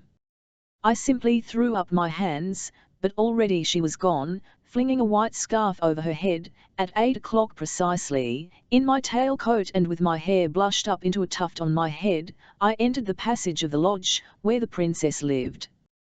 The old servant looked crossly at me and got up unwillingly from his bench.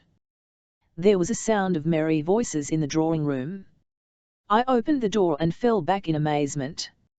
In the middle of the room was the young princess, standing on a chair, holding a man's hat in front of her. Round the chair crowded some half a dozen men. They were trying to put their hands into the hat, while she held it above their heads, shaking it violently. On seeing me, she cried, "Stay, stay, another guest, he must have a ticket too," and leaping lightly down from the chair she took me by the cuff of my coat. "Come along," she said, "why are you standing still? Messieurs, let me make you acquainted, this is Monsieur Voldemar, the son of our neighbour." And this she went on, addressing me, and indicating her guests in turn, Count Malevsky, Dr. Lushin, Mordaunt the poet, the retired Captain Nomatsky, and Byalov the hussar, whom you've seen already. I hope you will be good friends. I was so confused that I did not even bow to anyone. In Dr. Lushin I recognized the dark man who had so mercilessly put me to shame in the garden.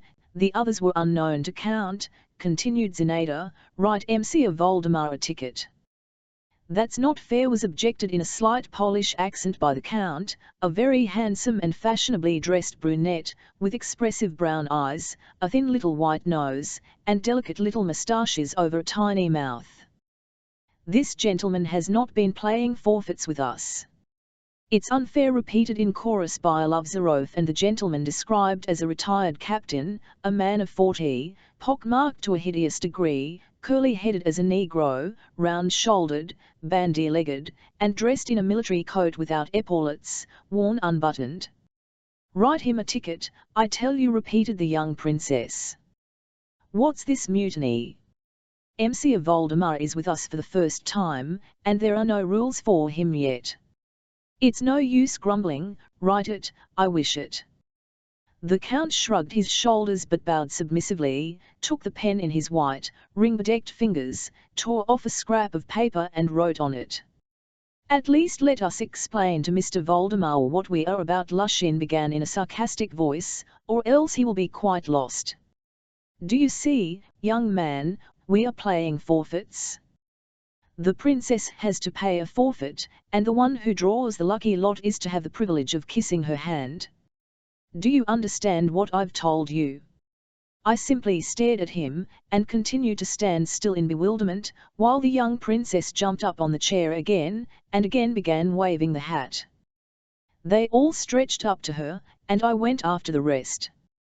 "Mordaunt," said the princess to a tall young man with a thin face, little dim-sighted eyes, and exceedingly long black hair, "you as a poet ought to be magnanimous, and give up your number to Monsieur Voldemar so that he may have 2 chances instead of 1. But Mordaunt shook his head in refusal, and tossed his hair. After all the others I put my hand into the hat, and unfolded my lot. Heavens! What was my condition when I saw on it the word, kiss? Kiss! I could not help crying aloud.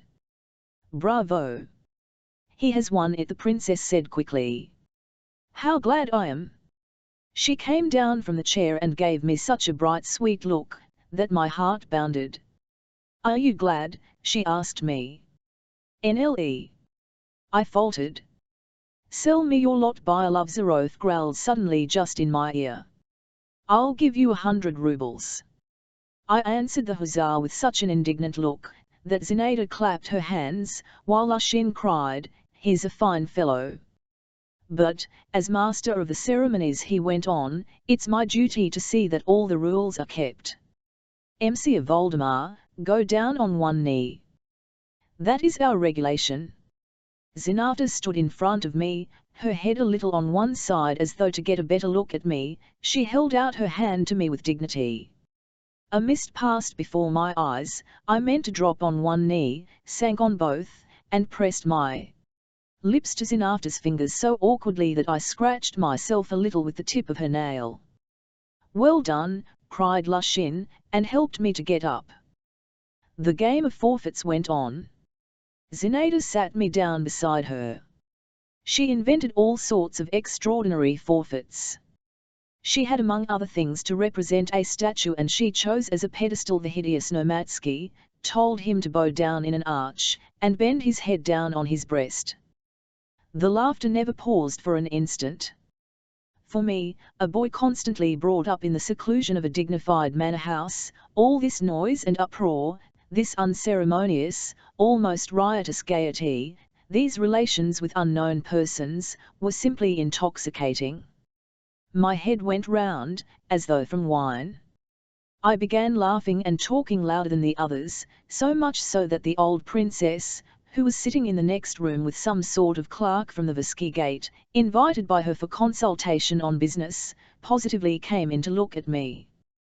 But I felt so happy that I did not mind anything. I didn't care a straw for anyone's jeers, or dubious looks. Zinaida continued to show me a preference, and kept me at her side. In one forfeit, I had to sit by her, both hidden under one silk handkerchief. I was to tell her my secret.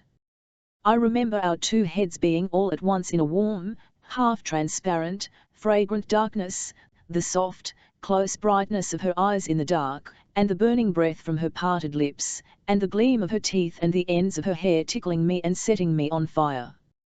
I was silent. She smiled slyly and mysteriously, and at last whispered to me, "Well, what is it?" But I merely blushed and laughed, and turned away, catching my breath. We got tired of forfeits. We began to play a game with a string. My God! What were my transports when, for not paying attention, I got a sharp and vigorous slap on my fingers from her, and how I tried afterwards to pretend that I was absent-minded, and she teased me, and would not touch the hands I held out to her. What didn't we do that evening? We played the piano, and sang and danced and acted a gypsy encampment. Nomadsky was dressed up as a bear, and made to drink salt water. Count Malevsky showed us several sorts of card tricks, and finished, after shuffling the cards, by dealing himself all the trumps at whist, on which Lushin had the honor of congratulating him. Midanov recited portions from his poem The Man's Lair. Romanticism was at its height at this period, which he intended to bring out in a black cover with the title in blood-red letters. They stole the clerk's cap off his knee, and made him dance a Cossack dance by way of ransom for it. They dressed up old Bonifati in a woman's cap, and the young princess put on a man's hat. I could not enumerate all we did. Only Byelovzorov kept more and more in the background, scowling and angry. Sometimes his eyes looked bloodshot, he flushed all over, and it seemed every minute as though he would rush out upon us all and scatter us like shavings in all directions, but the young princess would glance at him, and shake her finger at him, and he would retire into his corner again. We were quite worn out at last.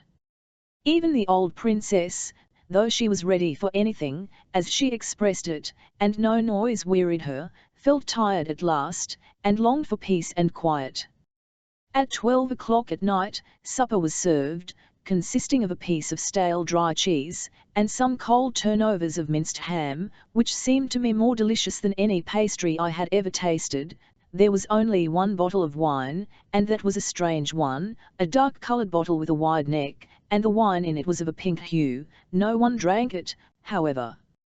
Tired out and faint with happiness, I left the lodge. At parting Zinata pressed my hand warmly, and again smiled mysteriously. The night air was heavy and damp in my heated face. A storm seemed to be gathering. Black storm clouds grew and crept across the sky, their smoky outlines visibly changing. A gust of wind shivered restlessly in the dark trees, and somewhere, far away on the horizon, muffled thunder angrily muttered as it were to itself. I made my way up to my room by the back stairs. My old man nurse was asleep on the floor, and I had to step over him. He waked up, saw me, and told me that my mother had again been very angry with me, and had wished to send after me again, but that my father had prevented her. I had never gone to bed without saying good night to my mother, and asking her blessing. There was no help for it now. I told my man that I would undress and go to bed by myself, and I put out the candle. But I did not undress, and did not go to bed. I sat down on a chair, and sat a long while, as though spellbound. What I was feeling was so new and so sweet. I sat still, hardly looking round and not moving, drew slow breaths, and only from time to time laughed silently at some recollection, or turned cold within at the thought that I was in love, that this was she, that this was love.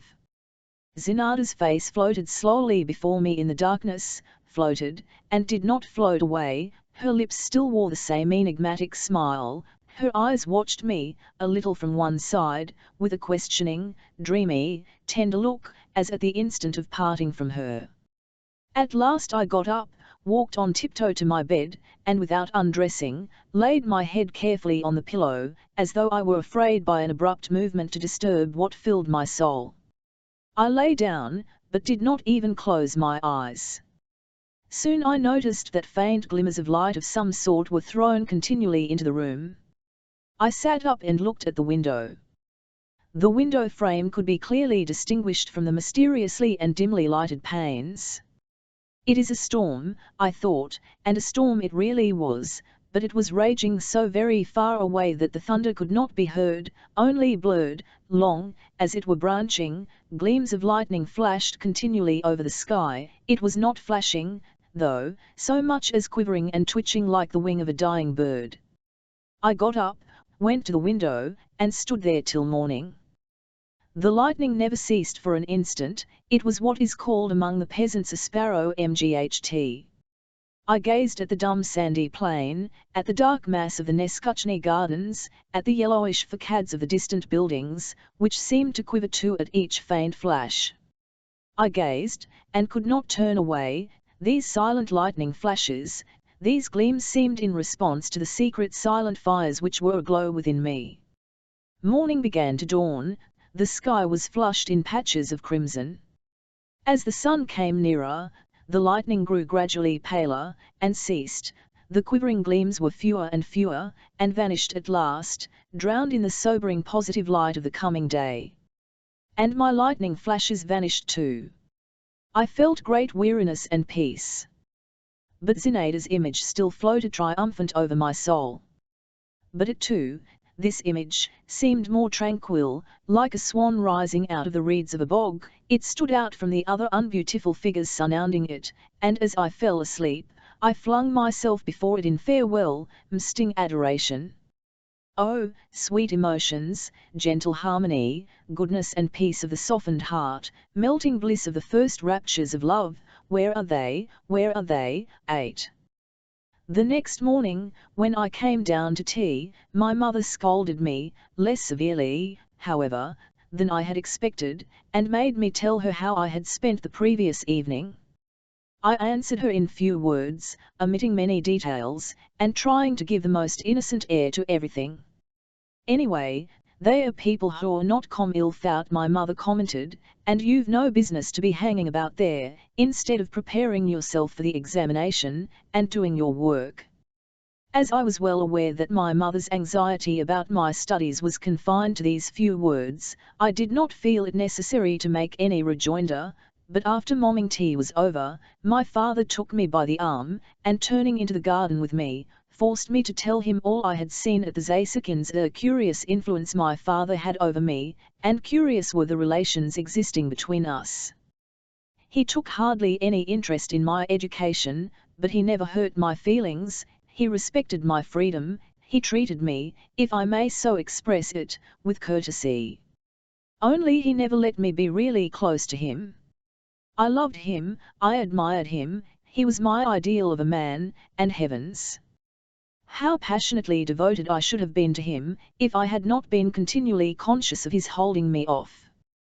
But when he liked, he could almost instantaneously, by a single word, a single gesture, call forth an unbounded confidence in him. My soul expanded. I chatted away to him, as to a wise friend, a kindly teacher. Then he as suddenly got rid of me, and again he was keeping me off, gently and affectionately, but still he kept me off.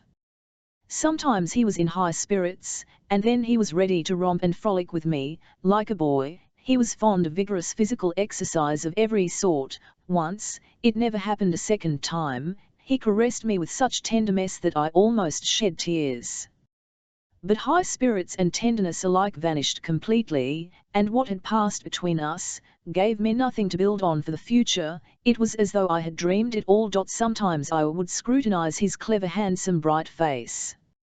My heart would throb, and my whole being yearn to him. He would seem to feel what was going on within me, would give me a passing pat on the cheek, and go away, or take up some work, or suddenly freeze all over as only he knew how to freeze, and I shrank into myself at once, and turned cold too. His rare fits of friendliness to me were never called forth by my silent, but intelligible entreaties, they always occurred unexpectedly. Thinking over my father's character later, I have come to the conclusion that he had no thoughts to spare for me and for family life. His health was in other things, and found complete satisfaction elsewhere. Take for yourself what you can, and don't be ruled by others, to belong to oneself. The whole savour of life lies in that, he said to me one day. Another time, ill, as a young Democrat, fell to airing my views on liberty. He was kind, as I used to call it, that day, and at such times I could talk to him as I liked. Liberty, he repeated, and do you know what can give a man liberty? What? Will, his own will, and it gives power, which is better than liberty. Know how to will, and you will be free, and will lead. My father, before all, and above all, desired to live, and lived. Perhaps he had a presentiment that he would not have long to enjoy the savour of life. He died at 42. I described my evening at the Zasekins minutely to my father. Half attentively, half carelessly, he listened to me, sitting on a garden seat, drawing in the sand with his cane. Now and then he laughed, shot bright, droll glances at me, and spurred me on with short questions and assents. At first I could not bring myself even to utter the name of Zinaida, but I could not restrain myself long, and began singing her praises. My father still laughed, then he grew thoughtful, stretched, and got up. I remembered that as he came out of the house he had ordered his horse to be saddled. He was a splendid horseman, and, long before Rarey, had the secret of breaking in the most vicious horses. "Shall I come with you, father?" I asked. "No," he answered, and his face resumed its ordinary expression of friendly indifference. "Go alone, if you like, and tell the coachman I'm not going." He turned his back on me and walked rapidly away. I looked after him, he disappeared through the gates. I saw his hat moving along beside the fence. He went into the Zasekins. He stayed there not more than an hour, but then departed at once for the town, and did not return home till evening. After dinner I went myself to the Zasekins. In the drawing-room I found only the old princess. On seeing me she scratched her head under her cap with a knitting needle, and suddenly asked me, could I copy a petition for her? With pleasure, I replied, sitting down on the edge of a chair. "Only mind and make the letters bigger," observed the princess, handing me a dirty sheet of paper. "And couldn't you do it today, my good sir?" "Certainly, I will copy it today." The door of the next room was just opened, and in the crack I saw the face of Zinaida, pale and pensive, her hair flung carelessly back. She stared at me with big chilly eyes, and softly closed the door. "Zina, Zina," called the old lady. Zinaida made no response. I took home the old lady's petition and spent the whole evening over it, my dated from that day.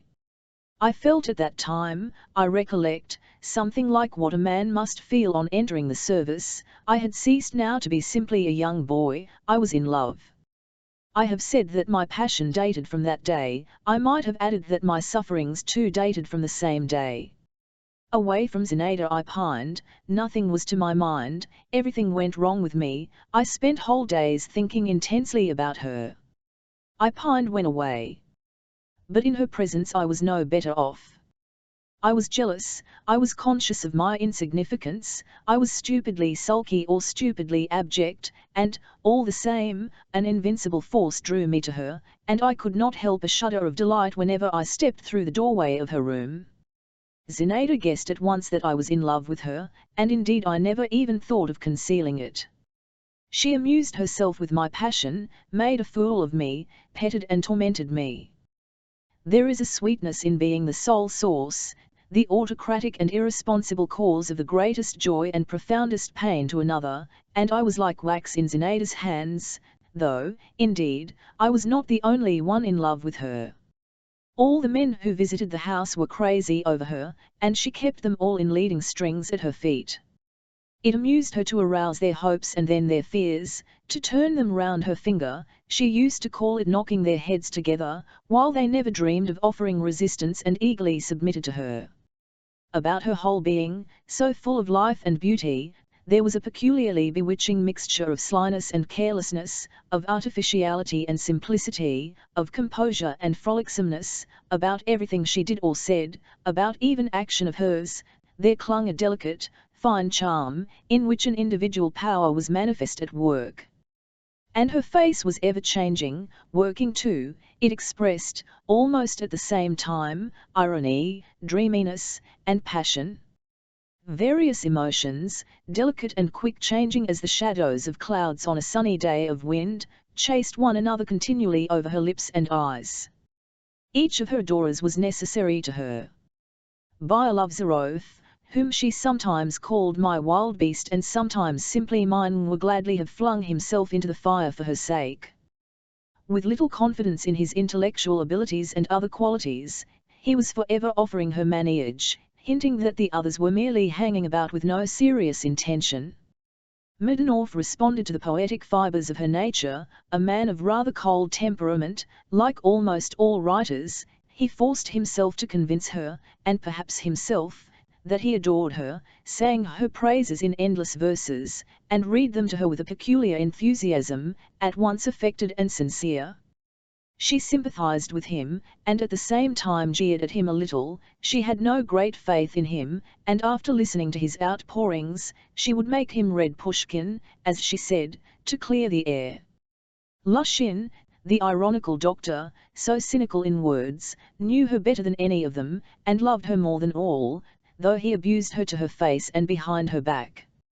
She could not help respecting him, but made him smart for it, and at times, with a peculiar, malignant pleasure, made him feel that he too was at her mercy.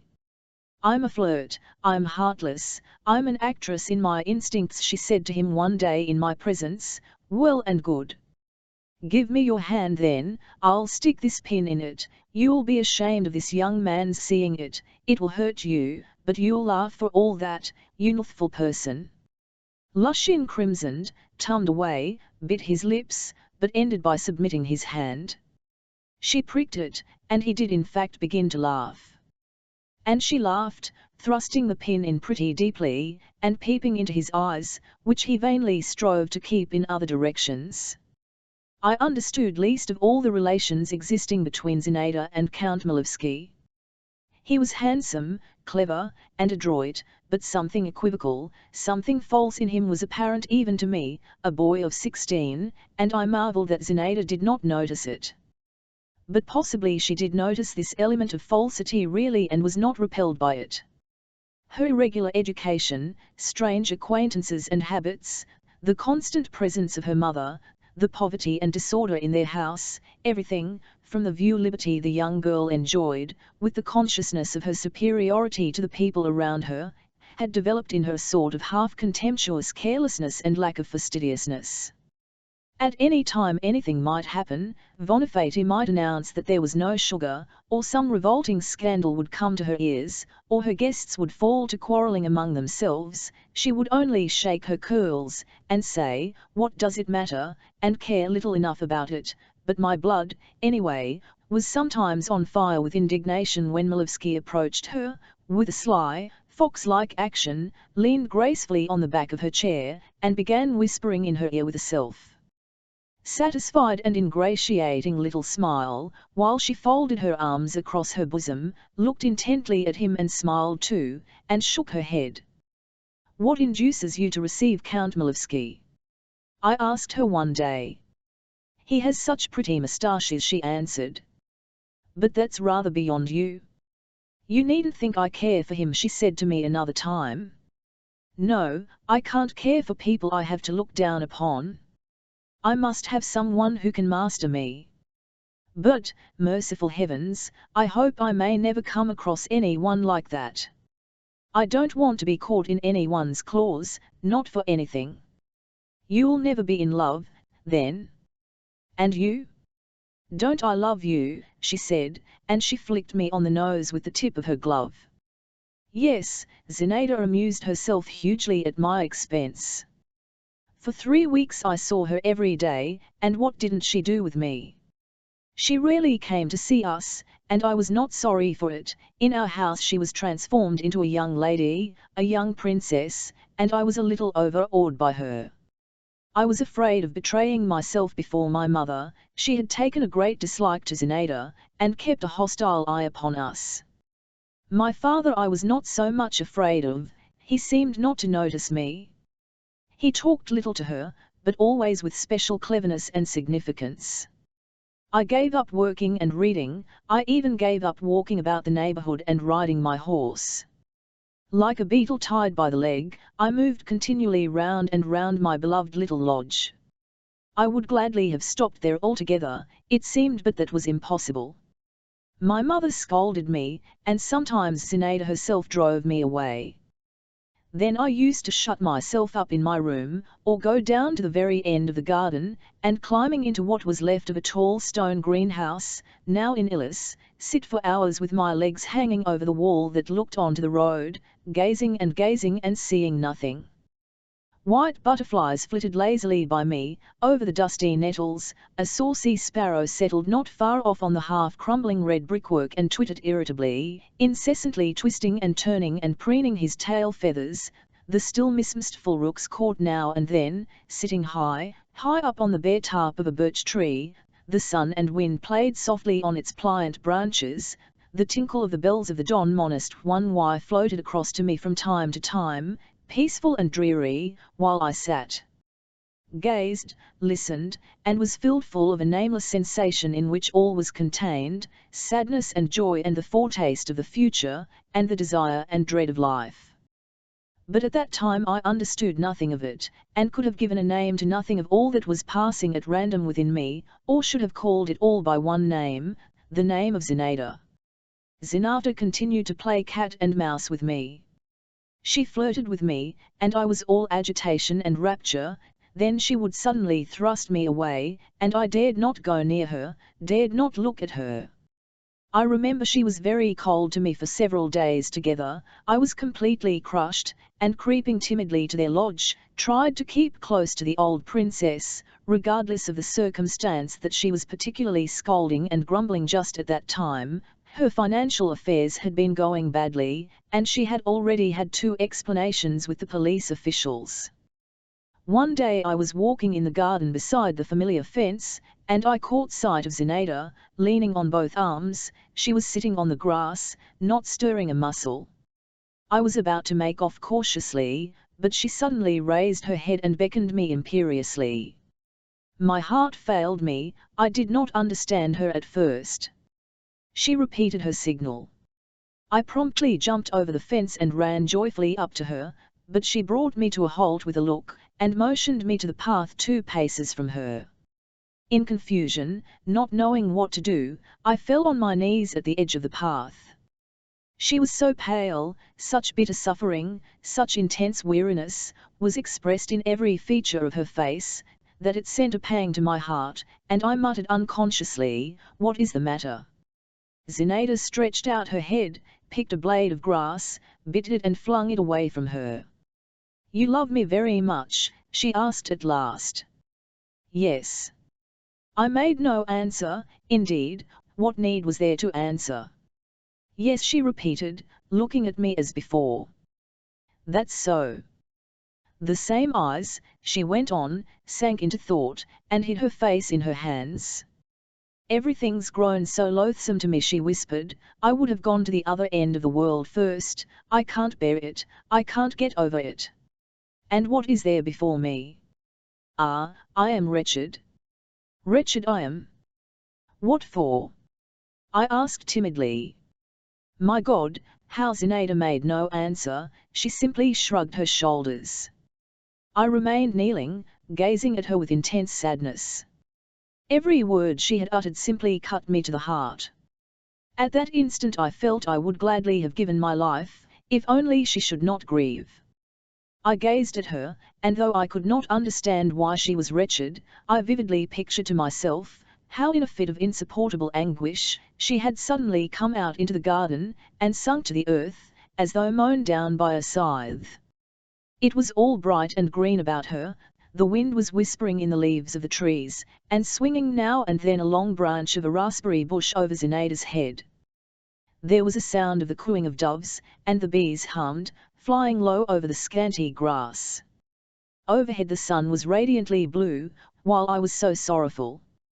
"Read me some poetry," said Zenaïda in an undertone, and she propped herself on her elbow. "I like your reading poetry. You read it in sing-song, but that's no matter, that comes of being young. Read me On the Hills of Georgia. Only sit down first." I sat down and read On the Hills of Georgia. "That the heart cannot choose but love," repeated Zenaïda. "That's where poetry's so fine, it tells us what is not, and what's not only better than what is, but much more like the TNRTH, cannot choose but love, it might want not to, but it can't help it." She was silent again, then all at once she stalled and got up.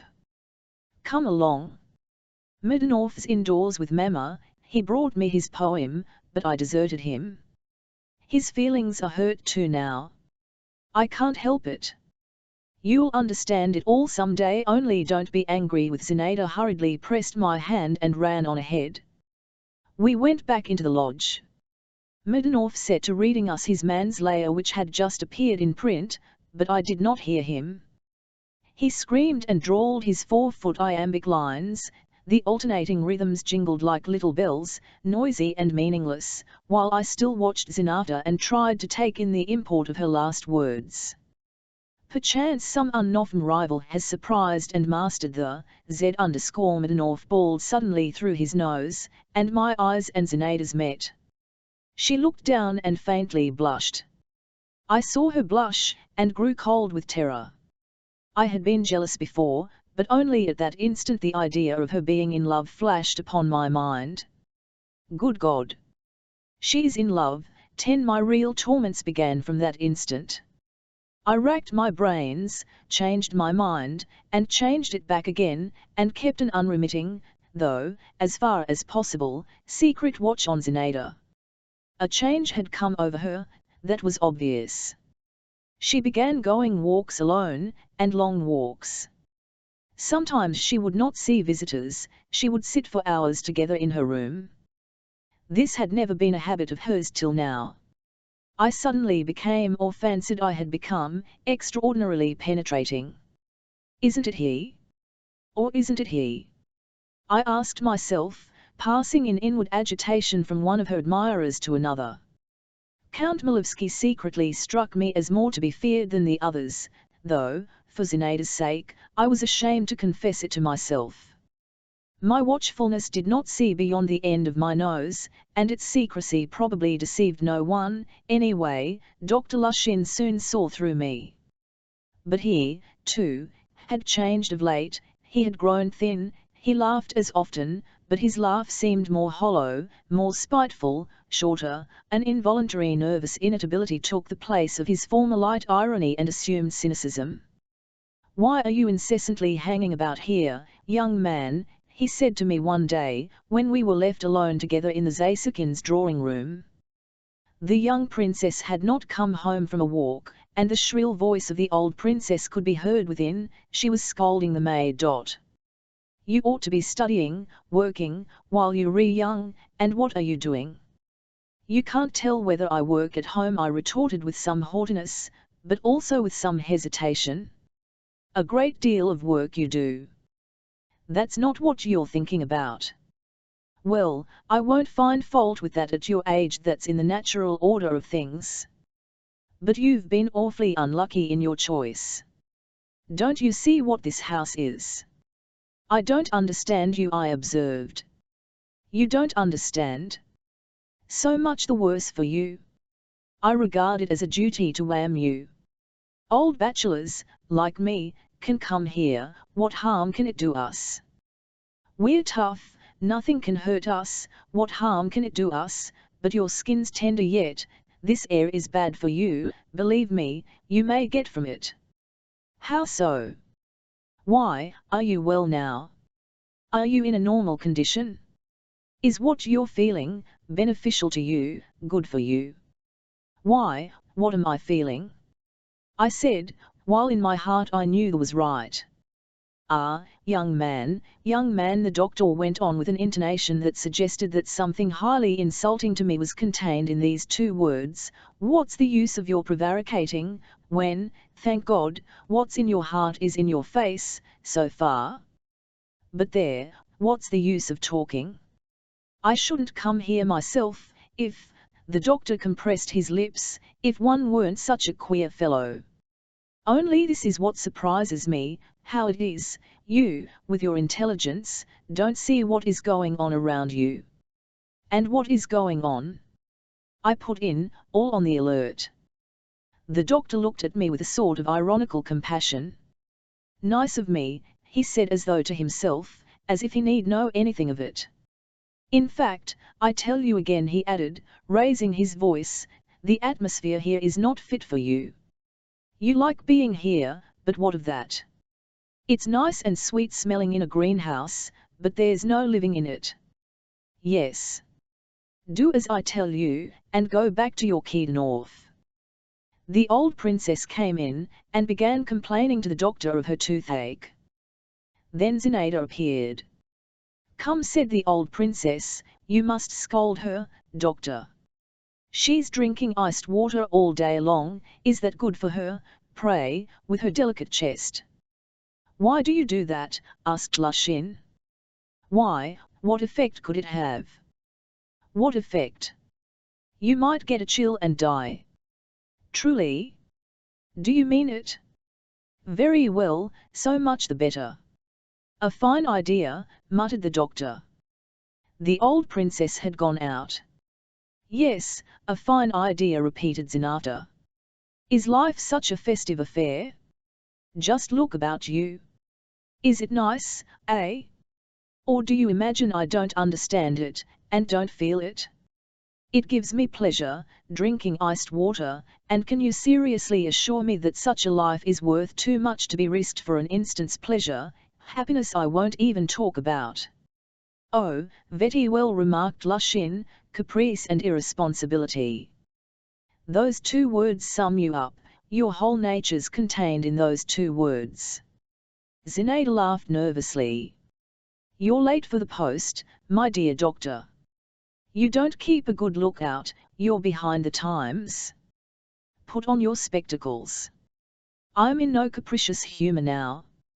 To make fools of you, to make a fool of myself, much fun there is in. As for irresponsibility, MC of Voldemar, Zinaida added suddenly, stamping, don't make such a melancholy face. I can't endure people to pity me. She went quickly out of the room. It's bad for you, very bad for you, this atmosphere, young man, Lushin said to me once more. 11 On the evening of the same day the usual guests were assembled at the Zasekins. I was among them. The conversation tummed on Mdnorf's poem. Zinaida expressed genuine admiration of it. But do you know what, she said to him. If I were a poet, I would choose quite different subjects. Perhaps it's all nonsense, but strange ideas sometimes come into my head, especially when I'm not asleep in the early morning, when the sky begins to turn rosy and grey both at once. I would, for instance. You won't laugh at me.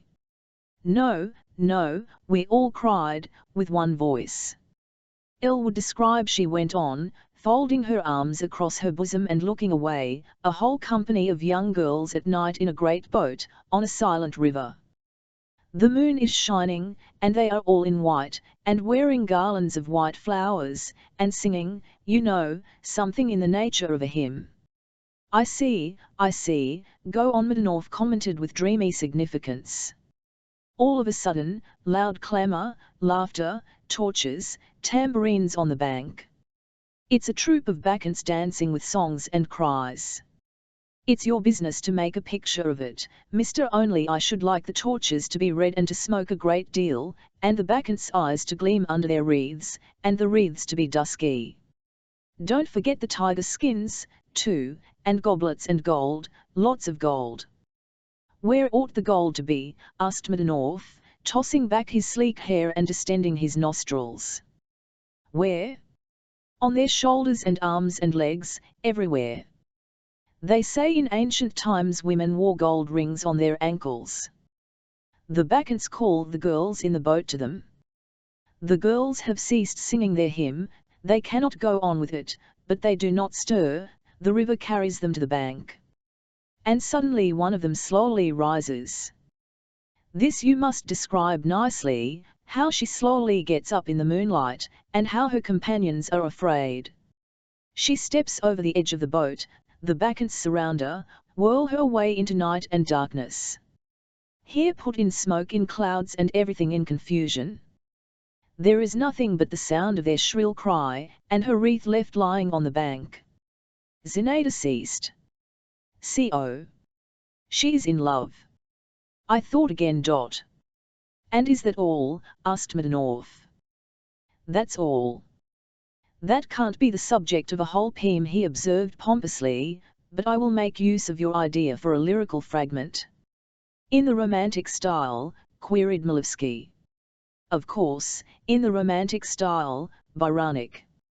Well, to my mind, Hugo beats Byron, the young Count observed negligently, he's more interesting. Hugo is a writer of the first class, replied Middlenorth, and my friend, Tonko Sheev, in his Spanish romance, El Trovador. Ah! Is that the book with the question marks thumbed upside down? Zinaida interrupted. Yes. That's the custom with the Spanish. I was about to observe that Tonko Sheev come. You're going to argue about classicism and romanticism again, Zinaida intimated him a second time.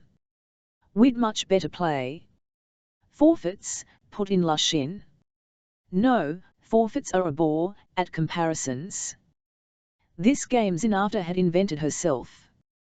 Some object was mentioned, everyone tried to compare it with something, and the one who chose the best comparison got a prize.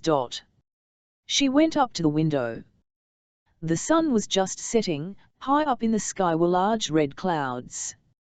What are those clouds like? Questioned Zinaida, and without waiting for our answer, she said, I think they are like the purple sails on the golden ship of Cleopatra, when she sailed to meet Antony. Do you remember, Middlenorth, you were telling me about it not long ago. All of us, like Polonius in Hamlet, opined that the clouds recalled nothing so much as those sails, and that not one of us could discover a better comparison. And how old was Antony then? Inquired Zinaida. A young man, no doubt, observed Malevsky. Yes, a young man, Middlenorth chimed in confirmation. Excuse me, cried Lushin, he was over 40. Over 40, repeated Zinaida, giving him a rapid glance. I soon went home. She's in love, my lips unconsciously repeated. But with whom? 12 the days passed by. Zinaida became stranger and stranger, and more incomprehensible. One day I went over to her, and saw her sitting in a basket chair, her head pressed to the sham edge of the table. She drew herself up. Her whole face was wet with tears. Ah, you, she said with a cruel smile. Come here. I went up to her. She put her hand on my head, and suddenly catching hold of my hair, began pulling it. It hurts me, I said at last. All. Does it? And do you suppose nothing hurts me? She replied. Uri, she cried suddenly, seeing she had pulled a little tuft of hair out. What have I done? Poor Monsieur Voldemar. She carefully smoothed the hair she had torn out, stroked it round her finger, and twisted it into a ring. Else shall put your hair in a locket and wear it round my neck, she said, while the tears still glittered in her eyes. That will be some small consolation to you, perhaps. And now goodbye. I went home, and found an unpleasant state of things there. My mother was having a scene with my father, she was reproaching him with something, while he, as his habit was, maintained a polite and chilly silence, and soon left her. I could not hear what my mother was talking of, and indeed I had no thought to spare for the subject. I only remember that when the interview was over, she sent for me to her room, and refunded with great displeasure to the frequent visits I paid the princess, who was, in her words, unfemme capable de tout. I kissed her hand. This was what I always did when I wanted to cut short a conversation, and went off to my room. Zinaida's tears had completely overwhelmed me. I positively did not know what to think, and was ready to cry myself. I was a child after all, in spite of my 16 years. I had now given up thinking about Malevsky, though Byelovzorov looked more and more threatening every day, and glared at the wily count like a wolf at a sheep, but I thought of nothing and of no one. I was lost in imaginings, and was always seeking seclusion and solitude. I was particularly fond of the ruined greenhouse. I would climb up on the high wall, and perch myself, and sit there, such an unhappy, lonely, and melancholy youth, that I felt sorry for myself, and how consolatory were those mournful sensations, how I revelled in them. One day I was sitting on the wall looking into the distance and listening to the ringing of the bells. Suddenly something floated up to me, not a breath of wind and not a shiver, but as it were a whiff of fragrance, as it were, a sense of someone's being near. I looked down. Below, on the path, in a light greyish gown, with a pink parasol on her shoulder, was Zinaida, hurrying along. She caught sight of me, stopped, and pushing back the brim of her straw hat, she raised her velvety eyes to me. "What are you doing up there at such a height?" she asked me with a rather queer smile. "Come," she went on, "you always declare you love me, jump down into the road to me if you really do love me." Zinaida had hardly uttered those words when I flew down, just as though someone had given me a violent push from behind. The wall was about 14 feet high. I reached the ground on my feet, but the shock was so great that I could not keep my footing. I fell down, and for an instant fainted away. When I came to myself again, without opening my eyes, I felt Zinaida beside me. "My dear boy," she was saying, bending over me, and there was a note of alarmed tenderness in her voice, "how could you do it, dear, how could you obey? You know I love you. Get up." Her bosom was heaving close to me, her hands were caressing my head, and suddenly, what were my emotions at that moment, her soft, fresh lips began covering my face with kisses. They touched my lips.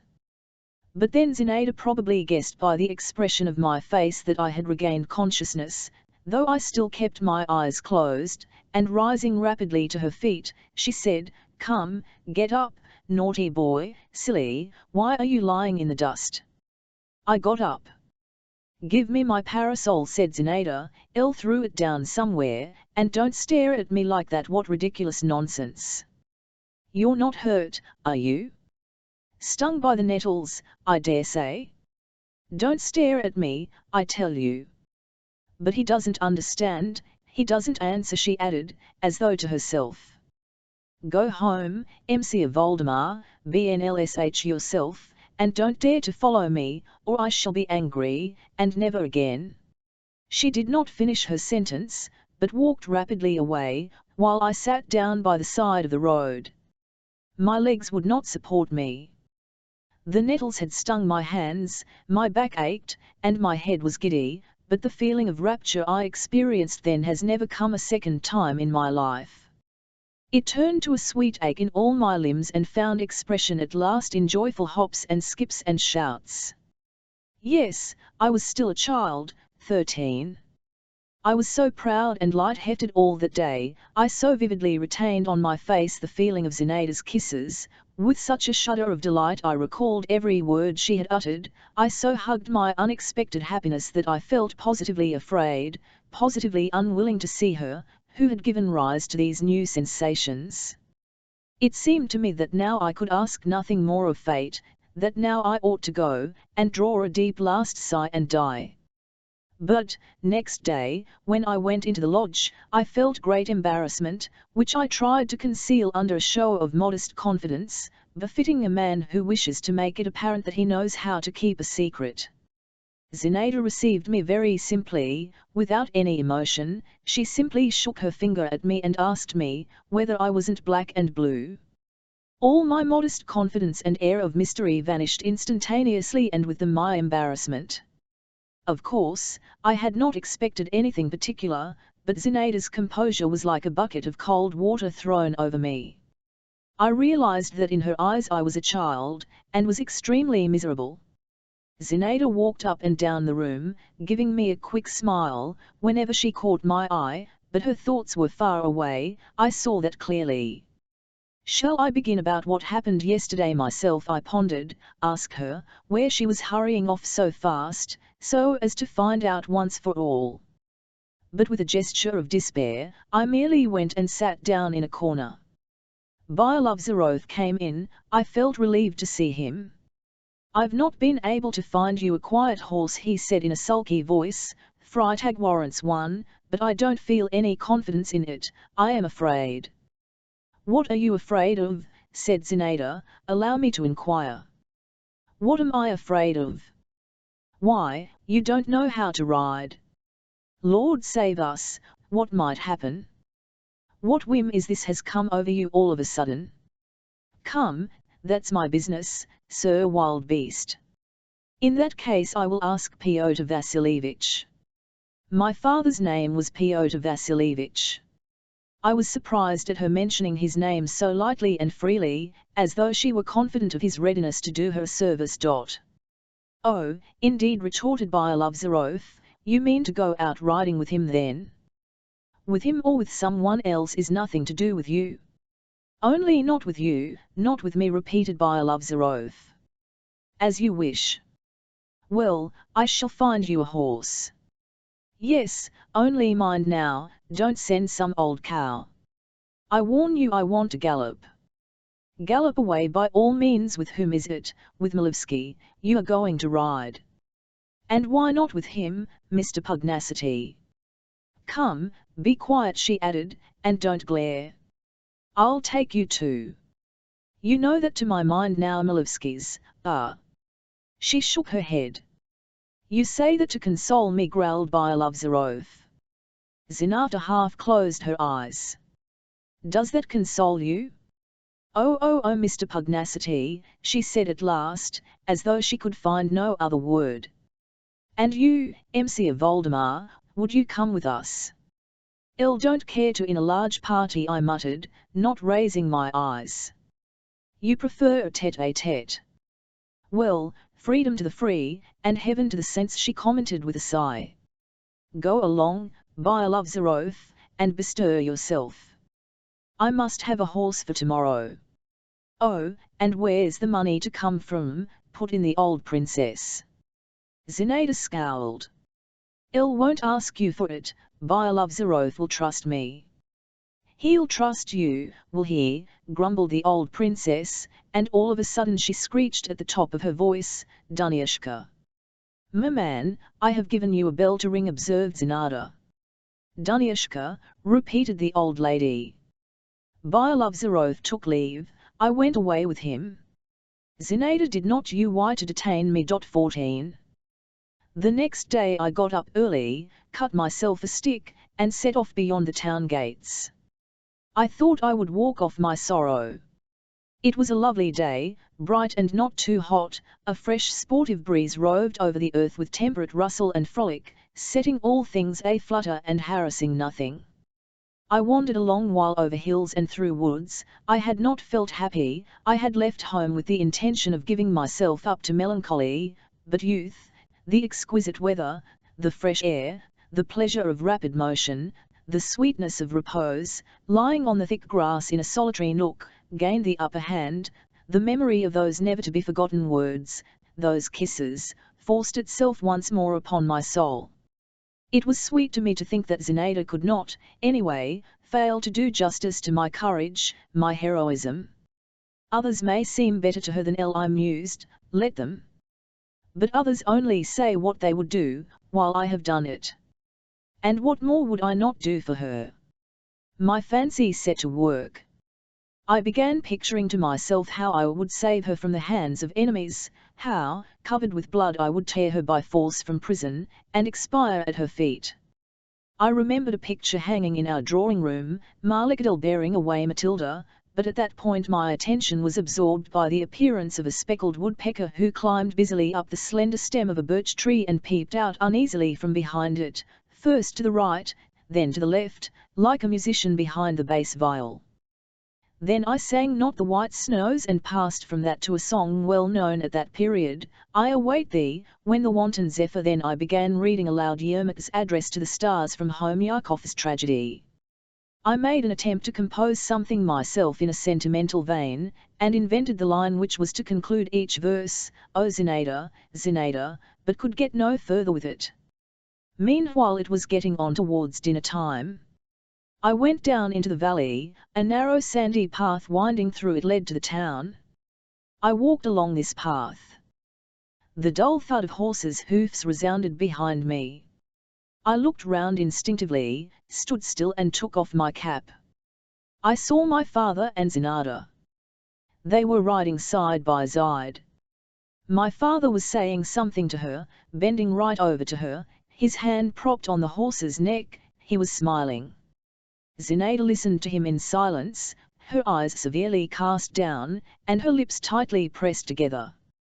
At first I saw them only, but a few instants later, Byelovzorov came into sight round a bend in the glade. He was wearing a hussar's uniform with a pelisse, and riding a foaming black horse.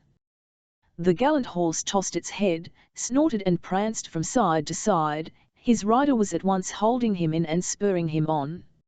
I stood aside. My father gathered up the reins, moved away from Zinaida, she slowly raised her eyes to him, and both galloped off. Byelovzorov flew after them, his sabre clattering behind him. He's as red as a crab, I reflected, while she was so pale? Out riding the whole morning, and pale. I redoubled my pace, and got home just at dinner time.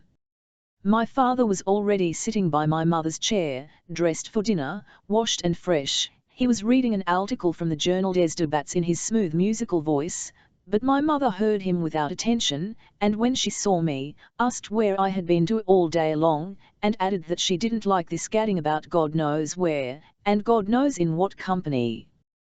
But I have been walking alone. I was on the point of replying, but I looked at my father, and for some reason or other held my peace. 15 For the next 5 or 6 days I hardly saw Zinaida. She said she was ill, which did not, however, prevent the usual visitors from calling at the lodge to pay, as they expressed it, their duty, all, that is, except Mladenov, who promptly grew dejected and sulky when he had not an opportunity of being enthusiastic. Byelovzorov sat sullen and red-faced in a cummer, buttoned up to the throat. On the refined face of Malevsky there flickered continually an evil smile. He had really fallen into disfavor with Zinaida, and waited with special assiduity on the old princess, and even went with her in a hired coach to call on the Governor-General. This expedition turned out unsuccessful, however, and even led to an unpleasant experience for Malevsky. He was reminded of some scandal to do with certain officers of the engineers, and thus forced in his explanations to plead his youth and inexperience at the time. Lushin came twice a day, but did not stay long. I was rather afraid of him after our last unreserved conversation, and at the same time felt a genuine attraction to him. He went a walk with me one day in the Neskuchny gardens, was very good-natured and nice, told me the names and properties of various plants and flowers, and suddenly, propos of nothing at all, cried, hitting himself on his forehead, and I, poor fool, thought her a flirt. It's clear self-sacrifice is sweet for some people. What do you mean by that? I inquired. Don't mean to tell you anything, Lushin replied abruptly. Zinaida avoided me, my presence, I could not help noticing it, affected her disagreeably. She involuntarily turned away from me involuntarily, that was what was so bitter, that was what crushed me. But there was no help for it, and I tried not to cross her path, and only to watch her from a distance, in which I was not always successful. As before, something incomprehensible was happening to her, her face was different, she was different altogether. I was specially stnlck by the change that had taken place in her one warm still evening. I was sitting on a low garden bench under a spreading elderbush. I was fond of that nook. I could see from the earth window of Zenada's room. I sat there. Over my head a little bird was busily hopping about in the darkness of the leaves. A grey cat, stretching herself at full length, crept warily about the garden, and the first beetles were heavily droning in the air, which was still clear, though it was not light. I sat and gazed at the window, and waited to see if it would open. It did open, and Zenata appeared at it. She had on a white dress, and she herself, her face, shoulders, and arms, were pale to whiteness. She stayed a long while without moving, and looked out straight before her from under her knitted brows. I had never known such a look on her. Then she clasped her hands tightly, raised them to her lips, to her forehead, and suddenly pulling her fingers apart, she pushed back her hair behind her ears, tossed it, and with a sort of determination nodded her head, and slammed to the window. 3 days later she met me in the garden. I was tumming away, but she stopped me of herself. "Give me your arm," she said to me with her old affectionateness. "It's a long while since we have had a talk together." I stole a look at her. Her eyes were full of a soft light, and her face seemed as it were smiling through a mist. "Are you still not well?" I asked her. "No, that's all over now," she answered, and she picked a small red rose. "I am a little tired, but that too will pass off." "And will you be as you used to be again?" I asked. Zenada put the rose up to her face, and I fancied the reflection of its bright petals had fallen on her cheeks. "Why, am I changed?" she questioned me. "Yes, you are changed," I answered in a low voice. "I have been cold to you, I know," began Zenada, "but you mustn't pay attention to that. I couldn't help it." "Come, why talk about it? You don't want me to love you, that's what it is," I cried gloomily, in an involuntary outburst. "No, love me, but not as you did." "How then? Let us be friends, come now." Zenada gave me the rose to smell. "Listen, you know I'm much older than you. I might be your aunt, really, well, not your aunt, but an older sister." "And you? You think me a child?" I interrupted. "Well, yes, a child, but a dear, good clever one, whom I love very much. Do you know what? From this day forth I confer on you the rank of page to me, and don't you forget that pages have to keep close to their ladies. Here is the token of your new dignity," she added, sticking the rose in the buttonhole of my jacket, "token of my favour."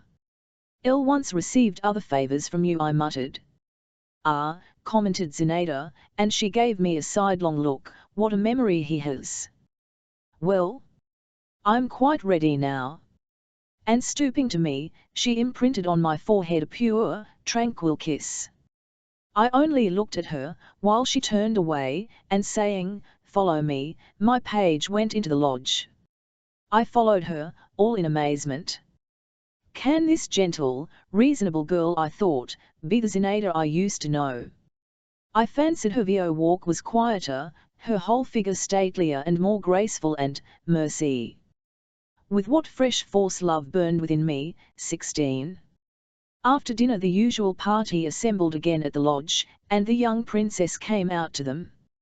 All were there in full force, just as on that first evening which I never forgot. Even Nomatsky had limped to see her. Mordunov came this time earliest of all. He brought some new verses. The games of forfeits began again, but without the strange pranks, the practical jokes and noise. The gypsy element had vanished. Zenada gave a different tone to the proceedings. I sat beside her by virtue of my office as page. Among other things, she proposed that any one who had to pay a forfeit should tell his dream, but this was not successful. The dreams were either uninteresting. Byalov had dreamed that he fed his mare on carp, and that she had a wooden head, or unnatural and invented. Mordunov regaled us with a regular romance. There were sepulchres in it, and angels with lyres, and talking flowers and music wafted from afar. Zenada did not let him finish. If we are to have compositions, she said, let everyone tell something made up, and no pretense about it. The first who had to speak was again Byelovzerov. The young hussar was confused. "El can't make up anything," he cried. "What nonsense," said Zinaida. "Well, imagine, for instance, you are married, and tell us how you would treat your wife. Would you lock her? Yes, I should her up. And would you stay with her yourself? Yes, I should certainly stay with her myself. Very good. Well, but if she got sick of that, and she deceived you? I should kill her. And if she ran away? I should catch her up and kill her all the same. Oh. And suppose now I were your wife, what would you do then?" Byelovzerov was silent a minute. "I should kill myself." Zinata laughed. "I see yours is not a long story." The next forfeit was Zinaida's. She looked at the ceiling and considered. "Well, listen," she began at last, "what I have thought of. Picture to yourselves a magnificent palace, a summer night, and a marvelous ball. This ball is given by a young queen. Every dot via gold and marble, crystal, silk, lights, diamonds, flowers, fragrant scents, every caprice of luxury." "You love luxury," Lushin interposed. "Luxury is beautiful," she retorted. "I love everything beautiful." "More than what is noble?" he asked. "That's something clever, I don't understand it." "Don't interrupt me.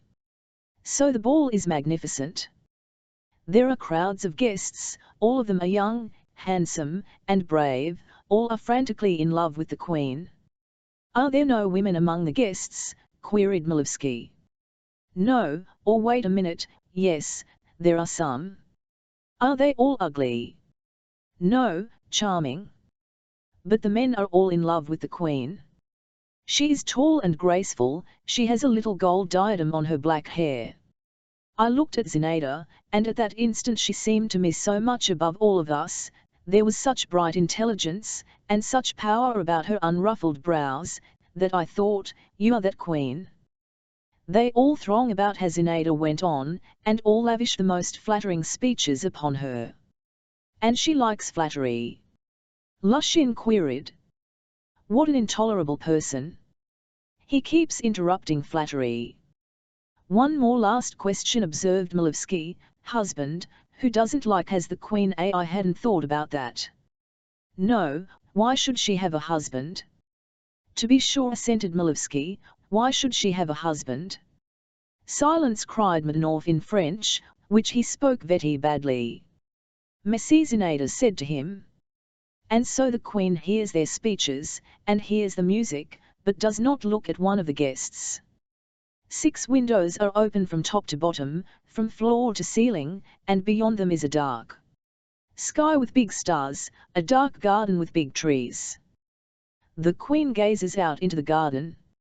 Out there among the trees is a fountain, it is white in the darkness, and rises up tall, tall as an apparition. The queen hears, through the talk and the music, the soft splash of its waters. She gazes and thinks, you are all, gentlemen, noble, clever, and rich, you crowd round me, you treasure every word I utter, you are all ready to die at my feet, I hold you in my power. But out there, by the fountain, by that splashing water, stands and waits he whom I love, who holds me in his power. He has neither rich raiment nor precious stones, no one knows him, but he awaits me, and is certain I shall come, and there is no power that could stop me when I want to go out to him, and to stay with him, and be lost with him out there in the darkness of the garden, under the whispering of the trees, and the splash of the fountain. Zinaida ceased. Is that a made-up story? Malevsky inquired slyly. Zinaida did not even look at him. And what should we have done, gentlemen? Lushin began suddenly, if we had been among the guests, and had known of the lucky fellow at the fountain. Stop a minute, interposed Zinaida, I will tell you myself what each of you would have done. You, Byelovzerov, would have challenged him to a duel, you, Middlenorth, would have written an epigram on him. No, though, you can't write epigrams, you would have made up a long poem on him in the style of Barbier, and would have inserted your production in the Telegraph. You, Nomatsky, would have borrowed. No, you would have lent him money at high interest, you, Doctor. She stopped. There, I really don't know what you would have done. In the capacity of court physician, I answered, Lushin would have advised the Queen not to give balls when she was not in the humour for entertaining her guests. Perhaps you would have been right. And you, Count? And repeated Malevsky with his evil smile. You would offer him a poisoned sweetmeat. Malevsky's face changed slightly, and assumed for an instant a Jewish expression, but he laughed directly. And as for you, Voldemar, Zinaida went on, but that's enough, though, let us play another game. Voldemar, as the Queen's page, would have held up her train when she ran into the garden, Malevsky remarked malignantly. I was crimson with anger, but Zinaida hurriedly laid a hand on my shoulder, and getting up, said in a rather shaky voice, I have never given your Excellency the right to be rude, and therefore I will ask you to leave us. She pointed to the door. Upon my word, Princess, muttered Malevsky, and he turned quite pale. The Princess is right, cried Byalov, and he too rose. Good God, I'd not the least idea, Malevsky went on, in my words there was nothing, I think, that could. I had no notion of offending you. Forgive me. Zinaida looked him up and down coldly, and coldly smiled. Stay, then, certainly, she pronounced with a careless gesture of her arm. Monsieur Voldemar and I were needlessly incensed. It is your pleasure to sting, may it do you good. Forgive me, Malevsky repeated once more, while my thoughts dwelling on Zinata's gesture, said to myself again that no real queen could with greater dignity have shown a presumptuous subject to the door. The game of forfeits went on for a short time after this little scene. Everyone felt rather ill at ease, not so much on account of this scene, as from another, not quite definite, but oppressive feeling. No one spoke of it, but everyone was conscious of it in himself and in his neighbour. Middlenorth read us his verses, and Malevsky praised them with exaggerated warmth. He wants to show how good he is now, Lushin whispered to me. We soon broke up. A mood of reverie seemed to have come upon Zinaida. The old princess sent word that she had a headache. Nomatsky began to complain of his rheumatism. I could not for a long while get to sleep. I had been impressed by Zinaida's story. Can there have been a hint in it? I asked myself, and at whom and at what was she hinting? And if there really is anything to hint at, how is one to make up one's mind? No, no, it can't be, I whispered, turning over from one hot cheek onto the other. But I remembered the expression of Zinaida's face during her story. I remembered the exclamation that had broken from Lushin in the Neskuchny gardens, the sudden change in her behaviour to me, and I was lost in conjectures. Who is he?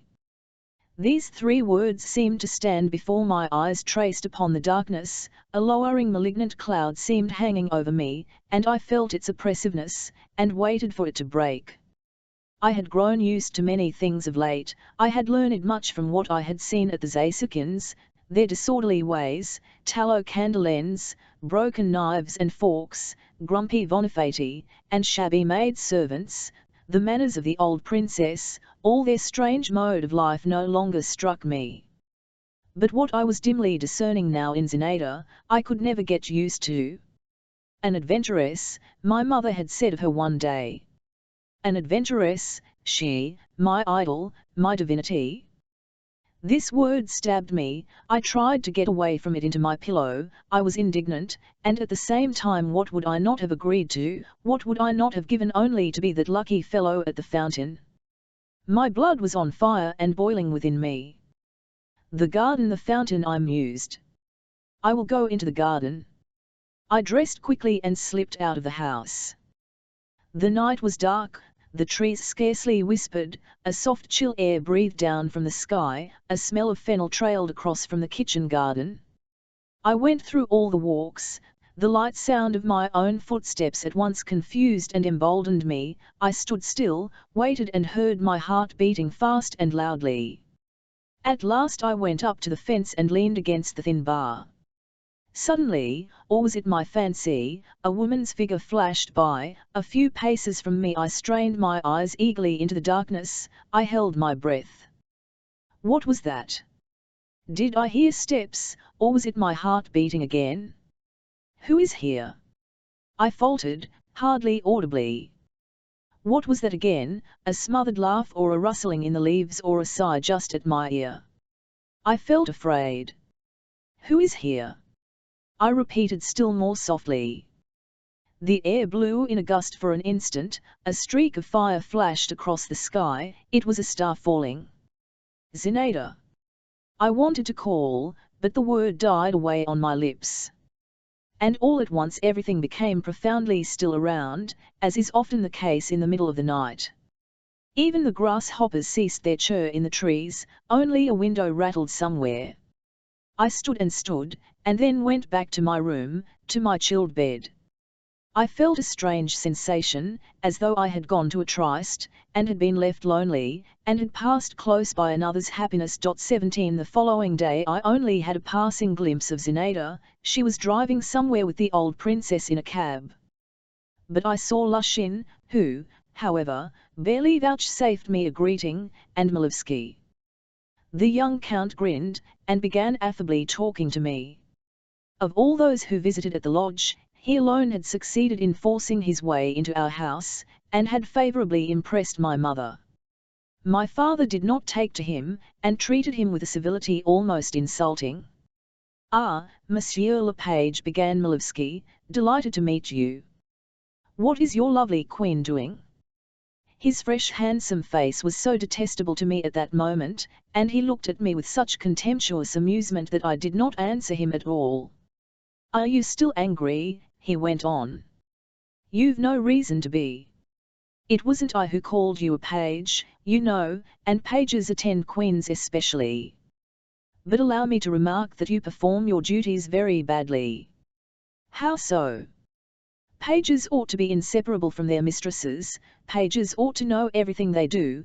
They ought, indeed, to watch over them," he added, lowering his voice, "day and night." "What do you mean?" "What do I mean? I express myself pretty clearly, I fancy. Day and night. By day it's not so much matter, it's light, and people are about in the daytime, but by night, then look out for misfortune. I advise you not to sleep at nights and to watch with all your energies. You remember, in the garden, by night, at the fountain, that's where there's need to look out. You will thank me." Malevsky laughed and turned his back on me. He, most likely, attached no great importance to what he had said to me. He had a reputation for misdiffering, and was noted for his power of taking people in at masquerades, which was greatly augmented by the almost unconscious falsity in which his whole nature was steeped. He only wanted to tease me, but every word he uttered was a poison that ran through my veins. The blood rushed to my head. All. So that's it. I said to myself, good. So there was reason for me to feel drawn into the garden? That shan't be so. I cried aloud, and struck myself on the chest with my fist, though precisely what should not be so I could not have said. Whether Malevsky himself goes into the garden, I thought, he was bragging, perhaps, he has insolence enough for that, or someone else. The fence of our garden was very low, and there was no difficulty in getting over it. Anyway, if anyone falls into my hands, it will be the worse for him. I don't advise anyone to meet me. I will prove to all the world and to her, the traitress, Elle actually used the word traitress, that I can be revenged. I returned to my own room, took out of the writing table an English knife I had recently bought, felt its sham edge, and knitting my brows with an air of cold and concentrated determination, thrust it into my pocket, as though doing such deeds was nothing out of the way for me, and not the first time. My heart heaved angrily, and felt heavy as a stone. All day long I kept a scowling brow and lips tightly compressed, and was continually walking up and down, clutching, with my hand in my pocket, the knife, which was warm from my grasp, while I prepared myself beforehand for something terrible. These new unknown sensations so occupied and even delighted me, that I hardly thought of Zinaida herself. I was continually haunted by Aliko, the young art thou going, young handsome man? Lie there and then, thou art all besprent with blood. Oh, what hast thou done? Naught. With what a cruel smile I repeated that naught. My father was not at home, but my mother, who had for some time past been in an almost continual state of dumb exasperation, noticed my gloomy and heroic aspect, and said to me at supper, "Why are you sulking like a mouse in a meal tub?" I merely smiled condescendingly in reply, and thought, if only they knew. It struck 11, I went to my room, but did not undress. I waited for midnight, at last it struck. "The time has come," I muttered between my teeth, and buttoning myself up to the throat, and even pulling my sleeves up, I went into the garden. I had already fixed on the spot from which to keep watch. At the end of the garden, at the point where the fence, separating our domain from the Zasekins joined the common wall, grew a pine tree, standing alone. Standing under its low thick branches, I could see well, as far as the darkness of the night permitted, what took place around. Close by, ran a winding path which had always seemed mysterious to me. It coiled like a snake under the fence, which at that point bore traces of having been climbed over, and led to a round arbor formed of thick acacias. I made my way to the pine tree, leaned my back against its trunk, and began my watch. The night was as still as the night before, but there were fewer clouds in the sky, and the outlines of bushes, even of tall flowers, could be more distinctly seen. The first moments of expectation were oppressive, almost terrible. I had made up my mind to everything. I only debated how to act, whether to thunder, "Where goest thou? Stand. Show thyself, or death, or simply to strike." Every sound, every whisper and rustle, seemed to me portentous and extraordinary. I prepared myself. I bent forward. But half an hour passed, my blood had grown quieter, colder, the consciousness that I was doing all this for nothing, that I was even a little absurd, that Malevsky had been making fun of me, began to steal over me. I left my ambush, and walked all about the garden. As if to taunt me, there was not the smallest sound to be heard anywhere, everything was at rest. Even our dog was asleep, curled up into a ball at the gate. I climbed up into the nlins of the greenhouse, saw the open country far away before me, recalled my meeting with Zinaida, and fell to dreaming. I started. I fancied I heard the creak of a door opening, then the faint crack of a broken twig. In 2 bounds I got down from the ullin, and stood still, all aghast. Rapid, light, but cautious footsteps sounded distinctly in the garden. They were approaching me. "Here he is," at last, flashed through my helt. With spasmodic haste, I pulled the knife out of my pocket, with spasmodic haste, I opened it. Flashes of red were whirling before my eyes, my hair stood up on my head in my fear and fury. The steps were coming straight towards me, I bent, I craned forward to meet him. A man came into view. My God! It was my father.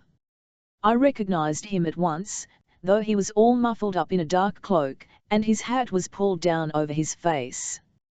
On tiptoe he walked by. He did not notice me, though nothing concealed me, but I was so huddled up and shrunk together that I fancy I was almost on the level of the ground.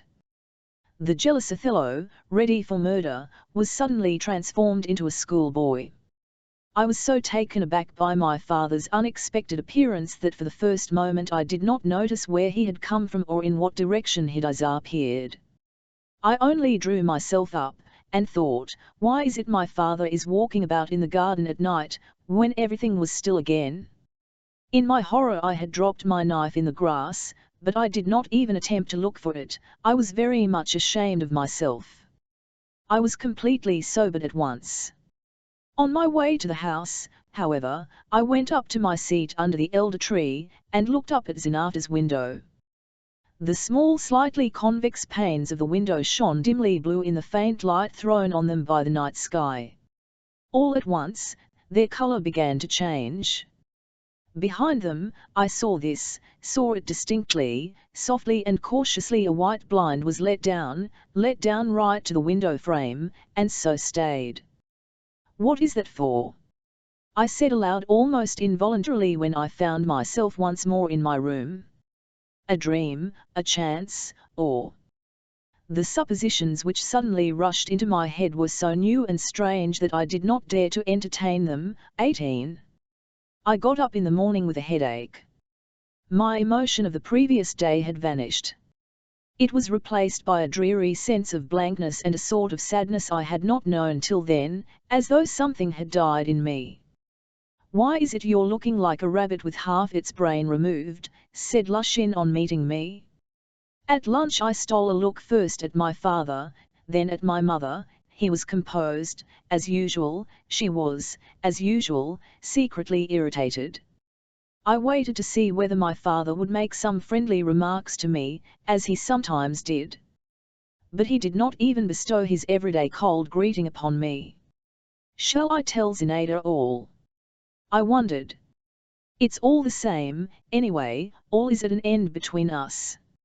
I went to see her, but told her nothing, and, indeed, I could not even have managed to get a talk with her if I had wanted to.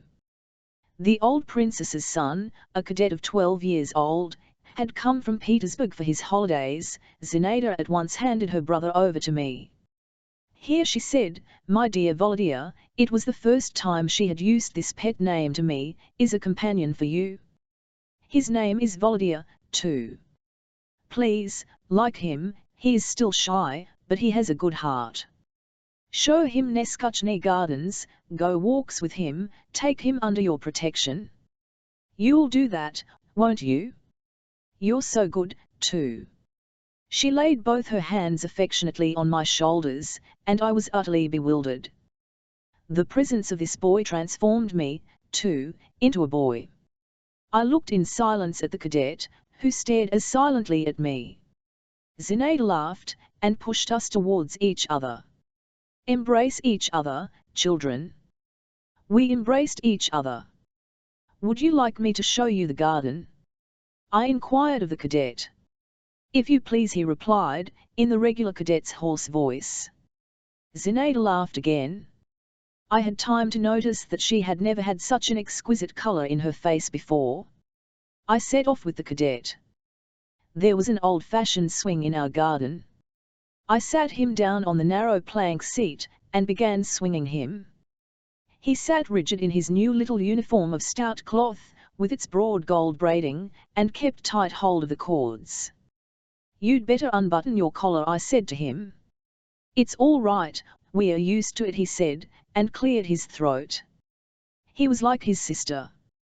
The eyes especially I called her. I liked being nice to him, and at the same time an aching sadness was gnawing at my heart. Now I certainly am a child, I thought. I remembered where I had dropped my knife the night but yesterday before, and looked for it. The cadet asked me for it, picked a thick stalk of wild parsley, cut a pipe out of it, and began whistling. Othello whistled too. But in the evening how he wept, this Othello, in Zenata's arms, when, seeking him out in a corner of the garden, she asked him why he was so depressed. My tears flowed with such violence that she was frightened. "What is wrong with you? What is it, Volodya?" she repeated, and seeing I made no answer, and did not cease weeping, she was about to kiss my wet cheek. But I turned away from her, and whispered through my sobs, "I'll know all. Why did you play with me? What need had you of my love?" "I am to blame, Volodya," said Zenata, "I am very much to blame." She added, wringing her hands. "How much there is bad and black and sinful in me. But I am not playing with you now. I love you, you don't even suspect why and how. But what is it you know? What could I say to her? She stood facing me, and looked at me, and I belonged to her altogether from head to foot directly she looked at me. A quarter of an hour later I was running races with the cadet and Zinaida. I was not crying, I was laughing, though my swollen eyelids dropped a tear or two as I laughed. I had Zinaida's ribbon round my neck for a cravat, and I shouted with delight whenever I succeeded in catching her round the waist. She did just as she liked with me. 19. I should be in a great difficulty, if I were forced to describe exactly what passed within me in the course of the week after my unsuccessful midnight expedition. It was a strange feverish time, a sort of chaos, in which the most violently opposed feelings, thoughts, suspicions, hopes, joys, and sufferings, whirled together in a kind of hurricane. I was afraid to look into myself, if a boy of 16 ever can look into himself. I was afraid to take stock of anything. I simply hastened to live through every day till evening, and at night I slept. The light-heartedness of childhood came to my aid. I did not want to know whether I was loved, and I did not want to acknowledge to myself that I was not loved. My father I avoided, but Zinaida I could not avoid. I burnt as in a fire in her presence. But what did I care to know what the fire was in which I burned and melted? It was enough that it was sweet to burn and melt. I gave myself up to all my passing sensations, and cheated myself, tumbling away from memories, and shutting my eyes to what I foreboded before me. This weakness would not most likely have lasted long in any case. A thunderbolt cut it all short in a moment, and flung me into a new track altogether. Coming in one day to dinner from a rather long walk, I learnt with amazement that I was to dine alone, that my father had gone away and my mother was unwell, did not want any dinner, and had shut herself up in her bedroom. From the faces of the footmen, I surmised that something extraordinary had taken place. I did not dare to cross-examine them, but I had a friend in the young waiter Philip, who was passionately fond of poetry, and a performer on the guitar. I addressed myself to him.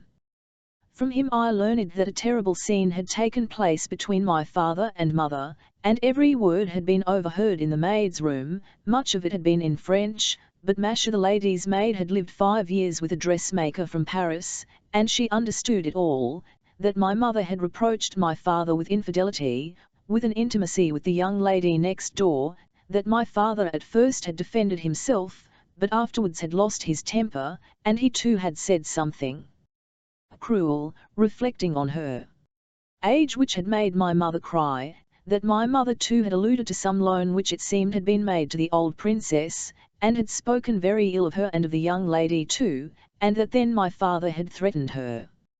And all the mischief, continued Philip, came from an anonymous letter, and who wrote it, no one knows, or else there'd have been no reason whatever for the matter to have come out at all. But was there really any ground? I brought out with difficulty, while my hands and feet went cold, and a sort of shudder ran through my inmost being. Philip winked meaningly. There was. There's no hiding those things, for all that your father was careful this time, but there, you see, he'd, for instance, to hire a carriage or something, no getting on without servants, either. I dismissed Philip, and fell onto my bed.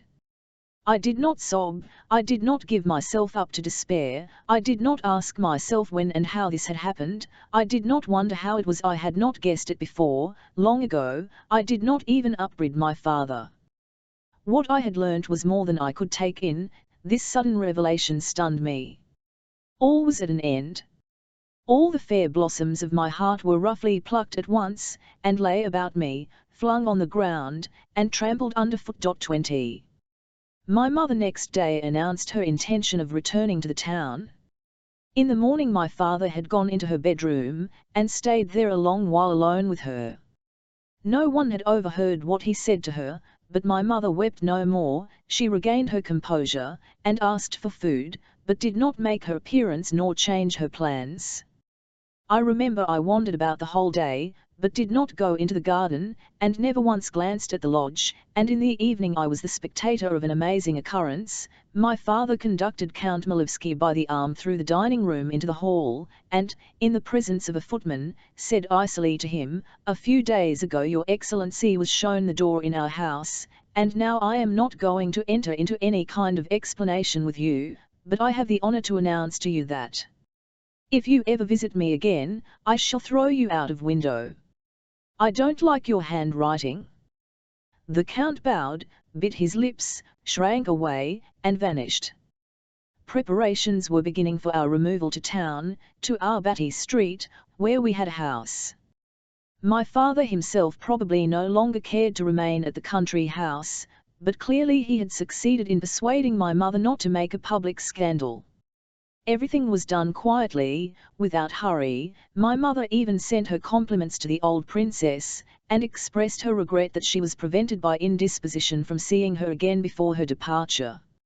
I wandered about like one possessed, and only longed for one thing, for it all to be over as soon as possible.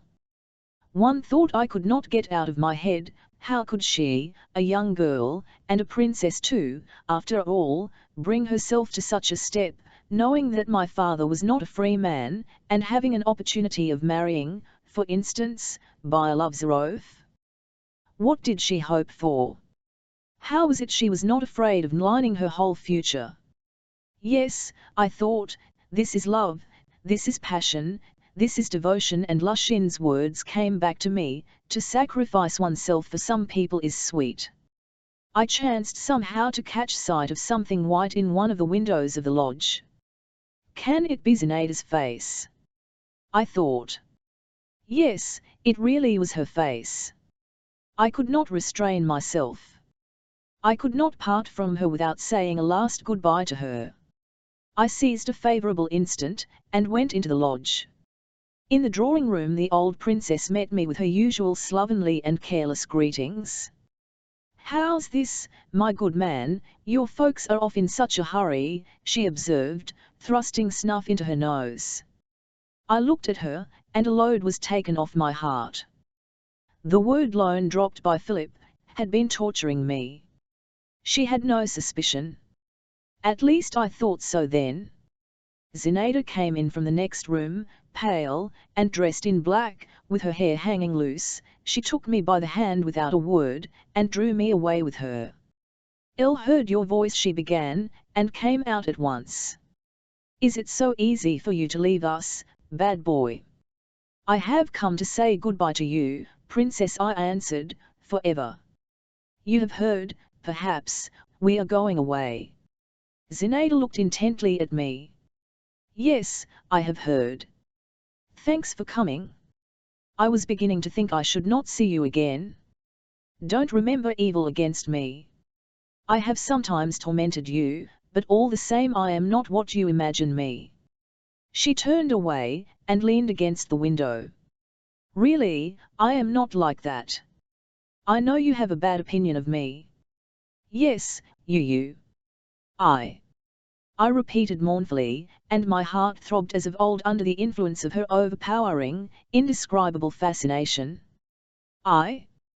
Believe me, Zinaida Alexandrovna, whatever you did, however you tormented me, I should love and adore you to the end of my days." She turned with a rapid motion to me, and flinging wide her arms, embraced my head, and gave me a warm and passionate kiss. God knows whom that long farewell kiss was seeking, but I eagerly tasted its sweetness. I knew that it would never be repeated. Goodbye, I kept saying. She tore herself away, and went out. And I went away. I cannot describe the emotion with which I went away. I should not wish it ever to come again, but I should think myself unfortunate had I never experienced such an emotion. We went back to town. I did not quickly shake off the past, I did not quickly get to work. My wound slowly began to heal, but I had no ill feeling against my father. On the contrary, he had, as it were, gained in my eyes. Let psychologists explain the contradiction as best they can. One day I was walking along a boulevard, and to my indescribable delight, I came across Lushin. I liked him for his straightforward and unaffected character, and besides he was dear to me for the sake of the memories he aroused in me. I rushed up to him. "Allah," he said, knitting his brows, "so it's you, young man. Let me have a look at you. You're still as yellow as ever, but yet there's not the same nonsense in your eyes. You look like a man, not a lapdog. That's good. Well, what are you doing?" "Working." I gave a sigh. I did not like to tell a lie, while I was ashamed to tell the truth. "Well, never mind," Lushin went on, "don't be shy. The great thing is to lead a normal life, and not be the slave of your passions. What do you get if not? Wherever you are carried by the tide, it's all a bad lookout. A man must stand on his own feet, if he can get nothing but a rock to stand on. Here, I've got a cough and Bailov's oath. Have you heard anything of him?" "No." "What is it?" "He's lost, and no news of him. They say he's gone away to the Caucasus." "A lesson to you, young man. And it's all from not knowing how to part in time, to break out of the net. You seem to have got off well. Mind you don't fall into the same snare again. Goodbye." I shan't, I thought. I shan't see her again. But I was destined to see Zinaida once more. 21. My father used every day to ride out on horseback. He had a splendid English mare, a chestnut piebald, with a long slender neck and long legs, an inexhaustible and vicious beast. Her name was Electric. No one could ride her except my father. One day he came up to me in a good humour, a frame of mind in which I had not seen him for a long while. He was getting ready for his ride, and had already put on his spurs. I began entreating him to take me with him. "We'd much better have a game of leapfrog," my father replied. "You'll never keep up with me on your cob." "Yes, I will. I'll put on spurs too." "All right, come along then." We set off. I had a shaggy black horse, strong, and fairly spirited. It had to gallop its utmost. When Electric went at full trot, still I was not left behind. I have never seen any one ride like my father. He had such a fine, carelessly easy seat, that it seemed that the horse under him was conscious of it, and proud of its rider. We rode through all the boulevards, reached the Maiden's Field, jumped several fences. At first I had been afraid to take a leap, but my father had a contempt for cowards, and I soon ceased to feel fear. Twice crossed the river Moskva, and I was under the impression that we were on our way home, especially as my father of his own accord observed that my horse was tired, when suddenly he turned off away from me at the Crimean ford, and galloped along the river bank. I rode after him. When he had reached a high stack of old timber, he slid quickly off Electric, told me to dismount, and giving me his horse's bridle, told me to wait for him there at the timber stack, and, tumbling off into a small street, disappeared. I began walking up and down the river bank, leading the horses, and scolding Electric, who kept pulling, shaking her head, snorting and neighing as she went, and when I stood still, never failed to paw the ground, and whining, bite my cob on the neck. In fact, she conducted herself altogether like a spoiled thoroughbred. My father did not come back. A disagreeable damp mist rose from the river, a fine rain began softly blowing up, and spotting with tiny dark flecks the stupid grey timber stack, which I kept passing and repassing, and was deadly sick of by now. I was terribly bored, and still my father did not come. A sort of sentry man, a Finn, grey all over like the timber, and with a huge old-fashioned charreau, like a pot, on his head, and with a halberd, and however came a sentry, if you think of it, on the banks of the Moskva, drew near, and turning his wrinkled face, like an old woman's, towards me, he observed, "What are you doing here with the horses, young master? Let me hold them." I made him no reply. He asked me for tobacco. To get rid of him, I was in a fret of impatience. 2. I took a few steps in the direction in which my father had disappeared, then walked along the little street to the end, turned the corner, and stood still. In the street, 20 paces from me, at the open window of a little wooden house, stood my father, his back turned to me. He was leaning forward over the window sill, and in the house, half hidden by a curtain, sat a woman in a dark dress talking to my father. This woman was Zinaida. I was petrified. This, I confess, I had never expected. My first impulse was to run away. My father will look round, I thought, and I am lost, but a strange feeling, a feeling stronger than curiosity, stronger than jealousy, stronger even than fear, held me there. I began to watch, I strained my ears to listen. It seemed as though my father were insisting on something. Zinaida would not consent. I seemed to see her face now, mournful, serious, lovely, and with an inexpressible impress of devotion, grief, love, and a sort of despair. I can find no other word for it. She uttered monosyllables, not raising her eyes, simply smiling, submissively, but without yielding. By that smile alone, I should have known my Zinaida of old days. My father shrugged his shoulders, and straightened his hat on his head, which was always a sign of impatience with him. Then I caught the words, vous devez vous séparer de cet _____. Zinaida sat up, and stretched out her arm. Suddenly, before my very eyes, the impossible happened. My father suddenly lifted the whip, with which he had been switching the dust off his coat, and I heard a sharp blow on that arm, bare to the elbow. I could scarcely restrain myself from crying out, while Zinaida shuddered, looked without a word at my father, and slowly raising her arm to her lips, kissed the streak of red upon it. My father flung away the whip, and running quickly up the steps, dashed into the house. Zinaida turned round, and with outstretched arms and downcast head, she too moved away from the window. My heart sinking with panic, with a sort of awe-struck horror, I rushed back, and running down the lane, almost letting go my hold of electric, went back to the bank of the river. I could not think clearly of anything. I knew that my cold and reserved father was sometimes seized by fits of fury, and all the same, I could never comprehend what I had just seen. But I felt at the time that, however long I lived, I could never forget the gesture, the glance, the smile, of Zinaida, that her image, this image so suddenly presented to me, was imprinted forever on my memory. I stared vacantly at the river, and never noticed that my tears were streaming. She's beaten, I was thinking. Beaten. Hello. What are you doing? Give me the mare. I heard my father's voice saying behind me. Mechanically I gave him the bridle. He leaped on to electric the mare, chill with standing, reared on her haunches, and leaped 10 feet away. But my father soon subdued her. He drove the spurs into her sides, and gave her a blow on the neck with his fist. I've no whip, he muttered.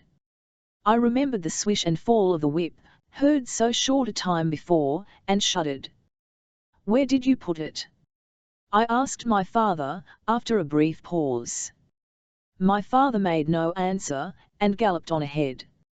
I overtook him. I felt that I must see his face.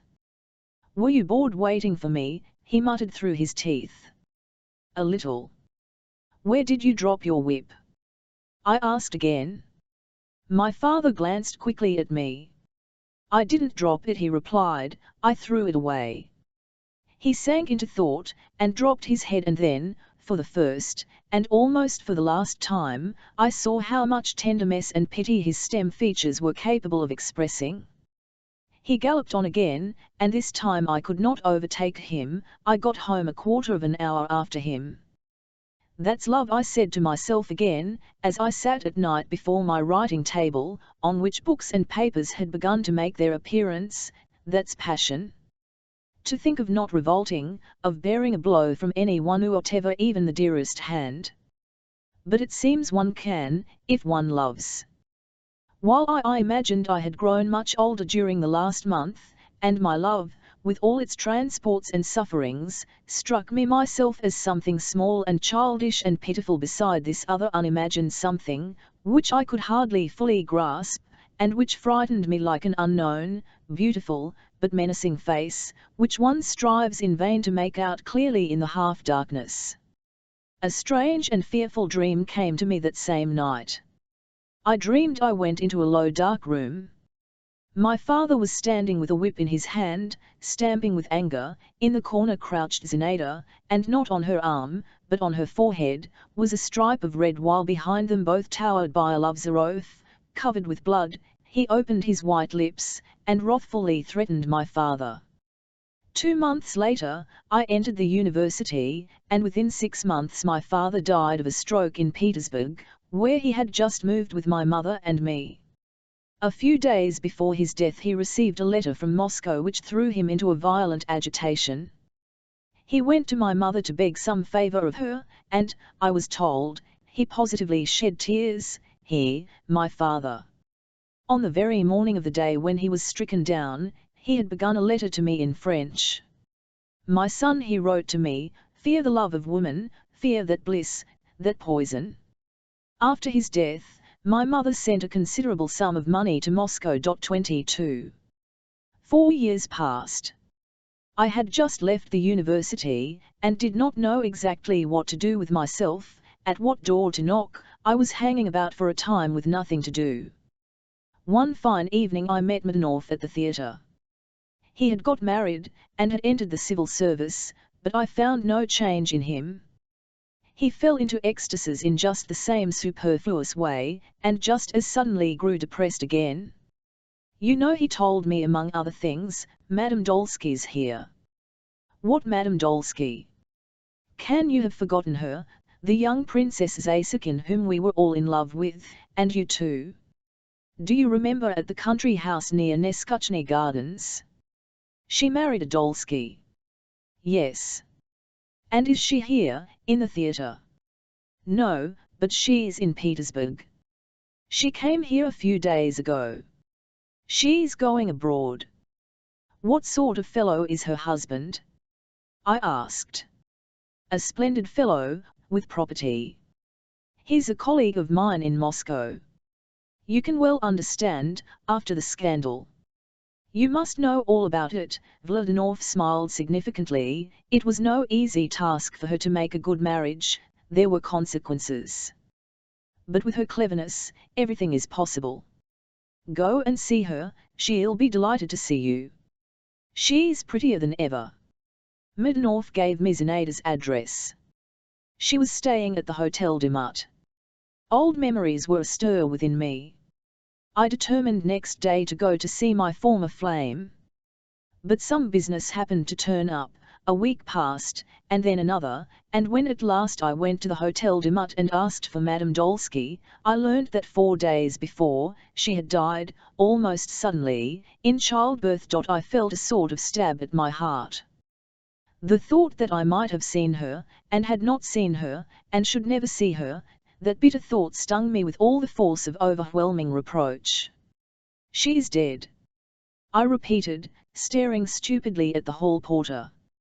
I slowly made my way back to the street, and walked on without knowing myself where I was going. All the past swam up and rose at once before me. So this was the solution, this was the goal to which that young, ardent, brilliant life had striven, all haste and agitation. I mused on this, I fancied those dear features, those eyes, those curls, in the narrow box, in the damp underground darkness, lying here, not far from me, while I was still alive, and, maybe, a few paces from my father. I thought all this, I strained my imagination, and yet all the while the lines, from lips indifferent of her death I had indifferently one listened to it, were echoing in my heart. "O youth, youth!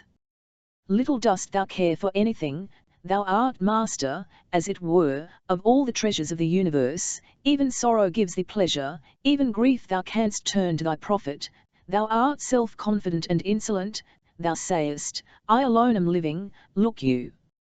But thy days fly by all the while, and vanish without trace or reckoning, and everything in thee vanishes, like wax in the sun, like snow.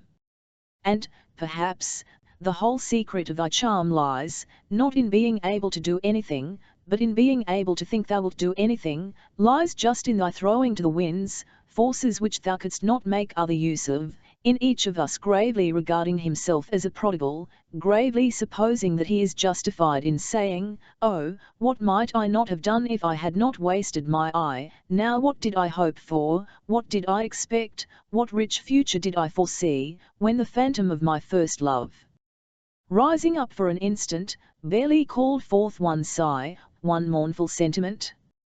And what has come to pass of all I hoped for? And now, when the shades of evening begin to steal over my life, what have I left fresher, more precious, than the memories of the storm, so soon over, of early morning, of spring? But I do myself injustice. Even then, in those light-heltered young days, I was not deaf to the voice of sorrow, when it called upon me, to the solemn strains floating to me from beyond the tomb. I remember, a few days after I heard of Zinaida's death, I was present, through a peculiar, irresistible impulse, at the death of a poor old woman who lived in the same house as we. Covered with rags, lying on hard boards, with a sack under her head, she died hardly and painfully. Her whole life had been passed in the bitter struggle with daily want, she had known no joy, had not tasted the honey of happiness. One would have thought, surely she would rejoice at death, at her deliverance, her rest. But yet, as long as her decrepit body held out, as long as her breast still heaved in agony under the icy hand weighing upon it, until her last forces left her, the old woman crossed herself, and kept whispering, "Lord, forgive my sins," and only with the last spark of consciousness, vanished from her eyes the look of fear, of horror of the end. And I remember that then, by the deathbed of that poor old woman, I felt aghast for Zinaida, and longed to pray for her, for my father, and for myself, in one of the outlying streets of Moscow, in a grey house with white columns and a balcony, warped all askew, there was once living a lady, a widow, surrounded by a numerous household of serfs. Her sons were in the government service at Petersburg, her daughters were married, she went out very little, and in solitude lived through the last years of her miserly and dreary old age. Her day, a joyless and gloomy day, had long been over, but the evening of her life was blacker than night. Of all her servants, the most remarkable personage was the porter, Gerasim, a man full 12 inches over the normal height, of heroic build, and deaf and dumb from his birth. The lady, his owner, had brought him up from the village where he lived alone in a little hut, apart from his brothers, and was reckoned about the most punctual of her peasants in the payment of the seigneurial dues. Endowed with extraordinary strength, he did the work of 4 men, work flew apace under his hands, and it was a pleasant sight to see him when he was ploughing, while, with his huge palms pressing hard upon the plough, he seemed alone, unaided by his poor horse, to cleave the yielding bosom of the Ain, or when, about St. Peter's Day, he plied his scythe with a furious energy that might have mown a young birch copse up by the roots, or swiftly and untiringly wielded a flail over 2 yards long, while the hard oblong muscles of his shoulders rose and fell like a lever.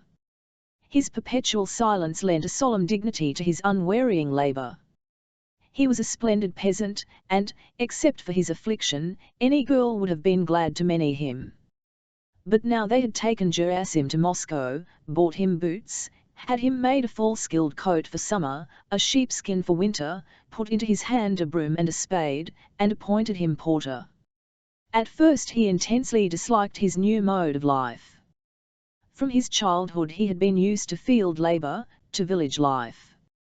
Shut off by his affliction from the society of men, he had grown up, dumb and mighty, as a tree grows on a flintiful soil. When he was transported to the town, he could not understand what was being done with him, he was miserable and stupefied, with the stupefaction of some strong young bull, taken straight from the meadow, where the rich grass stood up to his belly, taken and put in the TN1CK of a railway train, and there, while smoke and sparks and gusts of steam puff out upon the sturdy beast, he is whirled onwards, whirled along with loud roar and whistle, whither, God knows. What Gerasim had to do in his new duties seemed a mere trifle to him after his hard toil as a peasant. In half an hour, all his work was done, and he would once more stand stock still in the middle of the courtyard, staring open-mouthed at all the passers-by, as though trying to wrest from them the explanation of his perplexing position, or he would suddenly go off into some corner, and flinging a long way off the broom or the spade, throw himself on his face on the ground, and lie for hours together without stirring, like a caged beast. But man gets used to anything, and Gerasim got used at last to living in town. He had little work to do. His whole duty consisted in keeping the cowyard clean, bringing in a barrel of water twice a day, splitting and dragging in wood for the kitchen and the house, keeping out strangers, and watching at night. And it must be said he did his duty zealously.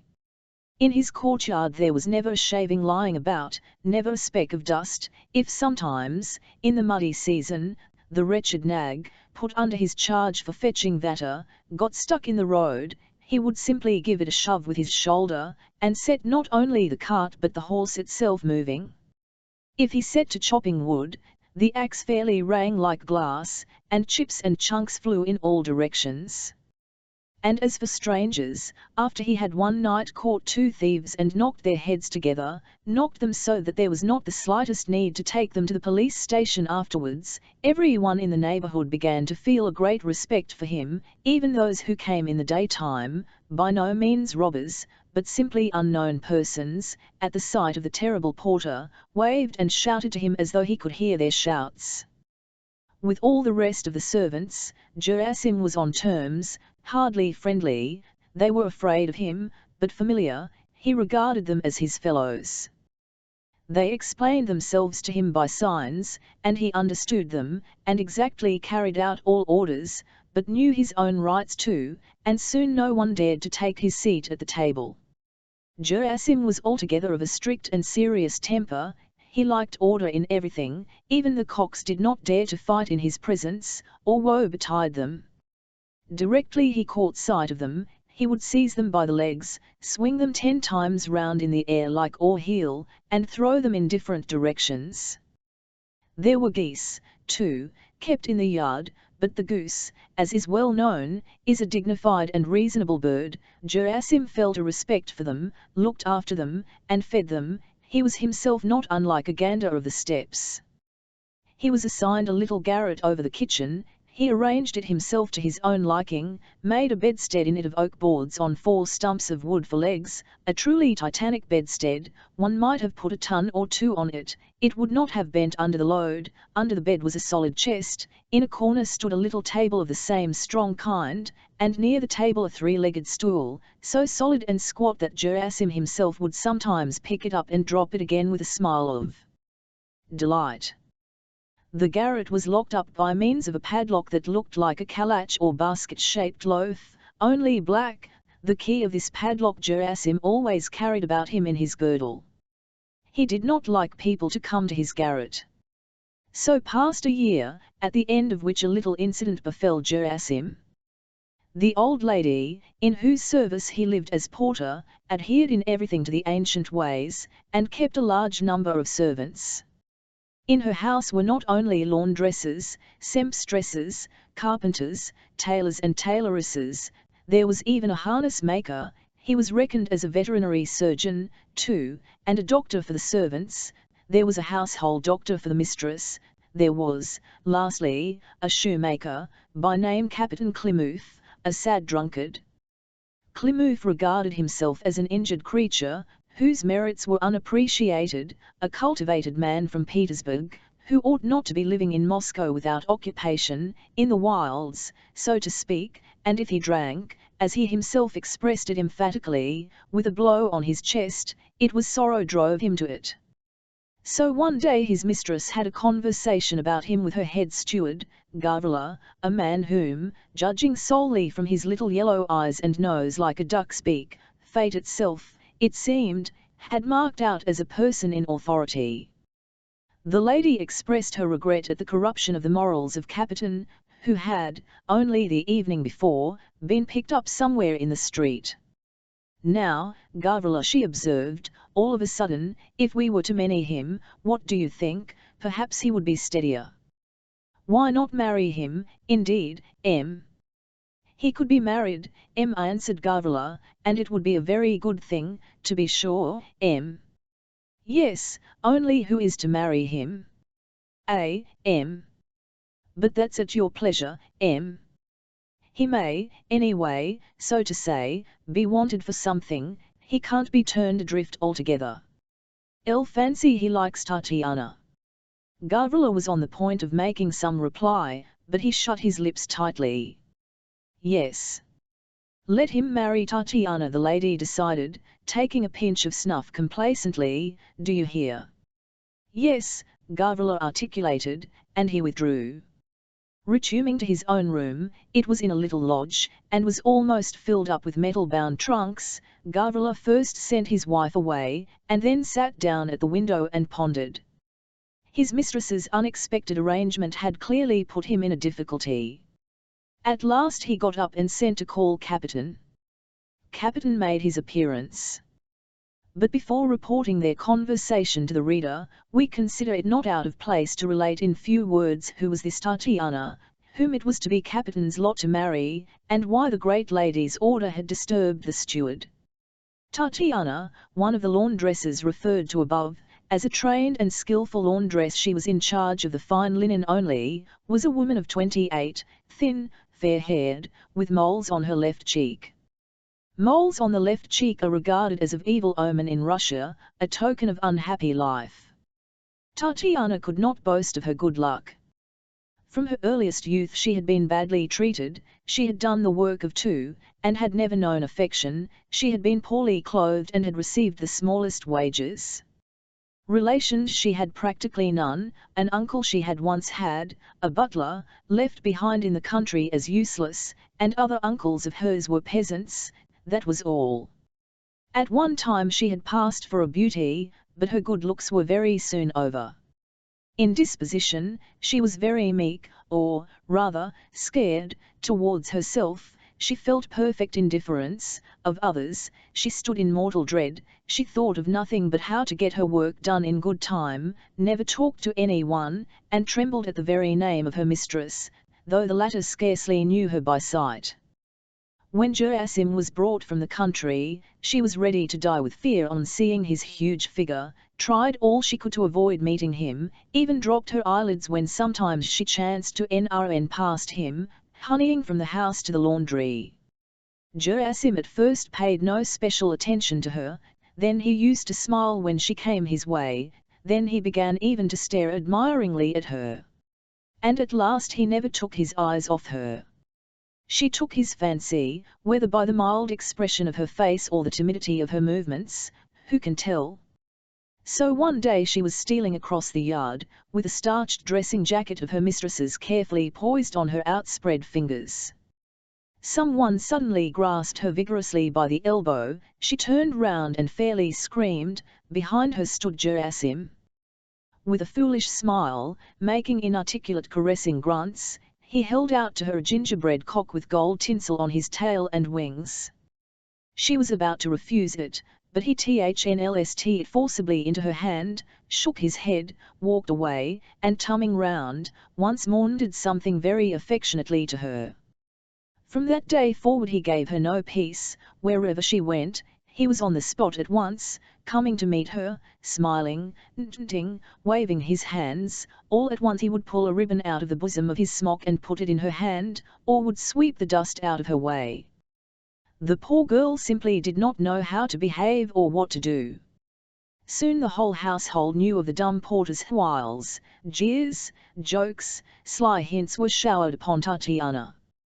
At Gerasim, however, it was not every one who would dare to scoff. He did not like jokes, indeed, in his presence, she, too, was left in peace. Whether she liked it or not, the girl found herself to be under his protection.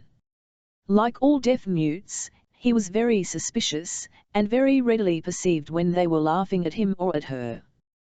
One day, at dinner, the wardrobe keeper, Tatiana's superior, fell to, as it is called, at her, and brought the poor thing to such a state that she did not know where to look, and was almost crying with vexation.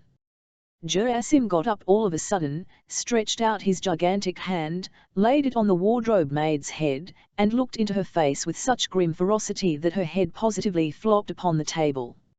Everyone was still. Gerasim took up his spoon again and went on with his cabbage soup.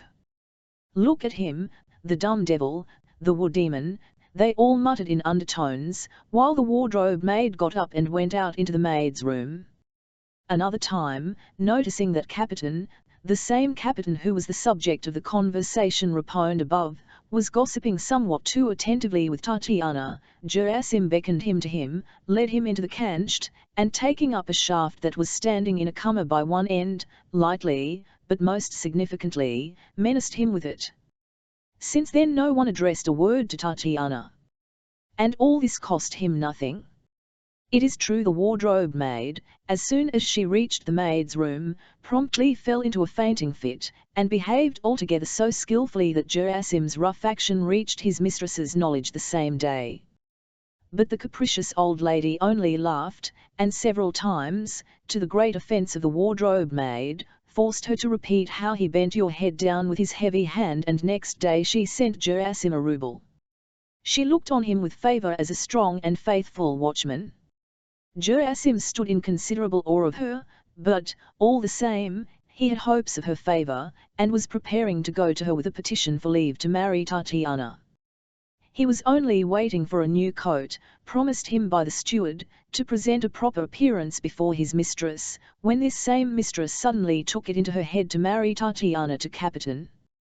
The reader will now readily understand the perturbation of mind that overtook the steward Gavrila after his conversation with his mistress. "My lady," he thought, as he sat at the window, "favours Gerasim, to be sure." Gavrila was well aware of this, and that was why he himself looked on him with an indulgent eye. Still he is a speechless creature. I could not, indeed, put it before the mistress that Gerasim's courting Tatiana. But, after all, it's true enough, he's a queer sort of husband. But on the other hand, that devil, God forgive me, has only got to find out they are marrying Tatiana to Captain, he'll smash up everything in the house, 'pon my soul. There's no reasoning with him, why, he's such a devil, God forgive my sins, there's no getting over him nohow. 'Pon my soul." Captain's entrance broke the thread of Gavrila's reflections. The dissipated shoemaker came in, his hands behind him, and lounging carelessly against a projecting angle of the wall, near the door, crossed his right foot in front of his left, and tossed his head, as much as to say, "What do you want?" Gavrila looked at Captain, and dnlmmed with his fingers on the window frame. Captain merely screwed up his leaden eyes a little, but he did not look down. He even grinned slightly, and passed his hand over his whitish locks which were sticking up in all directions. "Well, here I am." "What is it?" "You're a pretty fellow," said Gavrila, and paused. "A pretty fellow you are, there's no denying." Captain only twitched his little shoulders. "Are you any better, pray?" he thought to himself. "Just look at yourself, now, look at yourself reproachfully, now, whatever do you look like?"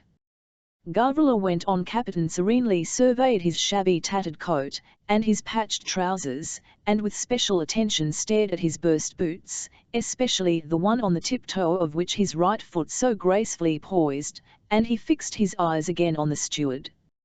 "Well," repeated Gavrila. "Well? And then you say well?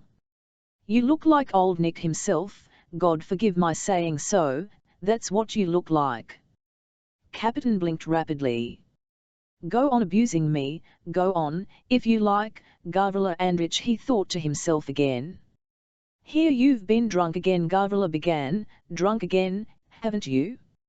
"Eh? Come, answer me. Owing to the weakness of my health, I have exposed myself to spirituous beverages, certainly, replied Captain. Owing to the weakness of your health. They let you off too easy, that's what it is, and you've been apprenticed in Petersburg. Much you learned in your apprenticeship. You simply eat your bread in idleness. In that matter, Gavrila Andrich, there is one to judge me, the Lord God himself, and no one else. He also knows what manner of man I be in this world, and whether I eat my bread in idleness. And as concerning your contention regarding Genghis, in that matter, too, I am not to blame, but rather a friend. He led me into temptation, but was diplomatic and got away, while you were left, like a goose, in the street. Ah, you're a dissolute fellow. But that's not the point, the steward went on, I've something to tell you. Our Lady. Here he paused a minute, it's Our Lady's pleasure that you should be man-eed. Do you hear? She imagines you may be steadier when you remarried. Do you understand? To be sure I do. Well, then. For my part I think it would be better to give you a good hiding. But there, it's her business. Well? Are you agreeable? Kapitun grinned. Matrimony is an excellent thing for anyone, Gavrila Andrich, and, as far as I am concerned, I shall be quite agreeable. Very well, then, replied Gavrila, while he reflected to himself, there's no denying the man expresses himself very properly. Only there's one thing, he pursued aloud, the wife Our Lady's picked out for you is an unlucky choice. Why, who is she, permit me to inquire? Tatiana. Tatiana. And Captain opened his eyes, and moved a little away from the wall. Well, what are you in such a taking for? Isn't she to your taste, hey? Not to my taste, do you say, Gavrila Andrich? She's right enough, a hard-working steady girl. But you know very well yourself, Gavrila Andrich, why that fellow, that wild man of the woods, that monster of the steppes, he's after her, you know. I know, mate, I know all about it, the butler cut him short in a tone of annoyance, but there, you see. But upon my soul, Gavrila Andrich. Why, he'll kill me, by God, he will, he'll crush me like some fly, why, he's got a fist, why, you kindly look yourself what a fist he's got, why, he's simply got a fist like mine in Pojarski's. You see he's deaf, he beats and does not hear how he's beating. He swings his great fists, as if he's asleep. And there's no possibility of parchewing him, and for why? Why, because, as you know yourself, Gavrila Andrich, he's deaf, and what's more, has no more wit than the heel of my foot. Why, he's a sort of beast, a heathen idol, Gavrila Andrich, and worse. A block of wood, what have I done that I should have to suffer from him now? Sure it is, it's all over with me now, I've knocked about, I've had enough to put up with, I've been battered like an earthenware pot, but still I'm a man, after all, and not a worthless pot. I know, don't go talking away. Lord, my God, the shoemaker continued warmly, when is the end? When, O Lord? A poor wretch I am, a poor wretch whose sufferings are endless. What a life mine's been, come to think of it. In my young days, I was beaten by a German I was prenticed to, in the prime of life beaten by my own countrymen, and last of all, in ripe years, see what I have been brought to. Ah, you flabby soul, said Gavrila Andrich. Why do you make so many words about it? Why, do you say, Gavrila Andrich? It's not a beating I'm afraid of, Gavrila Andrich. A gentleman may chastise me in private, but give me a civil word before folks, and I'm a man still, but see now, whom I've to do with. Come, get along, Gavrila interposed impatiently. Captain turned away and staggered off. But, if it were not for him, the steward shouted after him, you would consent for your part. I sign a W my acquiescence, retorted Captain as he disappeared. His fine language did not desert him, even in the most trying positions. The steward walked several times up and down the room. Well, call Tatiana now, he said at last.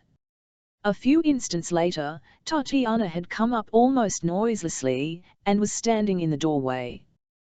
What are your orders, Gavrila Andreich? She said in a soft voice. The steward looked at her intently. Well, Tanya Shah, he said, would you like to be married? Our lady has chosen a husband for you.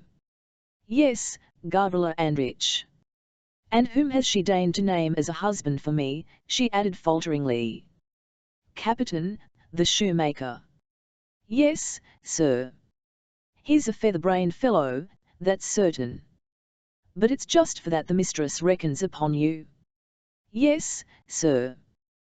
There's one difficulty, you know the deaf man, Gerasim, he's courting you, you see. How did you come to bewitch such a bear?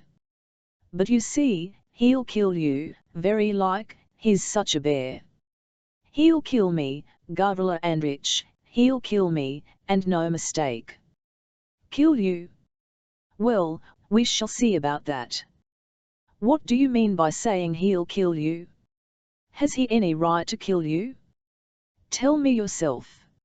I don't know, Gavrila Andreich, about his having any right or not. What a woman! Why, you've made him no promise, I suppose. What are you pleased to ask of me? The steward was silent for a little, thinking, you're a meek soul. Well, that's right, he said aloud, we'll have another talk with you later, now you can go, Tanya Shah, I see you're not unruly, certainly. Tatiana turned, steadied herself a little against the doorpost, and went away. And, perhaps, Our Lady will forget all about this wedding by tomorrow, thought the steward, and here am I worrying myself for nothing. As for that insolent fellow, we must tie him down, if it comes to that, we must let the police know. Ustania Fydorovna, he shouted in a loud voice to his wife, heat the samovar, my good soul. All that day Tatiana hardly went out of the laundry. At first she had started crying, then she wiped away her tears, and set to work as before. Captain stayed till late at night at the gin shop with a friend of his, a man of gloomy appearance, to whom he related in detail how he used to live in Petersburg with a gentleman, who would have been all right, except he was a bit too strict, and he had a slight weakness besides, he was too fond of drink, and, as to the fair sex, he didn't stick at anything. His gloomy companion merely said yes, but when Captain announced at last that, in a certain event, he would have to lay hands on himself tomorrow, his gloomy companion remarked that it was bedtime. And they parted in surly silence. Meanwhile, the steward's anticipations were not fulfilled. The old lady was so much taken up with the idea of Captain's wedding, that even in the night she talked of nothing else to one of her companions, who was kept in her house solely to entertain her in case of sleeplessness, and, like a night cabman, slept in the day. When Gavrila came to her after morning tea with his report, her first question was, "And how about our wedding, is it getting on all right?" He replied, of course, that it was getting on first rate, and that Captain would appear before her to pay his reverence to her that day. The old lady was not quite well, she did not give much time to business. The steward went back to his own room, and called a council. The matter certainly called for serious consideration. Tatiana would make no difficulty, of course, but Captain had declared in the hearing of all that he had but one head to lose, not two or three. Gerasim turned rapid sullen looks on every one, would not budge from the steps of the maids' quarters, and seemed to guess that some mischief was being hatched against him. They met together. Among them was an old sideboard waiter, nicknamed Uncle Tail, to whom every one looked respectfully for counsel, though all they got out of him was, "Here's a pretty pass." To be sure, to be sure, to be sure. As a preliminary measure of security, to provide against contingencies, they locked Captain up in the lumber room where the filter was kept, then considered the question with the gravest deliberation. It would, to be sure, be easy to have recourse to force. But heaven save us! There would be an uproar, the mistress would be put out, it would be awful. What should they do? They thought, and at last thought out a solution. It had many a time been observed that Gerasim could not bear drunkards. As he sat at the gates, he would always turn away with disgust when some one passed by intoxicated, with unsteady steps and his cap on one side of his ear. They resolved that Tatiana should be instructed to pretend to be tipsy, and should pass by Gerasim staggering and reeling about. The poor girl refused for a long while to agree to this, but they persuaded her at last. She saw, too, that it was the only possible way of getting rid of her adorer. She went out. Capitan was released from the lumberroom, for, after all, he had an interest in the affair. Gerasim was sitting on the curbstone at the gates, scraping the ground with a spade. From behind every corner, from behind Eve one window blind, the others were watching him. The trick succeeded beyond all expectations. On seeing Tatiana, at first, he nodded as usual, making caressing, inarticulate sounds, then he looked carefully at her, dropped his spade, jumped up, went up to her, brought his face close to her face. In her fright she staggered more than ever, and shut her eyes.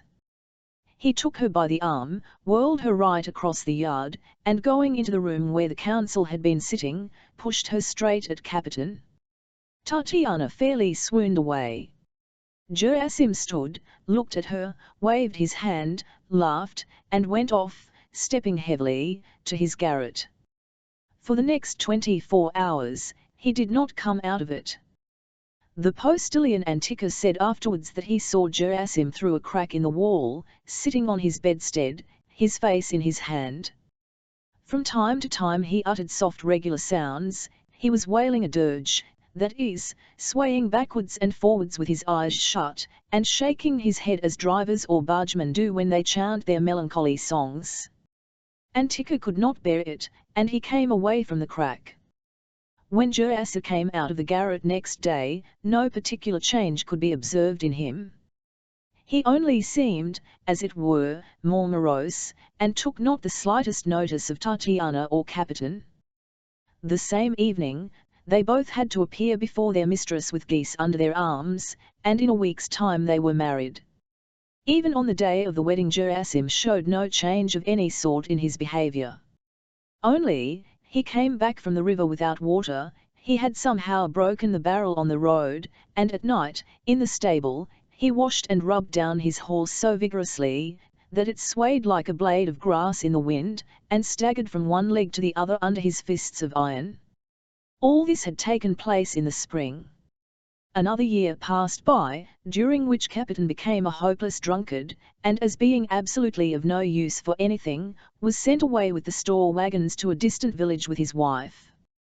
On the day of his departure, he put a very good face on it at first, and declared that he would always be at home, send him where they would, even to the other end of the world, but later on he lost heart, began grumbling that he was being taken to uneducated people, and collapsed so completely at last that he could not even put his own hat on. Some charitable soul stuck it on his forehead, set the peak straight in front, and thrust it on with a slap from above. When everything was quite ready, and the peasants already held the reins in their hands, and were only waiting for the words with God's blessing, to start, Gerasim came out of his garret, went up to Tatiana, and gave her as a parting present a red cotton handkerchief he had bought for her a year ago.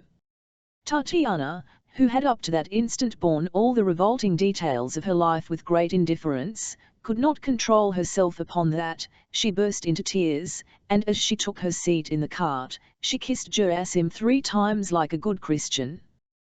He meant to accompany her as far as the town barnier, and did walk beside her cart for a while, but he stopped suddenly at the Crimean ford, waved his hand, and walked away along the riverside.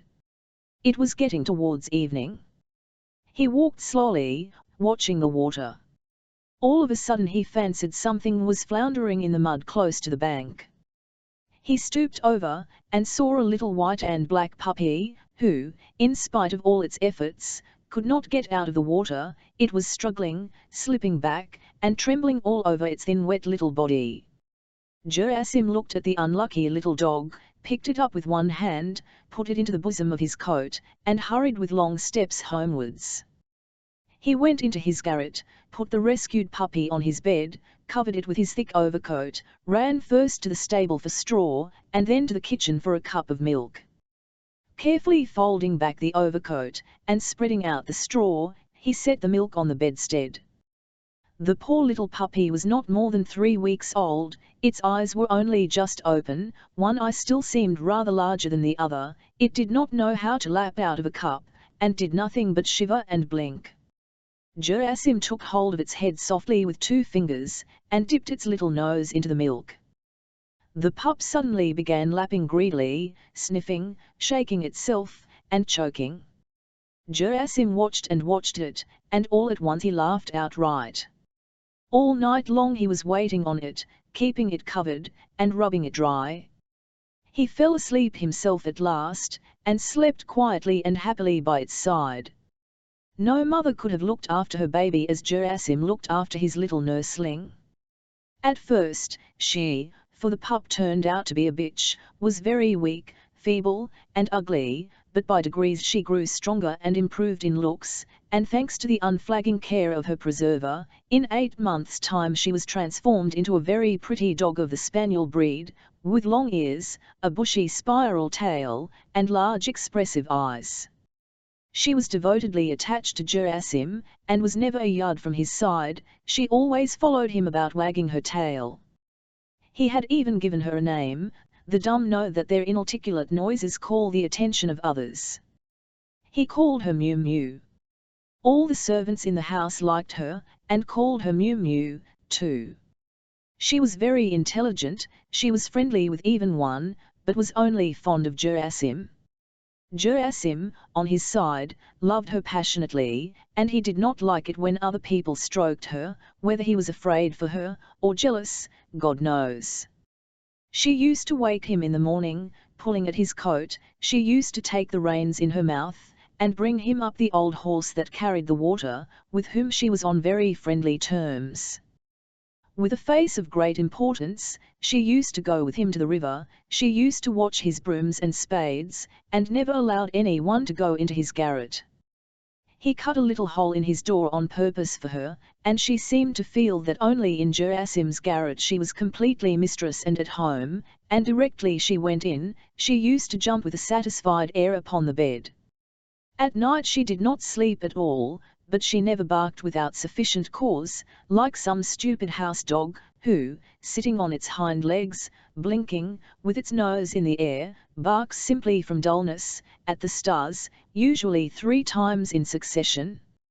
No. Mew Mew's delicate little voice was never raised without good reason. Either some stranger was passing close to the fence, or there was some suspicious sound or rustle somewhere. In fact, she was an excellent watchdog.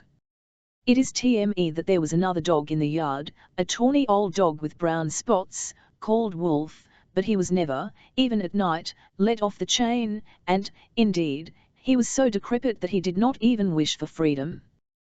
He used to lie curled up in his kennel, and only rarely uttered a sleepy, almost noiseless bark, which broke off at once, as though he were himself aware of its uselessness.